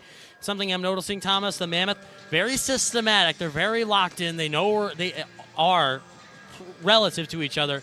At any given moment, whenever an Oswego player has the puck, they swarm around them like a hive of hornets and just lock them down, give them no passing opportunities and force takeaways, and then spread right back out nice and wide and open up passing lanes. However, the Lakers, it looks like, you can see that they haven't played in a month. There's definitely been some miscommunications, a couple hiccups on the changes. It didn't cost them in the second period, despite a few miscues, but they've ended the periods on good notes so far. They get a good chance there, good couple chances, put a couple shots on, and keep themselves in it. 2-0 to Amherst right now. You can overcome a two-goal lead.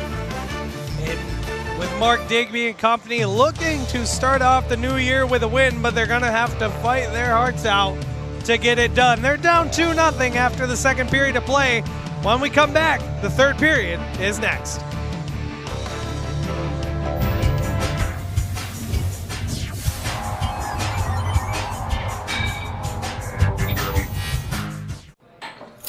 What do you think you're doing, Kevin? Was just gonna drive home. There are several warning signs present that you shouldn't be driving. Like hearing voices? Like your text-to-emoji ratio?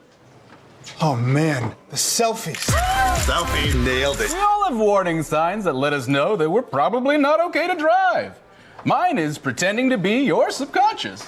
Craig, come on man, let's split a ride home.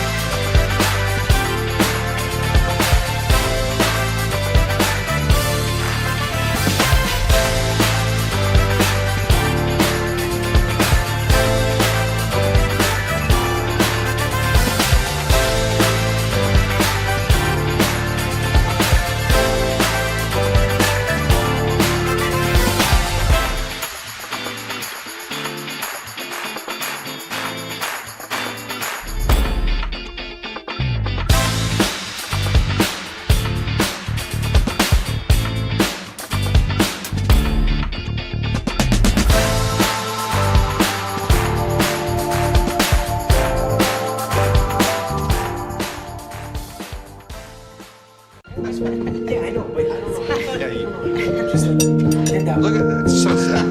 That's good.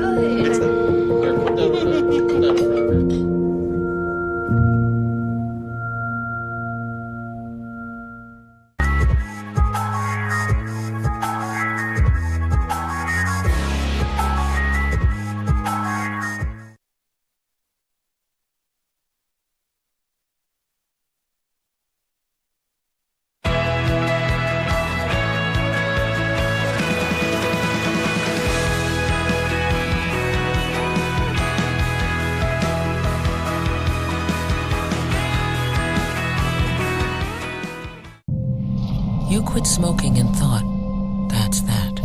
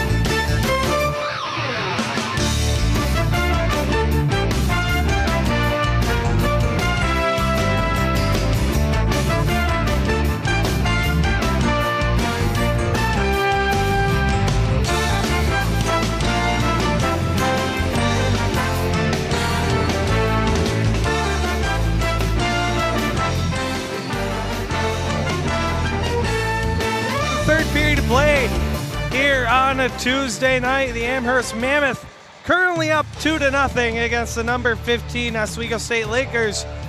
Here to begin the third period of play. Final non-conference matchup for the Lakers before they take two conference matchups against Potsdam on Friday and Canton on Saturday before playing another Tuesday matchup down in the Aud against the Pioneers of Utica. Thomas Turgeon and Jared Wakefield with you as the buzzer sounds and we get set to go for the final 20 minutes on the clock now between the Lakers and the Mammoth. Lakers trying to turn the tide of what was that second period. Nothing really going in the offensive zone and in a way weathering the storm that the Mammoth brought to them just fresh off the dinner table as Webster brings it in. Taken back though now by Reynolds and grabbed back by Hull, but another takeaway leads to a backhand, looks like right to the neck. Yeah, it's got high right Malone. Up into Kenzie Malone. No call there on the play. Bit of a deflection there, but that stick definitely got up high and got Malone. She heads to the bench. It's carried across by Bednarik. She pulls it to the center, throws one on, save, rebound, cleared behind the net, and it goes on to the back of the mesh netting. It's grabbed back by Gates. Up to the point, Zenstein across for Shell, fires one off a stick and up in the air and into the glove of Stott. Nice little center field scoop for the Amherst netminder. Her first shot in the third period. Routine puck fly there for Stott, and the Mammoth's offense has been anything but ice age so far, and they showed some flashes again, but now Oswego looking to try and raise the flag and get the ship rolling. Zenstein, another shot. That goes into the glove again. Consistency is key, and that's two straight saves into the glove. Save for Stott. Seems like Malone is up and good to go on the bench for the Lakers. Just a little knock the wind out of her, must be. As it's taken right back by Amherst. Sticked away, though, in center ice. Zenstein hesitant on the pinch. She'll send it up, but a turnover finds Schwartz. Nice cutback move on Mucha, and she'll send it deep. Shell the first one on it, pressured by Weiss. However, the clear attempted by Oswego, kept in by Schwartz at the blue line. Glennon in the corner. Cycles it back down low for Weiss. Tries to find Marlowe out in front, or at least on the back door, rather, for the Mammoth, and nothing there. Marlowe again. She gets taken down from behind by Shell. And a couple bumps and battered and bruised in the corner by the Lakers defenders as they're not letting anything go towards the center. Zenstein peeling to the corner. It's scooped up by Park. Stewart sends it right back deep, but it goes right into the glove of Lexi Levy, and I guess it's consistency on both ends. Another deflection right into the glove of the goaltender, and another stoppage of play. 17:58 remaining here in this third period of play, right here on WTOP 10. Amherst up 2-0 here in this final frame of play. As sent down beneath the goal of Levy and shines a good bump there. Sends down Park. And trying to send it back in was Thompson, but it was a delayed offsides as the Lakers will regroup. Preston carrying it across. Burns by Grugan and then gets by Flynn, sends it in. She'll join the roll partially as a center as Grugan waits at the point. Fed one out in front by Shines and nothing there. An aggressive pinch by Riley Preston pulls her out of position, and Grugan having to hold the line in case of a Mammoth breakout, which we've seen happen before, and that allows the Lakers to trickle it out of the zone. Shines a nice shot on goal, redirected off the skate by Grugan, and a huge pad save by Stott. A couple more collisions once more following shortly after. A very eventful first few minutes here in the third. Hudon trying to bring it across, and offsides was Shines. Another stoppage of play, 16:58 to go. First 3 minutes, we've seen action on both ends, hits on both ends. A couple good opportunities, a couple big saves for both goaltenders wearing number 1 tonight. Both both goaltenders, you could say the number one player on both of these teams. They've had exceptional nights all night long. Levy about to face 30 shots before we've even gotten a quarter of the way into this third period. Puck sent right back in by the Mammoth. Zemlak sends it up the far side. It goes off the leg of Corbett. As Webster now in the corner. Daly as well as Reynolds getting tied up with her, and it's cleared out by Oswego.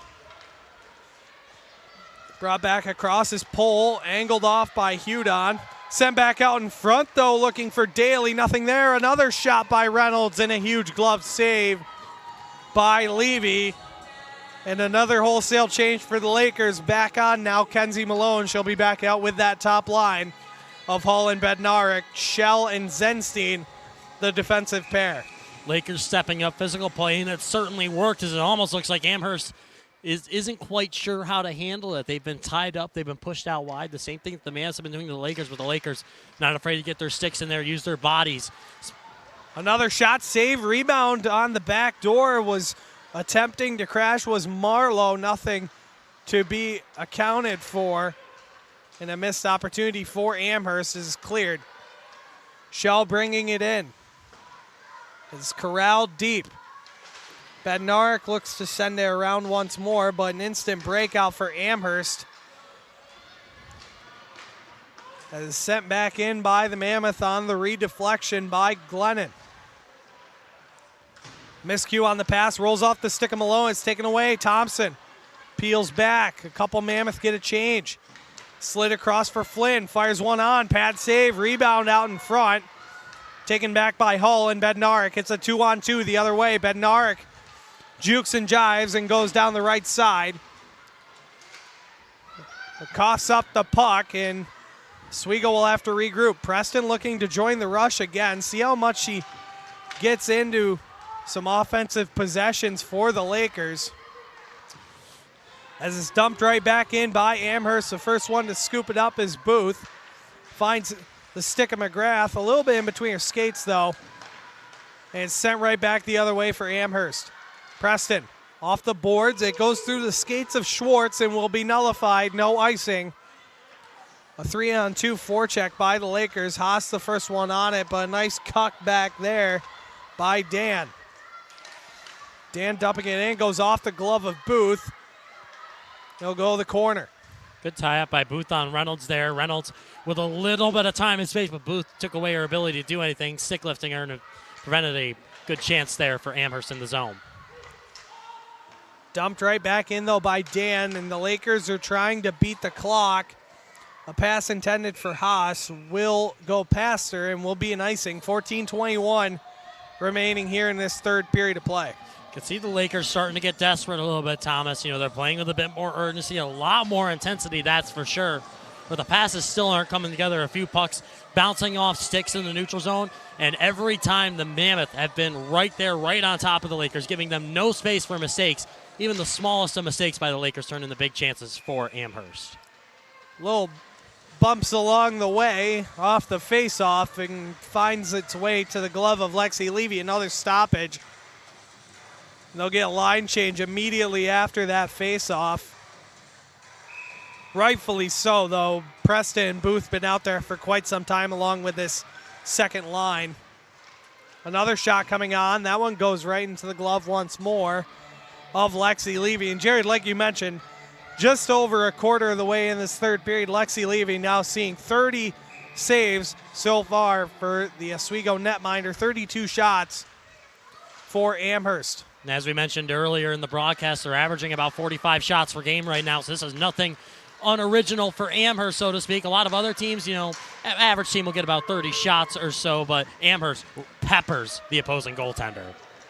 Speaking of Amherst, it's taken away. Here comes Marlowe and offsides. And a little bit round of applause from the Oswego bench, and we'll have another stoppage, 13:53 in this third period.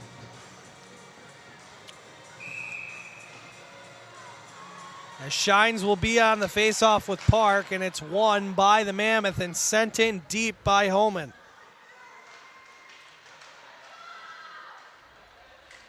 Webster getting tied up, but it's grabbed back by Amherst. Park drops it off for Holman. As he'll be behind the nav. Levy trying to slide one out in front was Shu. And nothing there. Grugan carrying it across on her own. It's a 1-on-2. Kylie Grugan pickpocketed by Thompson, and here comes the other way. Thompson, the puck fumbles off of her stick as she's taken to the corner by Shell. Burke with a hit there, and it's grabbed back by Zenstein for the Lakers. Off the boards and carried up by the Elmira transfer. Corbett looks to keep it in, was Hudon, but cannot. This would be a confrontation really in front of the bench for the Lakers, trying to get the puck in deep. But cleared right back out, though, by the Mammoth. Amherst able to dump it right back in. Zenstein with the streaking pass up for Hudon up at center ice. She brings it in as a couple of Lakers attempt to get a change, and they will. As it's flipped right out and knocked down by Webster. She looks to send it up that strong side, but the Mammoth were getting a change, so brought out in front. A pad save by Levy. Taken away now. Pull. Back to the point for Flynn. Looks for a shot. That one gets blocked by Hudon.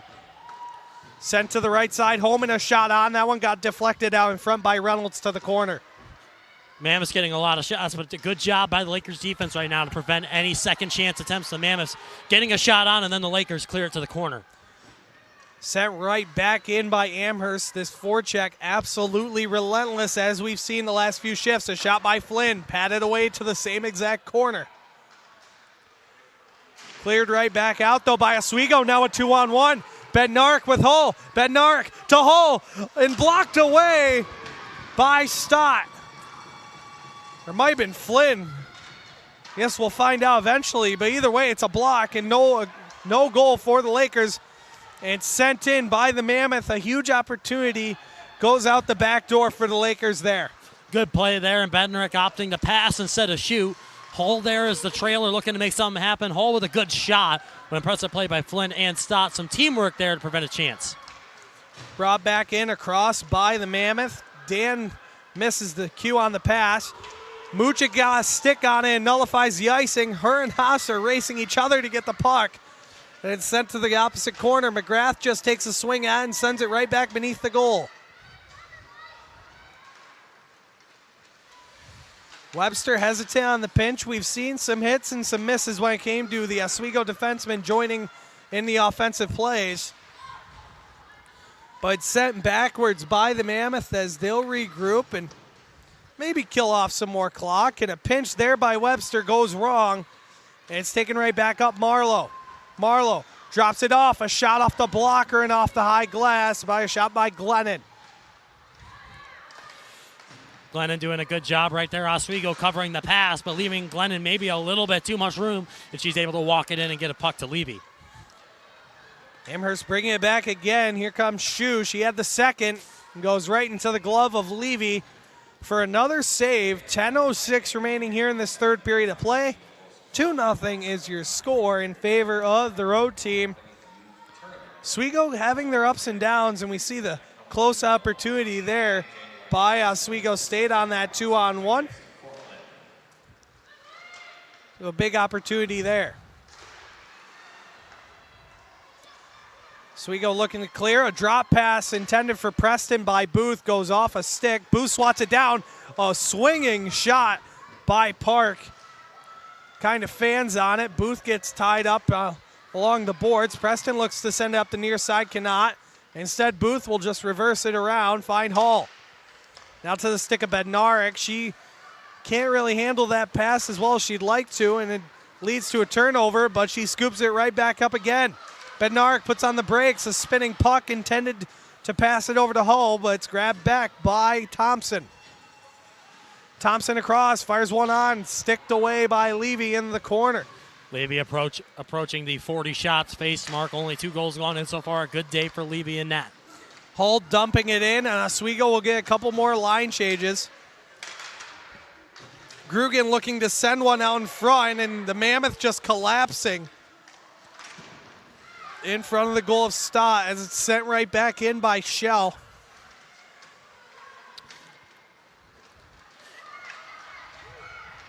As it's brought back out by the Mammoth, and here they come. Pohl looking to send the backdoor pass intended for Daly. Instead finds the point. Schwartz across Park. Shot coming on. That one got blocked. Reynolds now. Switches spots with Park. There's a collision out along the near side boards. Shell takes a chop at it. She finds Kira Costas, and it's cleared out to center ice. Haas looks to pickpocket it, but a very nice move there by Holman to send it right back deep. Shell and Zenstein having a very good game defensively for Oswego. They struggled starting to break out a little bit, but they've covered off Amherst's chances in the zone very well, and they've at least given the forwards a chance to take that puck and skate with it. Bringing it back across was Haas, and attempting to get the puck deep, could not. He's taken right back. Mucha looks to start the rush. She chips it along the boards. That gets caught in the skates of McGrath. As Oswego looks to regroup. Trying to find the stretch pass for McGrath was Zenstein. As Jared, as you mentioned, that defensive pair has done very well tonight, but they've been out there for quite some time now. Yeah, they're getting into a really long shift here. They've been out almost 3 minutes, and here they come for a change. Zemlak and Webster step on as the top pair. We'll see how much of a rotation Coach Digby uses in this final 7 minutes, as there'll be an icing coming down the other way. And it'll be a face-off for Oswego State. A rare sight for Amherst, too, as the Mammoth have moved the puck very efficiently. Not a lot of icings. They've always been able to find a skater in the neutral zone or take it in on their own rectangles and not just have to dump it in. So Oswego gets a huge opportunity, and it looks like Coach Digby is going to take this opportunity, call a timeout, and discuss game plan with 7:20 to go. Rightfully so, a timeout for Oswego State, or excuse me, Amherst actually. Wow. Really attempting to just kind of reset things in a way. I don't think Coach Jeff Matthews is too worried with his squad, just wanted to kind of gather them around, tell them to keep their heads. On the other hand, Coach Digby's got the whiteboard out, he's drawing a play. And assistant coach Paul heading over to the equipment racks. Looks like Lauren Shell has had a twig go south, looks like. Looks like that Bauer twig's coming apart a little bit of grading on the stick. I'm curious to see how much he uses that last line and extra skater of Hudon, Burke, and Corbett, as well as the extra skater of Gates.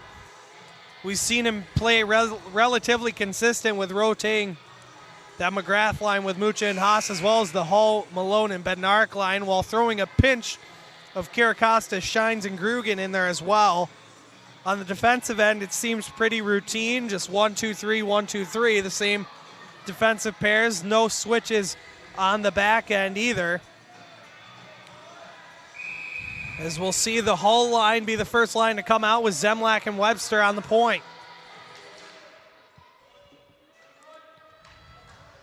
The first charge face-off violation to Malone leads to a face-off victory for the Mammoth, and now we have a penalty coming up to Amherst, a positive for the Lakers, but their power play has struggled. They're going to need to turn it around here. 7:10 remaining. Amherst will go to the sin bin looking like for a hook. Now Oswego will go on their second power play of the game. Huge power play here for Oswego. It's a power play that, as mentioned, we talked about earlier, Thomas, it struggled this year. It's about 12% now, a little under 12% with a missed opportunity earlier, but now they'll have a good opportunity to work this power play unit, but it comes against a very aggressive Amherst College penalty kill unit that doesn't kill all of the penalties, but they will turn a PK into a scoring chance. Bednarik along the wall. Oswego looking to set up something. Finds a point. Webster pulls a nice toe drag. Drops it off for Bednarik. Back for Webster. Slides it across over for Haas. She dishes it for Bednarik. A shot coming on. Blocked away. Malone again. Haas. Webster at the point. She's looking to aim and fire, but instead leaves it over to Bednarik as they'll switch spots. Webster now throws one on low and gets through, and a nice pad save there. simple and effective for the Lakers, getting it through traffic. Oswego doing a good job of moving the puck up high. They're able to pull Amherst away from just pushing them into the boards until that moment. But moving it around the top of the umbrella, Oswego's been pretty good at it, although a few miscues here. Haas holds the blue line. A shot on by Malone. That one gets off the right pad. Haas a pass that goes right into the skates of Webster, so she couldn't really get a shot on. She'll try and bring it right back in by herself. 52 seconds remaining in this penalty. Was the intended pass by Malone. Tried to get something going, but it's taken away by Daly. She'll just bring it in to kill off some clock. Shell takes her to the boards and looks for the pin. Taken away, though, a one-time shot by Glennon goes right into the crest of Levy. Another stoppage of play. 5:40 remaining here in this third period of play. 30 seconds on the power play. And Jared, like you mentioned, penalty kill that hasn't really had that many opportunities, but will turn their defense into offense, as we saw just there. Yeah, and Oswego went from passing the puck beautifully to, again, looking somewhat lost out on the ice. A lot of missed passes and trouble at the blue line sends that puck skittering down. A good change by Webster. Shell's able to come right off the bench and at least prevent a 1-on-0 chance for the Mammoths. Grugan dumps it in. McGrath and her as well. The first one's on it. Zenstein up for Shell.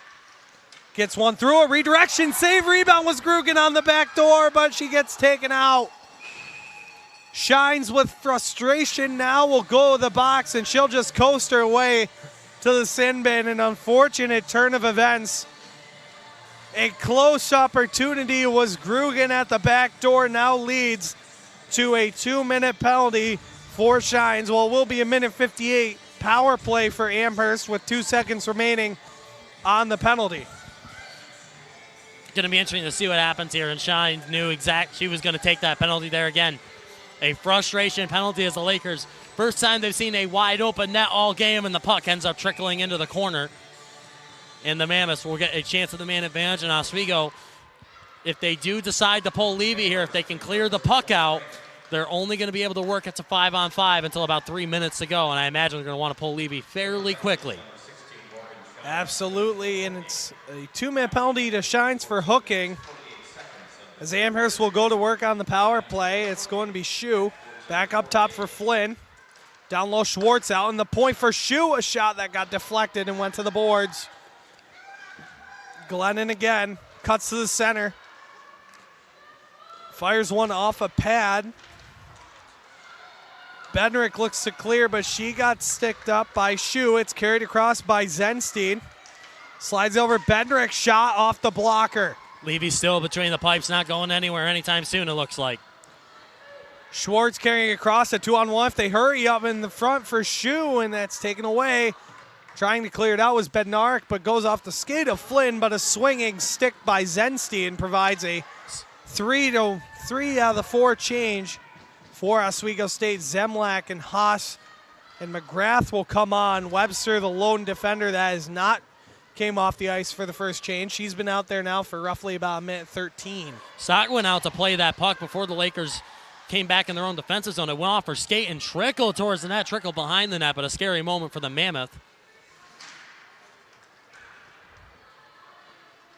As Amherst brings it right back in, it's going to be Reynolds. Takes it back, drops up the point, Holman. Back over across for Daly, throws one on, a glove save by Levy. And Jared, what we really haven't mentioned tonight so far with this Amherst team, they're rolling 3 full forward lines, a 4th line with no center, as well as 5 defensemen. So a short bench for the Mammoth, but still looking fairly well for this team. Yeah, you can tell this team spent a lot of time in the weight room and working on conditioning and doing skating drills because they haven't looked tired once. There hasn't been one point in this game where I think either of us could say that Amherst has looked slow or flat. Another shot there by Dan. That one went wide. It's grabbed back by DiCarlo, sent beneath for Park.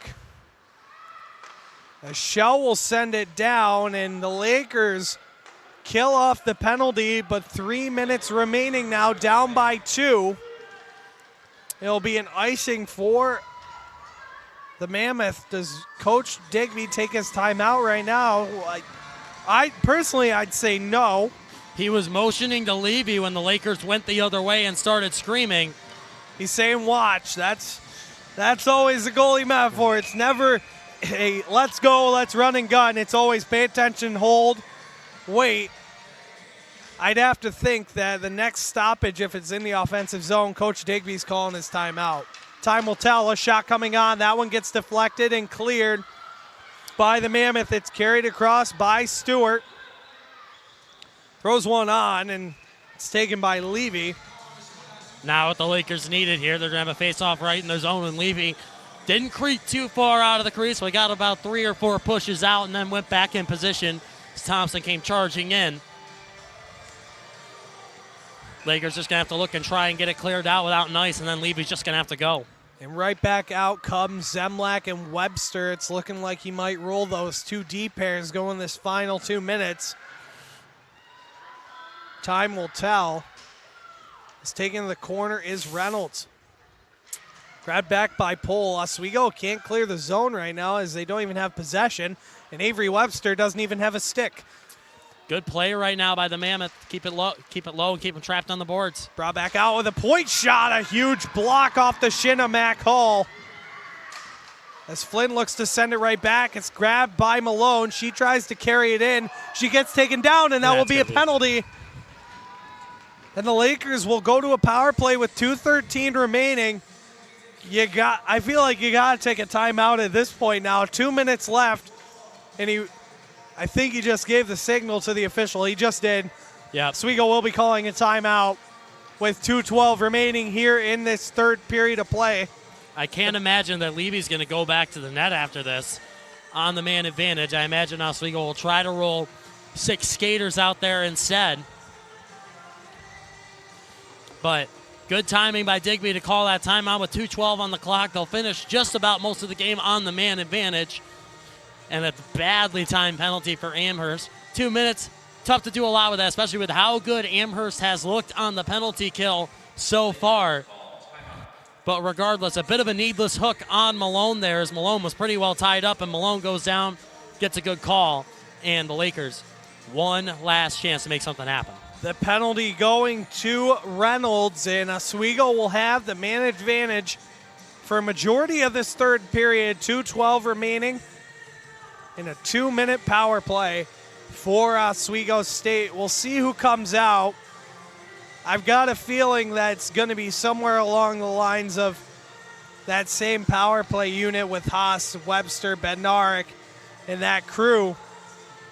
Who will be the 6th attacker, though, we will see. He's got plenty of time to work with, though, and 1 goal puts you back down only 1.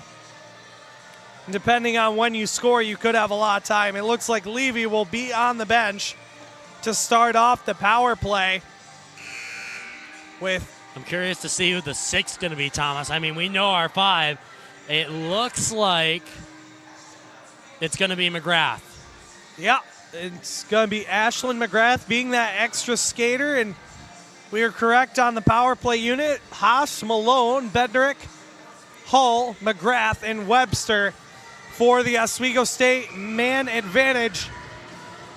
But 2:12 crunch time is here. Another face-off violation by Kenzie Malone, but she wins that second one clean. Webster, Haas, back for Webster. Back over for Haas. To the point, Bednarik, the pump fake. Protects it on her forehand, tries to feed one out in front. A risky pass, a shot by Webster. Sent right back in, though, by Stott. And crashing into the goal was Malone. The last time the Lakers had a power play roughly around this time was in their last matchup against Plattsburgh, down 3-1. And getting a power play goal by Amanda Zenstein from the point to make it a 3-2 game. And if you've watched that first part of the Oswego power play, they find their success up high, able to pull one of the forecheckers up high and create a shooting lane. Right now they're trying to do just that, but Amherst playing a really good job of having their 2 penalty killers up high try to box out top couple defensemen. Clearing it out by Daly. She goes for the empty net, and she's got it. A shorthanded goal. Jared, although not a goalie in net, another shorthanded goal for the Amherst Mammoth. 1:35 remaining here in this third period of play. And not what you wanted if you were this power play unit. Only 37 seconds in, and the puck goes in the back of your own net and not your opponent's. Yeah, I mean, there was some exceptional play there on that penalty kill by Jana Park, and Avery Flynn able to work up high, able to take Bednarik, especially when Bednarik would try to work the near side boards. They would just cut her right off, take her passing lanes away, force her behind the net, and eventually a little bit of failed tic-tac-toe by the Lakers results in the puck getting on the stick of the Mammoths and a good half-court shot to bank that one home and ice the cupcake, so to speak. 3-0 Mammoth with a minute and change to go, and the Mammoth, an exceptional game today. The Lakers, flashes of strength so far, but the Mammoth, just such intense pressure, such an intense cycle that the Lakers didn't seem like they knew how to deal with. Yeah, Oswego struggling to counterattack this Mammoth team in numerous occasions, but Jared, like you said, a lot of positives to take away. Just didn't seem like they had the energy that they've had to begin the year in this first contest, as there's 42 seconds remaining here in this third period. Oswego down 3-0. As Corbett looks to bring one on, a shot there goes off the outside of the netting, and the shot by McGrath. Drop pass for Zenstein. Grugan looks to send one on front, finds Hull, a shot. That one got off a stick and covered back up by Stott. 19.5 seconds remaining here in this third period. Oswego down 3-0. Currently being outshot 43-26. So Jared, you're right around where you were talking about. They're averaging 45 shots a game. This game is no different. They're at 43. Go on the final 20 seconds. I don't think they'll quite reach it. But talk about consistency with this team. You're averaging 3.67 goals a game. You get 3 here, you average 45 shots, you get 43 here as well. The Lakers unsuccessful in all their power play opportunities tonight. And Lexi Levy, I mean, a phenomenal night in that. Score reads 3-0. She was only in net for 2 of those. 41 saves, 2 goals allowed, a .953 save percentage. That's higher than her season average so far. So another good night for the transfer goaltender coming in. She has had an amazing start to the season so far for the Lakers. On the other hand, though, for Coach Digby, it's a game where they don't score any goals. A 3-0 final in favor of the number 5 Mammoth. The number 15 Lakers now go to 8-5-0 as Stott had 27 saves for Amherst. So another productive night in between the pipes for the Amherst goaltender. But on the other hand, this is, I think, a good wake-up call for Oswego. Go down 3-0 to Amherst in this game. They get Potsdam, a team they lost to early in the year, a 2-1 game up in North Country, and then they get Canton, a team they beat for their first Newell win of the season, as the Lakers look to try and bounce back on Friday. But overall, you have 3 more games in the span of a week. The question is, do you shift up the lines a bit? I think you can try some things. I mean, we've seen Coach Digby do that on and off. I think, we saw it earlier this year with Ashley McGrath. She had her explosion because of a few line shakeups after that 0-4 start that arguably, rocketed her to her 10-goal, 4-assist start to the season for 14 points. I think something we've learned with this Oswego State Lakers team this year is that you can move players around, and it seems like they'll be able to find chemistry. Not playing your first game in about a month, obviously that's going to cause a little bit of rust, but playing against a team like Amherst is a good way for them to blow off some of the rust, but the focus shifts to new HL play coming up. They did do some things very well, though. 13 block shots for Oswego. That's 13 shots that Levy could have seen, but they did a very good job getting in front of those. And against a team that's 60% on the faceoffs, Oswego 29 for 23 on the faceoff. So some things to take away.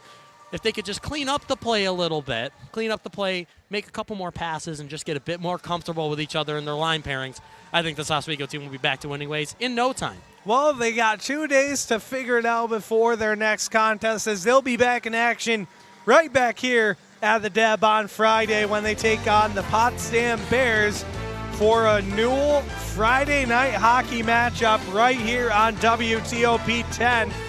But that'll do it for us. For Jared Wakefield, I'm Thomas Turgeon with Patrick Machado as well as Max Burton back in the control room and Melinda Brancato as our game cam. We're saying goodnight from the Port City. Amherst takes this one 3-0. We'll see you on Friday.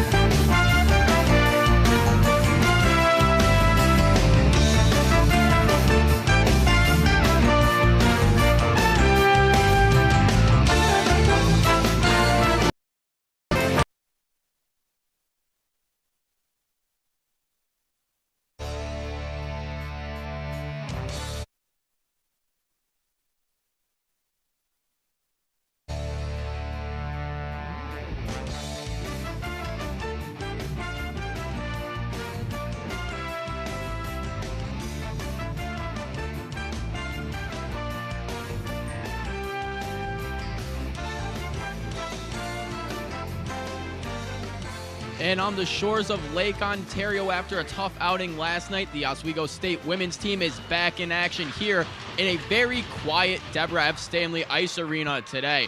I'm Kyle Spizak. Joining me is the mustache magician himself, Jared Wakefield, and the worst floor hockey goalie ever, Thomas Turgeon. Boys, what do we think of today's matchup? Boy, Kyle, I'm telling you, it's going to be an interesting one. An awesome day today. You know, last night we had Pride Night, and tonight we have Senior Day, a nice little 3 o'clock matinee on this Saturday here for the Oswego State women's team. Thomas, I think it's going to be a fun one. I think it's most definitely going to be a fun one. In this game between these two teams, Buffalo State already eliminated from playoff contention, but you get to honor 8 great seniors part of this Lakers squad, so it should be an eventful day. And as Turge just prematurely moved on to the next segment for us, tonight is senior night here in the Deb. And guys, who are some of the big seniors that you think are going to make an impact here tonight that are going to have a big loss coming into next season? You know, it's honestly tough, Kyle, because there's so many seniors to look at. I mean, going down the line here, you know, Kylie Grugan, Taylor Hudon, Ariella Haas, part of that leadership core. They've all had pretty solid years. Haas, one of the top point scorers on this team. Mia Comboy had a pretty good night last night all around the ice. Morgan Shine's been strong as well. Zenstein as well. Stands out to me, though, Lauren Jones. She has not seen a lot of game time this year, but when she has played, Thomas, she's looked good. She's been one of the defensemen on the blue lines, had a really good job of getting her shots through traffic. Don't always need the hardest shot or the most fancy shot. Nice, hard, low shot. It's gotten to the pads every time. It's gotten her an assist here and there, and tonight she's looking to get a couple more. Absolutely, and Lauren Shell out of the lineup once more for one more game, and Lauren Jones in the lineup for Oswego State. But overall, you look on the defensive end, I agree with you, Jared. Amanda Zenstein and Avery Webster, both 2 veteran defenders. It's going to be tough to replace those 2 on the back end going into next season. Yeah, and in the final home stretch of the season, this is a very vital game, especially after the loss from Cortland last night. The Lakers need to make sure that they keep winning out the rest of the season to be put in a good position moving towards the playoffs. So for the Newell playoffs, how do you think things are going to get shaken up in the next week or two? Well, overall, we saw last night the team losing to Cortland. We'll touch up on that later in the show. But Cortland right now, they got a couple games at hand on Oswego, so it's very likely the Lakers will travel down to Cortland for the semifinals. So I really think things stay a little stagnant. On the other hand, the only thing that I really see shaking up, Jared, is that 4th place seed with Canton sitting there right now.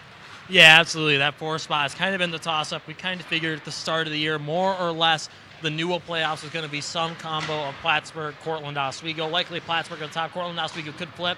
Cortland locking up that 2 seed. Oswego pretty safe in 3rd. That 4th seed could go to Canton, could go to Potsdam, and even Morrisville with just the tiniest outside chance there. But for Oswego, I mean, this is a big one. You know, try to get that momentum back going. Looking for a big dunk today on Buff State. Yeah, it's a huge game that has big implications, but that's not the only story here tonight. Unfortunately, last night we did have a member of our WTOP community fall to death. So yesterday here at WTOP, a member of our community, Cheyenne Tiller, and her life ended yesterday. So we'd like to offer our condolences to the friends and family of Cheyenne.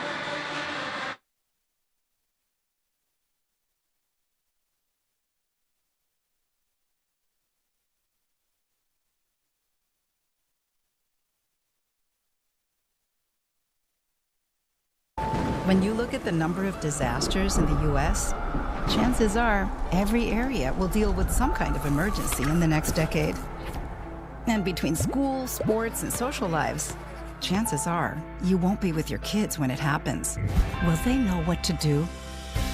Ready.gov/kids has the educational tools and information to make the conversation easy. When the time comes, chances are they'll feel prepared, not scared. So talk with your family today.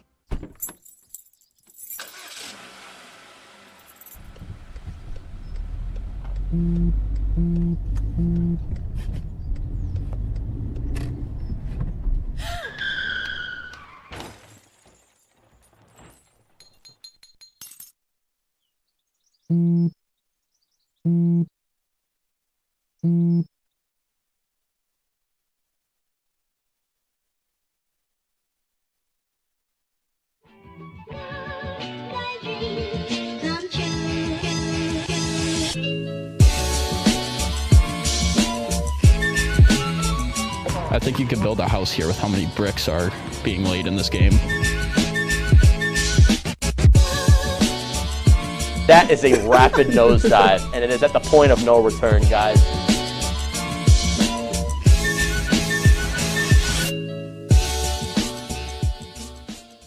Up to Dobson at the point. The cross-ice pass comes to Parise, who's going to extend the lead to 3, but the Columbus Blue Jackets, they're not going down without a fight. Puck loose, out in front. Welcome back to the best show on WTOP. I'm your host, Miss Meg Trivia. And I'm Donna. We start things off in the pool as 4 members of the Oswego women's swimming and diving team have earned all SUNY honors. Oh, finally, get that old music back. Welcome live inside the El Roker studio for the newest episode of Sports. And welcome back into the Deb, where there is now music playing, so it is not as quiet. And we are just inching closer and closer to game time each block that we move on. I'm Kyle Spizak. Next to me, Jared Wakefield, Thomas Turgeon. And both teams got a little bit of a matchup going on yesterday. So let's talk about, Jared, how about we talk about last night's game against for Buffalo State? Yeah, absolutely. We'll take a look at what Buffalo State did. They had a trip up to the NOCO as they faced off against SUNY Potsdam. It didn't end up going their way. They ended up losing 5-0. Jessica Augie had a pretty solid night, though. Was able to make 24 saves for Buff State. They really just weren't able to get anything going. Potsdam scored first, and who else but the captain, Kaylee Merrill, getting the first 2 goals right away. When we saw her here in Oswego, really sweet hands, able to move the puck around with ease around almost any defender. Rebecca Holmes tees up for 2, and then Megan Teach out in with the dagger, the 5th and final goal there in the 3rd period. 2 power plays for Buff State, none for Potsdam, and Buffalo State unable to convert there. 0 for 5 on the power play, just nothing doing there, and Potsdam winning the faceoff. So the Bears playing a complete game against the Bengals, declawing the Cats, so to speak. And then for Buff State, just not the outing they wanted. As for Oswego, they were here in the Deb, and we covered that last night as they hosted the Cortland Red Dragons, a pivotal pre-playoff matchup. We'll likely see that matchup in the semifinals. And for Oswego, it didn't go their way either, as the Red Dragons were able to take a 2-0 victory. As we take a look here, it was a goalie battle between Molly Gorgen and Lexi Levy, and Gorgen with some incredible saves to earn the shutout on 28 shots by the Lakers. The Cortland Red Dragons, they put up 34, and it was Maddie Kramer opening the scoring there. Megan Kramer, on a rebound opportunity, and that's how Cortland got both of them. Just some rebounds, nothing Lexi Levy could really do, just some messy but hard-earned and hard-fought goals. Cortland 1 for 3 on the power play. Oswego with some powerful penalty kills, though. The penalty kill showed some strength until that final power play where Cortland capitalized, but the Lakers good at the face-off circle.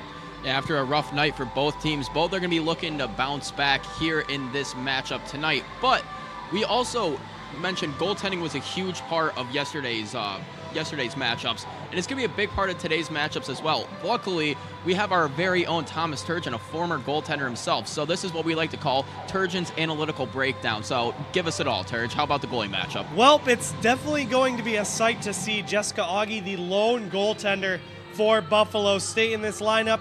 The record may not indicate how quality of a goaltender she is, but overall, just a numerous amount of saves for Jessica Augie, over 1,000 minutes played so far this year, and 728 saves for Jessica Augie. An overall fantastic netminder for Buffalo State. She's not very tall, though, but she's able to take up a lot of space in that net, and she's been very critical for Buffalo State's victories this season, although only 7. They've been able to get a conference win against Morrisville courtesy of Augie, and not to mention a couple out-of-conference games, and potentially keep it close, especially in their last matchup against Oswego. And on the other hand, you have Lexi Levy, who's been done really the same exact thing last night, making some miraculous saves in between the pipes against Cortland, an 11-9-1 record, a GAA of 206. That's not bad at all, and a save percentage of .922. So roughly right around exactly where you want to be when you're Lexi Levy in this Oswego squad. When you're averaging over 3 goals a game, your goaltending only allowing roughly around 2, you're looking at a positive mindset going into the playoffs with your goaltender. And goaltending will be an interesting storyline to keep track of, but we're going to throw it to break, and when we come back, we're going to do something you've never seen before here on this pregame show. It's turning to Price is Right. We got a game show coming up, so stay tuned here on WTOP 10.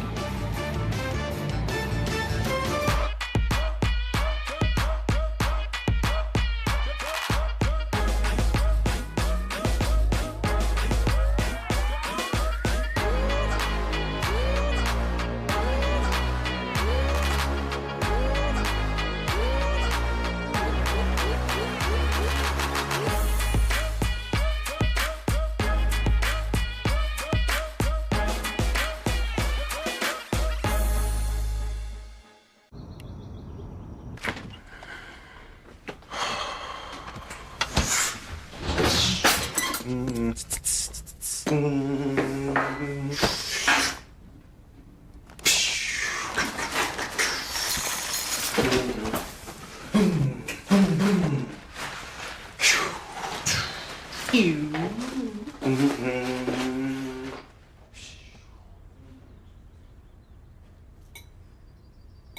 central and midwestern U.S. averages more than 850 tornadoes each year, and lately, the number of floods has been rising in the region too. So chances are, there will be more twisters and floods near here again. And between school, sports, and social lives, chances are, you won't be with your kids when it happens. Will they know what to do?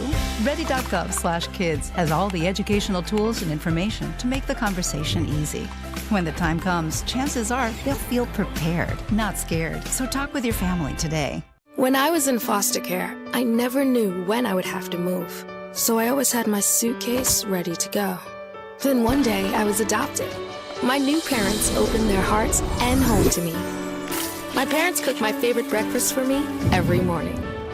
My parents take me on trips I never thought I would go on. They gave me a home and an even better reason to use that suitcase. My parents aren't perfect, but they're perfect for me. And welcome back into the pregame show here on WTOP 10. I'm Kyle Spizak. Joining me, the magician and the goaltender, Thomas Turchin, Jared Wakefield. I goaltended too, man. Where? And Wakefield did goaltend. He did goaltend. He's our broom ball goaltender. Broom ball? Floor hockey. Yeah. I made a lot of saves. Thank you very much. Yeah. Our producer, Jacob Bradley, said Jared was horrible, but he held us to 1 goal in our elimination game. We lost. But that doesn't matter. But we were also on a 2-man penalty Speaking kill. of games, though. We do have a game coming up right here, right now. So we're going to do something called Laker Showdown. It's an idea from this sports show that we have called Laker Connections, hosted by these two people, the second best sports show on this TV station, but we're going to let that one slide real quick. So we're not going to waste any time. We're going to hop right into the games, guys. So my first question that I got for you tonight, what senior on this Oswego team is going to have the biggest impact in this game? You know, I took a look at things, and, you know, it's really tough to say because, as we established, there's so many good seniors on this team. It's really tough to pick. I mentioned Lauren Jones earlier, but for right now, I think I'm going to go ahead and I'm going to go with Amanda Zenstein. She is one of the most experienced players on this team. 106th career college game, her last regular season college game here. 3 goals, 8 assists, 11 points. She stays out of the box. Very experienced and savvy defenseman, good on both ends of the puck, offensive and defensive. Doesn't always pressure up, but she likes to be at the blue line, likes to move that puck around, make good passes, and has probably the hardest shot on this team. That is a very good pick, and I completely agree with you, Jared. Amanda Zenstein, a very profound, well-rounded senior that's able to really work on both ends of the ice. But I'm going to go with actually another Elmira transfer that came to the program. I'm going with Ariella Haas. And the reason why I say this is last night, her line was consisting of her, Sophia Kirakostas, and Ashlyn McGrath. That line was buzzing. They had a lot of speed. They had a lot of offensive opportunities. And they definitely just generate a well-rounded, high-powered, high-flying offense. I really think Haas brings a lot to the table in the style of a two-way game. So I'm going to go with Ariella Haas. It is senior day. Like you mentioned, Jared, a lot of seniors to choose from. You can only pick one, and I'm going to go with number 10 in white. That's a good one. All right. Well, that's a good pick. You know, I get to be the judge of this here, so my word says, my word goes, your guys' doesn't. Sorry, Turge. Jared gets point number 1 on question number 1. I got to give it to Jared right there. All right. So now we're going to move on to question number 2 of this game. So, guys, I forgot what my question is, not going to lie, if I'm being honest with you. So what's the over-under for penalty minutes each team's? 10. Over-under. What are your guys thinking? 10 penalty minutes. I'm going to go with the over. And I really feel like this is going to be the case. But at the same time, you look at Oswego, they took a couple penalties that really weren't needed yesterday. A couple too many men, some trips, a little bit getting outworked by Courtland, a couple spans of the minutes. And not to mention, Buffalo State, they got plenty of penalty minute makers themselves. Amanda Minzora with 20, Vanessa Willick with 12. I think you're going to see a lot of special teams matchups today, although the game in retrospect, it's 2 points for Oswego and Buffalo State. It's a final game to end the year on a high note, but I'm going to go with the over. I got to go with the under. I mean, you think about it, if you're going to see 10 penalty minutes across both teams, for both teams, that's 5 penalties both teams have to take. I don't see it. Do I see penalties in this game? Yes. I could see each team probably taking about a penalty or two a period. But to get there, I don't see it. It's a Saturday matinee game. I feel like things are different when it's like a Friday night light or a Saturday night lights game. And we've seen that in the past where the night games, it's a little bit more hype. They're a little bit more aggressive, a bit more feisty. And the Saturday games, sometimes those games are a bit slower, a bit methodical, not as chippy. In the games I've seen, this is not a team Oswego tends to get super chippy with. It's not Cortland or Plattsburgh. If it was Cortland or Plattsburgh, I'd be with Turge. I would say the over. I'll go with the under for this. All right, this round I'm gonna have to go with Thomas because I can see it. I can see it being a chippy game. I can see it getting ramped up a little bit. So there's one. Now at the end of 2 rounds, we are tied at a 1-1 tie. So question number 3. I'm going to need help from producer Jacob Bradley once again. So what is your guys' most outlandish prediction for this game tonight or today? Oh, man, I could go a lot of different ways here. Player that I think's been doing pretty strong right now for Oswego State is Simone Bednarik, fresh off the World University game. Since she's come back from Lake Placid, she's been very good. I think it's going to be a high scoring, but I'm not going to give away my pick. That's for later, so stay tuned. But I think Bednarik's going to grab a hat trick today and an assist. So I think it's going to be a high scoring day for Bednarik. She was all over the puck yesterday, had some chances. The chances didn't end up working out, but I think Bednarik going to get a natty hattie. We'll go with that. A natty hattie. I'm going to go a little bit. We mentioned the over-under in question 2. I'm going to go with under 4 goals in total. I really think this is going to be a game where they're kind of just laying back a little bit. No team really has something to fight for in terms of a tournament aspect, in terms of a record aspect. And last game was a 3-1 final in favor of the Lakers. So overall, I don't see this hitting over 4 goals this game. I think Oswego will get the job done, but I really don't see it being anywhere close to a blowout. Oh no. All right, so we got 2 really good responses there. Turge, I gotta say, yours is probably the more accurate one that I can see actually happening, but that was not the point of question number 3. It was being more outlandish, so I have to give the dub to Mr. You're not good at listening Wakefield to the questions right in these, here. Turge. Am I good at listening in general? No. Probably No, not. not Ask really. Jake. No. So, Mr. Wakefield, you win. Congrats. Thank you. You get a crisp What do I handshake win? from myself. And Turge, yeah. I'll go Very for a nice. crisp Very handshake. nice. Yeah, handshake. That. Do you get a crisp That's high all we five? got here. High five? High five? Yeah. There we go. High five. There we go. Crisp high five. All right. So coming back from break, you already know what it is. It's the 3 Ps: picks, players, and puck drops. So don't go anywhere here on WTOP 10. Welcome back to Major Discussion.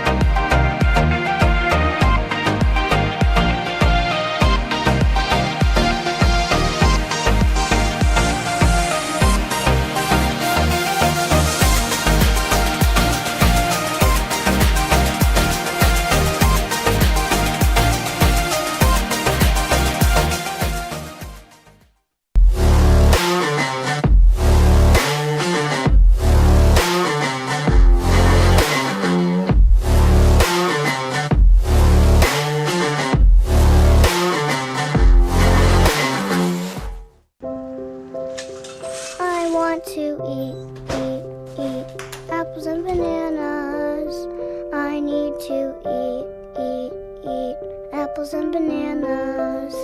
Why can't I eat apples and bananas? Support the Feeding America nationwide network of food banks to help provide meals to those in need. Join us at feedingamerica.org.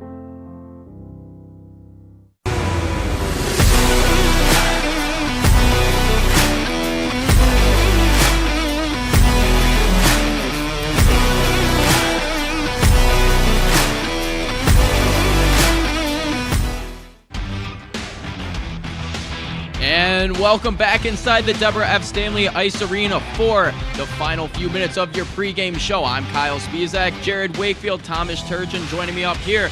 And this is not all you're going to see of us tonight, as we are also covering the other positions as well. But we're not going to waste any time. We're just going to jump straight into our regularly scheduled programming. So what is that? It is players to watch. And Jared, let's start off with you. Who's your player to watch for Buffalo State? All right, let's start off away with the Bengals and who is going to pounce on the Lakers tonight. You know, I'm going to go ahead and take a look at Sage running rabbit. I think Sage is going to have a real good night tonight. She's got 6 points on the year. Not the most offensive player, but she's a very good two-way forward. She's got 7 block shots, good on special teams as well as for a sophomore, 1 power play goal. I think she will be a threat for the Bengals. Both ends of the ice, you're not going to see her just in the offensive zone. And for me, on the other hand, I'm going to go with the leading point getter for the Buffalo State Bengals. I'm going to go with Vanessa Willick. 9 goals, 6 assists, and 15 points in 20 games played. She might have a -3 on one hand for Buffalo State, but on the other hand, she has the highest shooting percentage in the top 5 point getters for Buffalo State at .214. So overall, you look at her, I think she's going to have a good game for Buffalo State. And Jared, like you mentioned, both of us, we were supposed to be going both with freshmen, but I think Vanessa Willick is going to really do a big staple for the Buffalo State Bengals here tonight. On the other hand, I'm going to go with Simone Bednarik. And the reason why I go with her is last night she was very noticeable on the ice on both ends. She was able to carry the puck through many of the defensive zone, the neutral zone, all the way in the offensive zone, generating some opportunities, and has really been on a tear since she got back from the university games. Like you mentioned, Jared, having a couple goals here and there, a couple multi-goal games, a couple multi-point games. I think she gets the job done tonight. 5 goals, 9 assists already for her. And only her sophomore year, so she's got a lot of room to grow, and she's got a good start going into the end of her sophomore year. Well, speaking of another sophomore, Turge, I'm going to go with Sophia Kierkostas. And here's the thing about Kierkostas. Last year, a pretty good year, put some points up. This year, she hasn't really found the point total yet. 2 goals and an assist for 3 total points, but she's been shooting a lot at the net lately. 5 shots on goal last night. She's been all over, good at both ends of the ice again. But she's been finding the puck a lot, found the puck on her tape. Players trust her with the puck to take good shots, and Molly Gorjan making some unbelievable saves to deny Kierkostas and the whole Lakers squad. But I think Sophia's got a really good shot to add to that goal total before the playoffs tonight. And both you guys, fantastic players that we definitely have to keep an eye out for. But I'm more interested in knowing, what do you guys think the score of this outcome is going to be tonight? Well, I'll lead off, and I think, I'm thinking Oswego State's looking to bounce back in a big way, Kyle and Thomas. 7-0 Oswego State, and I think Oswego, they're looking for a big win to get into the playoffs, looking to find those goal scorers and get the train on the tracks and get rolling. That's going to be a lot of rolling, but I don't think it's going to chug that way too much. I think we're going to see an Oswego win nonetheless, but I'm going to go 4-1. It's 2 really good goaltenders going into today. Jessica Augie, Lexi Levy. You've got 2 great goaltenders in between the pipes and a lot of offense on the Oswego side. Not as much on Buffalo State's end, but they were able to solve Levy in their last matchup at a 3-1 victory. I'm going to go 4-1 as my final. Oswego will get the job done going into the playoffs on a high note. And I'm going to kind of smack you guys right in the middle of my prediction. I'm guessing 5-1 Oswego takes the win here tonight. A little bit about what both of you said. I believe that the goaltending is going to be a huge thing. Augie's going to be insane. She always is. She's one of the better goalies in the Newell, so she's going to be stopping a lot, but I think Oswego's going to be coming out on fire after the loss last night. They're going to want to they have something to prove here tonight, so I think players like Ashley McGrath are really going to step up and put the puck in the net. But guys, we're not done just yet, so I have one final question for you. As it's senior day right now, if you're a senior, what are the emotions and what is the feeling of playing your last game at home got to feel like? This is a huge one. Like, it's potentially your last ever game in this rink, depending on what happens in the playoffs, and if they can make NCAA. Potentially your last game here, your last game with your fans and family behind you, heading into the playoffs, and then you're in enemy territory, and then you're looking at maybe your last actual game. So here's your chance to savor it, have a little fun with it, remember the good times you had before it's time to get the business in the playoffs. Absolutely, Jared. And I think really the one word that comes to mind for me is gratitude. Talking with Coach Digby early this week, he said that a few of them, granted, a couple of those members of that class is still the original recruiting class prior to the COVID-19 pandemic. Morgan Shines, Kylie Grugan, Avery Webster, all of them, Mia Comboy as well, also in that group of the prior recruiting class. Obviously, you have a couple transfers coming in, but overall just gratitude being able to play one final game in the green and gold here in the Deb today. And it will be exciting for them, but that's enough for us up here. Stay tuned because coming soon, Puck Drop is just minutes away here on WTOP 10.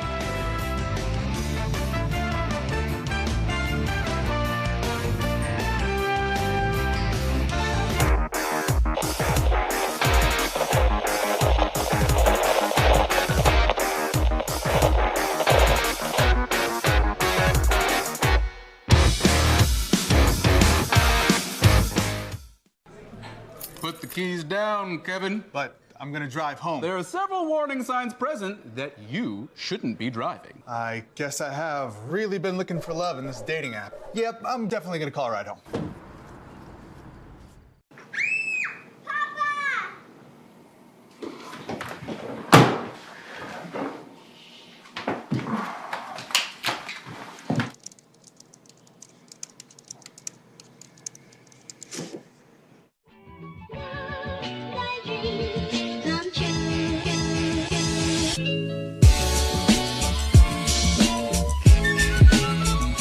I think you could build a house here with how many bricks are being laid in this game. That is a rapid nosedive, and it is at the point of no return, guys.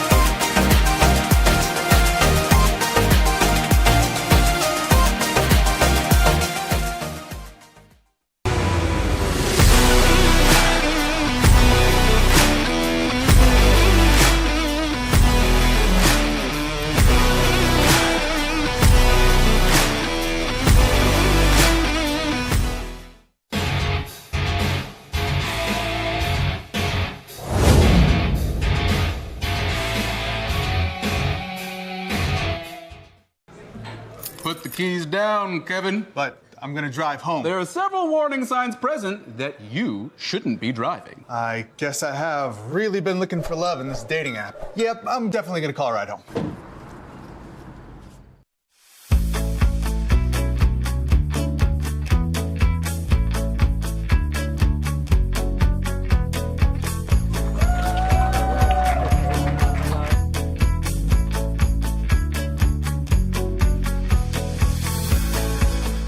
Jill told me it was Kitty from Glee. Yeah, what is it? Al Roker.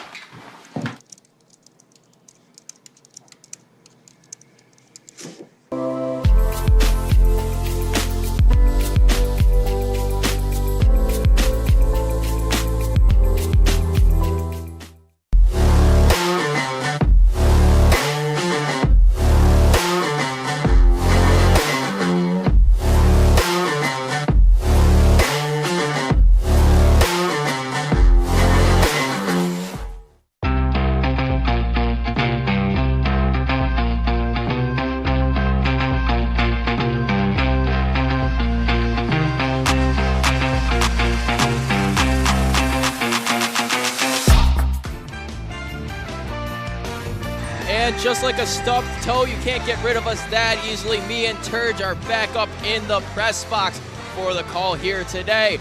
Oswego State women's team taking on the Buffalo State Bengals. And Turgeon, we talked about it in the pregame, but I want to reiterate some of the key parts of this game that you think are going to occur. First off, it's first and foremost the goaltending battle. You looked at Lexi Levy, you look at Jessica Augie, both really good goaltenders in their right mindset. in the Newell, and we've seen that really on every team. The goaltending matchup has been really strong. As right away, coming up the boards, Webster gets that out at center ice. She's just going to dump that one back in. They regroup on sides. Picked up down in the corner by Buffalo State. Kicking that one up to Willick. She's going to be angled out by Jones, back to Webster. Webster up the boards, looking for Shines, gets behind her, and it's picked up by a defenseman. Wrapped around the boards, but Nark's coming down. She picked that one up. Goes behind the net. And it's kicked out in front. It's in front of Augie. Augie kind of covers it up, and it's still loose. Out in front, Bednarik almost had it, but it's going to be cleared out to the corner. Back up to the point. Webster has it. Webster makes a little bit of a move. Top of the circle, takes it down below the goal line. She's going to look for Bednarik in front. Try to get a tip shot off, and that one's covered up by Augie. 3 shots for the Lakers in the first minute, Turge. Something that they couldn't get going quick in the game last night against Cortland. So a good start for the Lakers. Absolutely, but at the same time, I feel like you're comparing apples to oranges in your right way. Cortland, a completely different style compared to Buffalo State. A lot more speed, a lot more systematic play for the Red Dragons, and obviously Oswego, statistically the better team against Buffalo State today. As that one's picked up by a Buffalo State player, they're going to try to bring it back behind their own net. Angled off by an Oswego player, and that one's picked up, thrown to the top by Malone. To Zenstein, back to Preston. Preston tosses that one down in the corner. No one picks that one up, no harm, no foul. Zenstein shovels it down to Malone. Malone back to Zenstein. Zenstein throws it in front, and a shot, Hull scores! And that one did not take long. 18:32 left to go in the first period, and Mac Hull has the first goal on the game. A good pass from Amanda Zenstein in front, and an easy move to get it past Jess Augie. And Mac Hull getting her 11th on the year for the Oswego State Lakers. A convenient, in a way, nonchalant slap pass on goal. Mac Hull knocks it down, freezes Augie, and is able to tuck it in on the back end, shot. An easy, really two-way play for Mac Hull to get the lead for the Lakers early. And a high IQ play by Amanda Zenstein to throw that one in as Kirkosas has it at the hash marks, loses the puck, nothing's done there. Burke picks it back up behind the net.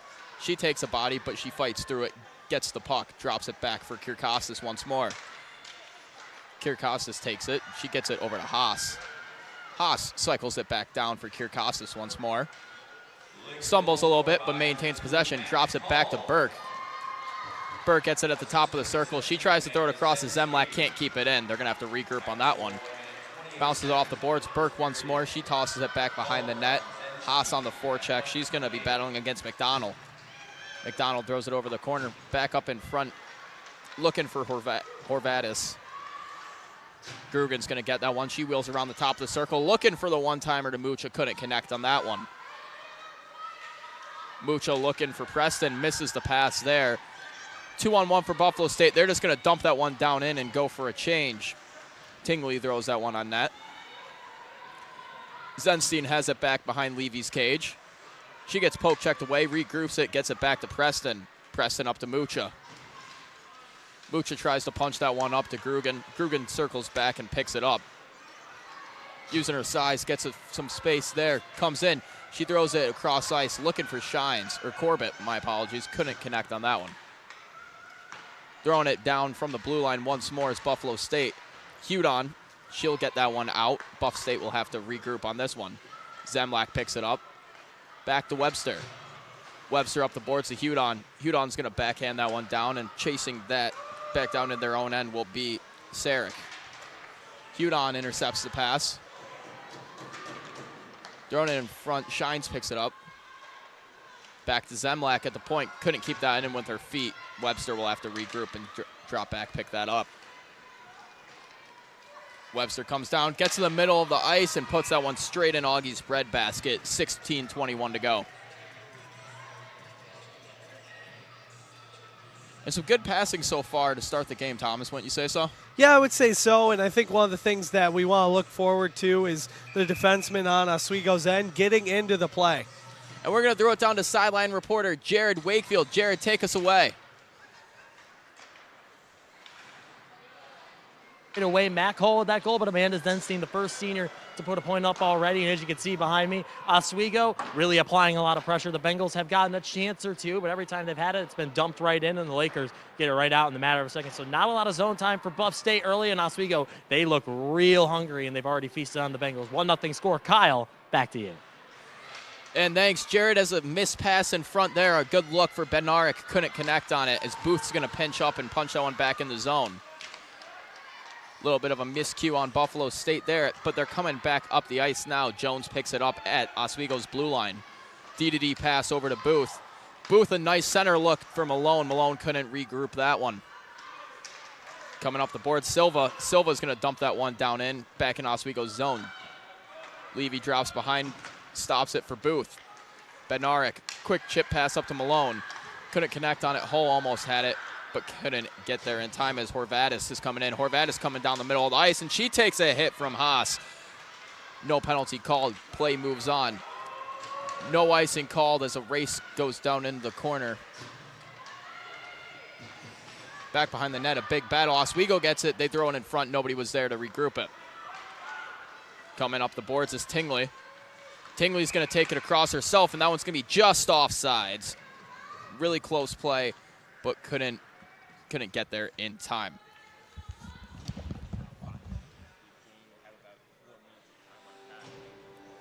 As we get ready for a face-off here in the neutral zone, Haas is going to take the draw on that one. It gets kicked to the corner and back to Haas as Kirkostas is going to pressure a Buffalo State player on this one. D-to-D pass, looking up the middle, trying to find Willick. Couldn't connect on it as Preston picks it up at the blue line. Going to be intercepted. Willick coming down with this one now. Tries to jump around Zenstein. Zenstein with a good stick. Didn't let that one happen. Going back down in the corner. Preston picks it up. She's going to chip it up the boards. Kirkostas does the same. Gets it to Burke. Burke has a one-on-one opportunity going back against Sarik. Back to Haas. Back over and a goal! What a passing play there by the Oswego State Lakers. And a good goal there for Lizzie Burke. A passing clinic, just passing it back and forth between Haas and Burke, and finds the back of the net for the second time here in this first period. 14:20 left to go. Just a real great display of offense there. They take that one-on-one opportunity, use it for their advantage, turning it into a two-on-one, and just utilize good passing and spacing out of the ice. Gets Augie a bit out of position. Not her fault. She couldn't do anything on that one as the Lakers extend the lead to 2 here early in the game. That one's going to be offsides, but it's picked up by Buff State, so the offsides is canceled out. Grugan intercepts a pass, and she takes it down below the net, but she blows a tire. Buff State trying to drop that one back for a regroup, couldn't do so, so Grugan picks it up on her own. That one's going to be taken away from Grugan. Jackson moving up the ice. McGrath picks it up in the neutral zone. She's going to fling it down the corner and chase that in herself. Comboy on the forecheck. Comboy gets the puck out there, trying to find it to Shines in front, but it was intercepted. Thrown across the ice by Silva. Heavy pressure on from Mendoza. And Comboy gets this one in the neutral zone. She's going to try to look cross ice. She hits Corbett. That one's going to be picked up back by Braun. Braun D-to-D pass back to by Ademi. Up the boards, picked up by Tingley. Back down to Ademi. Ademi behind the net. Throws it up the boards. Couldn't connect with her winger on that one. As Webster hits an escape turn, she's just going to toss that one down in. Bednarik, some heavy pressure on that. She gets tripped up. Delayed penalty on the Buff State Bengals. She's going to drop that one off. Malone looking for a backdoor pass. It was intercepted, but nonetheless, Buffalo State now finds themselves on the penalty kill. 2-0 Oswego State leads. 12:38 here to go in the first period. Shots 9-2 in favor of the Lakers as they get the woman advantage for the next 2 minutes. Taking a look at the replay there. Stick just gets caught right up in the blades of Bednarik. She goes down. That's going to be called a trip every day. And Turge, power play for the Lakers, very lackluster this year, but they had a decent power play yesterday. They had decent power play yesterday, and over the last few matchups, their power play has gotten multi-goal games, as well as a couple games where they've even just capitalized on one, which is a very positive way to look at things going in the final game. Has a good chance there in front, and it's going to be tied up. Haas takes a bit of a shove, but that'll be the end of that. Nothing more we'll presume out of that. Face off on the far side circle within Buffalo State's zone. And talking about Oswego State's power play, the percentage not looking the greatest, hovering at right about a 10% power play on the year. Very, very low numbers, especially compared to last year's power play, who really, they were quite a solid unit, Turge. And this one's up at the point. Bednarik throws it over to Haas. Back to Bednarik. Gets stalled a little bit. Zenstein tries to take a golf shot at that one. Get the 9-iron out. Fans on it. Back to the point, Zenstein. Back to Haas. Haas chips it back down to Bednarik. Bednarik at the top of the circle, taking it towards center ice. She drops it back door. Hull. Hull tries to get her second on the night. That one goes off the skate of McGrath into the corner, but McGrath regroups. Back to Hull. Oswego moving it around the top of the circle as Zenstein looks back door for Hull. Just couldn't get there in time. A little too far out of range. Definitely the right idea there. Zenstein looking to find that seam pass, and just a little bit behind it was that pass on Hull. And Zenstein there, a good look in front. Hits Haas down in the corner. Haas looks for McGrath in front, just sails a tiny bit wide. Back to Hull at the circle. And McGrath almost chips that one, and she still gets the puck back out. 31 seconds left to go on the power play for the Lakers. Haas goes down in the corner to gets the rebound. And Oswego's moving the puck really well on this so far, Turgeon. Absolutely, and they just look like the better team, but we haven't even mentioned the fact that the lineup itself for Buffalo State, they're essentially an entire line down. They don't have two forwards on that last forward line, and they don't have an extra skater today, whereas Oswego, they have the full lineup, the full shebang, the full four lines, extra skater, the whole nine. And you look at that, and that alone speaks a little bit of volumes. As an almost put back opportunity there for Hull. And talking about how Buff State is short, they also only have one goalie on the roster today, and that being Augie, who's in net, as Malone tries to get a chance in front there. Nothing comes out of that one. Bit of a miscommunication there as Webster and Zemlak run into each other, but Malone's going to take it in across the ice, but just a hair too fast. That one's going to be called for offsides, 10-17 to go. And you look at Oswego right now, the shot's 12-2. We kind of expected that going into today. And you look at this team, and we talked about in the pregame show, standings-wise, it's very likely Oswego will be the 3 seed. And they're going into today. I feel like today is really all trying to work on the small things. I wouldn't say it's a practice game per se, but in retrospect, it kind of is. You're playing against a weaker opponent that you can easily work on things and take note of things that you struggled with against Cortland. Granted, 2 different styles, but you're going to have to be ready for that Red Dragons team coming about a week and a half, 2 weeks or so when you play them in the semifinal. Yeah, like you said, you don't want to overlook any opponent, but this is a good game. You can get some good practice and repetition in on. And especially, but one of the things about that, though, is you don't want to play down to your competition in these situations either. You want to use it as a chance to still play your best hockey that you possibly can, but you want to improve on those aspects of your game that may not be the strongest, such as the special teams, as they throw it up the boards. Burke tries to chip it to Kirkostas, intercepted at the blue line by a Buffalo State player as they try to throw it up the boards there. Tingley goes down. Conboy gets stolen from Tingley. Tingley tries throwing it up, but Webster, quick stop and start, almost got it, but it's thrown back down in Oswego's zone. Lexi Levy picks that one up back behind the net. And a miscue in front. That one goes straight to a Buffalo State Bengal. Clapper from the point. That one stopped by the chest of Levy. Tingley has that one down in the corner, trying to throw it in front. Oswego can't possess the puck. It's just bouncing all over the place right now. Webster. She's got heavy pressure on her.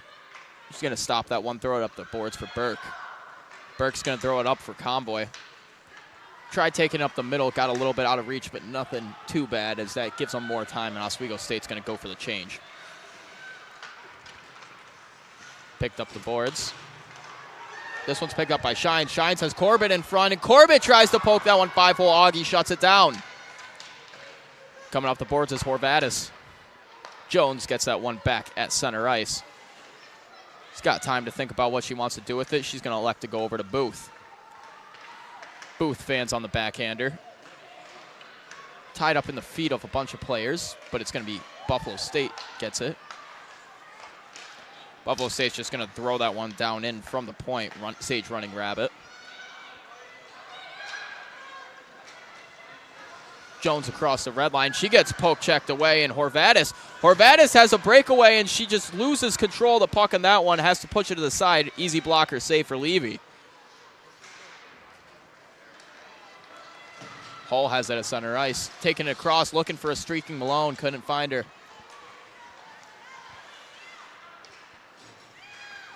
Along the half boards, Buff State manages to get that one out. Oswego's going to have to regroup this.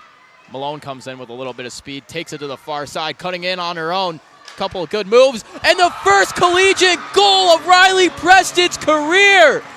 A pass off from Kenzie Malone, and Riley Preston claps that one in right past the blocker of Augie, and that is her first goal as a Laker and the first NCAA goal of her career. Turge, what a day for her. And it took 39 games to get there, but she has finally broken it. Riley Preston, her first goal in her NCAA career. You only thought it was a matter of time. She has plenty of assists going into tonight. She had one on the secondary goal, and now she finally has got her first collegiate goal. Finally a good time. Throws one right on net, is able to beat Augie on that far side, and finally breaks the ice. Now a 3-0 game for Oswego State. And that's got to be a great feeling after 2 seasons notching that first goal. Definitely going to want that one. Wrap it up in a little bit of tape, sign it, date it. Lakers now have the 3-0 lead here. As Hull stays on side there, Bednarik's going to go down on the attack. Down the corner, Silva. Thrown back in front, Kirkostas gets a chance. She'll go back, pick it up behind the net. Webster rips that one from the point, and another tipped chance in front. The Lakers doing a great job screening shots and getting a stick on it in front of the net. Back up top, Webster. Takes it down the hash marks herself. Back behind the net to Haas. Haas looking in front for Kirkostas. Just a little bit too slow, couldn't get the move around. Buffalo's gonna get the blue line, just dump that one down in. Burke gets that one up to Haas, but Haas is just gonna chip it down in, get a line change. Buffalo State throwing it up the ice. Groh has it. Groh tries to jump around Webster, runs into her, gets a piece, can't stay on her feet. McGrath takes a hit. She's just going to throw that one up the boards. And a bouncing puck. Levy has to grow back and save that one. And we're sending it back down into the corner to Jared Wakefield. Jared, take us away, brother. All right, guys, thank you very much, Kyle. And boy, what a nice goal there by Riley Preston. Kenzie Malone working her way into the slot, slicing and dicing like she's putting together a charcuterie board. And that puck dribbles off her stick. Buffalo State successful with the poke check. The problem is the poke check went right to Riley Preston, who fired that puck right home, right past Augie. And for Augie, it's been a really tough start so far. A lot of saves early, but the Buffalo State defense unable to get the puck out. The Lakers cycling incredibly hard, putting the Buffalo State Bengals into a blender right now, guys. And I hate to sound like Nostradamus. My score prediction is 7-0. Looking real good right now as 3 goals unanswered for Oswego here in the first period. Kyle, back up to you. And thank you, Jared, for that report. As another chance right there as they were looking for Grugan in front. Couldn't connect on it. Augie gets her stick out, poke checks that one away. This one's going to be thrown down the ice by Willick, and it's going to go just wide enough of the net where they can get an icing on that.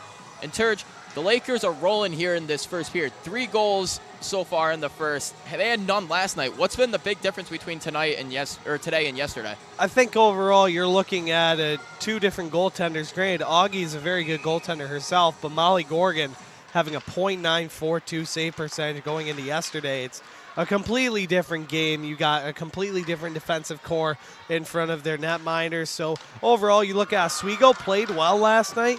But on the other hand, you're playing a completely different team today. Definitely different playing styles and definitely not as quick of a team as Cortland. Cortland likes to play a very fast game.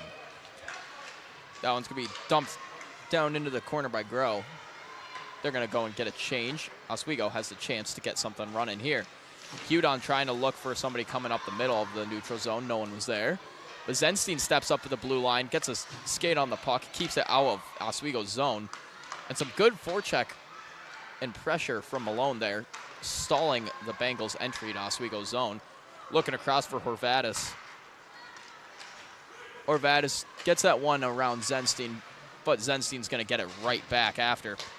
Malone tries chipping it back close side. She takes a bit of a hit there. Moves the puck in the zone, however. Stepping up in the blue line, Zemlak. Bednarik drops back. She gets possession of the puck there. She drops back to Webster. Webster up to Hull. Back to Bednarik.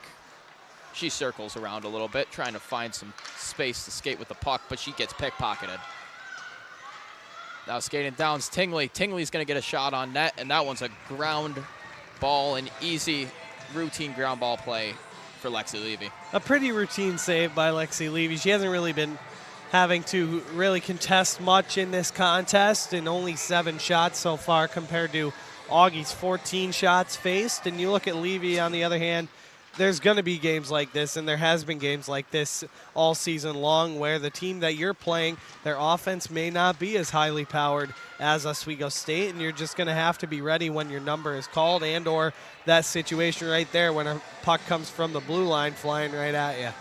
Yeah, a lot of shots are going to come from the outside of the point. I don't see many Levy facing many backdoor opportunities or slot shots, really. A lot of it's going to be kept to the outside. Oswego State's defense been doing a good job so far this game, keeping Buffalo State on the outside of the rink. As another shot from the top of the circle there, blocked away by Levy. Jones picks it up at the half board. Easy chip up for Burke. Burke miscued it, but it's pickpocketed by Kirkostas. Picked back up by Jackson. Trying to wrap it up the board, some Minzora.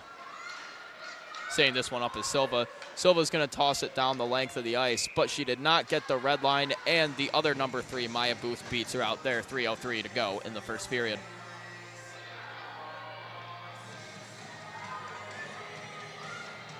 Maya Booth, somebody who's new to this Lakers team this season. One of the players that I've noticed, Turge, she has improved a lot as the course of the season's gone on. You've been able to see Booth just relax into the system this Oswego State team runs, and really, she's excelled in the last couple of games. Yes, absolutely. And you look at Maya Booth, most of the season being on that defensive pair with Riley Preston. Both of them, you see their confidence has been growing as the season has come on. They both like to attack that blue line and hold the zone as much as they can. It's a nice little balance. You look at your top pair with Webster and Zemlak. They're about 50-50. Zenstein and Jones, typically Zenstein and Shell, most of the time like to kind of be on their heels and backpedal a little bit, don't hold the line as much, where you have Booth and Preston who really hold that blue line and keep the offensive zone time a must-time priority for the Lakers. So it's a nice little balance in that defensive core. It'll be interesting to see next year. Obviously, we mentioned Zenstein and Webster graduating, and to see who steps up and what changes in that core going into next year. Yeah, with Webster and Zenstein being two of the stronger defensemen on the team, as Oswego almost had a back miscue there. A great just all-ice pass to Cruzall. She gets a one-on-no opportunity with Levy, and that puts that one right in the pads. Oswego's defense was smothering her not long after. 2:01 left to go in the first period of play. Taking the face-off will be Groh. Facing off against Groh is Mucha, as Mucha wins that one over to the corner. Krugen, quick chip pass up. They're looking for McGrath. McGrath was streaking down the center of the ice. No one was near, but they couldn't get it. Buffalo took down the angles.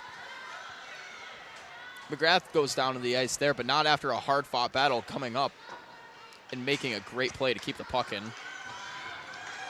Now taking a bit down with a bit of speed, Cruzall. Cruzall's going to shoot that one around Zenstein.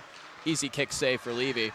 Trying the wraparound opportunity. That one sails across the crease and into the corner. It's picked up by Corbett, and then she finds Shines 1-on-0, and she puts that one into the blocker of Augie and right into the netting after. Oswego, decent amount of opportunities here in this game. They've already netted home 3 and a breakaway chance there. That's about the third breakaway we've seen between both teams this game so far, Turgeon. Absolutely, and a great stretch pass by Rachel Corbin on a silver platter. Morgan Shines looking to roof one over the blocky side. Jessica Augie had a nice waffle board to say about that going into the netting. A good save by her, now already her 12th in this first period alone. And Corbett almost picks that one up in the middle of the ice, but it just gets by. This one's going to be dumped down in by Horvatis, but it's picked up by Comboy. Comboy back to Shines. Shines just had an opportunity, and she almost had another one, but that one's shut down by Augie. She's just going to play it safe, get the face-off in her own zone. Within a minute left to play here in the first period. And it's a good senior day start for the Lakers. You're up 3-0, most likely going into this second period. Potentially more, maybe less if Buffalo State gets a break. We've seen them have a couple of chances, but nothing really grade A opportunities. Oswego, on the other hand, has had a little bit of everything tonight or today so far, but overall, you look at this team, they've made some very good plays and a couple good quality opportunities. They just need to touch things up just a smidge more, I think, when it comes to their passing game. I think their passes need to be a little bit more crisp, and their regroups aren't as clean. And for the Lakers so far in this game, although it is senior day, it's really been the sophomore stars out today in this game. All 3 goals scored by sophomores for the Lakers. Mac Hall, Lizzie Burke, and Riley Preston, all in their sophomore year. Displaying a bright future for the Lakers as 10 seconds left to go in the period. Bednarik's coming down. Bednarik gets a little bit of space of her own, and she's going to shoot that one, dings it off the post, goes wide. Augie's going to stop that one. 1.9 seconds left to go in the period. So it'll just be a quick draw and done. Go back to the locker room. But throughout the entire course of this game, the Lakers have not shut down at all whatsoever. They started going pretty quick out of the gates, and they've been turning it up since that first goal. Absolutely, and one of the little things about Simone Bednarik's game that is very fun to watch is her horizontal across the ice game. She's able to get a lot of speed side to side. Obviously, she's a very fast skater regardless when it comes to up and down the ice, but working your way around, going side to side, and being able to cut towards the opposing side, get a quality opportunity on goal. You mentioned that one just ringing right off the outside of the bar.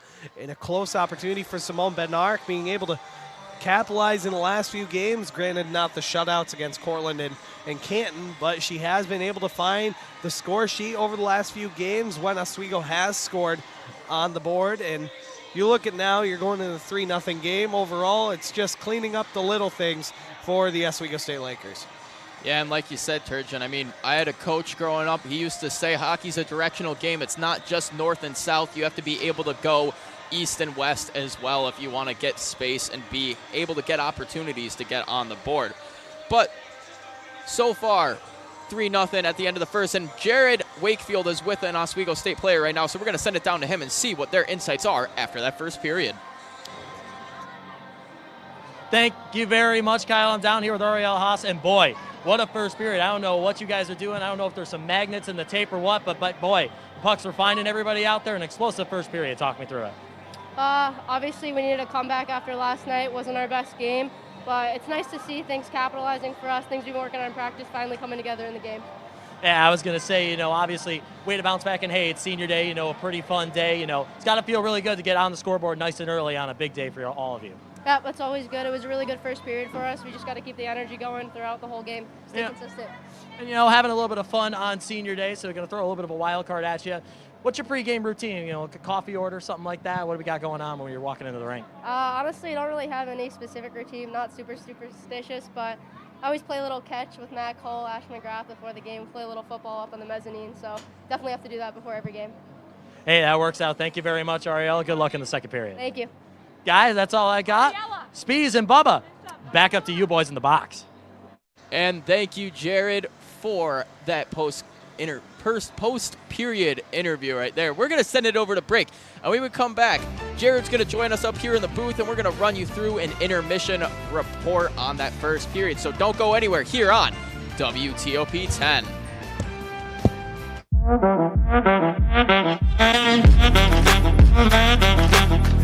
Shine on that black. Look at the bling. Look at do we got a diamond tester on? Yeah, that's getting bad. Yep. 10 out of 10 recommend on Yelp.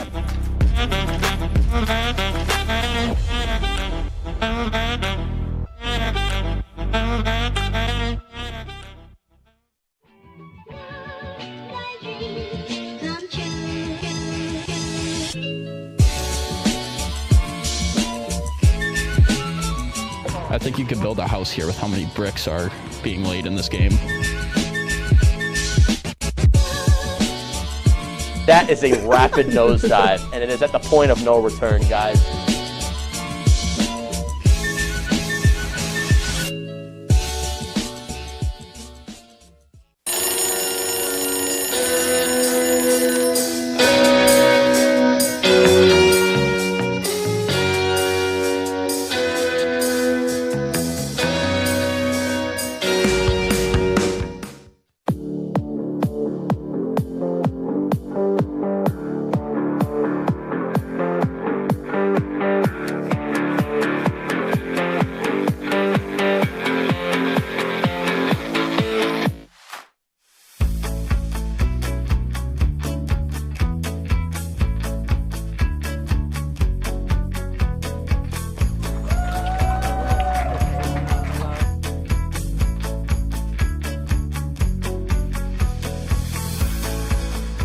Jill told me it was Kitty from Glee. Yeah, what is it? Al Roker.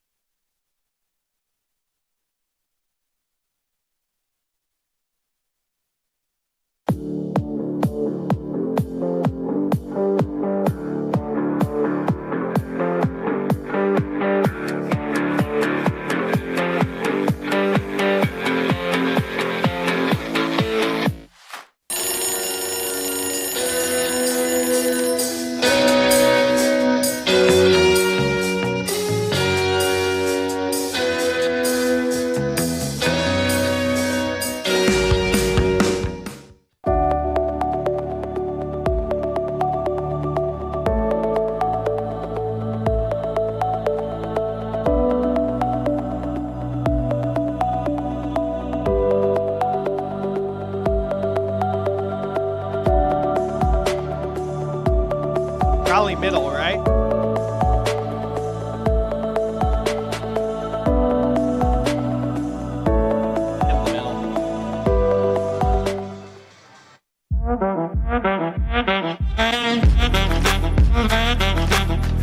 Shine on that black. Look at the bling. Look at the, do we got a diamond tester on? Yeah, that's getting bad. Yep. 10 out of 10 recommend on Yelp.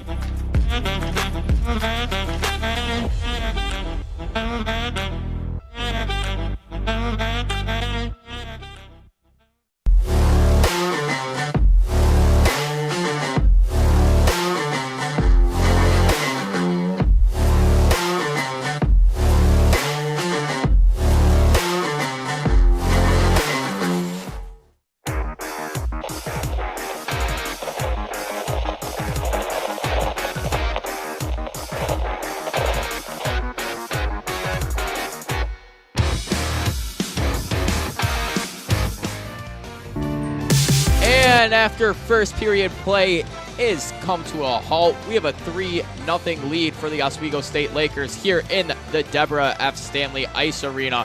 I'm Kyle Spizak.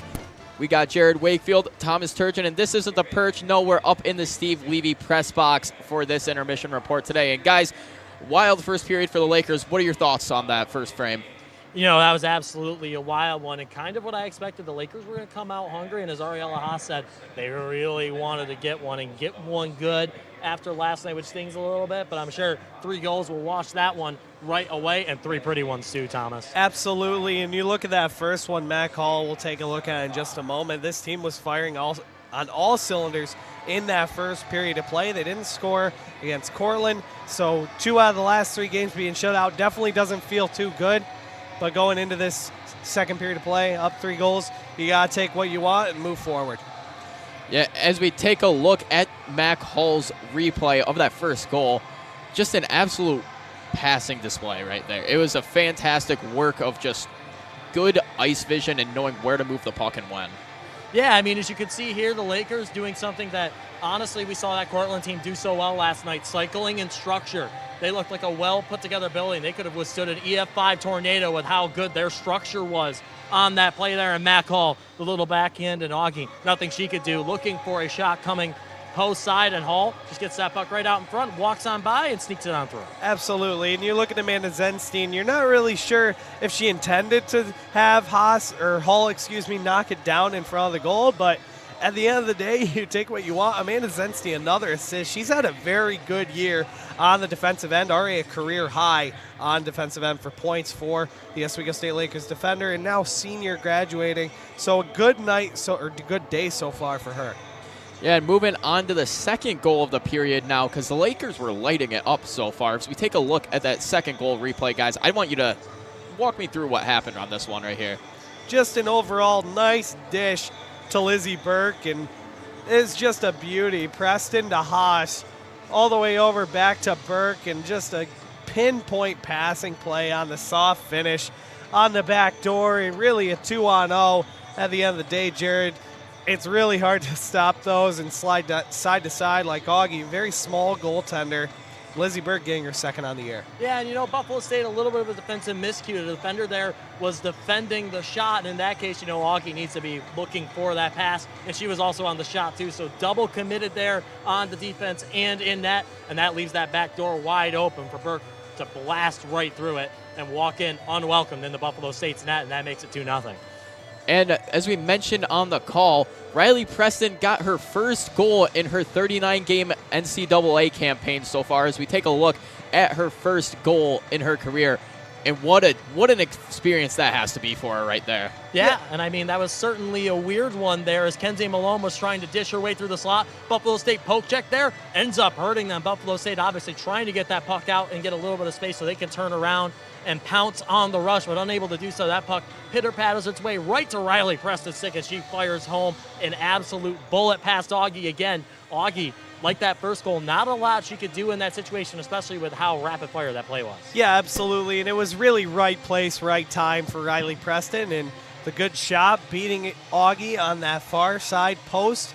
And you can see the excitement on Amanda Zenstein right there, her defensive partner for the day on senior day, although Preston getting one that she'll remember for quite some time, her first collegiate goal in an Oswego State sweater. And moving on from that, a fantastic moment for Riley Preston.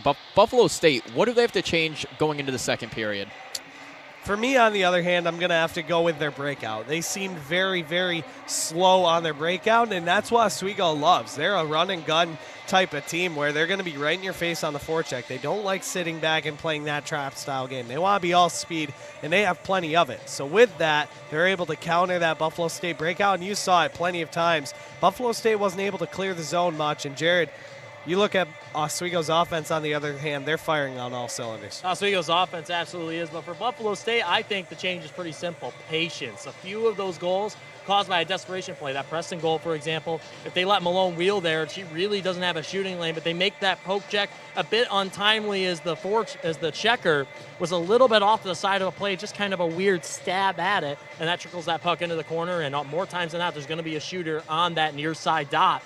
And Preston was right there, and she buried it. So be patient. Don't force it. If Oswego's cycling, wait for them, because eventually they're going to get a little aggressive trying to force that goal, and they might make a mistake. It happens to all offensive teams. You want to score, especially when you've been in the zone. You can feel it ramping up. You try to make something happen, try something a little risky. It doesn't always work. Be patient, get on the breakout, and don't always try to shoot necessarily if you get a breakout and dump in. You can kind of just dump it in or just try to hold possession, wait for reinforcements, and set up the troops. And with that, we are going to get ready for second period action. We're going to throw Jared back down to the corner like he's a bad toddler in a timeout. So without any further ado, we're going to send this to break. When we come back, second period action. Don't go anywhere here on WTOP 10.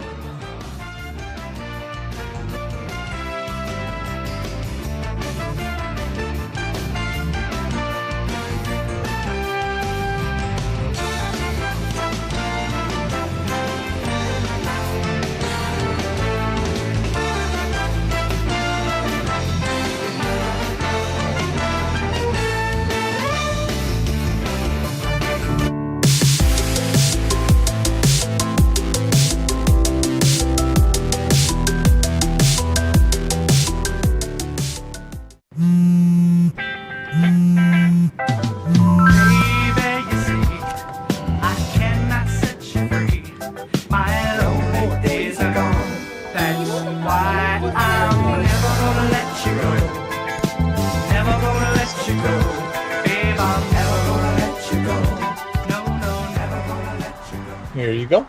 Thank you. Thank you.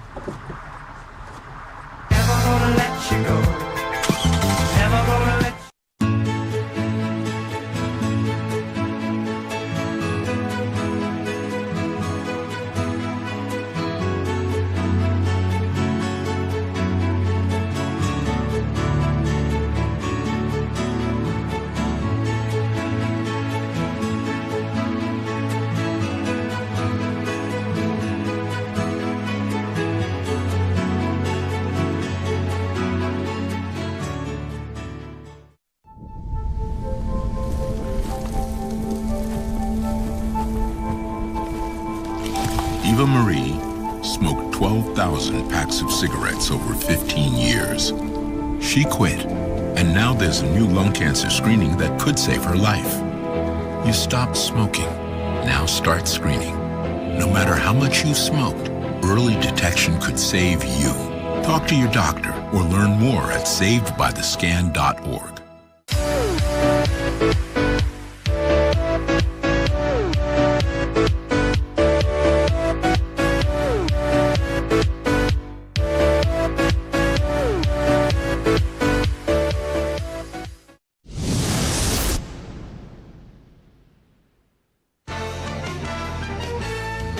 And guess who's back?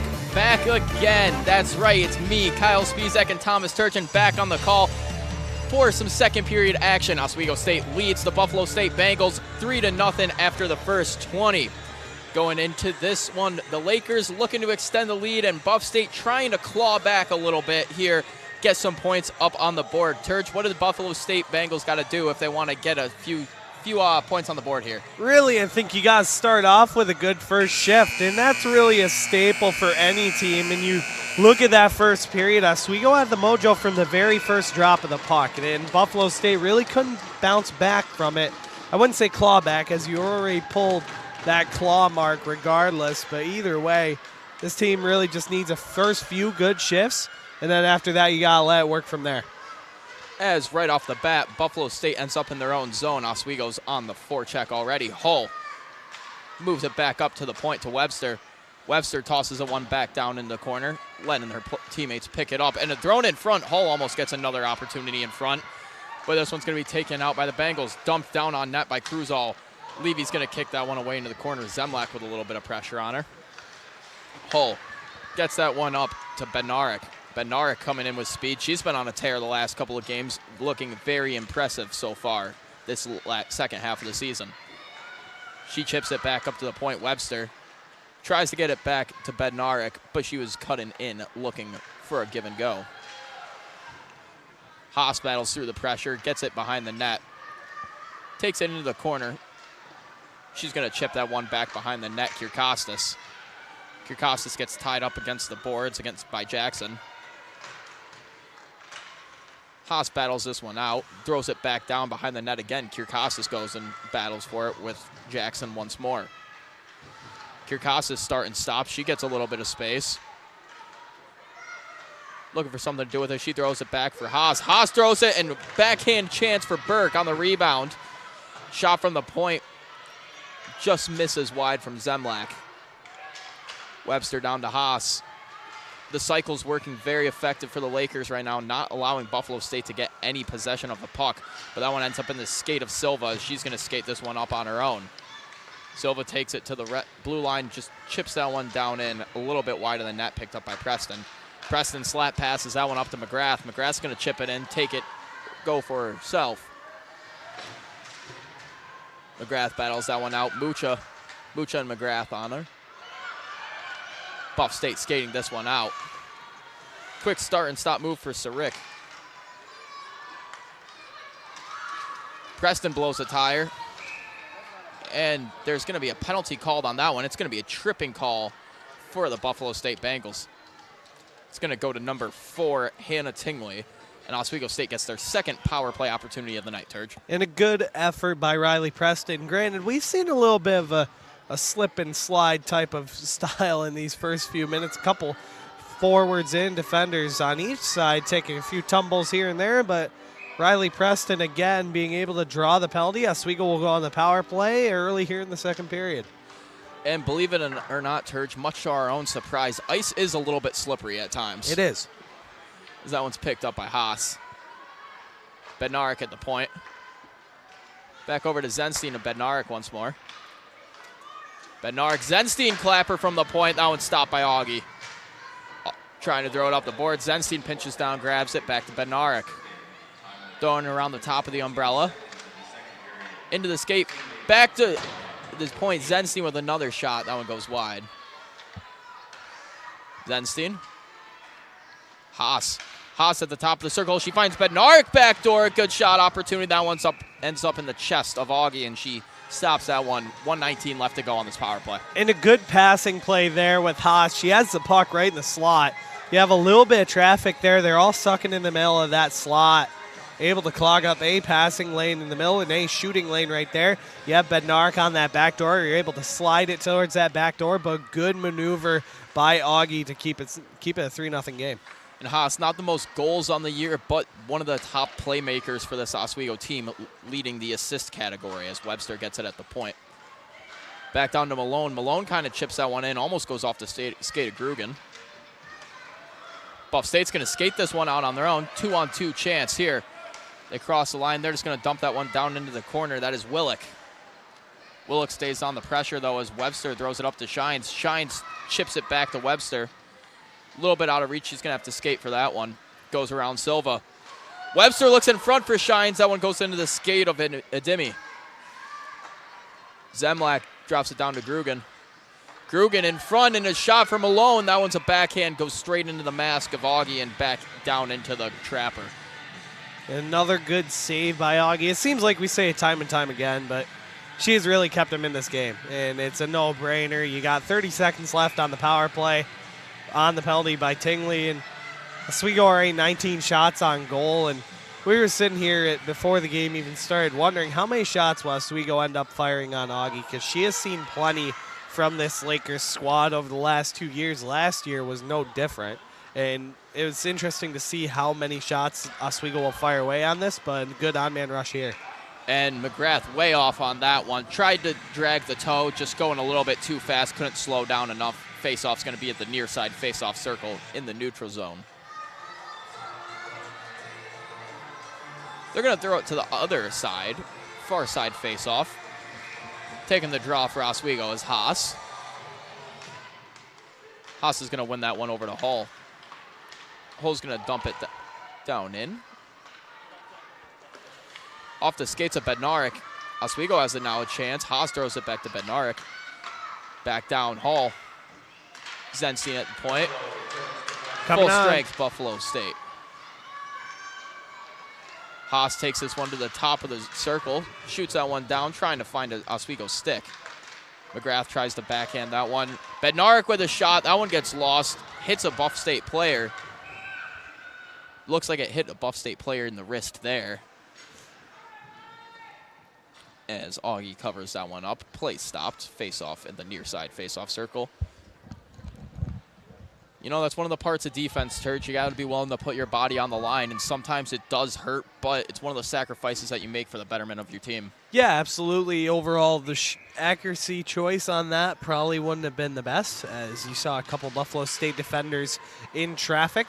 Maybe send one a little lower, right around the ankle level, maybe try and get through, as you'd have a better chance there. But overall, another shot on goal that Oswego is able to take.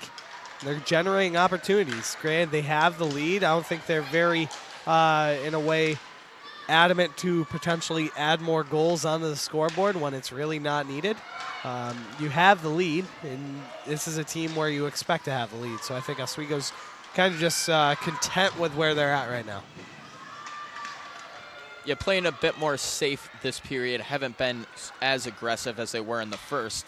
But Booth's going to come back and grab that one at the Laker wheel. Burke, bit of pressure there. Couldn't get it. Buffalo State coming down. That one's going to be dumped down in by Willick. Preston picks it up in the near side corner. Up to Malone. Malone tries to make a move, but it's intercepted by Buff State. Buff State with a shot. That one's blockered away down into the corner. Pinching down, keeping that one in is Ademi. Ademi has it. She's going to get a shot on net and an opportunity in front. Garrow almost had that one just a little bit out of her range. Couldn't grab it as McGrath, quick toe drag, gets around there. A little bit of space, dumps it out. They got to regroup. Ademi throws it across the ice. Thrown up, nobody connects on it as Ademi's going to have to go back and get it again. She's looking up the ice for Silva. Silva with a toe drag. She gets around Grugan. Another move. She gets past Mucha. She's just going to dump that one down on net for Levy.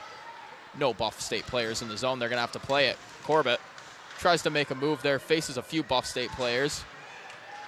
Webster, they throw it in front. Puck lost in a bunch of skates. Webster gets it. Throws it up the boards at the circle. And Buff State, a bit of a turnaround here. They're keeping the puck in. Is that Groh has a chance there. Groh throws it on net. Goes down into the corner there from 2 big saves on Levy. Back behind the net, still battling for it. Zemlak tries throwing it, but it hits a Bengal body. Mucha can't get that one out. She gets tied up. Thrown down on net. That one deflects off the glove of Levy. Grugan, 2-on-2 chance for the Lakers. Grugan makes a good move around. She tries to tuck it. And 2 great saves by Augie there, both with the toe of the pad. Shutting down Kylie Grugan on 2 amazing opportunities there. And another good save by Augie. Kylie Grugan with the swift move to cut back, gets a shot off the pad. Right placement. Augie kicks it right back to her stick and adds 1 more save. So a good sequence by Grugan, an even better save sequence by Augie. But on the other hand, you look at Buffalo State, they're having some good offensive opportunities as well over the last few shifts. You see Oswego looking to try and fly that defensive zone a little bit higher. They're not as much dropping down below the circles as much. They're trying to be able to rush on the outside and be able to carry that breakout to the top of the blue line. But Buffalo State, on the other hand, they have other ideas. A majority of their forecheck is down beneath the circles. As Preston takes this one down, she tries to chip it off to Conboy. That one just goes into the pads of a Buffalo player. Coming up now is Cruzal. Cruzal's going to take it towards center ice. Tries stick handling that one a little bit too far out of range, and a shot from Tingley. That one goes into the chest of Levy, and we're going to throw it back down to the corner to Jared Wakefield. And Jared, take us away for us.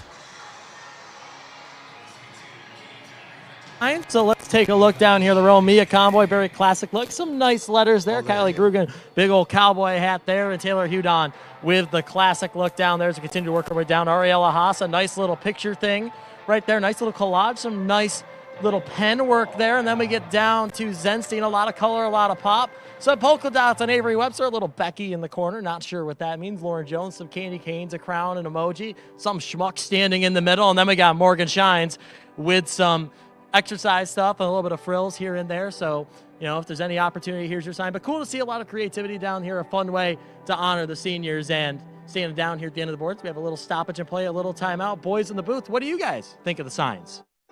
Well, overall, definitely a lot of creativity. You mentioned the Morgan Shines one. Shinesy being named after the fitness test that they have at the beginning of the year, and obviously they do it on both sides, the men's hockey team as well as the women's hockey team doing a fit performance test, and whoever beats the record time that's been set by previous years obviously gets the new name. And Morgan Shines has been told time and time again by the rest of her teammates that she is the fitness person in the room, and clearly so, the test being named after her. But overall, Oswego calling timeout. I think it's the right time for it. I don't think you're going to need it at the end of the game.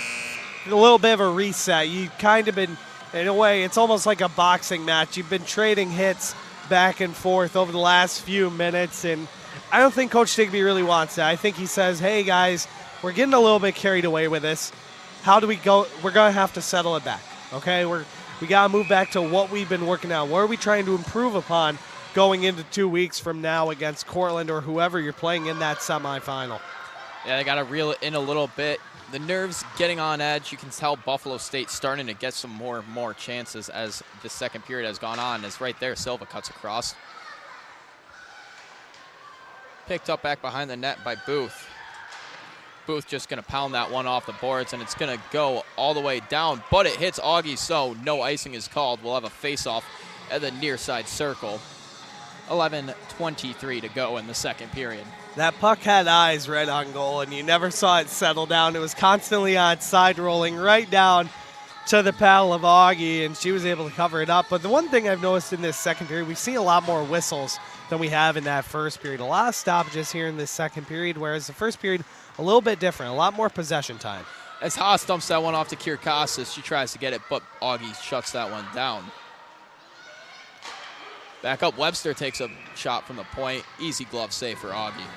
And not a lot of net traffic there is what I noticed on that. Webster getting a good shot through. Not really a lot of traffic there. You saw Haas being able to slide her way in there, potentially to see if any rebound opportunities come up, but nonetheless, Oswego has the possession time, but it hasn't been constant. As the same play, deja vu right there, another shot from the point that's easily stopped by Augie, and another face-off in the same location. And like you said, Turge, really they have possession of the puck, but they're not getting quality chances like they were in that first period. As it's thrown up the boards a little bit, Silva with it now. Silva tries to bounce it around Costas. Webster with a shot, big block at the point from Guerrero. Picked up by Webster. Webster's going to look for Kirkostas' far side. That one's going to be intercepted by Ademi. Webster going to take this one up herself. Dances around a Buffalo State player. Dances around a few of them. Play in front, and a good chip shot from Haas there, just trying to get something on net. Throwing it across the point to Zemlak. Zemlak's going to fire that one down on. Looking for a tip, and a good keeping from Webster. Webster throws it over to Shines. Shines tries to rip it in front, hoping Hudon can get a rebound chance there. Corbett throws it back behind the net to Shines again. Shines trying to find someone in front, but it finds a Buffalo stick. Taking it up now is Cruzall. Cruzall's going to get the red line, throw it down on net.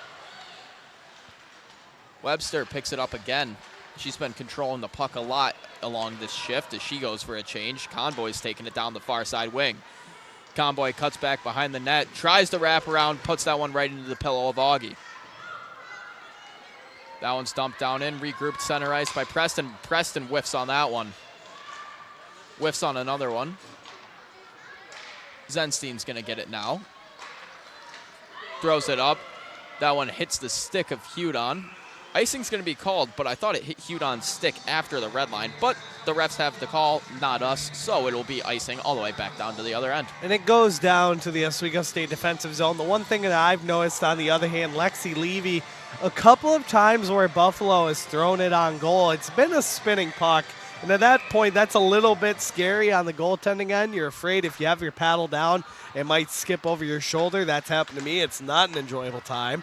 And nonetheless, you look at this team, and they've been playing very, very sound. As Holt jumps around that one. And I can totally see that one happening to your Turge, having it jump right over your shoulder. I can see it happening to you. You know, next a little sunburnt from that red light. Back behind the net, Buff State takes it. Picked up once more by Jackson, and that one's just going to be stopped by Augie. 8:52 here to go in the second period of play. Oswego still leads 3-0. No goals so far in the second period for the Lakers after a red-hot start in the first couple of minutes. Haven't been able to get anything going so far. As taking the draw on this one is Kenzie Malone, one of the best centers in D3 hockey, winning a vast majority of her faceoffs so far throughout the season. Absolutely, and the transfer from Augsburg has definitely played very well for Mark Digby. 14 points this year, 4 goals and 10 assists. You look at her, she was on that same line with Haas for a little bit, but I think putting Malone on that line with Bednark and Hall, 2 goal scorers, it's able to create a sense of inclusion, a little bit of assist and goal scorer type of combo that allows a nice little sandwich in between 2 goal scorers and a playmaker to create a nice offensive combo. Against a team like Buff State, it's a good way to practice some things, especially with this line that's really been together for a majority of the games and really since the beginning of the season.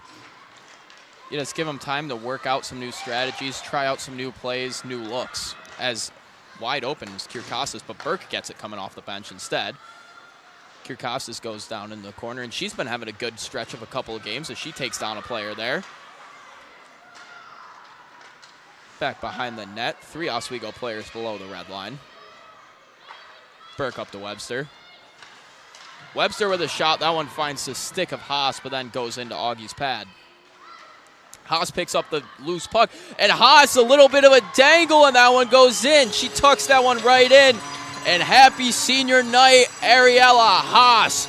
She gets the 4th goal of the game for the Lakers, and that one was a stick handling clinic right there, Turge. Absolutely, the smooth finish out in front of goal against Jessica Augie. Ariella Haas being able to tally another goal in her career, now goal number 26 for her in her career, and just easily made Augie bit on that slight hesitation, being able to tuck it outside on her forehand and just tuck it home to make it a 4-0 game. It's been quite some time since Oswego has lit the lamp, so why not make it a senior here with 7:30 remaining in the second? And now 4-0 lead for the Lakers. This game seems to be getting a little bit out of hand as it's been going on. Jared Wakefield's prediction of 7-0, looking like a bit more of a possibility than we all thought. Mine's close, but it's not looking too good, Kyle. I will admit that. Not looking too good for Turge here when it comes to prediction rankings, but it's okay. Sometimes you got to take the L on predictions. Looking for Preston at the point. That one poked a bit too far. Couldn't get a hand on that one as Preston takes it down far side on her own. Now she's going to shoot that one. That one gets deflected over the top of the net as McGrath throws it back to Grugan. Grugan takes a hit. It's just wrapped over into the corner. Stopped by Preston at the point. Preston with another shot. That one goes wide. Corbett battling for it now. And back behind the net, Buffalo State picks it up. Quick escape turn there for Surik. Thrown in front, and Shines with a shot opportunity. That one almost got redeflected by a Buffalo State stick, but Augie covers it up, no problem. And a quick last-minute deflection by her own teammate on the defensive end. Augie has to react very quickly. Although the puck might have slowed down a little bit, she still has to be able to find her shape again in her posture and be able to cover that puck on the last-second opportunity. And a good save there from Augie. Good puck awareness as behind the net, Hudon's battling for it. Hudon takes it out, and she finds Shines back door, and another goal. 5-0 the Lakers lead now. And what they've just been having an excellent display of passing so far in this game. They've been finding them good backdoor looks. All the passes are tape to tape. The Lakers are playing solid offense right now, Turge. Absolutely, and you said the first period was the sophomore period. How about this period being the senior period? Morgan Shines and Ariella Haas, both part of that senior class, both getting on the scoreboard here in the second period, both in a matter of minutes. Morgan Shines able to tally on the scoreboard. Now 5-0 Oswego State, courtesy of Morgan Shines. As Booth brings that one in, she takes a little bit of a hit, dumps it in. Like you said, 2 seniors and 3 sophomores getting goals here today.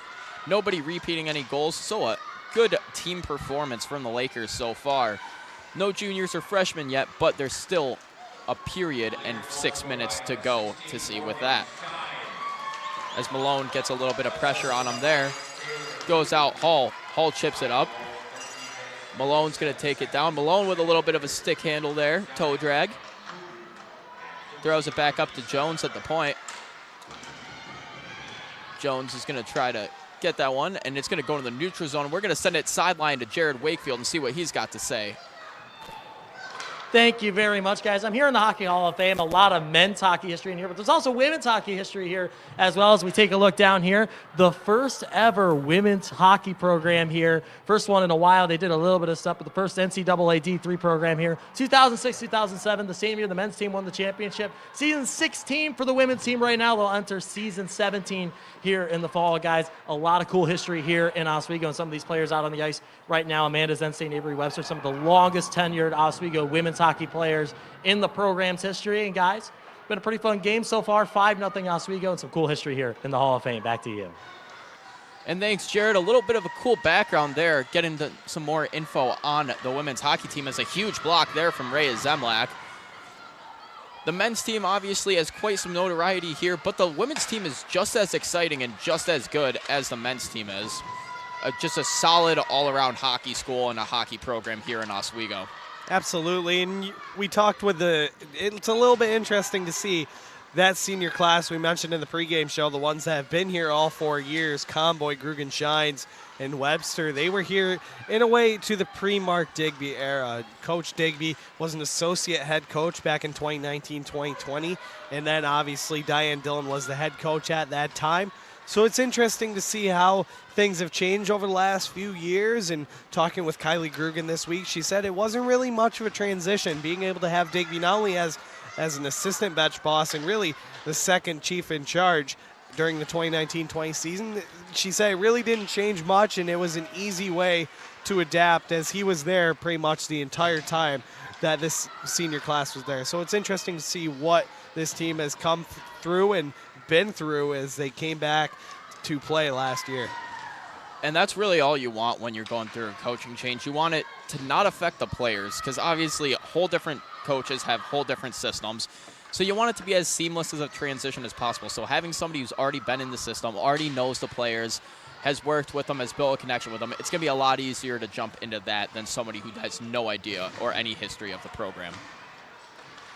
As bodies are flying all over the ice there, and Shine slides in. What a goal there! She slides on her knees, picks it up, hops right up, and pokes it 5-hole. What a shot. Morgan Shines have a day. 2 goals on her special senior day. She is on fire right now. And a quick timeout response by the Buffalo State Bengals. Head coach Rachel Gramp clearly not amused, and a good block by Morgan Shine. She crouches down, able to get that good block. The puck is spinning in the forward direction, which creates the benefit of the doubt, able to sashay her way in and just beat it over the blocker side of Jessica Augie to create a 6-0 game for Oswego State. Morgan Shine's now her 22nd goal in her collegiate career, and obviously this year now her 5th on the year for Morgan Shine. So a good time to start putting the puck in the back of the net. Yeah, and what a play that was. Just really a one-woman show right there, coming down, drops to the knee, blocks that, hops right up like it's absolute nothing, and doesn't waste any time. 1-2 strides, rips it on net, gets it past the blocker, and now they got a 6-0 lead, 2:49 to go in the period. And Turge, obviously we know that given the history, Oswego normally has a good track record against Buffalo State, but did you think it was going to be this out of hand this early? To be honest, I did not, and I expected it to be a competitive game. Buffalo State being able to tally some goals on the other hand against Oswego in the last few opportunities, but nonetheless, Oswego has been able to provide some offense themselves and clearly is shown on the score. But it's 6-0, and we haven't even entered the third period yet. Last game these two teams played, a 3-1 game is your final. And clearly we're far past that now.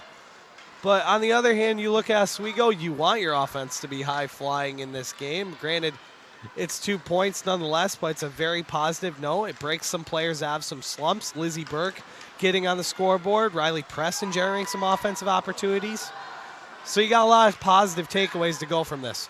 Yeah, and like you said, getting some new players involved in the scoring that usually aren't the highest point totals on Oswego, getting those other players involved, especially as it is the senior day. You have some big pieces of this team moving out within the next couple of weeks. You really want to get those other players more adjusted into leadership roles, get them ready for the coming seasons, and you just like to see that. And especially given how their performance has been within the last couple of weeks. Obviously, get shut out last night against Cortland. Canton Serena Alvarez shuts them down. They had a big 5-goal night against Potsdam, but they needed a scoring performance like this. Give the offense their confidence back a little bit as the Newell playoffs are coming up soon. They want to be as poised offensively and sound defensively as they possibly can before they go into those matchups. Absolutely, and then you go into this weekend, they were winning 4 out of their last 5 matchups, and then prior to those 5 matchups was the weekend they went up to Plattsburgh. A very competitive weekend for this Oswego State team. I think we've really all gathered across the conference as a whole. Those top 3 teams, being Cortland, Plattsburgh, Oswego, are a lot closer than you really think. Cortland beating Plattsburgh obviously earlier in the year. Oswego had a tie against Plattsburgh until the final minutes in the game 1 up at Plattsburgh. And then obviously when they came down here, it was a really close game as well. So you look, as much as you want to say Plattsburgh is still high and mighty above the rest, it's a very competitive top 3 in this conference. Without a doubt, very competitive conference as Malone comes in, makes a little move of her own, pokes that one down on net. Easy save for Augie. She covers that one up. And yeah, really, going off what you were just talking about, Serge, I mean, it's such a close neck-and-neck race when it comes to the Newell. You got Plattsburgh. They're one of the top 4 teams in the nation almost every single year, it seems like. But Cortland goes, and Cortland knocks them earlier in the year up in Plattsburgh. Huge win for Cortland there. And then they play Oswego pretty close. Oswego beats Cortland twice out of the 3 matchups they face. Whenever those 3 teams are involved in a matchup, it really is just a matter of who shows up that night, more or less. Yeah, absolutely. And this is really a team where you need to find your rhythm. I feel like with Coach Digby, I've talked with him week in and week out over the last season as a whole, and he's talking about with his team, he really wants, as much as he wants to find an identity with this team, he wants to find consistency, and he wants those to really pair well with each other. And with those two, he hopes to bring a lot of positivity to this program, recruiting, with the culture that they want to bring in. The players have talked a lot about the culture, and the key word they love is grit, and they love working hard for this team, and they all buy into the same system. But the thing is, it is a team effort. And you look at this team going forward in a big weekend overall. They lose against Cortland last night. It was a tough game to lose. But at the same time, you look at how competitive Cortland is. Those last 4 games were a split against the Red Dragons. Granted, Oswego would take the first 2 early in November, but Cortland would not let them allow the sweep going into that 3rd game last night. So you look overall, those 2 teams, that 2 and 3 seed, you look at Cortland and Oswego, it's really, really competitive between those 2. Oswego obviously getting the loss against Potsdam earlier in the year, and then the loss against Canton this past week hurt a bit, and obviously hurt for their standings as well. So at the end of the day, you move forward, you're up 6-0 going into this 3rd period against Buffalo State, and you're just really looking to iron out those wrinkles in your team crest at this point to just try and get the job done, get your 2 points, move forward, take a nice break off next week, work hard in practice, fix any more little tiny things that you don't think is working to the top tier that you want it to be, and then that way you're ready to go for playoffs. Yeah, and it's a really important confidence booster here this weekend. Just getting the kinks out, like you said, just getting it working, a nice oiled machine. But Jared's down in the hallway with Morgan Shines, the 2 goals for her senior day so far. So we send it down to Jared for his excellent interview skills.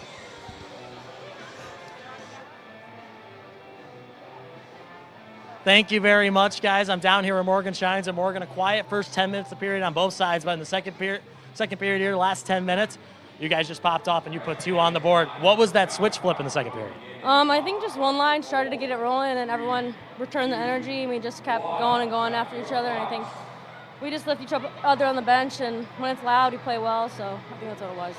Okay, I can see that. That makes sense. Now let's have a little bit of fun with it. Senior day, we got all the posters down there on the boards. What was the process of making the posters? How did those come together? Well, I'm not really sure because I wasn't a part of it, but last night I guess they all got together and each did a few boards, and it was good. Okay, and talking to players about what some things they do on game day, we asked Ariella Haas about any pregame superstitions. What's the pregame playlist look like? Oh, we got to play the same playlist every time. We all added songs to Spotify, and it just rolls. Any highlights? No. Okay, fair enough. So Morgan Shines 2 goals there in the second period, guys. I'll throw it back up to you. And thank you, Jared, for that insight. Getting the real questions everyone wants to know. Need to know the music, need to know what's going on to get the ladies hyped before the game. So we're going to send it to a quick break, and when we come back, Jared will be up in the press box with us for the second intermission report. So don't go anywhere. Stay tuned here on WTOP 10.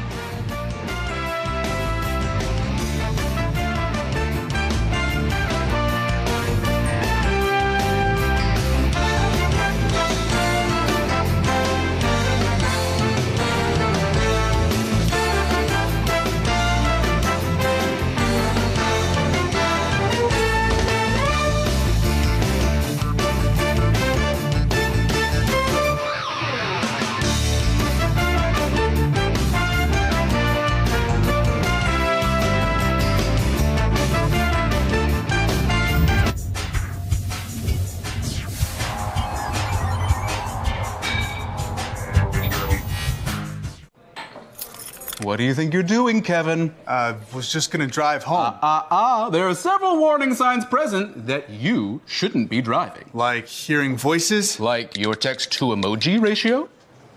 Oh man, the selfies. Selfie. Nailed it. We all have warning signs that let us know that we're probably not okay to drive.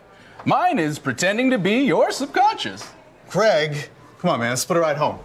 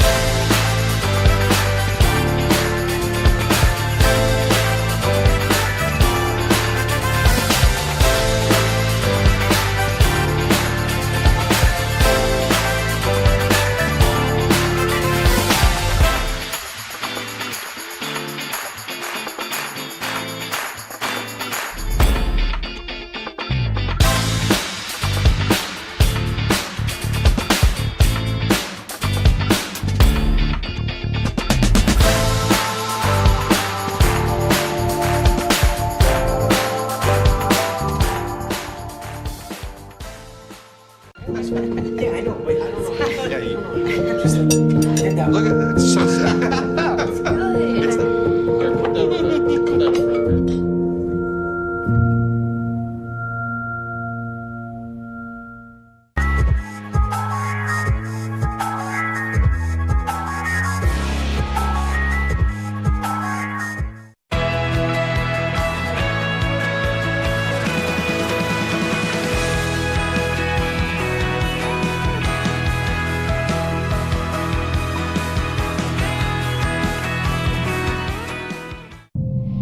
You quit smoking and thought, that's that.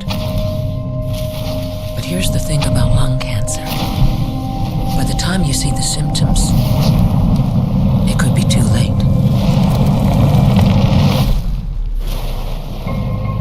But now, there's a new scan that can detect lung cancer early, when it's more curable. If you smoked, get scanned. Talk to your doctor or learn more at savedbythescan.org. Good evening and welcome to WTOP 10 Nightly News. Total, Baldwin faces 32 charges. Saturday, I went to Woodchuck Saloon. Too much temperature change. 13-10 meteorologist. 2 as well. Visions from Tanner Spink. Go to 2-1. 10 with 6 and 10 on the year.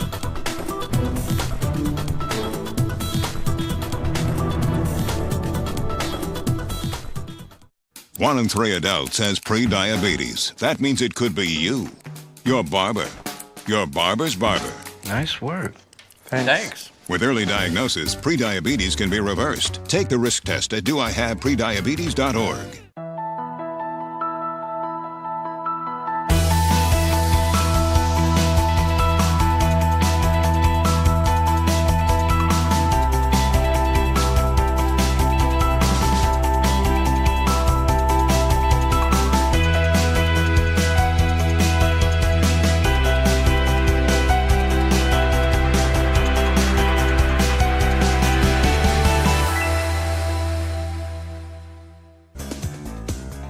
And after 2 periods of play, the Oswego State Lakers have run away with the lead as they lead 6-0 over the Buffalo State Bengals here in the Deb.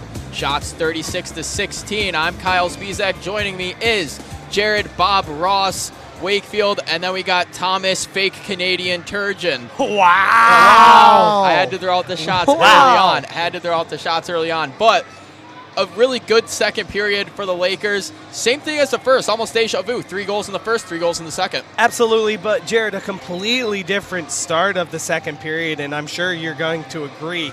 You look at that second period, it was really 50-50 in those first few minutes. Oswego obviously scoring early in that first period. The second period, different story, although 3 goals is 3 goals. Yeah, I mean, the first 10 minutes of that period were really good, and there's the first one that came after that 10-minute mark. Ariella Haas getting that one in. Haas and Burke link up again there. Excellent play there. But, I mean, the thing for me, Terps, first 10 minutes, Buffalo State, good defense. They're not allowing the Lakers any space, not letting them go anything. There's Shinesy's first of the afternoon there, getting it around to Augie. But Augie played really, really well, had a phenomenal save on a breakaway, able to stretch that pad out and across. And for her size, extremely mobile, extremely good, and a lot of good reach on the pads, and probably stopped a few pucks that certainly should have gone in, and Shines beats her there again on the blocker side and the pads. But a solid game for Augie. She's already seen more than a game's worth of shot at 36. I think she might even see close to 60. But Buff State, you could see they're only running 3 forward lines, an extra skater, 3 D pairs. You could see the fatigue set in, and once it set in, the Lakers just sailed the ship and crashed it right into port and blew through the Buffalo State Bengals line. Well, Thomas, I think he covered just about everything, but we got to give you your licks, so we'll be nice. We'll let you go on about what you think. All right, overall, I look at this game as a whole. We've mentioned it time and time again. It's all about working on the little things. And you look at that last goal with Morgan Shines able to crouch down, get a really exclusive block right off the shoulder. It finally goes to her stick, able to carry it right in and just rip it right past Augie. It's just those small little things that are going to get Oswego into this playoff race, and it'll potentially propel them past Cortland. You look at Cortland last night, they did a lot of little things very, very well. I think Oswego just needs to be able to work off of that, and clearly they're bouncing off of that today. Yeah, and the big thing is that Oswego can take into the playoffs, looking big pictures, that they beat Cortland twice before. They had beaten Gorgon. They put 2 up against her in the first one, and they were able to get a 1-0 nice little shutout win in Alumni Arena. That was huge for morale early on in the year. While they couldn't pull it off last night, when you put up 6, potentially more, 6 goals through 40 minutes of hockey, that's pretty good so far. That's more than a goal every 10 minutes. And if you can do that repeatedly against a team like Buff State, it'll be good momentum. They can learn some things, try some things as well. The last 20 minutes, you're up 6-0. It would take a collapse greater than the fall of Rome to see a Buff State comeback here, unfortunately, for Buff State Bengals fans. But Oswego, you can mix up lines, you can mix up pairs, you can try things. I wonder if we'll see Joanna Heber, maybe even Rachel Braze come out, maybe take a few pucks in the game situation, get them nice and loose, get them seeing game pucks where some things get screened a little bit, a little bit more chaos than you'll see in a practice scrim. So a lot of options for Coach Mark Digby, and something he'll be really happy to see on a day that's been really kind to the seniors so far.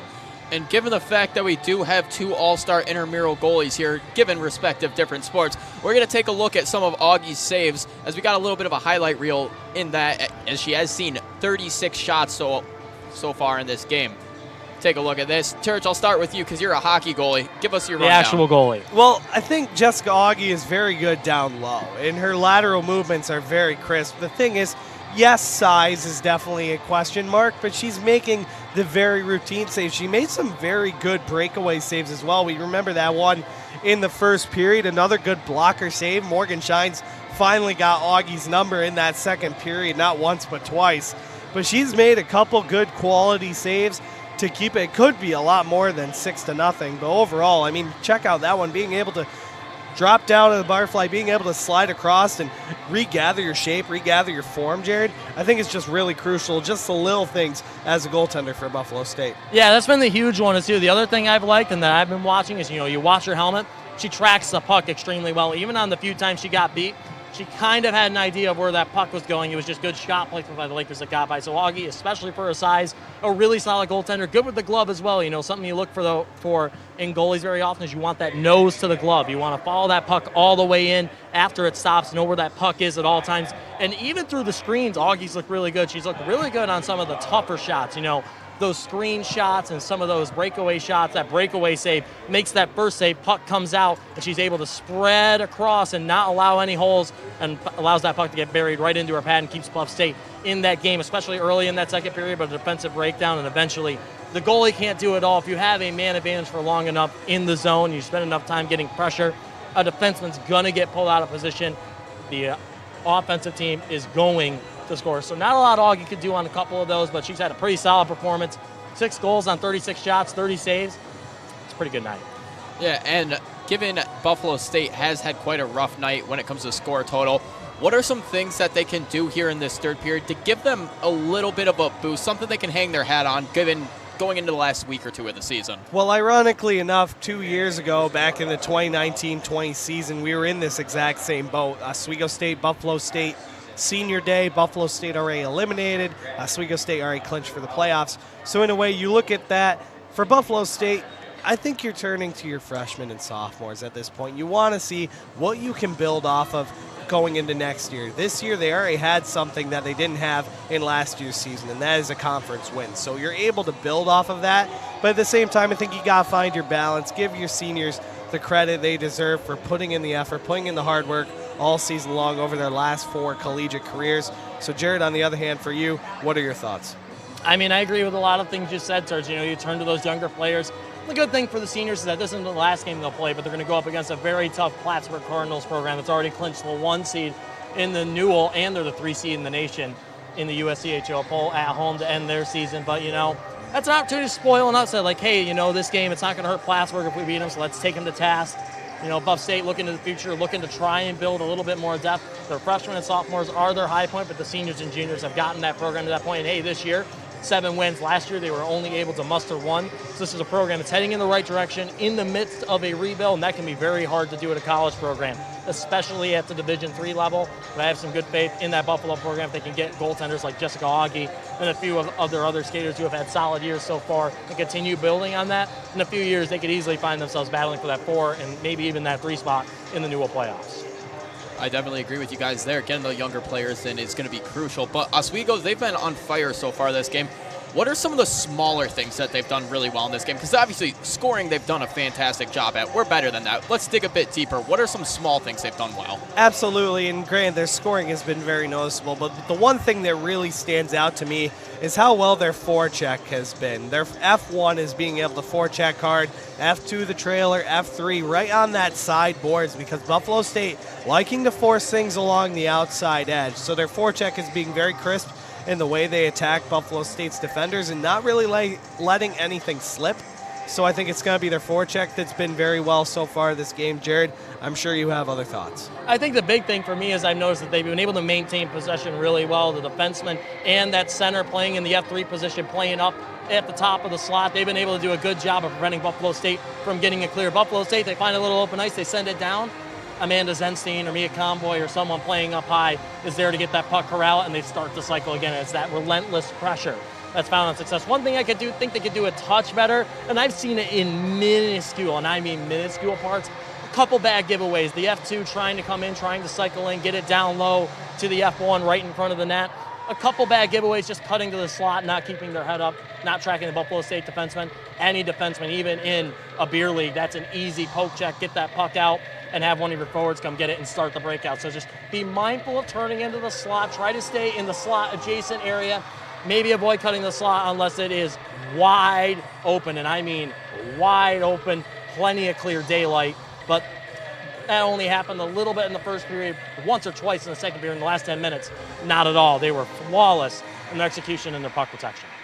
Yeah, without a doubt. I would say their cycling is probably the best thing that they've done all game, and it's been looking really good. But we're going to send it to break. And when we come back, we got a little bit of a surprise for you in the third period because this schmuck's going to be joining us on the call. So don't go anywhere. Couple of minutes, period 3 puck drop. Don't go anywhere here on WTOP 10.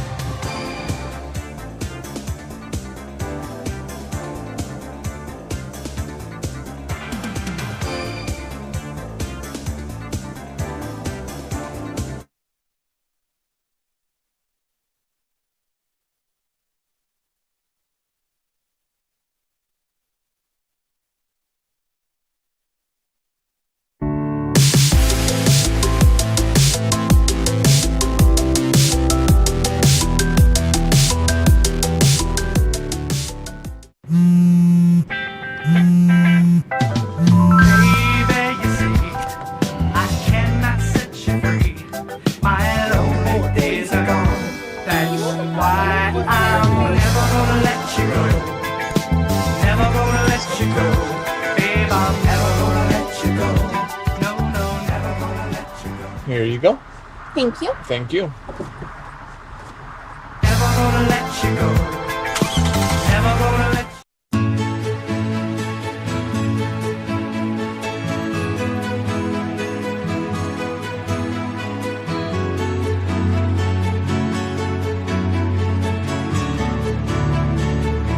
Jared said he'll be back. I think he said he had to grab like his water bottle or something. It was my I'll be back piece of paper. I've been using that quite often today. Yeah.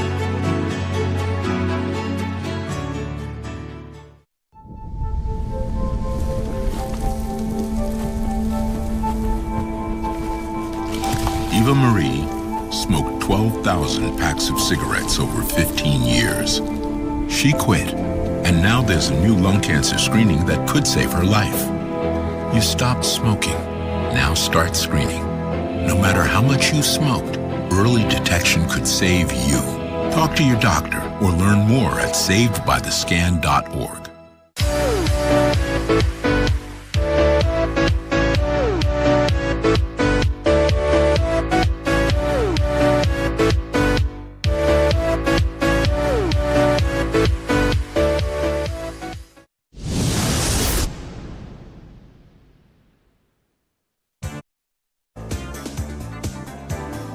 And we are back inside the Deb for Period 3 action. As you can see on screen, that is the producer of the greatest sports show that there is on WTOP 10, Sports Talk, Mr. Garrett Chan right there alongside our co-host, Maddie Durant. That's right, Turge. It is a little bit better than Laker Connections. I'm sorry I got to do it to you, but... You're lucky I'm old.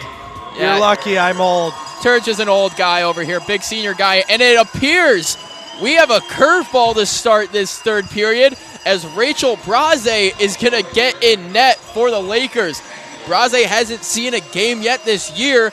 She will get her first licks on the season on senior night here at home as the Lakers are up 6-0 on Buffalo State to start the third period. Jessica Augie in net still for the Bengals as she is the only goaltender on the roster today. And Turge, how excited are you to see Braze get her first licks on the year? Well, good for her. Like she's been with this team. She played a couple times last year, didn't get the start in any of them. Obviously, a couple were a little bit games out of fashion where there was a couple switcheroos, but good for Rachel Braze being in the lineup, getting this third period. It's a confidence booster. It's a well-reflected thank you for, in a way, thank you for helping out. Thank you for just being a great teammate in the lineup, out of the lineup, in practice. But good for her overall, Jared. Welcome back to the press box as Rachel Braze now in between the pipes on senior day. Yeah, that's absolutely awesome. You know, Rachel Braze, a goaltender for the Spencerport High School women's hockey team. You know, a lot of these players here on this women's team have played some level of, junior women's hockey or some level of travel. Braze primarily playing for that Spencerport team, and she's going to get a big showing here. Let's see what she can do. She's got 20 minutes on the clock. Buff State 16 shots so far. Let's see how many they hit number 50 with. As right off the bat, the Lakers are already down in Buff State zone as Zemlak takes a shot from the point. That one's going to be redirected off the glass. Down in the corner, Malone's got it now. Malone's going to kick it towards the middle. She's looking for Hull in front. Hull gets tied up, can't get a shot off. Back up to Webster at the point. Webster takes a shot. That one goes deflecting behind the net as Malone's battling with a Buff State player there. Buff State's going to break it out. Cruzall takes a big hit at the red line. Can't get the puck across the red line before she dumps it in. Icing. 19-17 left to go in the period. Well, I think we saw exactly what we expected to start off this third period. A couple good span of 10 seconds apiece. Obviously, Buffalo State with the icing. Oswego State being very aggressive on that forecheck and really just keeping things sound. Obviously, they're up 6-0. They don't want to get carried away, but on the other hand, they don't want to make Rachel Braze face too much trouble, Jared. No, and Alexa Groh, pretty good for Buff State here. She skates her way in and dumps it in. Alexa Groh, a really good shift right now, a long one already as we're already a minute in. Looking for a 45-second shift. That's your nice shift length right there. But she's already been on the ice for a minute. Good defensive effort on Kenzie Malone there before that face-off. She was stick-lifting Malone and really didn't allow the Lakers to get any more chances on Augie other than that one stick save that went off the glass. So Alexa Groh, a good two-way game. As Haas has this now, it's a 3-on-1 chance for the Lakers. Haas drops it off to McGrath, and she sails that one wide, but a great opportunity on the 3-on-1. Buff State now taking it up the other way. They're going to get the red line and just dump that one down in. Little bit of a forecheck there. They can't get to it as Oswego has all the open ice in the world to skate with it. Grugan, she's going to move it up to McGrath, but McGrath takes a body. Mucha picks it up. Mucha throws it backhand, trying to find Zenstein coming down. Couldn't connect on that one. Trailer was just a little unhitched, Kyle. Just a little bit too far off. Couldn't connect on it. And now Buff State coming the other way. McGrath picks that one off, and she gets another shot on net. That one goes straight in the breadbasket of Augie. A very great pinch by Ashlyn McGrath there, able to pinch right on the top of the circle. Not as much as what you see on the defensive side of things, But on the winger side of things, that's a great pinch, right spot, good poke check. Gets an opportunity on Augie, but good save in that right shoulder. And Shines takes the face off there. Jones has it at the point. Jones take a shot. That one's a little bit wide. And Jared, sorry, almost called you Garrett. We highlighted Garrett down in the corner during the opening of this period. But Jared, you were talking about Jones' shot from the point and how she does get a lot of shots on net. A lot of them don't get blocked. How crucial is that for the Lakers defense? I mean, that's been huge. They have struggled. You know, I look back to a few losses. That one to Cortland last night, and I look back at that loss as Plattsburgh, as Augie covers that one up. I look back at those as where games were one of the biggest things I noticed was that the defense on the blue line. I don't want to say ineffective offensively because they had good passing. Their passes were good, but shooting from the honey holes near on the circles just wasn't working. They were getting locked off really easily, but Jones able to pinpoint a location. Not the hardest shot on the team, but a well-placed one as she passes that one down to Corbett. And Corbett throws that one, and Shines tries to tip that one down in, trying to alley-oop it almost. That one was about 10 feet high. That one goes back behind the net, and Corbett's just going to dump that one back down for Hudon. Cycle. That one's thrown in front, looking for a Oswego player, but Willick intercepts it. Willick's coming up along the side now. Willick takes a shot, and Braze punches that one aside. Her first save of the season right there. That one's intercepted at the blue line by Jackson. Jackson tried getting in, but Jones shut it down. Corbett couldn't get a stick on that one, and it's going to turn to an icing. And we haven't really seen anybody stand out for Buffalo State so far, but they have had a few players that have been playing a little bit more noticeable than the rest of the team. Turge, your player to watch, Vanessa Willick. And then I've noticed Mia Silva's been doing a decent amount out there as well for the Bengals. Absolutely, and I think really with this team, you're looking at players that are going to be able to step up in the lineup. And a clapper from the point. That one knuckle pucks its way in. A great shot from the point. That one coming off of the stick of Ursel. Ursel just rips that one, and that was literally the Mighty Ducks knuckle puck. It went up, and then it went right down over Braze. She couldn't really do anything over that. It dropped after her head. It's just an unfortunate turn of events for Braze, and overall a great screen in front by Bethany Horvatis, and you can tell it looks like Braze didn't even see it until the last minute, and you saw that nice little arcing away, that the knuckle puck, as you mentioned, Kyle, is 6-1 game now. Although the shutout is broken, it was a good shot, but on the end of the day, you're still up 5. And now all of our predictions are ruined. Sorry, Jared, you were so close. I still feel like it's the Price is Right. Like, I got the closest. I'm still over, so I need one or two more from Oswego, but I feel like right now we're in good shape. But for Braze, I mean, that's some cinema magic puck luck right there. But a good shot by Ursel, shot hard. A wicked clap bomb. I mean, that was impressive. But it hit about every player on the ice and then went bar down. And for Braze, a tough one. A smaller goaltender stays up. Probably the right idea on that play in the blocker. Just unable to get it. Saw it at the last second, not quite enough, and Ursel goes bar down. Yeah, it was definitely a weird play. I mean, correct me if I'm wrong, but this doesn't look like baseball, but that was a 12-6 curveball right there. As Hull's going to pick that one back up in the corner. Goes up to Bednarik at the point. Bednarik's just going to dump that one back down in. Have somebody chase it down the corner. That's going to be Haas, but Buffalo State beats them to it, wraps it around the corner. Groh picks it up in the corner. Groh battling with Webster. Starting to get a little chippy here, Kyle. Alexa Groh and Simone Bednarik here in front of the bench. Bednarik trying to get the bench. Groh took her away. They exchange a few shoves to the face mask before Bednarik got to the bench. Yeah, when you're down as much as you are right now, if you're Buff State, it gets frustrating. As Kyrkostas gets a shot in front, it gets a bit frustrating when you're down in a game like this. And the Lakers have a lot to lose. Buff State, they've been eliminated from playoff contention already. So if they want to get more physical, they can. They can use that to get inside the Lakers' heads. The Lakers haven't taken a penalty yet this game, which is quite impressive. So try to get them in that penalty trouble. As a shot from the red line, a low-angle shot, but still gets it on net anyways. Zenstein dumps that one to Kyrkostas, looking for it. Mucha goes down into the corner.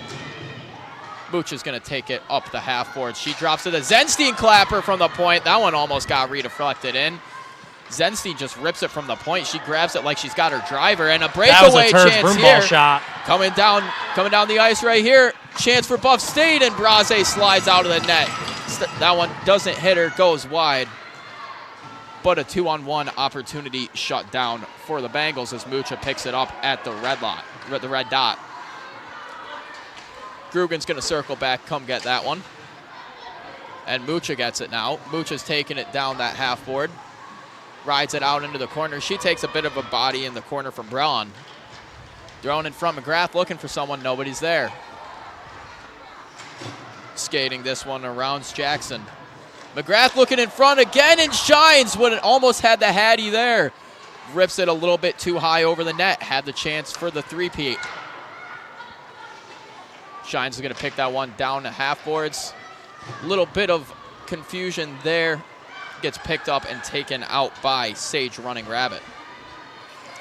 Turd, seems like the Lakers here right now are just trying to get all of the seniors a goal. Mia Comboy and Lauren Jones both really close there. Jones shot another knuckle puck, and Augie really didn't see it until later. That puck was wide of the net, but Augie a little bit late pushing over to the far side post. Absolutely, and you look at this team as a whole, it's going to be tough to get the entire senior class a goal today. It's a lot of goals, Turd. It's a lot of effort. It's a lot of pucks, considering that 3 of them were courtesy of the sophomore class, and 2 were just from one senior alone, that being Morgan Shines. You still got Taylor Hudon. You still got Avery Webster. You still have Zenstein, although she already had an assist. You have Kylie Grugan. You have just that entire core as a whole. As Bednar takes a shot there, goes off the knee and goes a little bit wide. Back behind the net, Buff State wraps it around. A little bit of a circle back. Sarek picks it up again. Trying to throw it up is Adimi. Back around the corner, wrapping it up the boards, pinching down Webster. Webster punches it back. She gets her own dump in. Webster tries throwing it backhand. She wants a senior day goal too. Yeah, Webster was hungry right there, really aggressive on the puck, and still has an opportunity to score. And Webster now, nobody in front of her. She was going to take a clapper, decides to go for the wrist shot, instead sails it a little bit left. Zemlak tries to rip that one on point. Same thing, too far left. Can't get it on net there. Malone keeps fighting. Oh, there it is. An opportunity in front there. Benarik, couple of licks in, and she gets pushed away. That one's going to be stopped by Augie, and another just onslaught of Oswego offense. They can't be stopped right now, boys. Absolutely, and Bednarik fanning on the first opportunity, being able to slowly glide its way towards the goal of Augie, and she's able to smother it. But overall, Jared, you look at this team, offense firing on all cylinders, no matter the line, no matter the wing or center. It's just everywhere. It's contagious in a way. Yeah, this is easily, arguably, one of the games where I've seen where not only is the offense most aggressive, they are the most hungry. Like, they are looking to feast on the Bengals and have some cat paw dinner tonight. And it's really shown. I mean, they've been so aggressive on the puck. They've been on their edges all game long. Sophia Kirkostas, she's been around a little bit too, but I've noticed out of the younger players, Bednarik having a really good there. Turds, their player to watch on point. And coming down now, dumping that one down in is Garrow. Thrown back by Preston. Zenstein throws it up the boards. Kirkostas. Haas picks it up, and Haas takes a trip fall. That one's going to be a penalty as Buff State is going to head to the box. It's probably going to be a tripping call, I imagine. It's looking like you might have 2, Kyle. Yeah, that's what I was thinking, because there was a bit of a shove after. We'll see how the penalties wind out for that, but they will definitely have at least a 2. As you see the trip right there. And then a clear cross check. You can see the extension of the hands out. That's going to be a cross check any day of the week. Yeah, they're actually giving the call. It's going to be on herself for hooking for Buffalo State. So Oswego will go on the power play once more. Another power play for the Lakers, Jared. We haven't seen much conversion this weekend on the power play, but we'll see how things play out. You almost got commentators cursed right there, and Ursel a little lucky there to not catch a cross-checking penalty. Getting up high there could have easily been a double. As Webster fans on that pass at the point, but it gets over to Malone nonetheless. Zemlak tries to shoot that one, sticking the leg out like it's a catcher and stopping that one's Buffalo State's defense. Backdoor looking for Shines. Shines looking in front for Grugan, couldn't connect on it. Back up to the point, Zemlak. Zemlak back to Webster. Webster takes a little move. Wrister. Backdoor Shines! Throw the hats, make them rain. She's got 3 on senior day, and the hats are flying. We got a few that hit the ice. And what a performance and what a day to do it for Morgan Shines, guys. An outstanding outing for her here today. And a senior day sensation. Morgan Shines with the Hattie, and we saw a few beanies fly on the ice just beneath the Steve Levy press box. It looks like a little family and friends courtesy of Morgan Shines throwing the hats on the ice, Jared. Definitely something to remember in your last game here at the Deb in the regular season. Absolutely, and the Buffalo State Bengals doing a good job of tying up Kylie Grugan. They clearly watched some film knowing Grugan pretty lethal on the power play. Is another slot chance for the Lakers. And another chance there, and Augie and Convoy gets shoved down, and we're going to have a scrum going on in front of the net. We'll see if a penalty is called there. Ooh. And a tip from Hudon in front of the net gets stopped just below the pad of Augie. And then Convoy gets shoved down immediately after. I mean, like you said earlier, Jared, it's going to get physical, and as the Lakers keep pulling on the goal total, it's just going to get more and more frustrating, as it looks like Buff State's going to have another player go into the box now. They might be taking Convoy to the box, Jared, too. I was going to say, Jared, it looks like Convoy's going as well. You can see the frustration with Corbett. Convoy seems a little confused as well, but she's still having a smile on her face regardless. Ref saw sure into the box. You're having a little bit of booing from the crowd, but overall, old-time hockey, Jared. I love how Convoy's old-time laughing. hockey. She just thinks it's very funny. I didn't see anything in the replay go on there. Maybe the ref saw something that I did, and I just took a look at the last bit of that replay there. But a good save by Augie there on the play, but the frustration from Buff State, honestly, fairly understandable. And taking it a step back a little bit, we're gonna touch up on that last Morgan Shines goal, number 3 on the night again. Just great positioning from Shines, being there for the rebound, and that's something that both the men's and women's team were struggling with throughout the year, is making sure that you have somebody a bit adjacent. As we take a look at it right here, that's that save we were just talking about right there. I believe this one's the goal. Yeah, right there. Just being adjacent there, where if that rebound does bounce out at like a 45-degree angle, you have somebody that's there within stick range where they can tap it in real quick. Yeah, and there's another look at the Shines goal. Look at that Convoy replay we saw earlier. She did go at Augie a little bit, getting the stick in there, trying to pry that puck out, a high effort play, but Convoy, down on that fourth line for most of this year as an extra skater today, getting in there, trying to get a gritty goal, and Buffalo State taking a little bit of an exception, but we'll get some 4-on-4 hockey as if this game wasn't chaotic enough, 7-1, and now we're getting into penalty trouble. I was just about to say, my look at the under, looking really good, and looks like both teams trying to foil me here in the third period. On the other hand, you look at the penalties-wise, and you look at that last line on the Lakers squad. Originally on the line chart, Hudon, Shines, and Corbett, they've been slowly merging their way into throwing Convoy into that fourth line. It's been a good blend between those two and being able to rotate those two in. And 4-on-4, a lot of open ice. Amanda Zenstein tries making a move in there. Simone Bednarik on the forecheck there, dancing around a little bit and throwing it down the ice for Buffalo State. Sarek, no icing on that one. Buffalo State with a chance here. They get a shot on net. That one's going to go right in the red basket of Braze. Braze, routine save there, getting her numbers up on the year. I mean, when you haven't seen anything all year long, even 1 or 2 shots can be a bit frightening when you're getting your first look of the season. So how important is this for Braze to get some saves under her belt and ease into the system once more? Just a little bit really routine for this goaltender. Granted, the third string on the line chart, but at the same time you have Joanna Hebert. An interesting tactic, but in a way a respectable tactic by Coach Digby. We all know if Lexi Levy goes down, whether it be injury or poor performance, which we really haven't seen, commentators curse, knock on wood, this season. You look at Braze, who's been with this team over the last 2 years, hasn't really gotten any games, hasn't started any games. It's just a way to, in a way, pay your respects. And another chance there as Burke almost got her second of the night. Zemlak over to the top. Webster's going to rip one. That one gets blocked away.